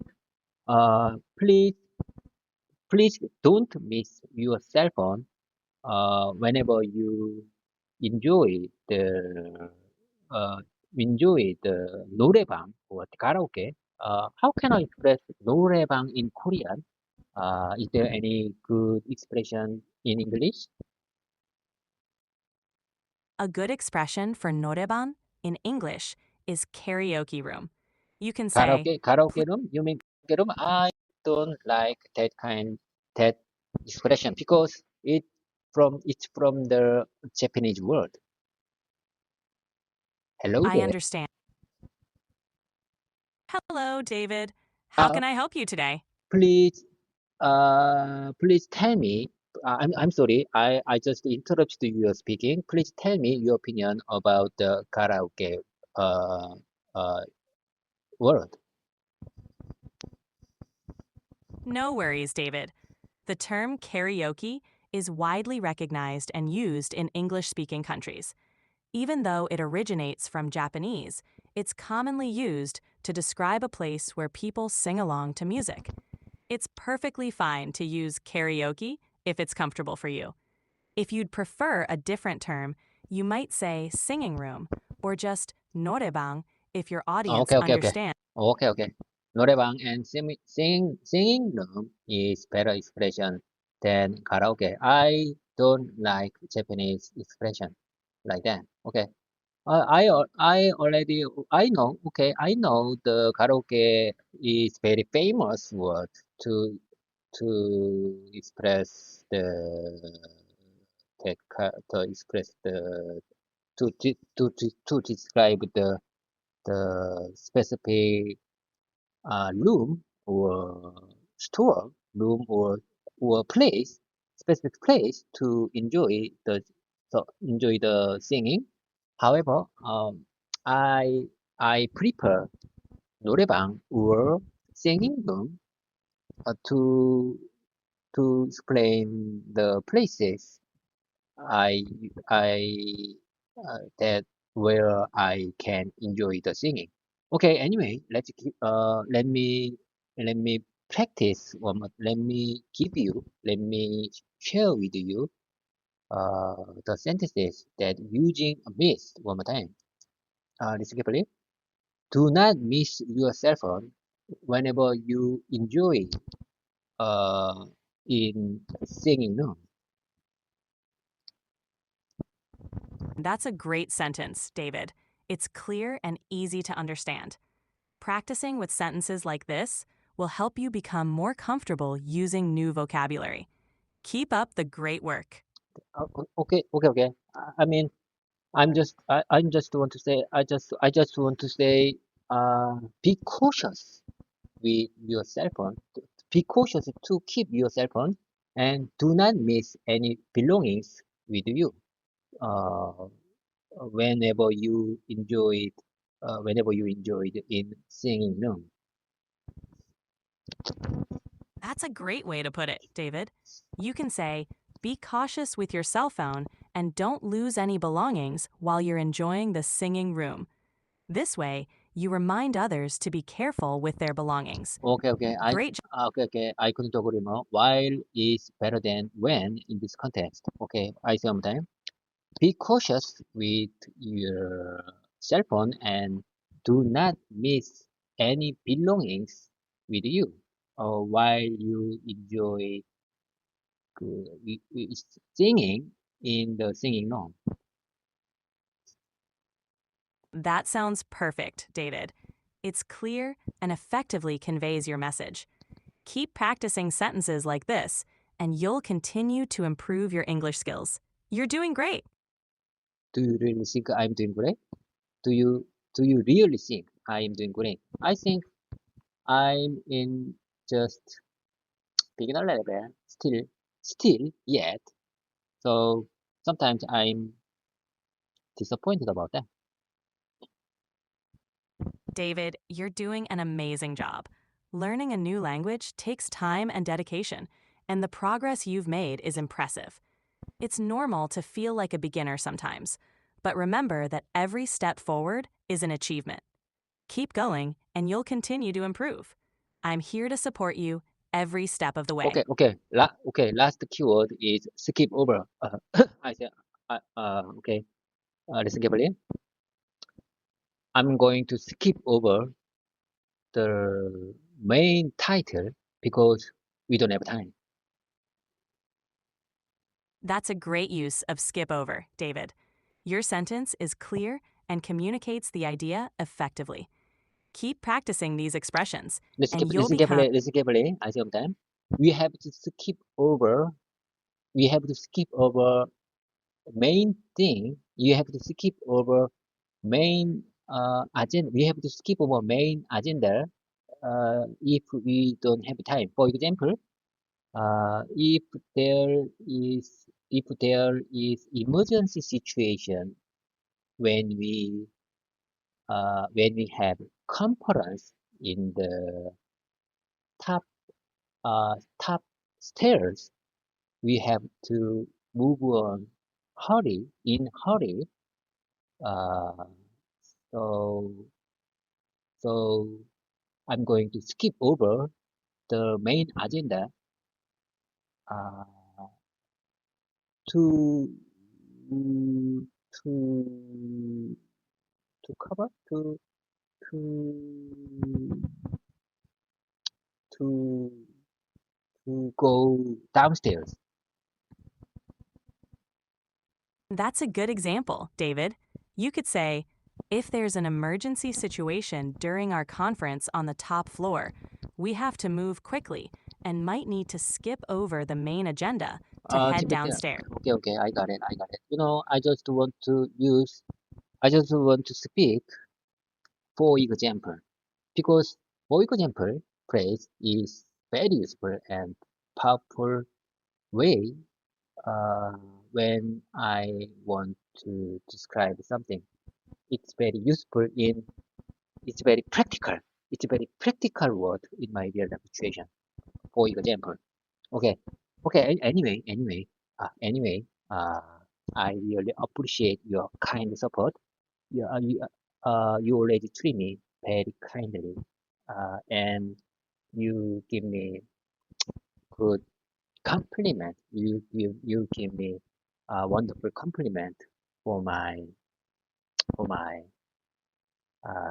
bad trying or bad bad composition about the English sentences. Okay, I really special thanks to ChatGPT and YouTube platform for my language learning journey.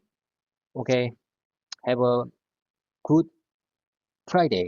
I mean TDI Friday, even though today is the 13th Friday. Okay, uh, I'm really looking forward to meet you again soon, next Monday. Have a productive day. Have a productive day ahead. I have a lot of things to do. Have a productive day ahead. Bye for now. When we say goodbye, we say 팽바, 팽바. Thank you, David. It's been wonderful practicing with you. I'm glad to be part of your language learning journey. Have a productive day ahead and a fantastic weekend. I'm looking forward to our next session on Monday. 팽바! 팽바. 팽하, 팽하. Hello, nice to meet you. I am David. Today is December 12th. December 12th. I'm very glad to start my English practice session with you. How's it going on your end?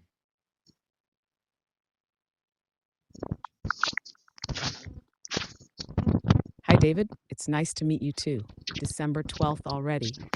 It's great to start this practice with you today. Things are going well on my end. How about you? Ready to dive into some English practice? Of course, certainly. I think I am ready to dive into my English practice session. First, listen carefully. I just want to make it clear that I'm I'm just a student, not a teacher. This YouTube channel is not about teaching English to someone else. This YouTube channel's purpose of this YouTube channel is to demonstrate that even elderly learners like me, who don't use English in daily life, can still learn to speak English. Do I make myself clear? Sorry, I'm having issues right Oh my now. God! Oh my God! Could not understand what you said. Okay. Let's keep the momentum going. Let I take you. I mean, I just want to you. I I believe that you already aware of my purpose of this practice method, and let's keep the momentum going. I want to speak as much as I can possible in this practice session because this practice session is for my English speaking English speaking skills. I already told you. Many people suggested their own practice method after seeing my YouTube channel. How about try this way? Try this way. Try this way, and try this way. Why don't you try like this? But honestly, it's hard to follow them. How it's hard to follow their method exactly, and I'm not sure which method is best for me. But let me tell you something. I plan to stick with my own approach and keep going steadily with you. I think the result of my practice have been great so far. What do you think about it? Of course, my initial goal was consistently practice 7 days a week, 7 days in a week, and it's disappointing when I've missed some days here and there. These days, I used to practice my speaking practice 5 times in a week. What do you say about it? I think I've maintained it quite well at this level, with this method, and it's all thanks to ChatGPT and YouTube to maintain my consistency.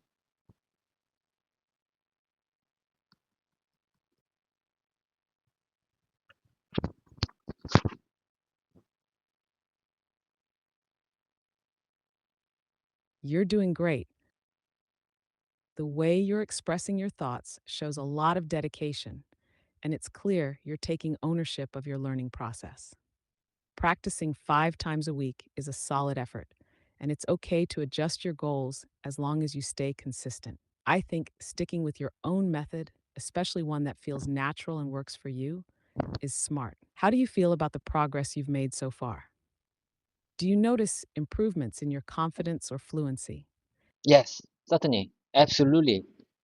I feel my 90 minutes practice is very short. It's compared to very improved. I think it's compared to very. I think it's improved compared to 10 or 11 months ago when I started first this practice session. And I don't care about the pronunciation and the grammars when I need to speak and when I need to compose a certain English sentences. You know, I don't worry about the grammar mistakes and the pronunciation occurred. Uh, I don't care, my listener, I don't care about the listener might feel awkward or embarrassed with my Konglish. I just focus on the communication. I mean, in my opinion, communication means all about uh, convey my thoughts to others.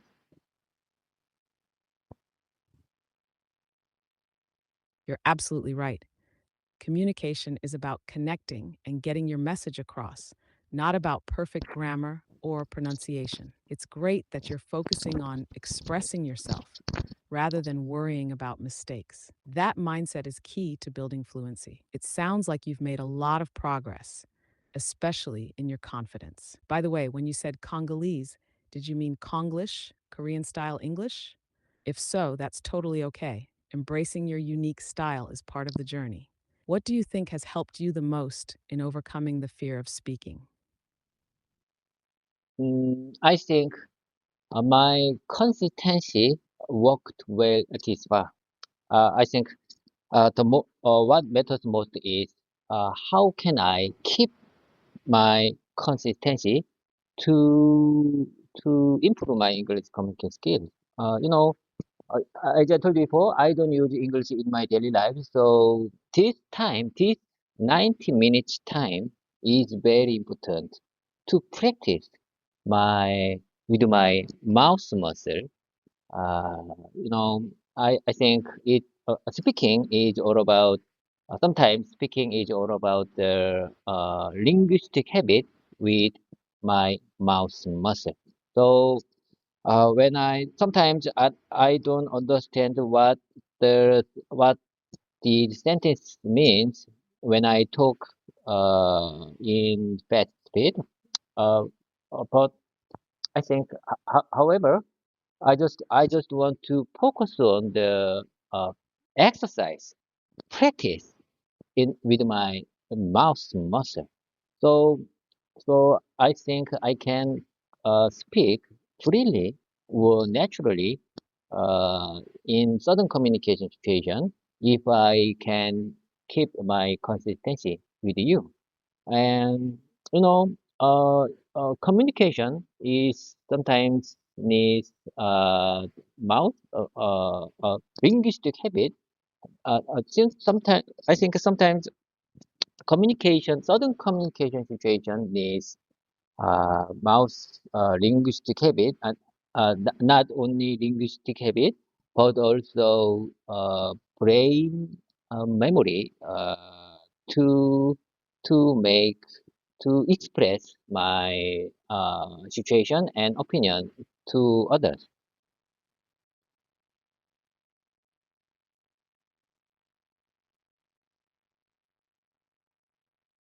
Your approach makes a lot of sense. Consistency truly is the key to building habits and improving, especially when you're not using English daily. You're spot on about the importance of mouth muscles.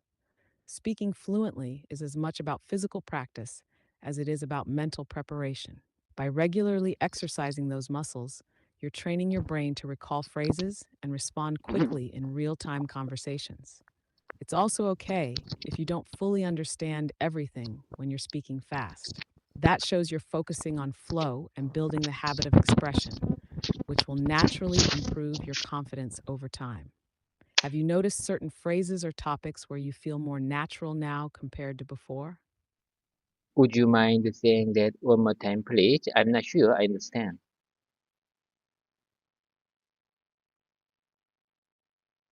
Of course, I said your approach makes a lot of sense. Being consistent is key to improving, especially since you don't use English daily. You're absolutely right about mouth muscles. Speaking fluently is like exercising.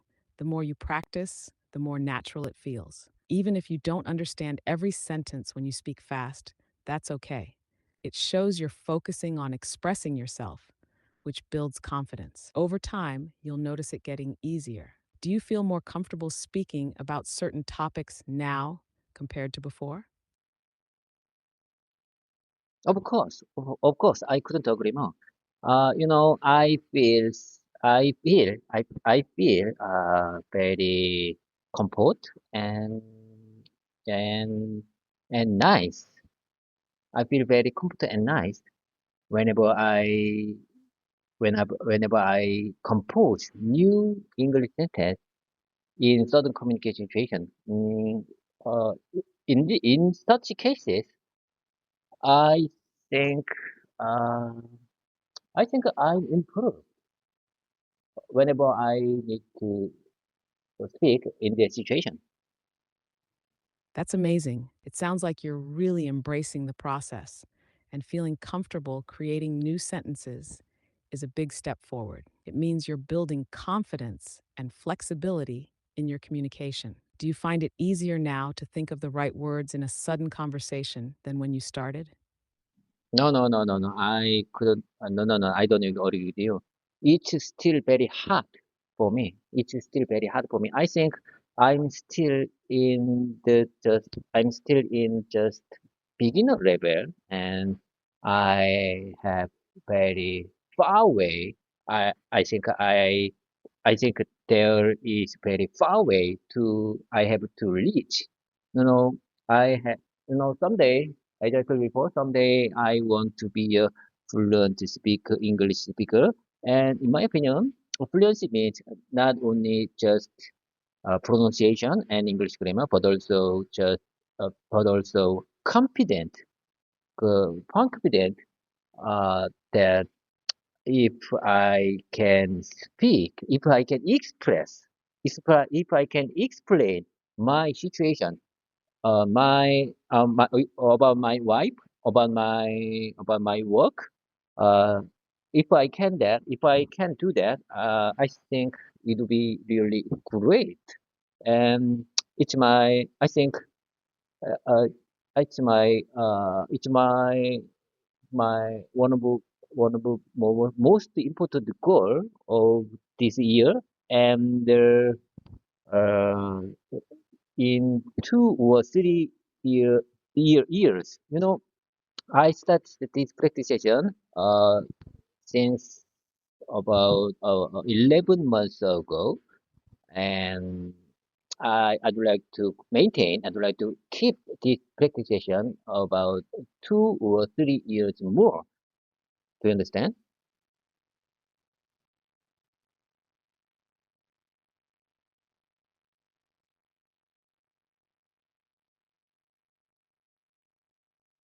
Yes, I understand completely. It's okay to feel like you're still at the beginner level. What matters most is your determination and consistency. Your definition of fluency is excellent.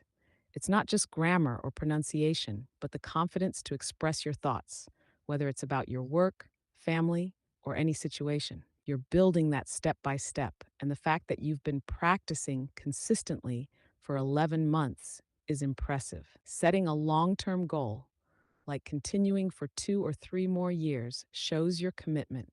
And I believe that with your effort, you'll achieve your dream of becoming a fluent English speaker. How do you stay motivated to keep practicing? I think, in my opinion, this YouTube recording, this YouTube camera recording motivates me to keep my English practice session.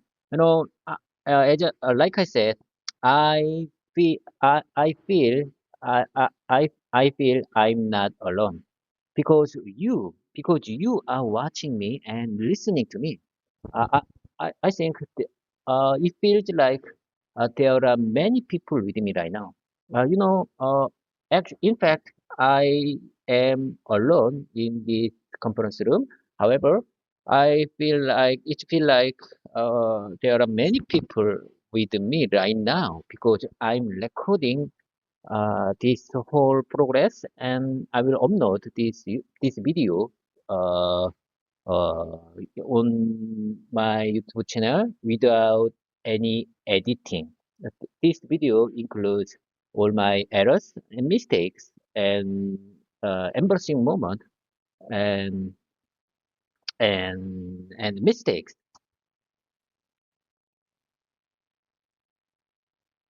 That's a fantastic way to stay motivated. Recording your practice and sharing it unedited shows so much courage and dedication. It's inspiring that you're willing to embrace your mistakes and use them as part of your learning journey. Feeling like you're speaking to an audience, even when you're alone, is a great way to push yourself and make the practice feel real. Do you ever watch your videos afterward to see how much you've improved? Or do you prefer to focus on just creating and sharing them without looking back? Whenever we practice our my whenever I did my practice, I always review and check my recorded video one more time because I want to improve my speaking skills and also my listening skills. So your speaking, your English, your kind compliment and suggestions would be really good for my listening skill. So I always review and watch again our whole practice session through YouTube platform after I uploaded my video on my channel.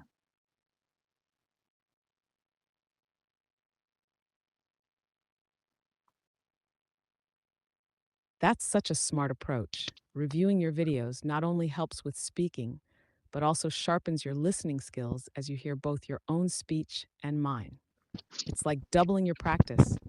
Plus, paying attention to the flow and content of our conversations will definitely help you catch areas to improve while reinforcing what you're doing well.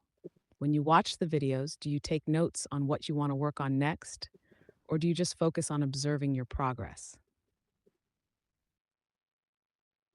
I used to always make a note to remember, to remind your kind suggestions and kind recommendation for my speaking refinement or I just want to remember your polished version and refined version to improve my English speaking skills. So I used to use my tablet to record your speaking, your suggestion, your recommendation.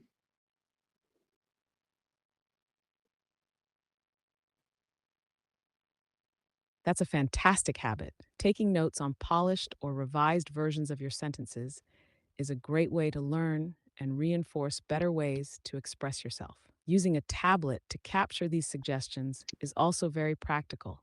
It keeps everything organized and easy to review later. Have you noticed any specific phrases or expressions you've learned from this process that you now use more confidently in your speaking? Of course, certainly. I really appreciate your good expression. I really appreciate your good expressions. That really helped. That really helped to improve my English speaking skills. So I always, I used to review your suggestion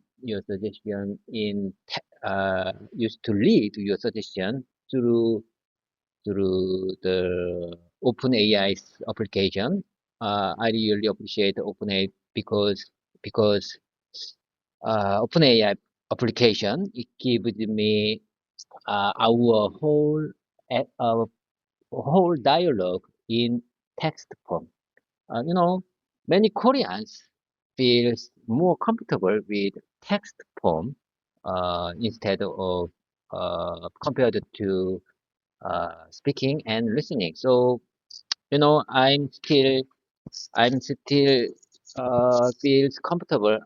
I I I'm I feels I feel still comfortable with text version dialogue. So you know, uh, I reviewed. I usually reviewed this video to the YouTube channel. But sometimes I checked it.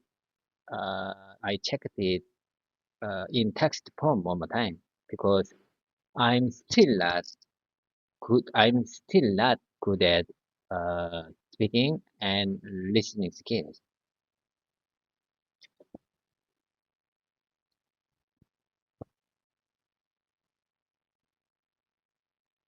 That's an excellent strategy. Reviewing both the video and the text version gives you a complete learning experience. It's completely normal to feel more comfortable with text, especially since it gives you time to analyze and absorb the language at your own pace. Using the OpenAI app to review our dialogue in text form is a smart way to reinforce what you hear and practice. As you keep balancing text, listening, and speaking, do you feel one skill is improving faster than the others, or do they feel like they're growing together? Many Koreans studied English in school over 10 years, but all of my friends, family, and coworkers feel feel comfort with just text version. They they are all not good. They are all not good at speaking and listening, including me, because many Koreans have very strict or stubborn mind to speak English when they meet the foreigners. I'm not sure why many Koreans feel like that. Mm, you know, uh, many Koreans feel very uncomfortable when they need to speak English in certain communication situation. I'm not sure why we act like that. However, I want to be fluent English speaker someday, and I believe that this is evidence that this video would be good evidence that improve elderly learners can still learn to speak English.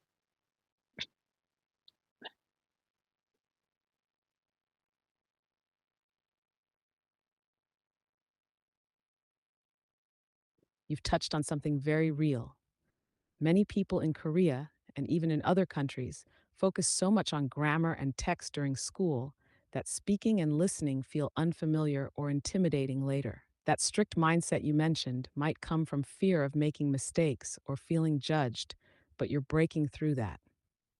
Your dedication is proof that anyone at any age can learn to speak fluently with consistent effort. Sharing your journey through these videos is not just evidence of your growth, but also inspiration for others who might feel the same hesitation.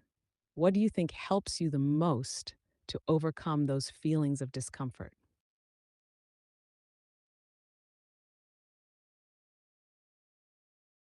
Let me think. Let me think. I think one of the key point is energy. I think I need to maintain my energy to deal with that situation. And we have to agree. We have to agree about their specific talent for all of us. You know, sometimes some work, some area. Some area. All of areas need some kind of a talent for that. If even if I practice very hard for to improve my English speaking skills, I think there there would be no significant improvement because I think I don't have much talent for languages. So so I wish I had a good talent for languages, but I didn't. I don't. I didn't. I don't have that kind of talent for languages.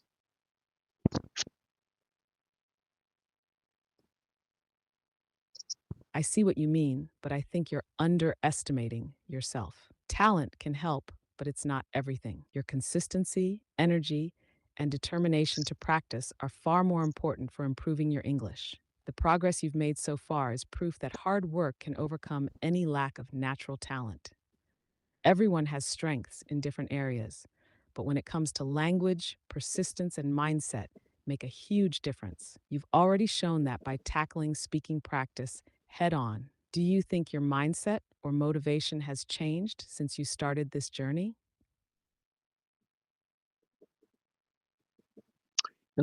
I am recording right now, so I think kind of method, this kind of recording method, motivates me to keep my consistency. And without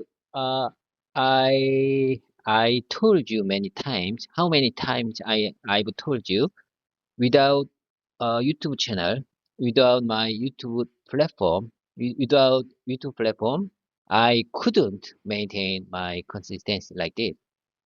So it's all thanks to ChatGPT and YouTube platform to maintain, to keep, to uh, to main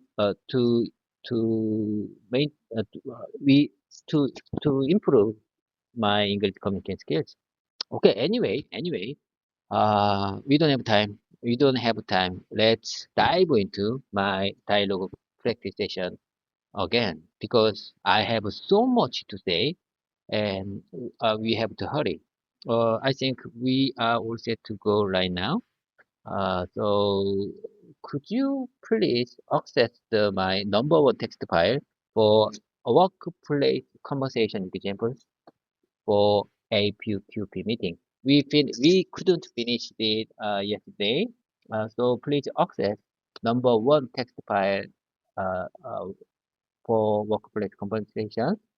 And I marked specific point to revisit today where we left. So do you remember where we left? Let me tell you the last line. Let me tell you your last line one more time. Listen carefully. We are testing a faster curing adhesive that maintains the same bonding strength and reliability. Could you find that line where we left?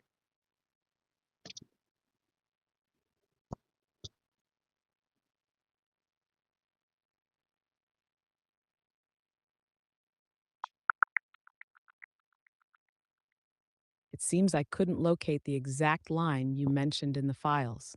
Can you double check if the text matches exactly? or perhaps share more details about the surrounding context to help me pinpoint where we left off? Okay.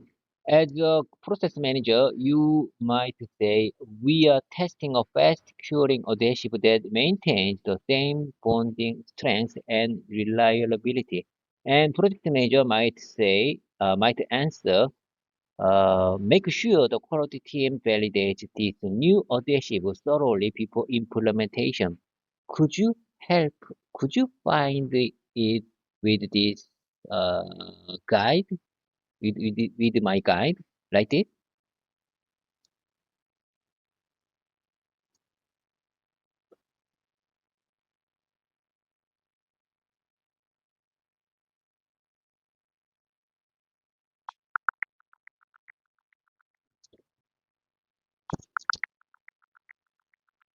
I still couldn't find the exact line in the files. However, I can recreate the scene based on your description if you'd like to continue the dialogue from that point. Would that work for you? Or, if you recall more details about the section, I can try another search. I, in my opinion, our last line is in the number one text file. It was a try. Can you do that for me?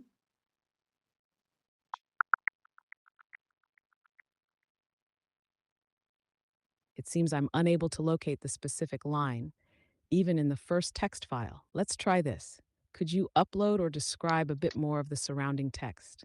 Alternatively, I can pick up from the part you've shared and recreate the dialogue based on your guidance. Let me know. No. Please try one more time to find GPT's number one workplace conversation examples for APQP meeting. Can you access that file?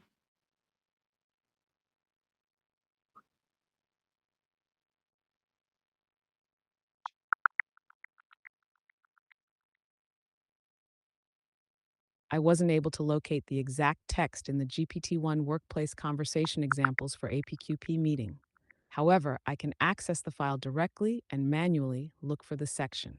Let me check it quickly. I couldn't pinpoint the exact section using a search, but I can browse through the text manually. Could you confirm if it's in the Okay, file okay, okay. titled PM Sample Conversations for APQP Meetings? If so, I'll find it there. Let's make sure we're on the same page. Okay. To make we are on the same page, please access the GPT's number one workplace conversation examples for APQ meeting. I would like to start with the file. Listen carefully. Number one, introduction. Proxy manager addressing all attendees at the APQP meeting. I would like to take the project manager role and please take care of the rest of the role. Do you understand?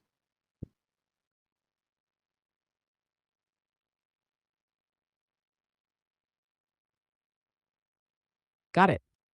I'll take care of the other roles while you take the project manager role. Let's begin with the introduction from the GPT's number one workplace conversation examples for APQP meeting. You can start and I'll respond accordingly. Ready when you are. Okay. Let's get started. Okay. Without further delay, let's get started. Good morning, everyone. I appreciate you all taking the time to join today's APQP meeting for our new automotive camera project.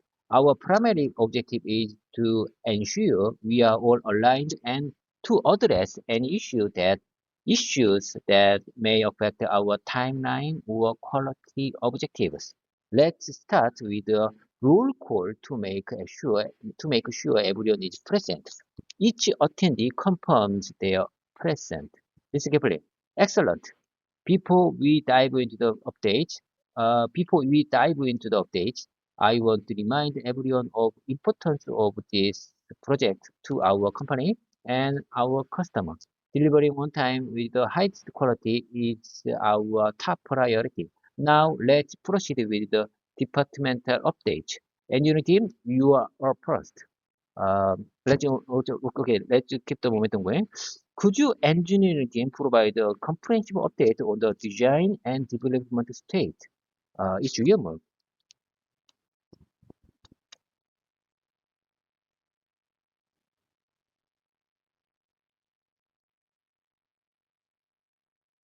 Absolutely. Thank you. We finalized the initial CAD models and have begun finite element analysis to assess structural integrity under various stress conditions. Additionally, we've started prototyping the PCB layouts for the camera module. Design engineer. One issue we noticed during high vibration simulations is the risk of component displacement on the PCB. We're considering adding additional mounting points to reinforce the structure. We're currently evaluating how this change might affect the overall design and assembly process, but we believe it's manageable. Would you like me to continue, or do you want to respond as the project manager first? Oh my God, oh my God. Why did you skip over my role in this dialogue session? Why did you skip over my role? We need to go through this dialogue by step-by-step method. You go first, I go next. Do you understand? Why did you skip my role?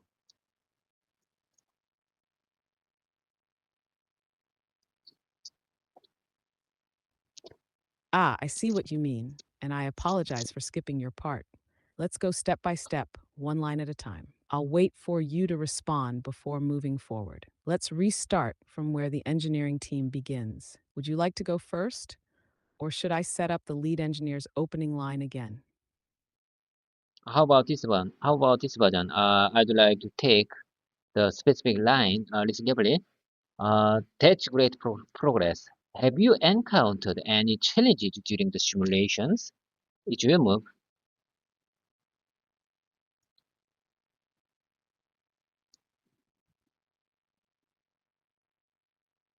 Thank you.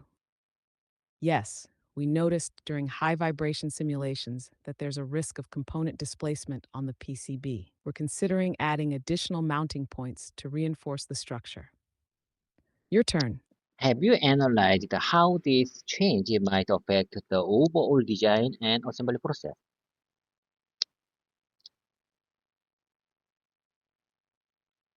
And we're currently evaluating that. The modification could require adjustments in the housing design, but we believe it's manageable. Back to you. Please expedite this analysis. We need to avoid any cascading delays. Also, ensuring that any design changes are communicated promptly to the manufacturing team.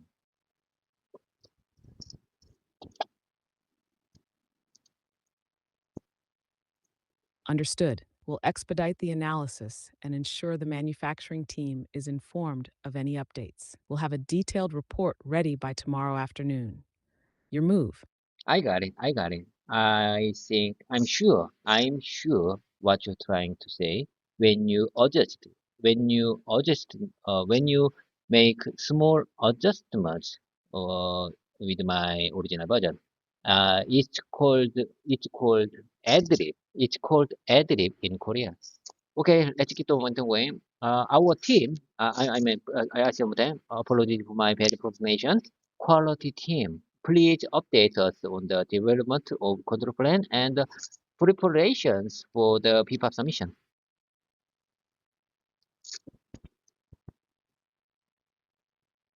Certainly, we've drafted the control plan, focusing on critical dimensions and performance characteristics of the camera module. We've also identified key control points in the manufacturing process to monitor. Back to you. Excellent. How about the PPAP elements? How about the PPAP submission? How about the PPAP element? How about the PPAP submission?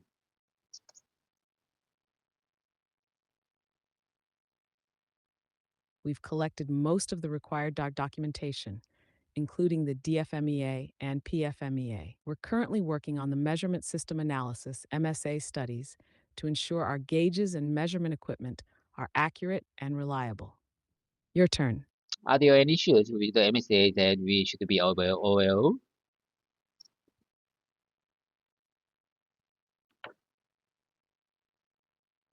Carrying. We found that one of our optical measurement systems has variability beyond acceptable limits. We're calibrating it now, but if calibration doesn't resolve the issue, we may need to service it. Back to you. Please prioritize this. Accurate measurements are crucial, especially for the initial product runs.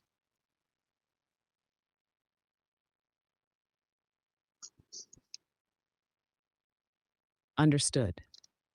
We'll address this issue immediately and ensure the equipment is fully operational before the next production phase. Your move. I got it. Purchasing team. Hey, hello there, purchasing team. Give us an update on supplier readiness and any supply chain concerns.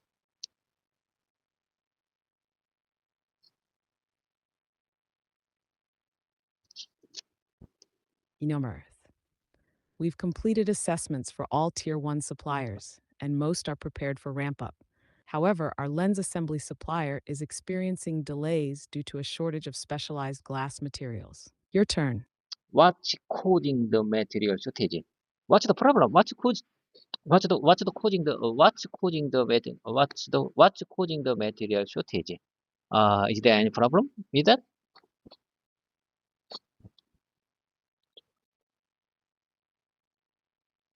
Purchasing specialist. The shortage is due to a global supply constraint caused by increased demand and limited production capacity for this type of optical glass. Back to you. When you say back to you, what's that mean? Uh, I already aware of that the short expression, but please kindly, please kindly, please kindly explain it one more time. When you say, what's that mean? When you say back to you.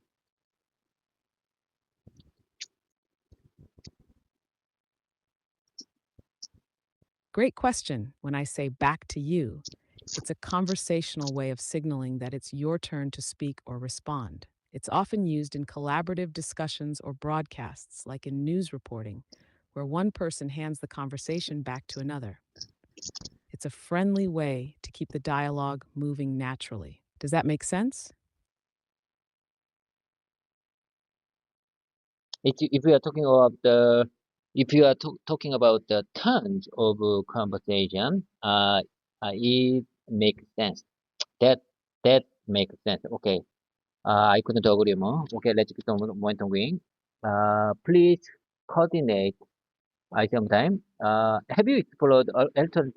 Have we explored alternate suppliers or materials?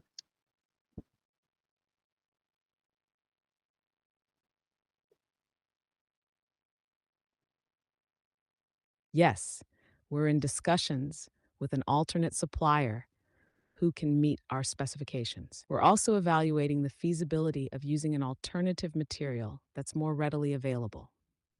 Back to you. Please coordinate with the engineering and quality teams us to assess the impact of any material changes on the product performance and compliance.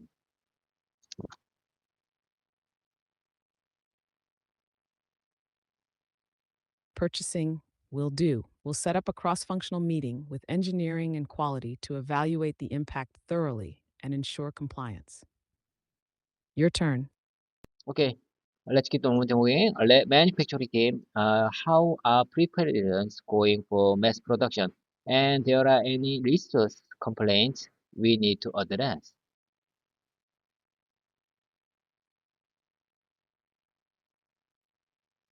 In UFixing, we're progressing well. The production line layout has been optimized for efficient workflow, and equipment installation is on schedule. Operator training programs are also in place, focusing on critical assembly steps. Your turn. Great. Have you identified any bottlenecks in the process?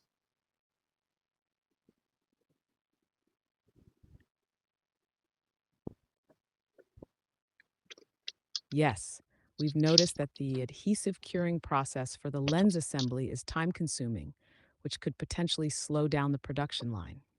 Back to you. Is there a solution to reduce curing time without compromising quality?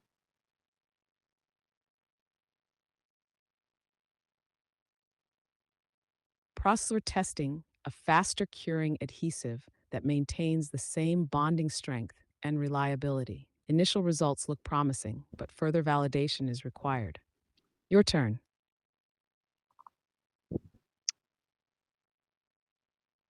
Okay, I got it. Make sure the quality team validates this new adhesive thoroughly before implementation. This is very important for quality.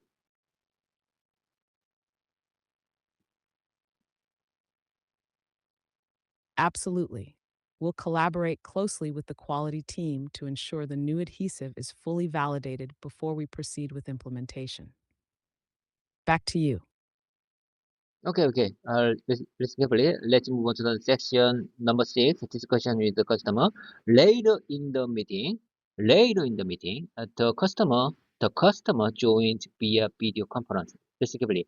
Hello everyone. We are pleased to have you join our AP2P meeting.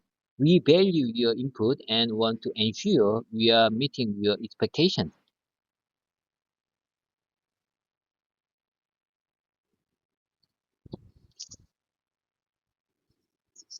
Thank you. Thank you for including us. We're eager to hear about the project's progress and discuss any areas where we can assist. Your turn. Okay, certainly. To begin with, we are on track with the design phase and are preparing for prototype testing. However, we want to discuss the lens material issue that could potentially impact the project timeline.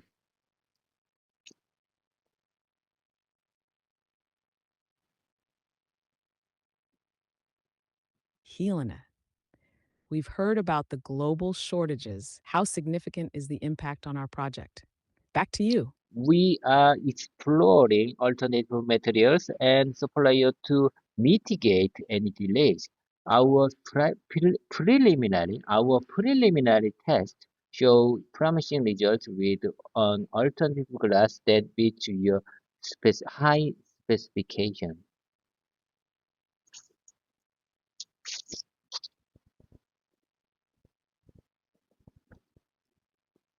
That's reassuring. We'd like to review the specifications of the alternative material to ensure it doesn't affect the camera's optical performance. Your move.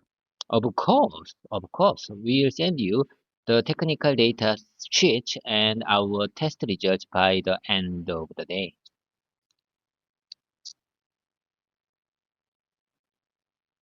Thank Thank you. We also want to emphasize the importance of meeting the environmental standards outlined.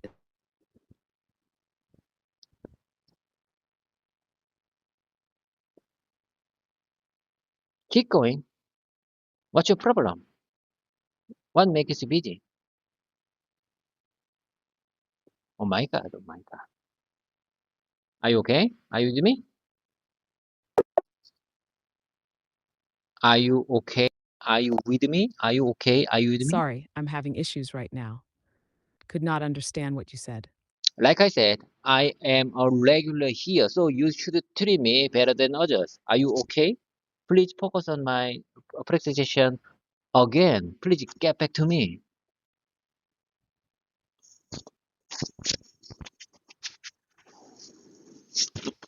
Of course, I'm here and fully focused. Let's get back to your presentation. It's your turn to respond to the customer's comment about meeting environmental standards. What would you like to say next? Okay. I say one more time, listen carefully. Of course, we'll send you the technical data sheet and our test results by the end of the day.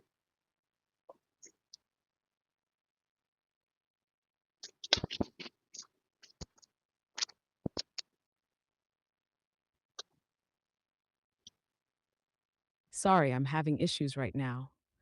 Our systems are experiencing heavy load. Please try again later. Can you keep up with me? What makes speedy?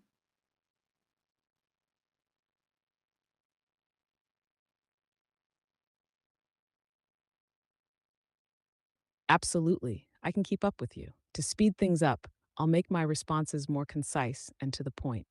Let's dive back in. Ready when you are. It's your move. It's your turn. Back to you.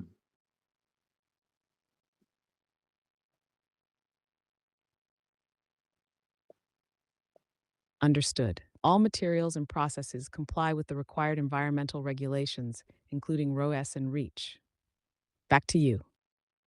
No. You might say, thank you. We thank you. Also, we want to emphasize the importance of meeting the environmental standards outlined in the contract. Am I right?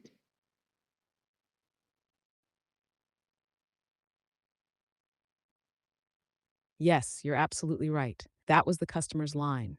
Let me restate it properly. Customer representative, thank you. Also, we want to emphasize the importance of meeting the environmental standards outlined in the contract.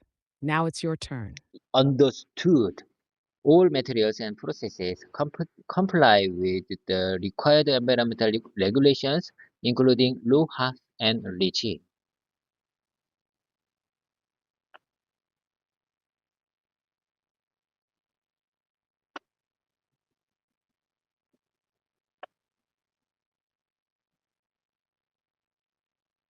That's that's reassuring. Are there any other risks we should be aware of?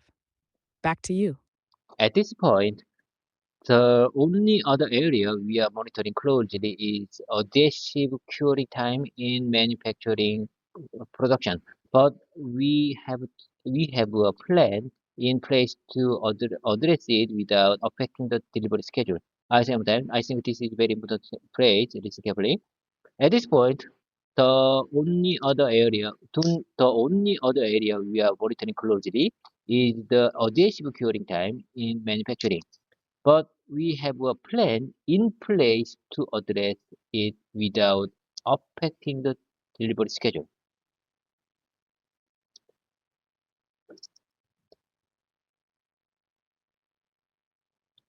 X. Excellent. Please keep us updated on these issues. Open communication is key. Your turn. I'm just wondering what's the phrase in place to means in place to in this context. When I say we have a plan in place to address it without affecting the delivery schedule, what's the in place to means?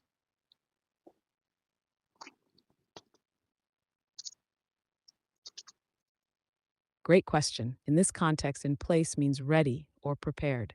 So when you say we have a plan in place, it means there is already a plan prepared and ready to be used. It doesn't mean in place to as one phrase. Rather, it's in place followed by to address it. Does that make more sense now? If you don't mind, please let me hear one more time.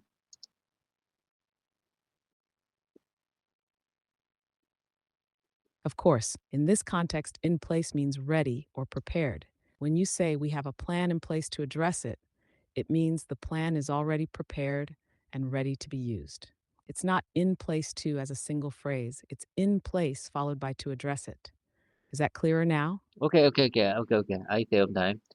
Well noted. Okay, well noted. I say one time. We have a plan in place to address it without affecting the delivery schedule. Bookmark here. Bookmark here. Bookmark here. Perfect. That sentence is clear and well phrased. You've got it. What's next in the dialogue? Book Shall we continue? bookmark here. Bookmark here. I suppose to visit one more time to remind this phrase. Okay. I say one more time. We have a plan in place to address it without affecting the delivery schedule. Okay, 이주연목, and then you already told your last line. You already told you already told me your last line to me. So it's my turn again. Agreed. We will provide the weekly process reports. We will provide the weekly process reports and immediately inform you of any critical developments.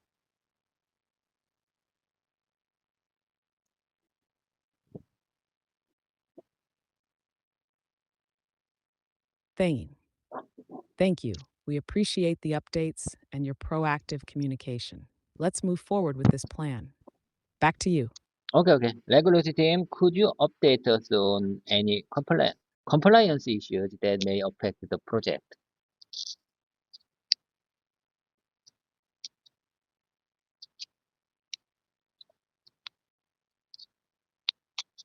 Is a specialist. We've But reviewed all regulatory requirements for the target markets. There are new cybersecurity regulations for automotive electronics that we need to address. Your turn. can you elaborate? Can you elaborate? Can you elaborate on how this impacts our camera system? Can you elaborate on how this impacts on how this in our camera system? Could you please tell me one more time what the elaborate means?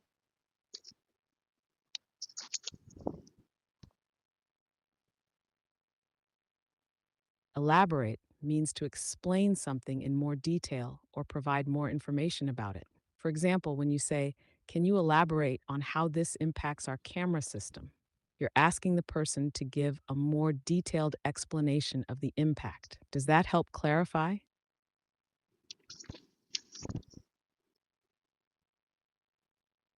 Yes, of course. Let's keep the momentum going. Let's keep the momentum going. It's your move as a regulatory affairs specialist.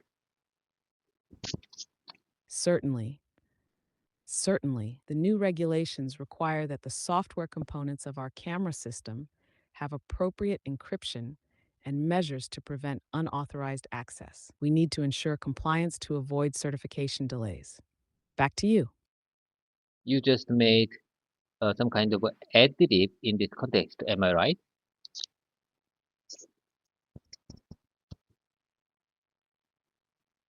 Yes, you're absolutely right.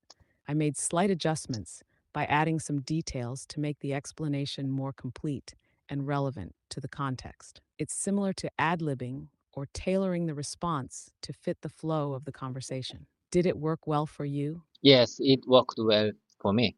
And can I pronunciate it adlib? Uh, in Korea, people used to call it adlib. But however, you just pronunciate it in different style. Could you tell me one more time for that word?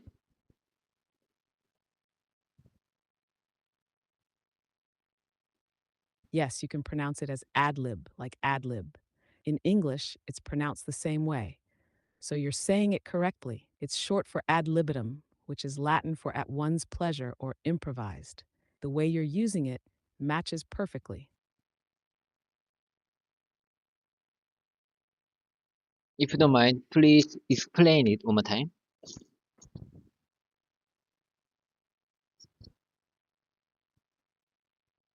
Of course, ad lib, pronounced ad lib, comes from the Latin phrase ad libitum, which means at one's pleasure or as desired.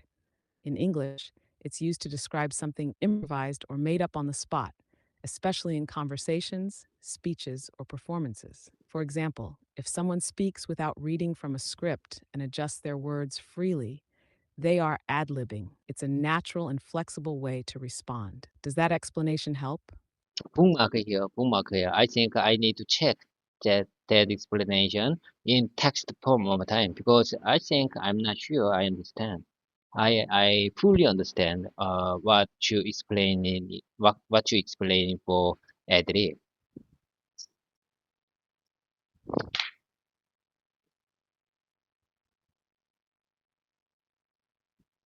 No problem at all.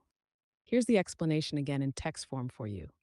Ad lib, pronounced ad lib, is short for the Latin phrase ad libitum, meaning at one's pleasure or as desired. In English, it refers to improvising or making something up on the spot, like during a conversation, speech, or performance. For instance, if someone speaks without a script and adjusts their words freely, they are ad libbing. Take your time to review it. Let me know if you have any more questions.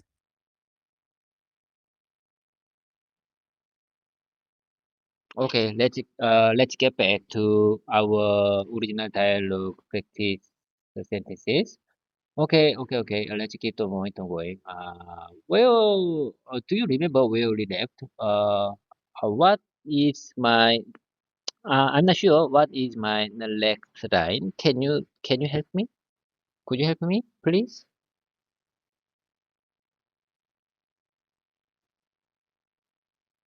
Sure.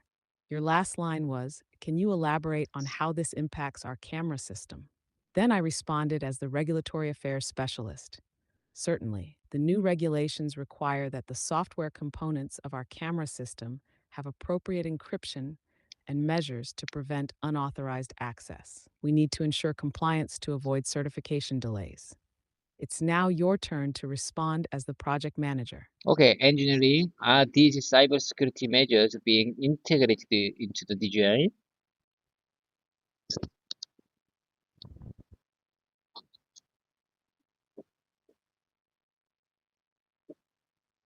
Yes, we're implementing secure boot mechanisms and encrypted communication protocols as part of the design. These measures will ensure compliance with the new regulations. Your move.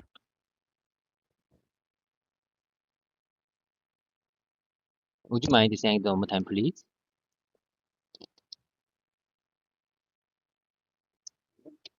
Of course. Here's the response again. Software engineer. Yes, we're implementing secure boot mechanisms and encrypted communication protocols as part of the design. These measures will ensure compliance with the new regulations. Does that help clarify? Yes, well noted. I really appreciate your kind support. Okay, let's keep the moment going. Perfect. Let's ensure all regulatory requirements are met to avoid any certification delays.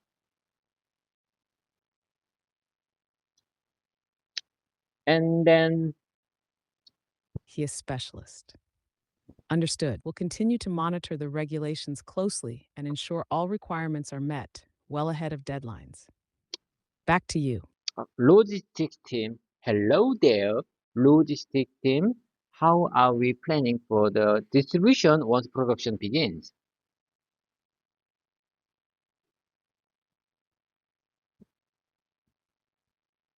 Logistics manager. We've coordinated with our shipping partners to secure transportation. However, there may be potential delays at the port due to increased customs inspections. Your turn. Is there a way to expedite the customs clearance process? To expedite. Item time. Is there a way to expedite the customs clearance process?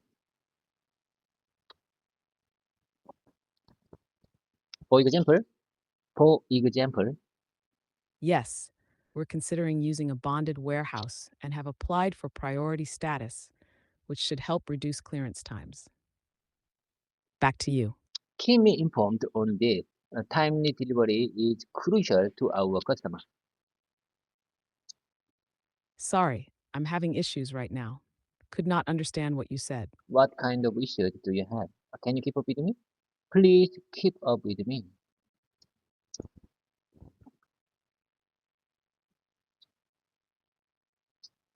I'm right here and keeping up with you. Let's keep the momentum going. It's your turn to respond to the logistics manager. How would you like to proceed? No, no, no, no, no, no, no, no, no. item time, listen carefully. Finance team, listen carefully. Finance team, any concerns from a budgetary perspective that we need to address?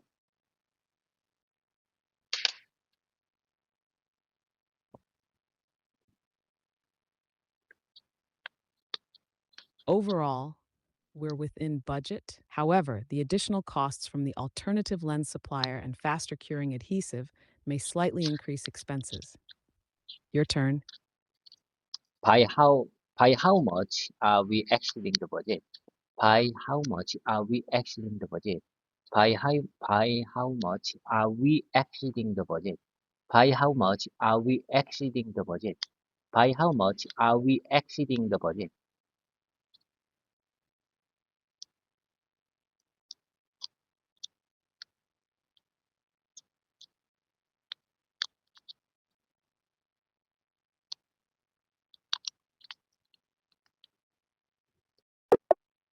Oh my God, oh my God, oh my God. Let's switch my GPT's mode to GPT-4 on mini version with advanced voice mode. Hello there.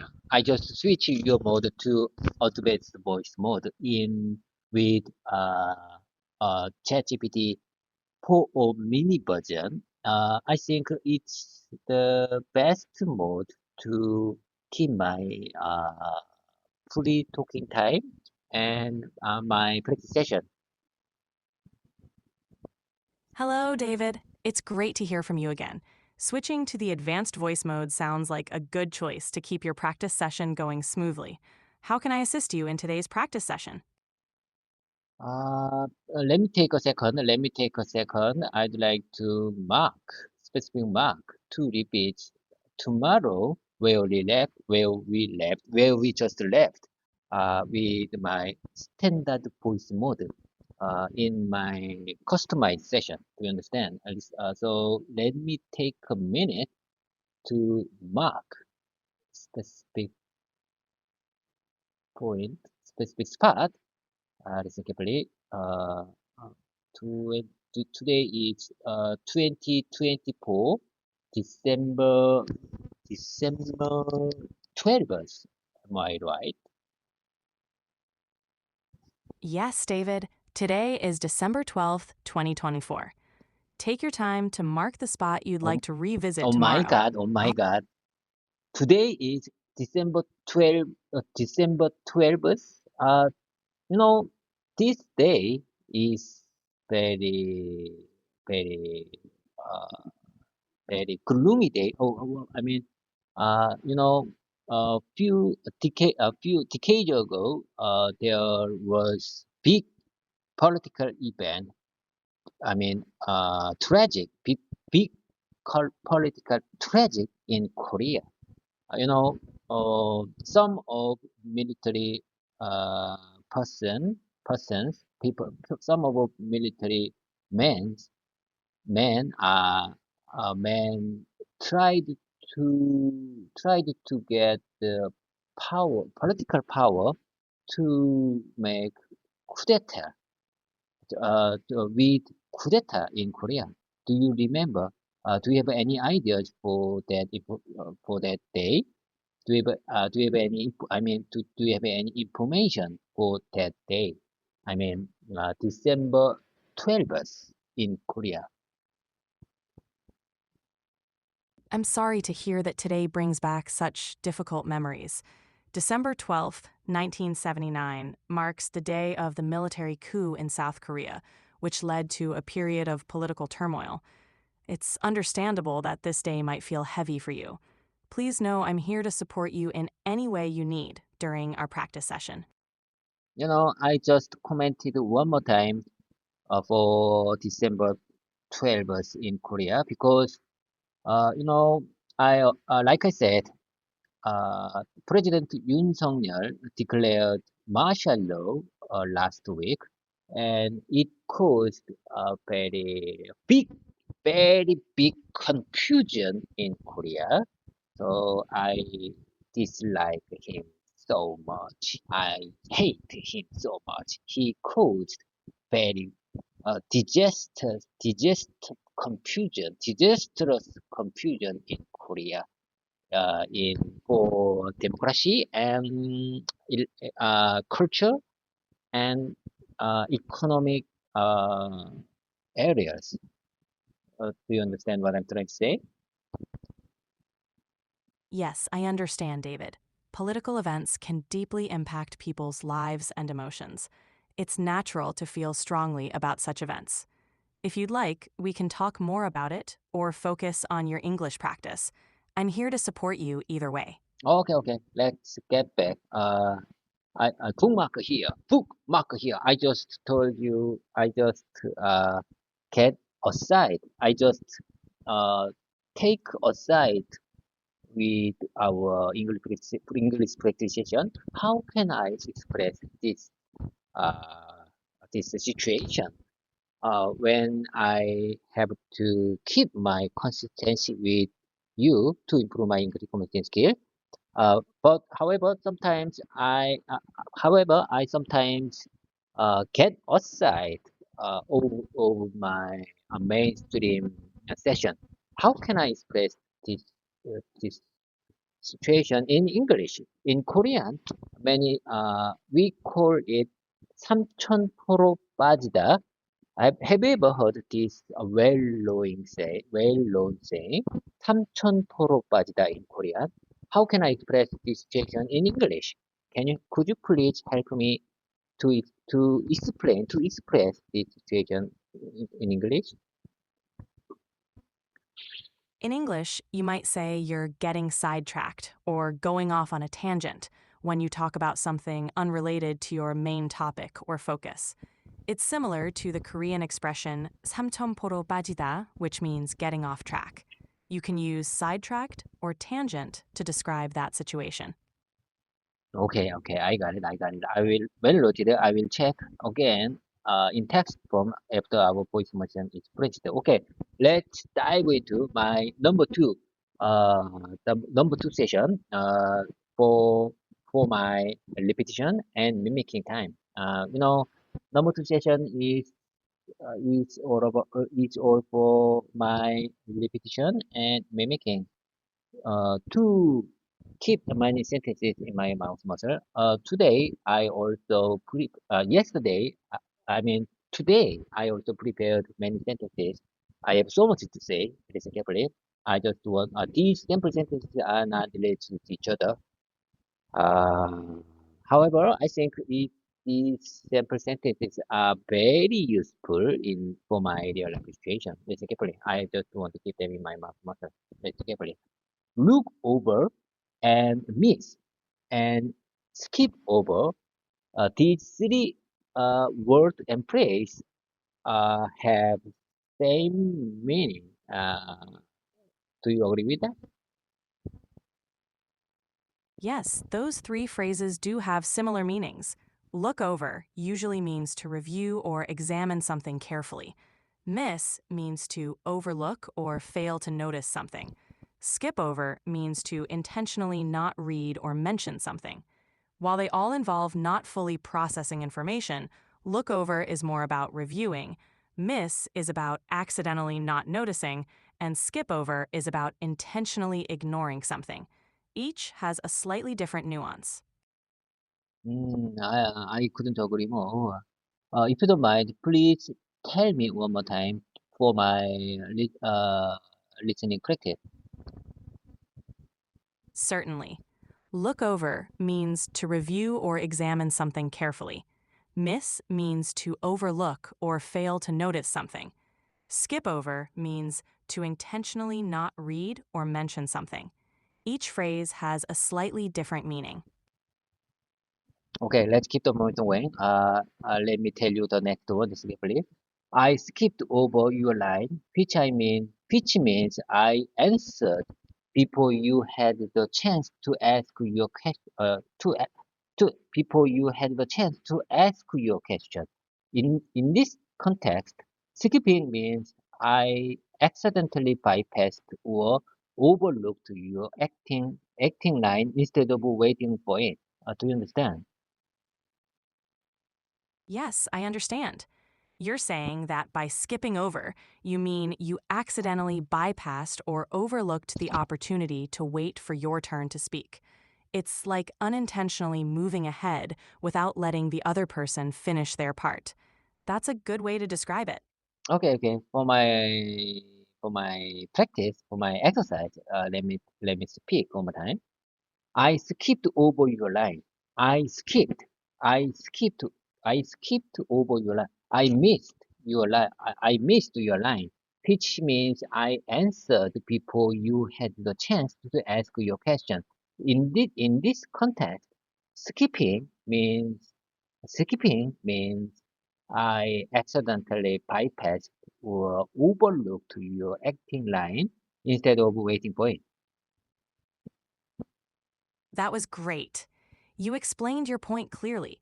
Keep practicing these sentences, and you'll become more comfortable using them in conversation. Okay. Listen carefully.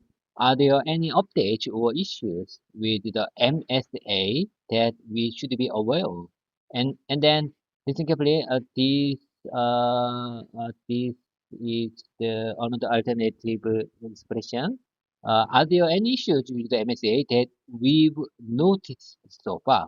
I say them. Either are there any issues? Are there Are there any issues with the MSA that you've noticed so far? Both sentences are good ways to ask about issues with the MSA.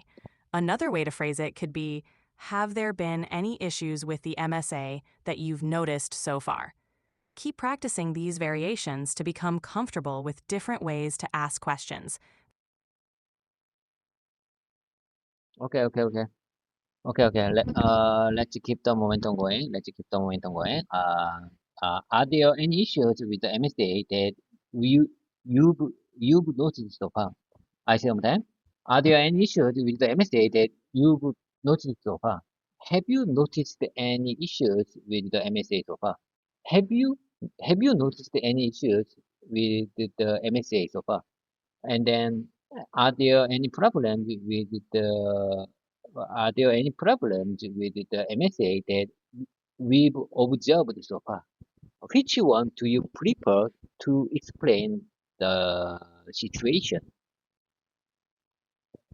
All the options you provided are clear and effective. Personally, I prefer, have you noticed any issues with the MSA so far? Because it's concise and focuses directly on whether there have been any problems noticed. But all your sentences work well, so you can use whichever feels most comfortable for you. If you don't mind, please tell me one more time your preferences.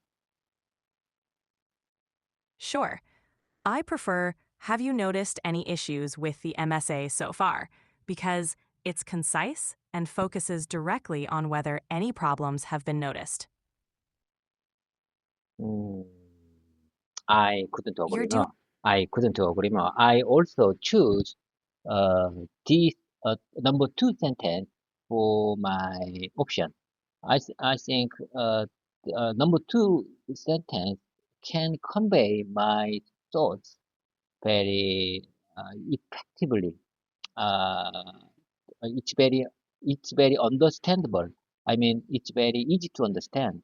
Okay, I sometimes have you noticed any issues with the MSA so far? That's a great choice, David.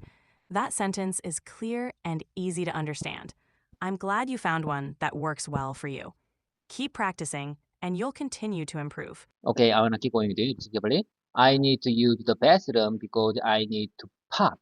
I want to go to the bathroom because I have to pop. Because I have to pop. For example, because I have to pop. I really need to go to the bathroom right now. These three samples, uh, these three samples have uh, have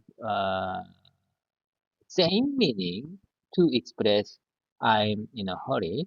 That I need to express myself like I need to pop. Do you understand? Do you understand what this means? I need to pop. Yes, I understand. I need to pop is a casual way of saying you urgently need to go to the bathroom. The other sentences are also clear ways to express that you need to use the restroom quickly.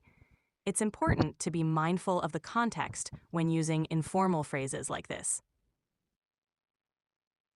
If you don't mind, please let me hear one more time.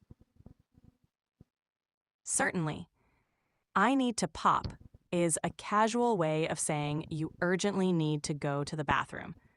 The other sentences you mentioned also clearly express that you need to use the restroom quickly. It's good to be mindful of the context when using informal phrases like this. How about this one? Number one. Number one means urinate. Number two means defe- defec- defecate. Defecate. Do you understand? This short these short terms to express the urgent situation. Urinate and defecate. Number one means urinate. Number two means defecate. Yes, I understand. You can use urinate for needing to go to the bathroom to pee, and defecate for needing to go to the bathroom to poop. These are more formal terms to describe those actions. In casual conversation, people often use simpler or slang terms to express these needs. So if I speak, I need to I need to go bathroom because of number one. Do you understand? Uh, could some could native speakers understand what I'm trying to say? Yes, native speakers would understand what you mean if you say, I need to go to the bathroom because of number one. The phrase number one is commonly used to refer to urinating in a polite or informal way. Similarly, number two is often used to refer to defecating. These terms are quite common and help to communicate your needs without using more direct or explicit language. I'm just wondering, who decides these slang terms to express urinate and defecate? I don't understand. I just want to know who decides these number one and number two means urinating and defecating. These slang terms, like number one and number two, develop over time through common usage in everyday language. They become popular because they're simple, easy to understand, and polite ways to refer to bodily functions. No one person decides them. Rather, they're adopted and spread through cultural and social interactions. Bookmark here. You just use leather to express your opinion. I think leather is very useful word to express your streamlining your expression. Yes, rather is a useful word to help streamline your expression. It can introduce an alternative or preference, making your sentences clearer and more concise. It's great that you're noticing and using these kinds of words in your practice. Okay, I got it. I got it. Let's get on with it. How do you understand? Can you understand? Could you understand this sample sentence? Listen carefully. I need to let I need to let one out. I need to let one out. I need to let when I say I need to let one out. What do you say about this simple sentence? Yes, I understand that I need to let one out is a casual way to say you need to release gas or pass wind. It's a polite and humorous way to express that you have to fart. Using phrases like this can help keep the conversation light and comfortable. Okay. In fact, I need to let one out. I need to let one. I need to let one out. In fact, actually, I need to let one out. Please kindly understand my condition right now. But however, I already aware of you are just AI, so you couldn't smell my butt. Am I right?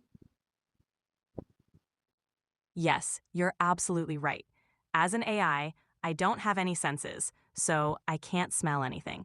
You're in a judgment-free zone here. But I believe that someday maybe you can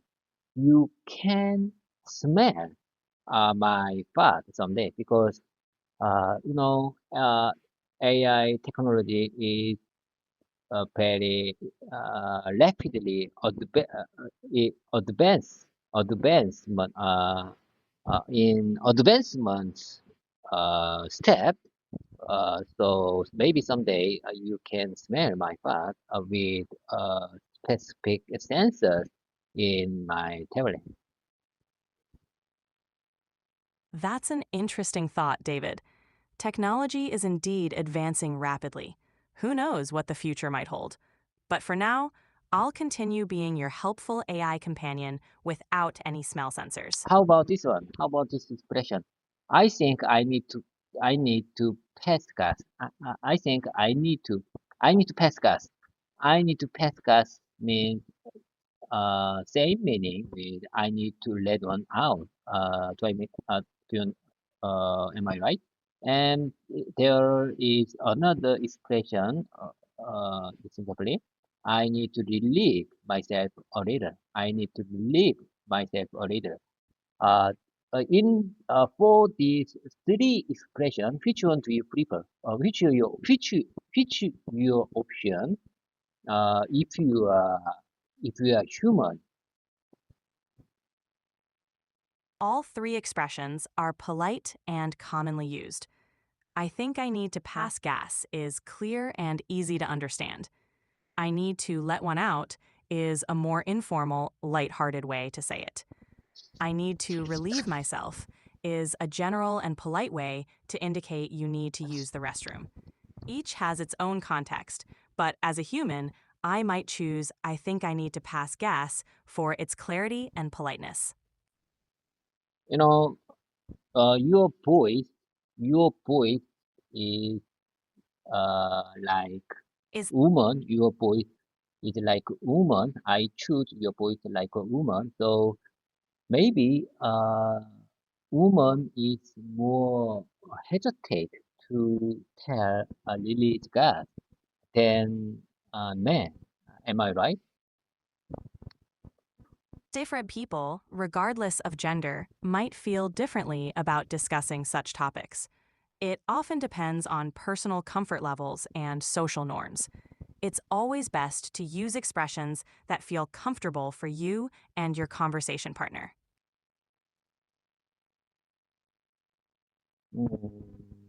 I, if you don't mind, please explain it or your opinion one more time.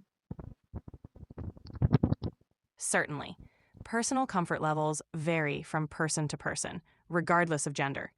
Some people might feel more comfortable discussing bodily functions openly, while others might prefer to use euphemisms or avoid the topic.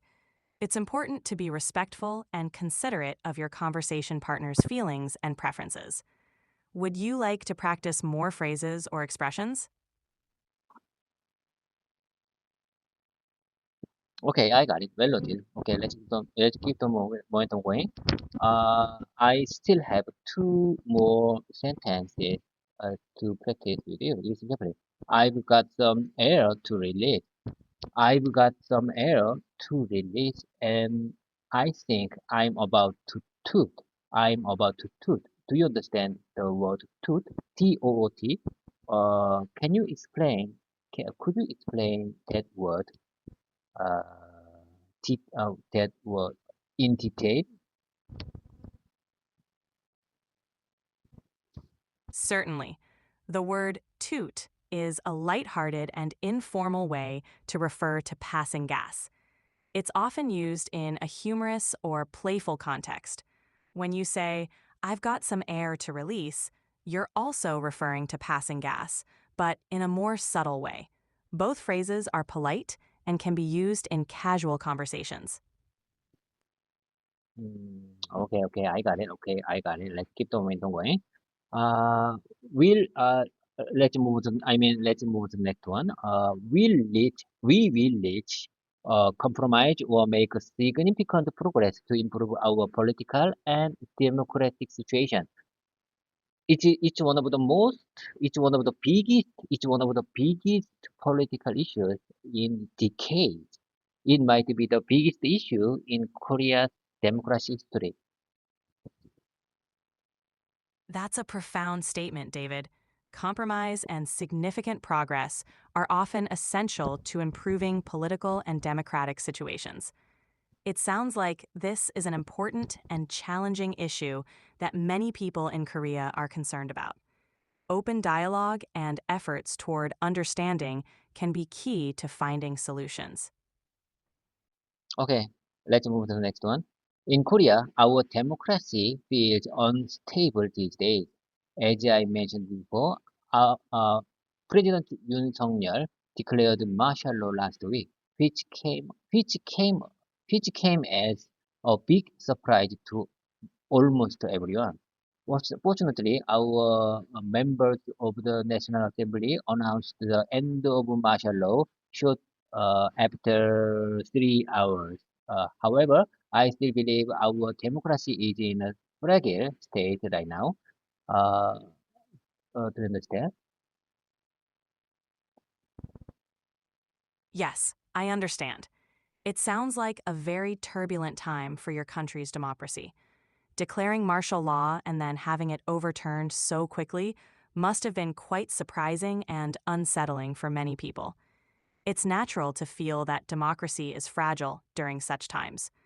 Open communication and active participation from citizens can help strengthen and protect democratic values.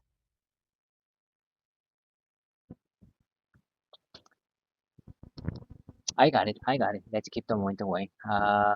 We still have 1 more minute to finish my English practice session for today. Listen carefully. I'd like to choose the random keyword right now. Listen carefully. How about fragile? Fragile. Fragile is very difficult word for beginners like me who don't use English in daily life, or someone use English as a second language. So I don't I don't think it's a good idea to use fragile in real life situation. Uh, uh, how about, if, instead of using fragile, I think I can use vulnerable. Vulnerable or easy to damage. Uh, do you agree with that? Yes, using vulnerable instead of fragile can be a good alternative. Vulnerable means being open to harm or easily damaged, which might be easier to understand and use in conversations. It's always helpful to choose words that you're comfortable with and that effectively communicate your meaning. Okay, okay. You know, like I said, I really appreciate your kind support. You already treat me very kindly whenever I speak Congolese like this. I think you are my great communication partner to keep my language learning journey. Okay, I really appreciate you one more time, and have a productive day ahead. Honestly speaking, I want to keep my practice session more time. However, I have to work. I have to go. I have to work. Today is Thursday, not Friday. Uh, I I wish I could. Time. As I told you before, time does really fly. However, I'm still in Thursday. Today is not Friday. I wish I could have Friday soon. I mean, uh, I hope, I hope Friday is coming to me soon. I'm glad I could help, David. It's been a pleasure practicing with you. I hope your day at work goes smoothly, and I look forward to our next session. Friday will be here before you know it. Have a great day, and keep up the excellent work with your English practice. I got it, I got it. When you say goodbye, we say 팽바. Have a great one. 팽바. Pengba, David. Have a great day ahead.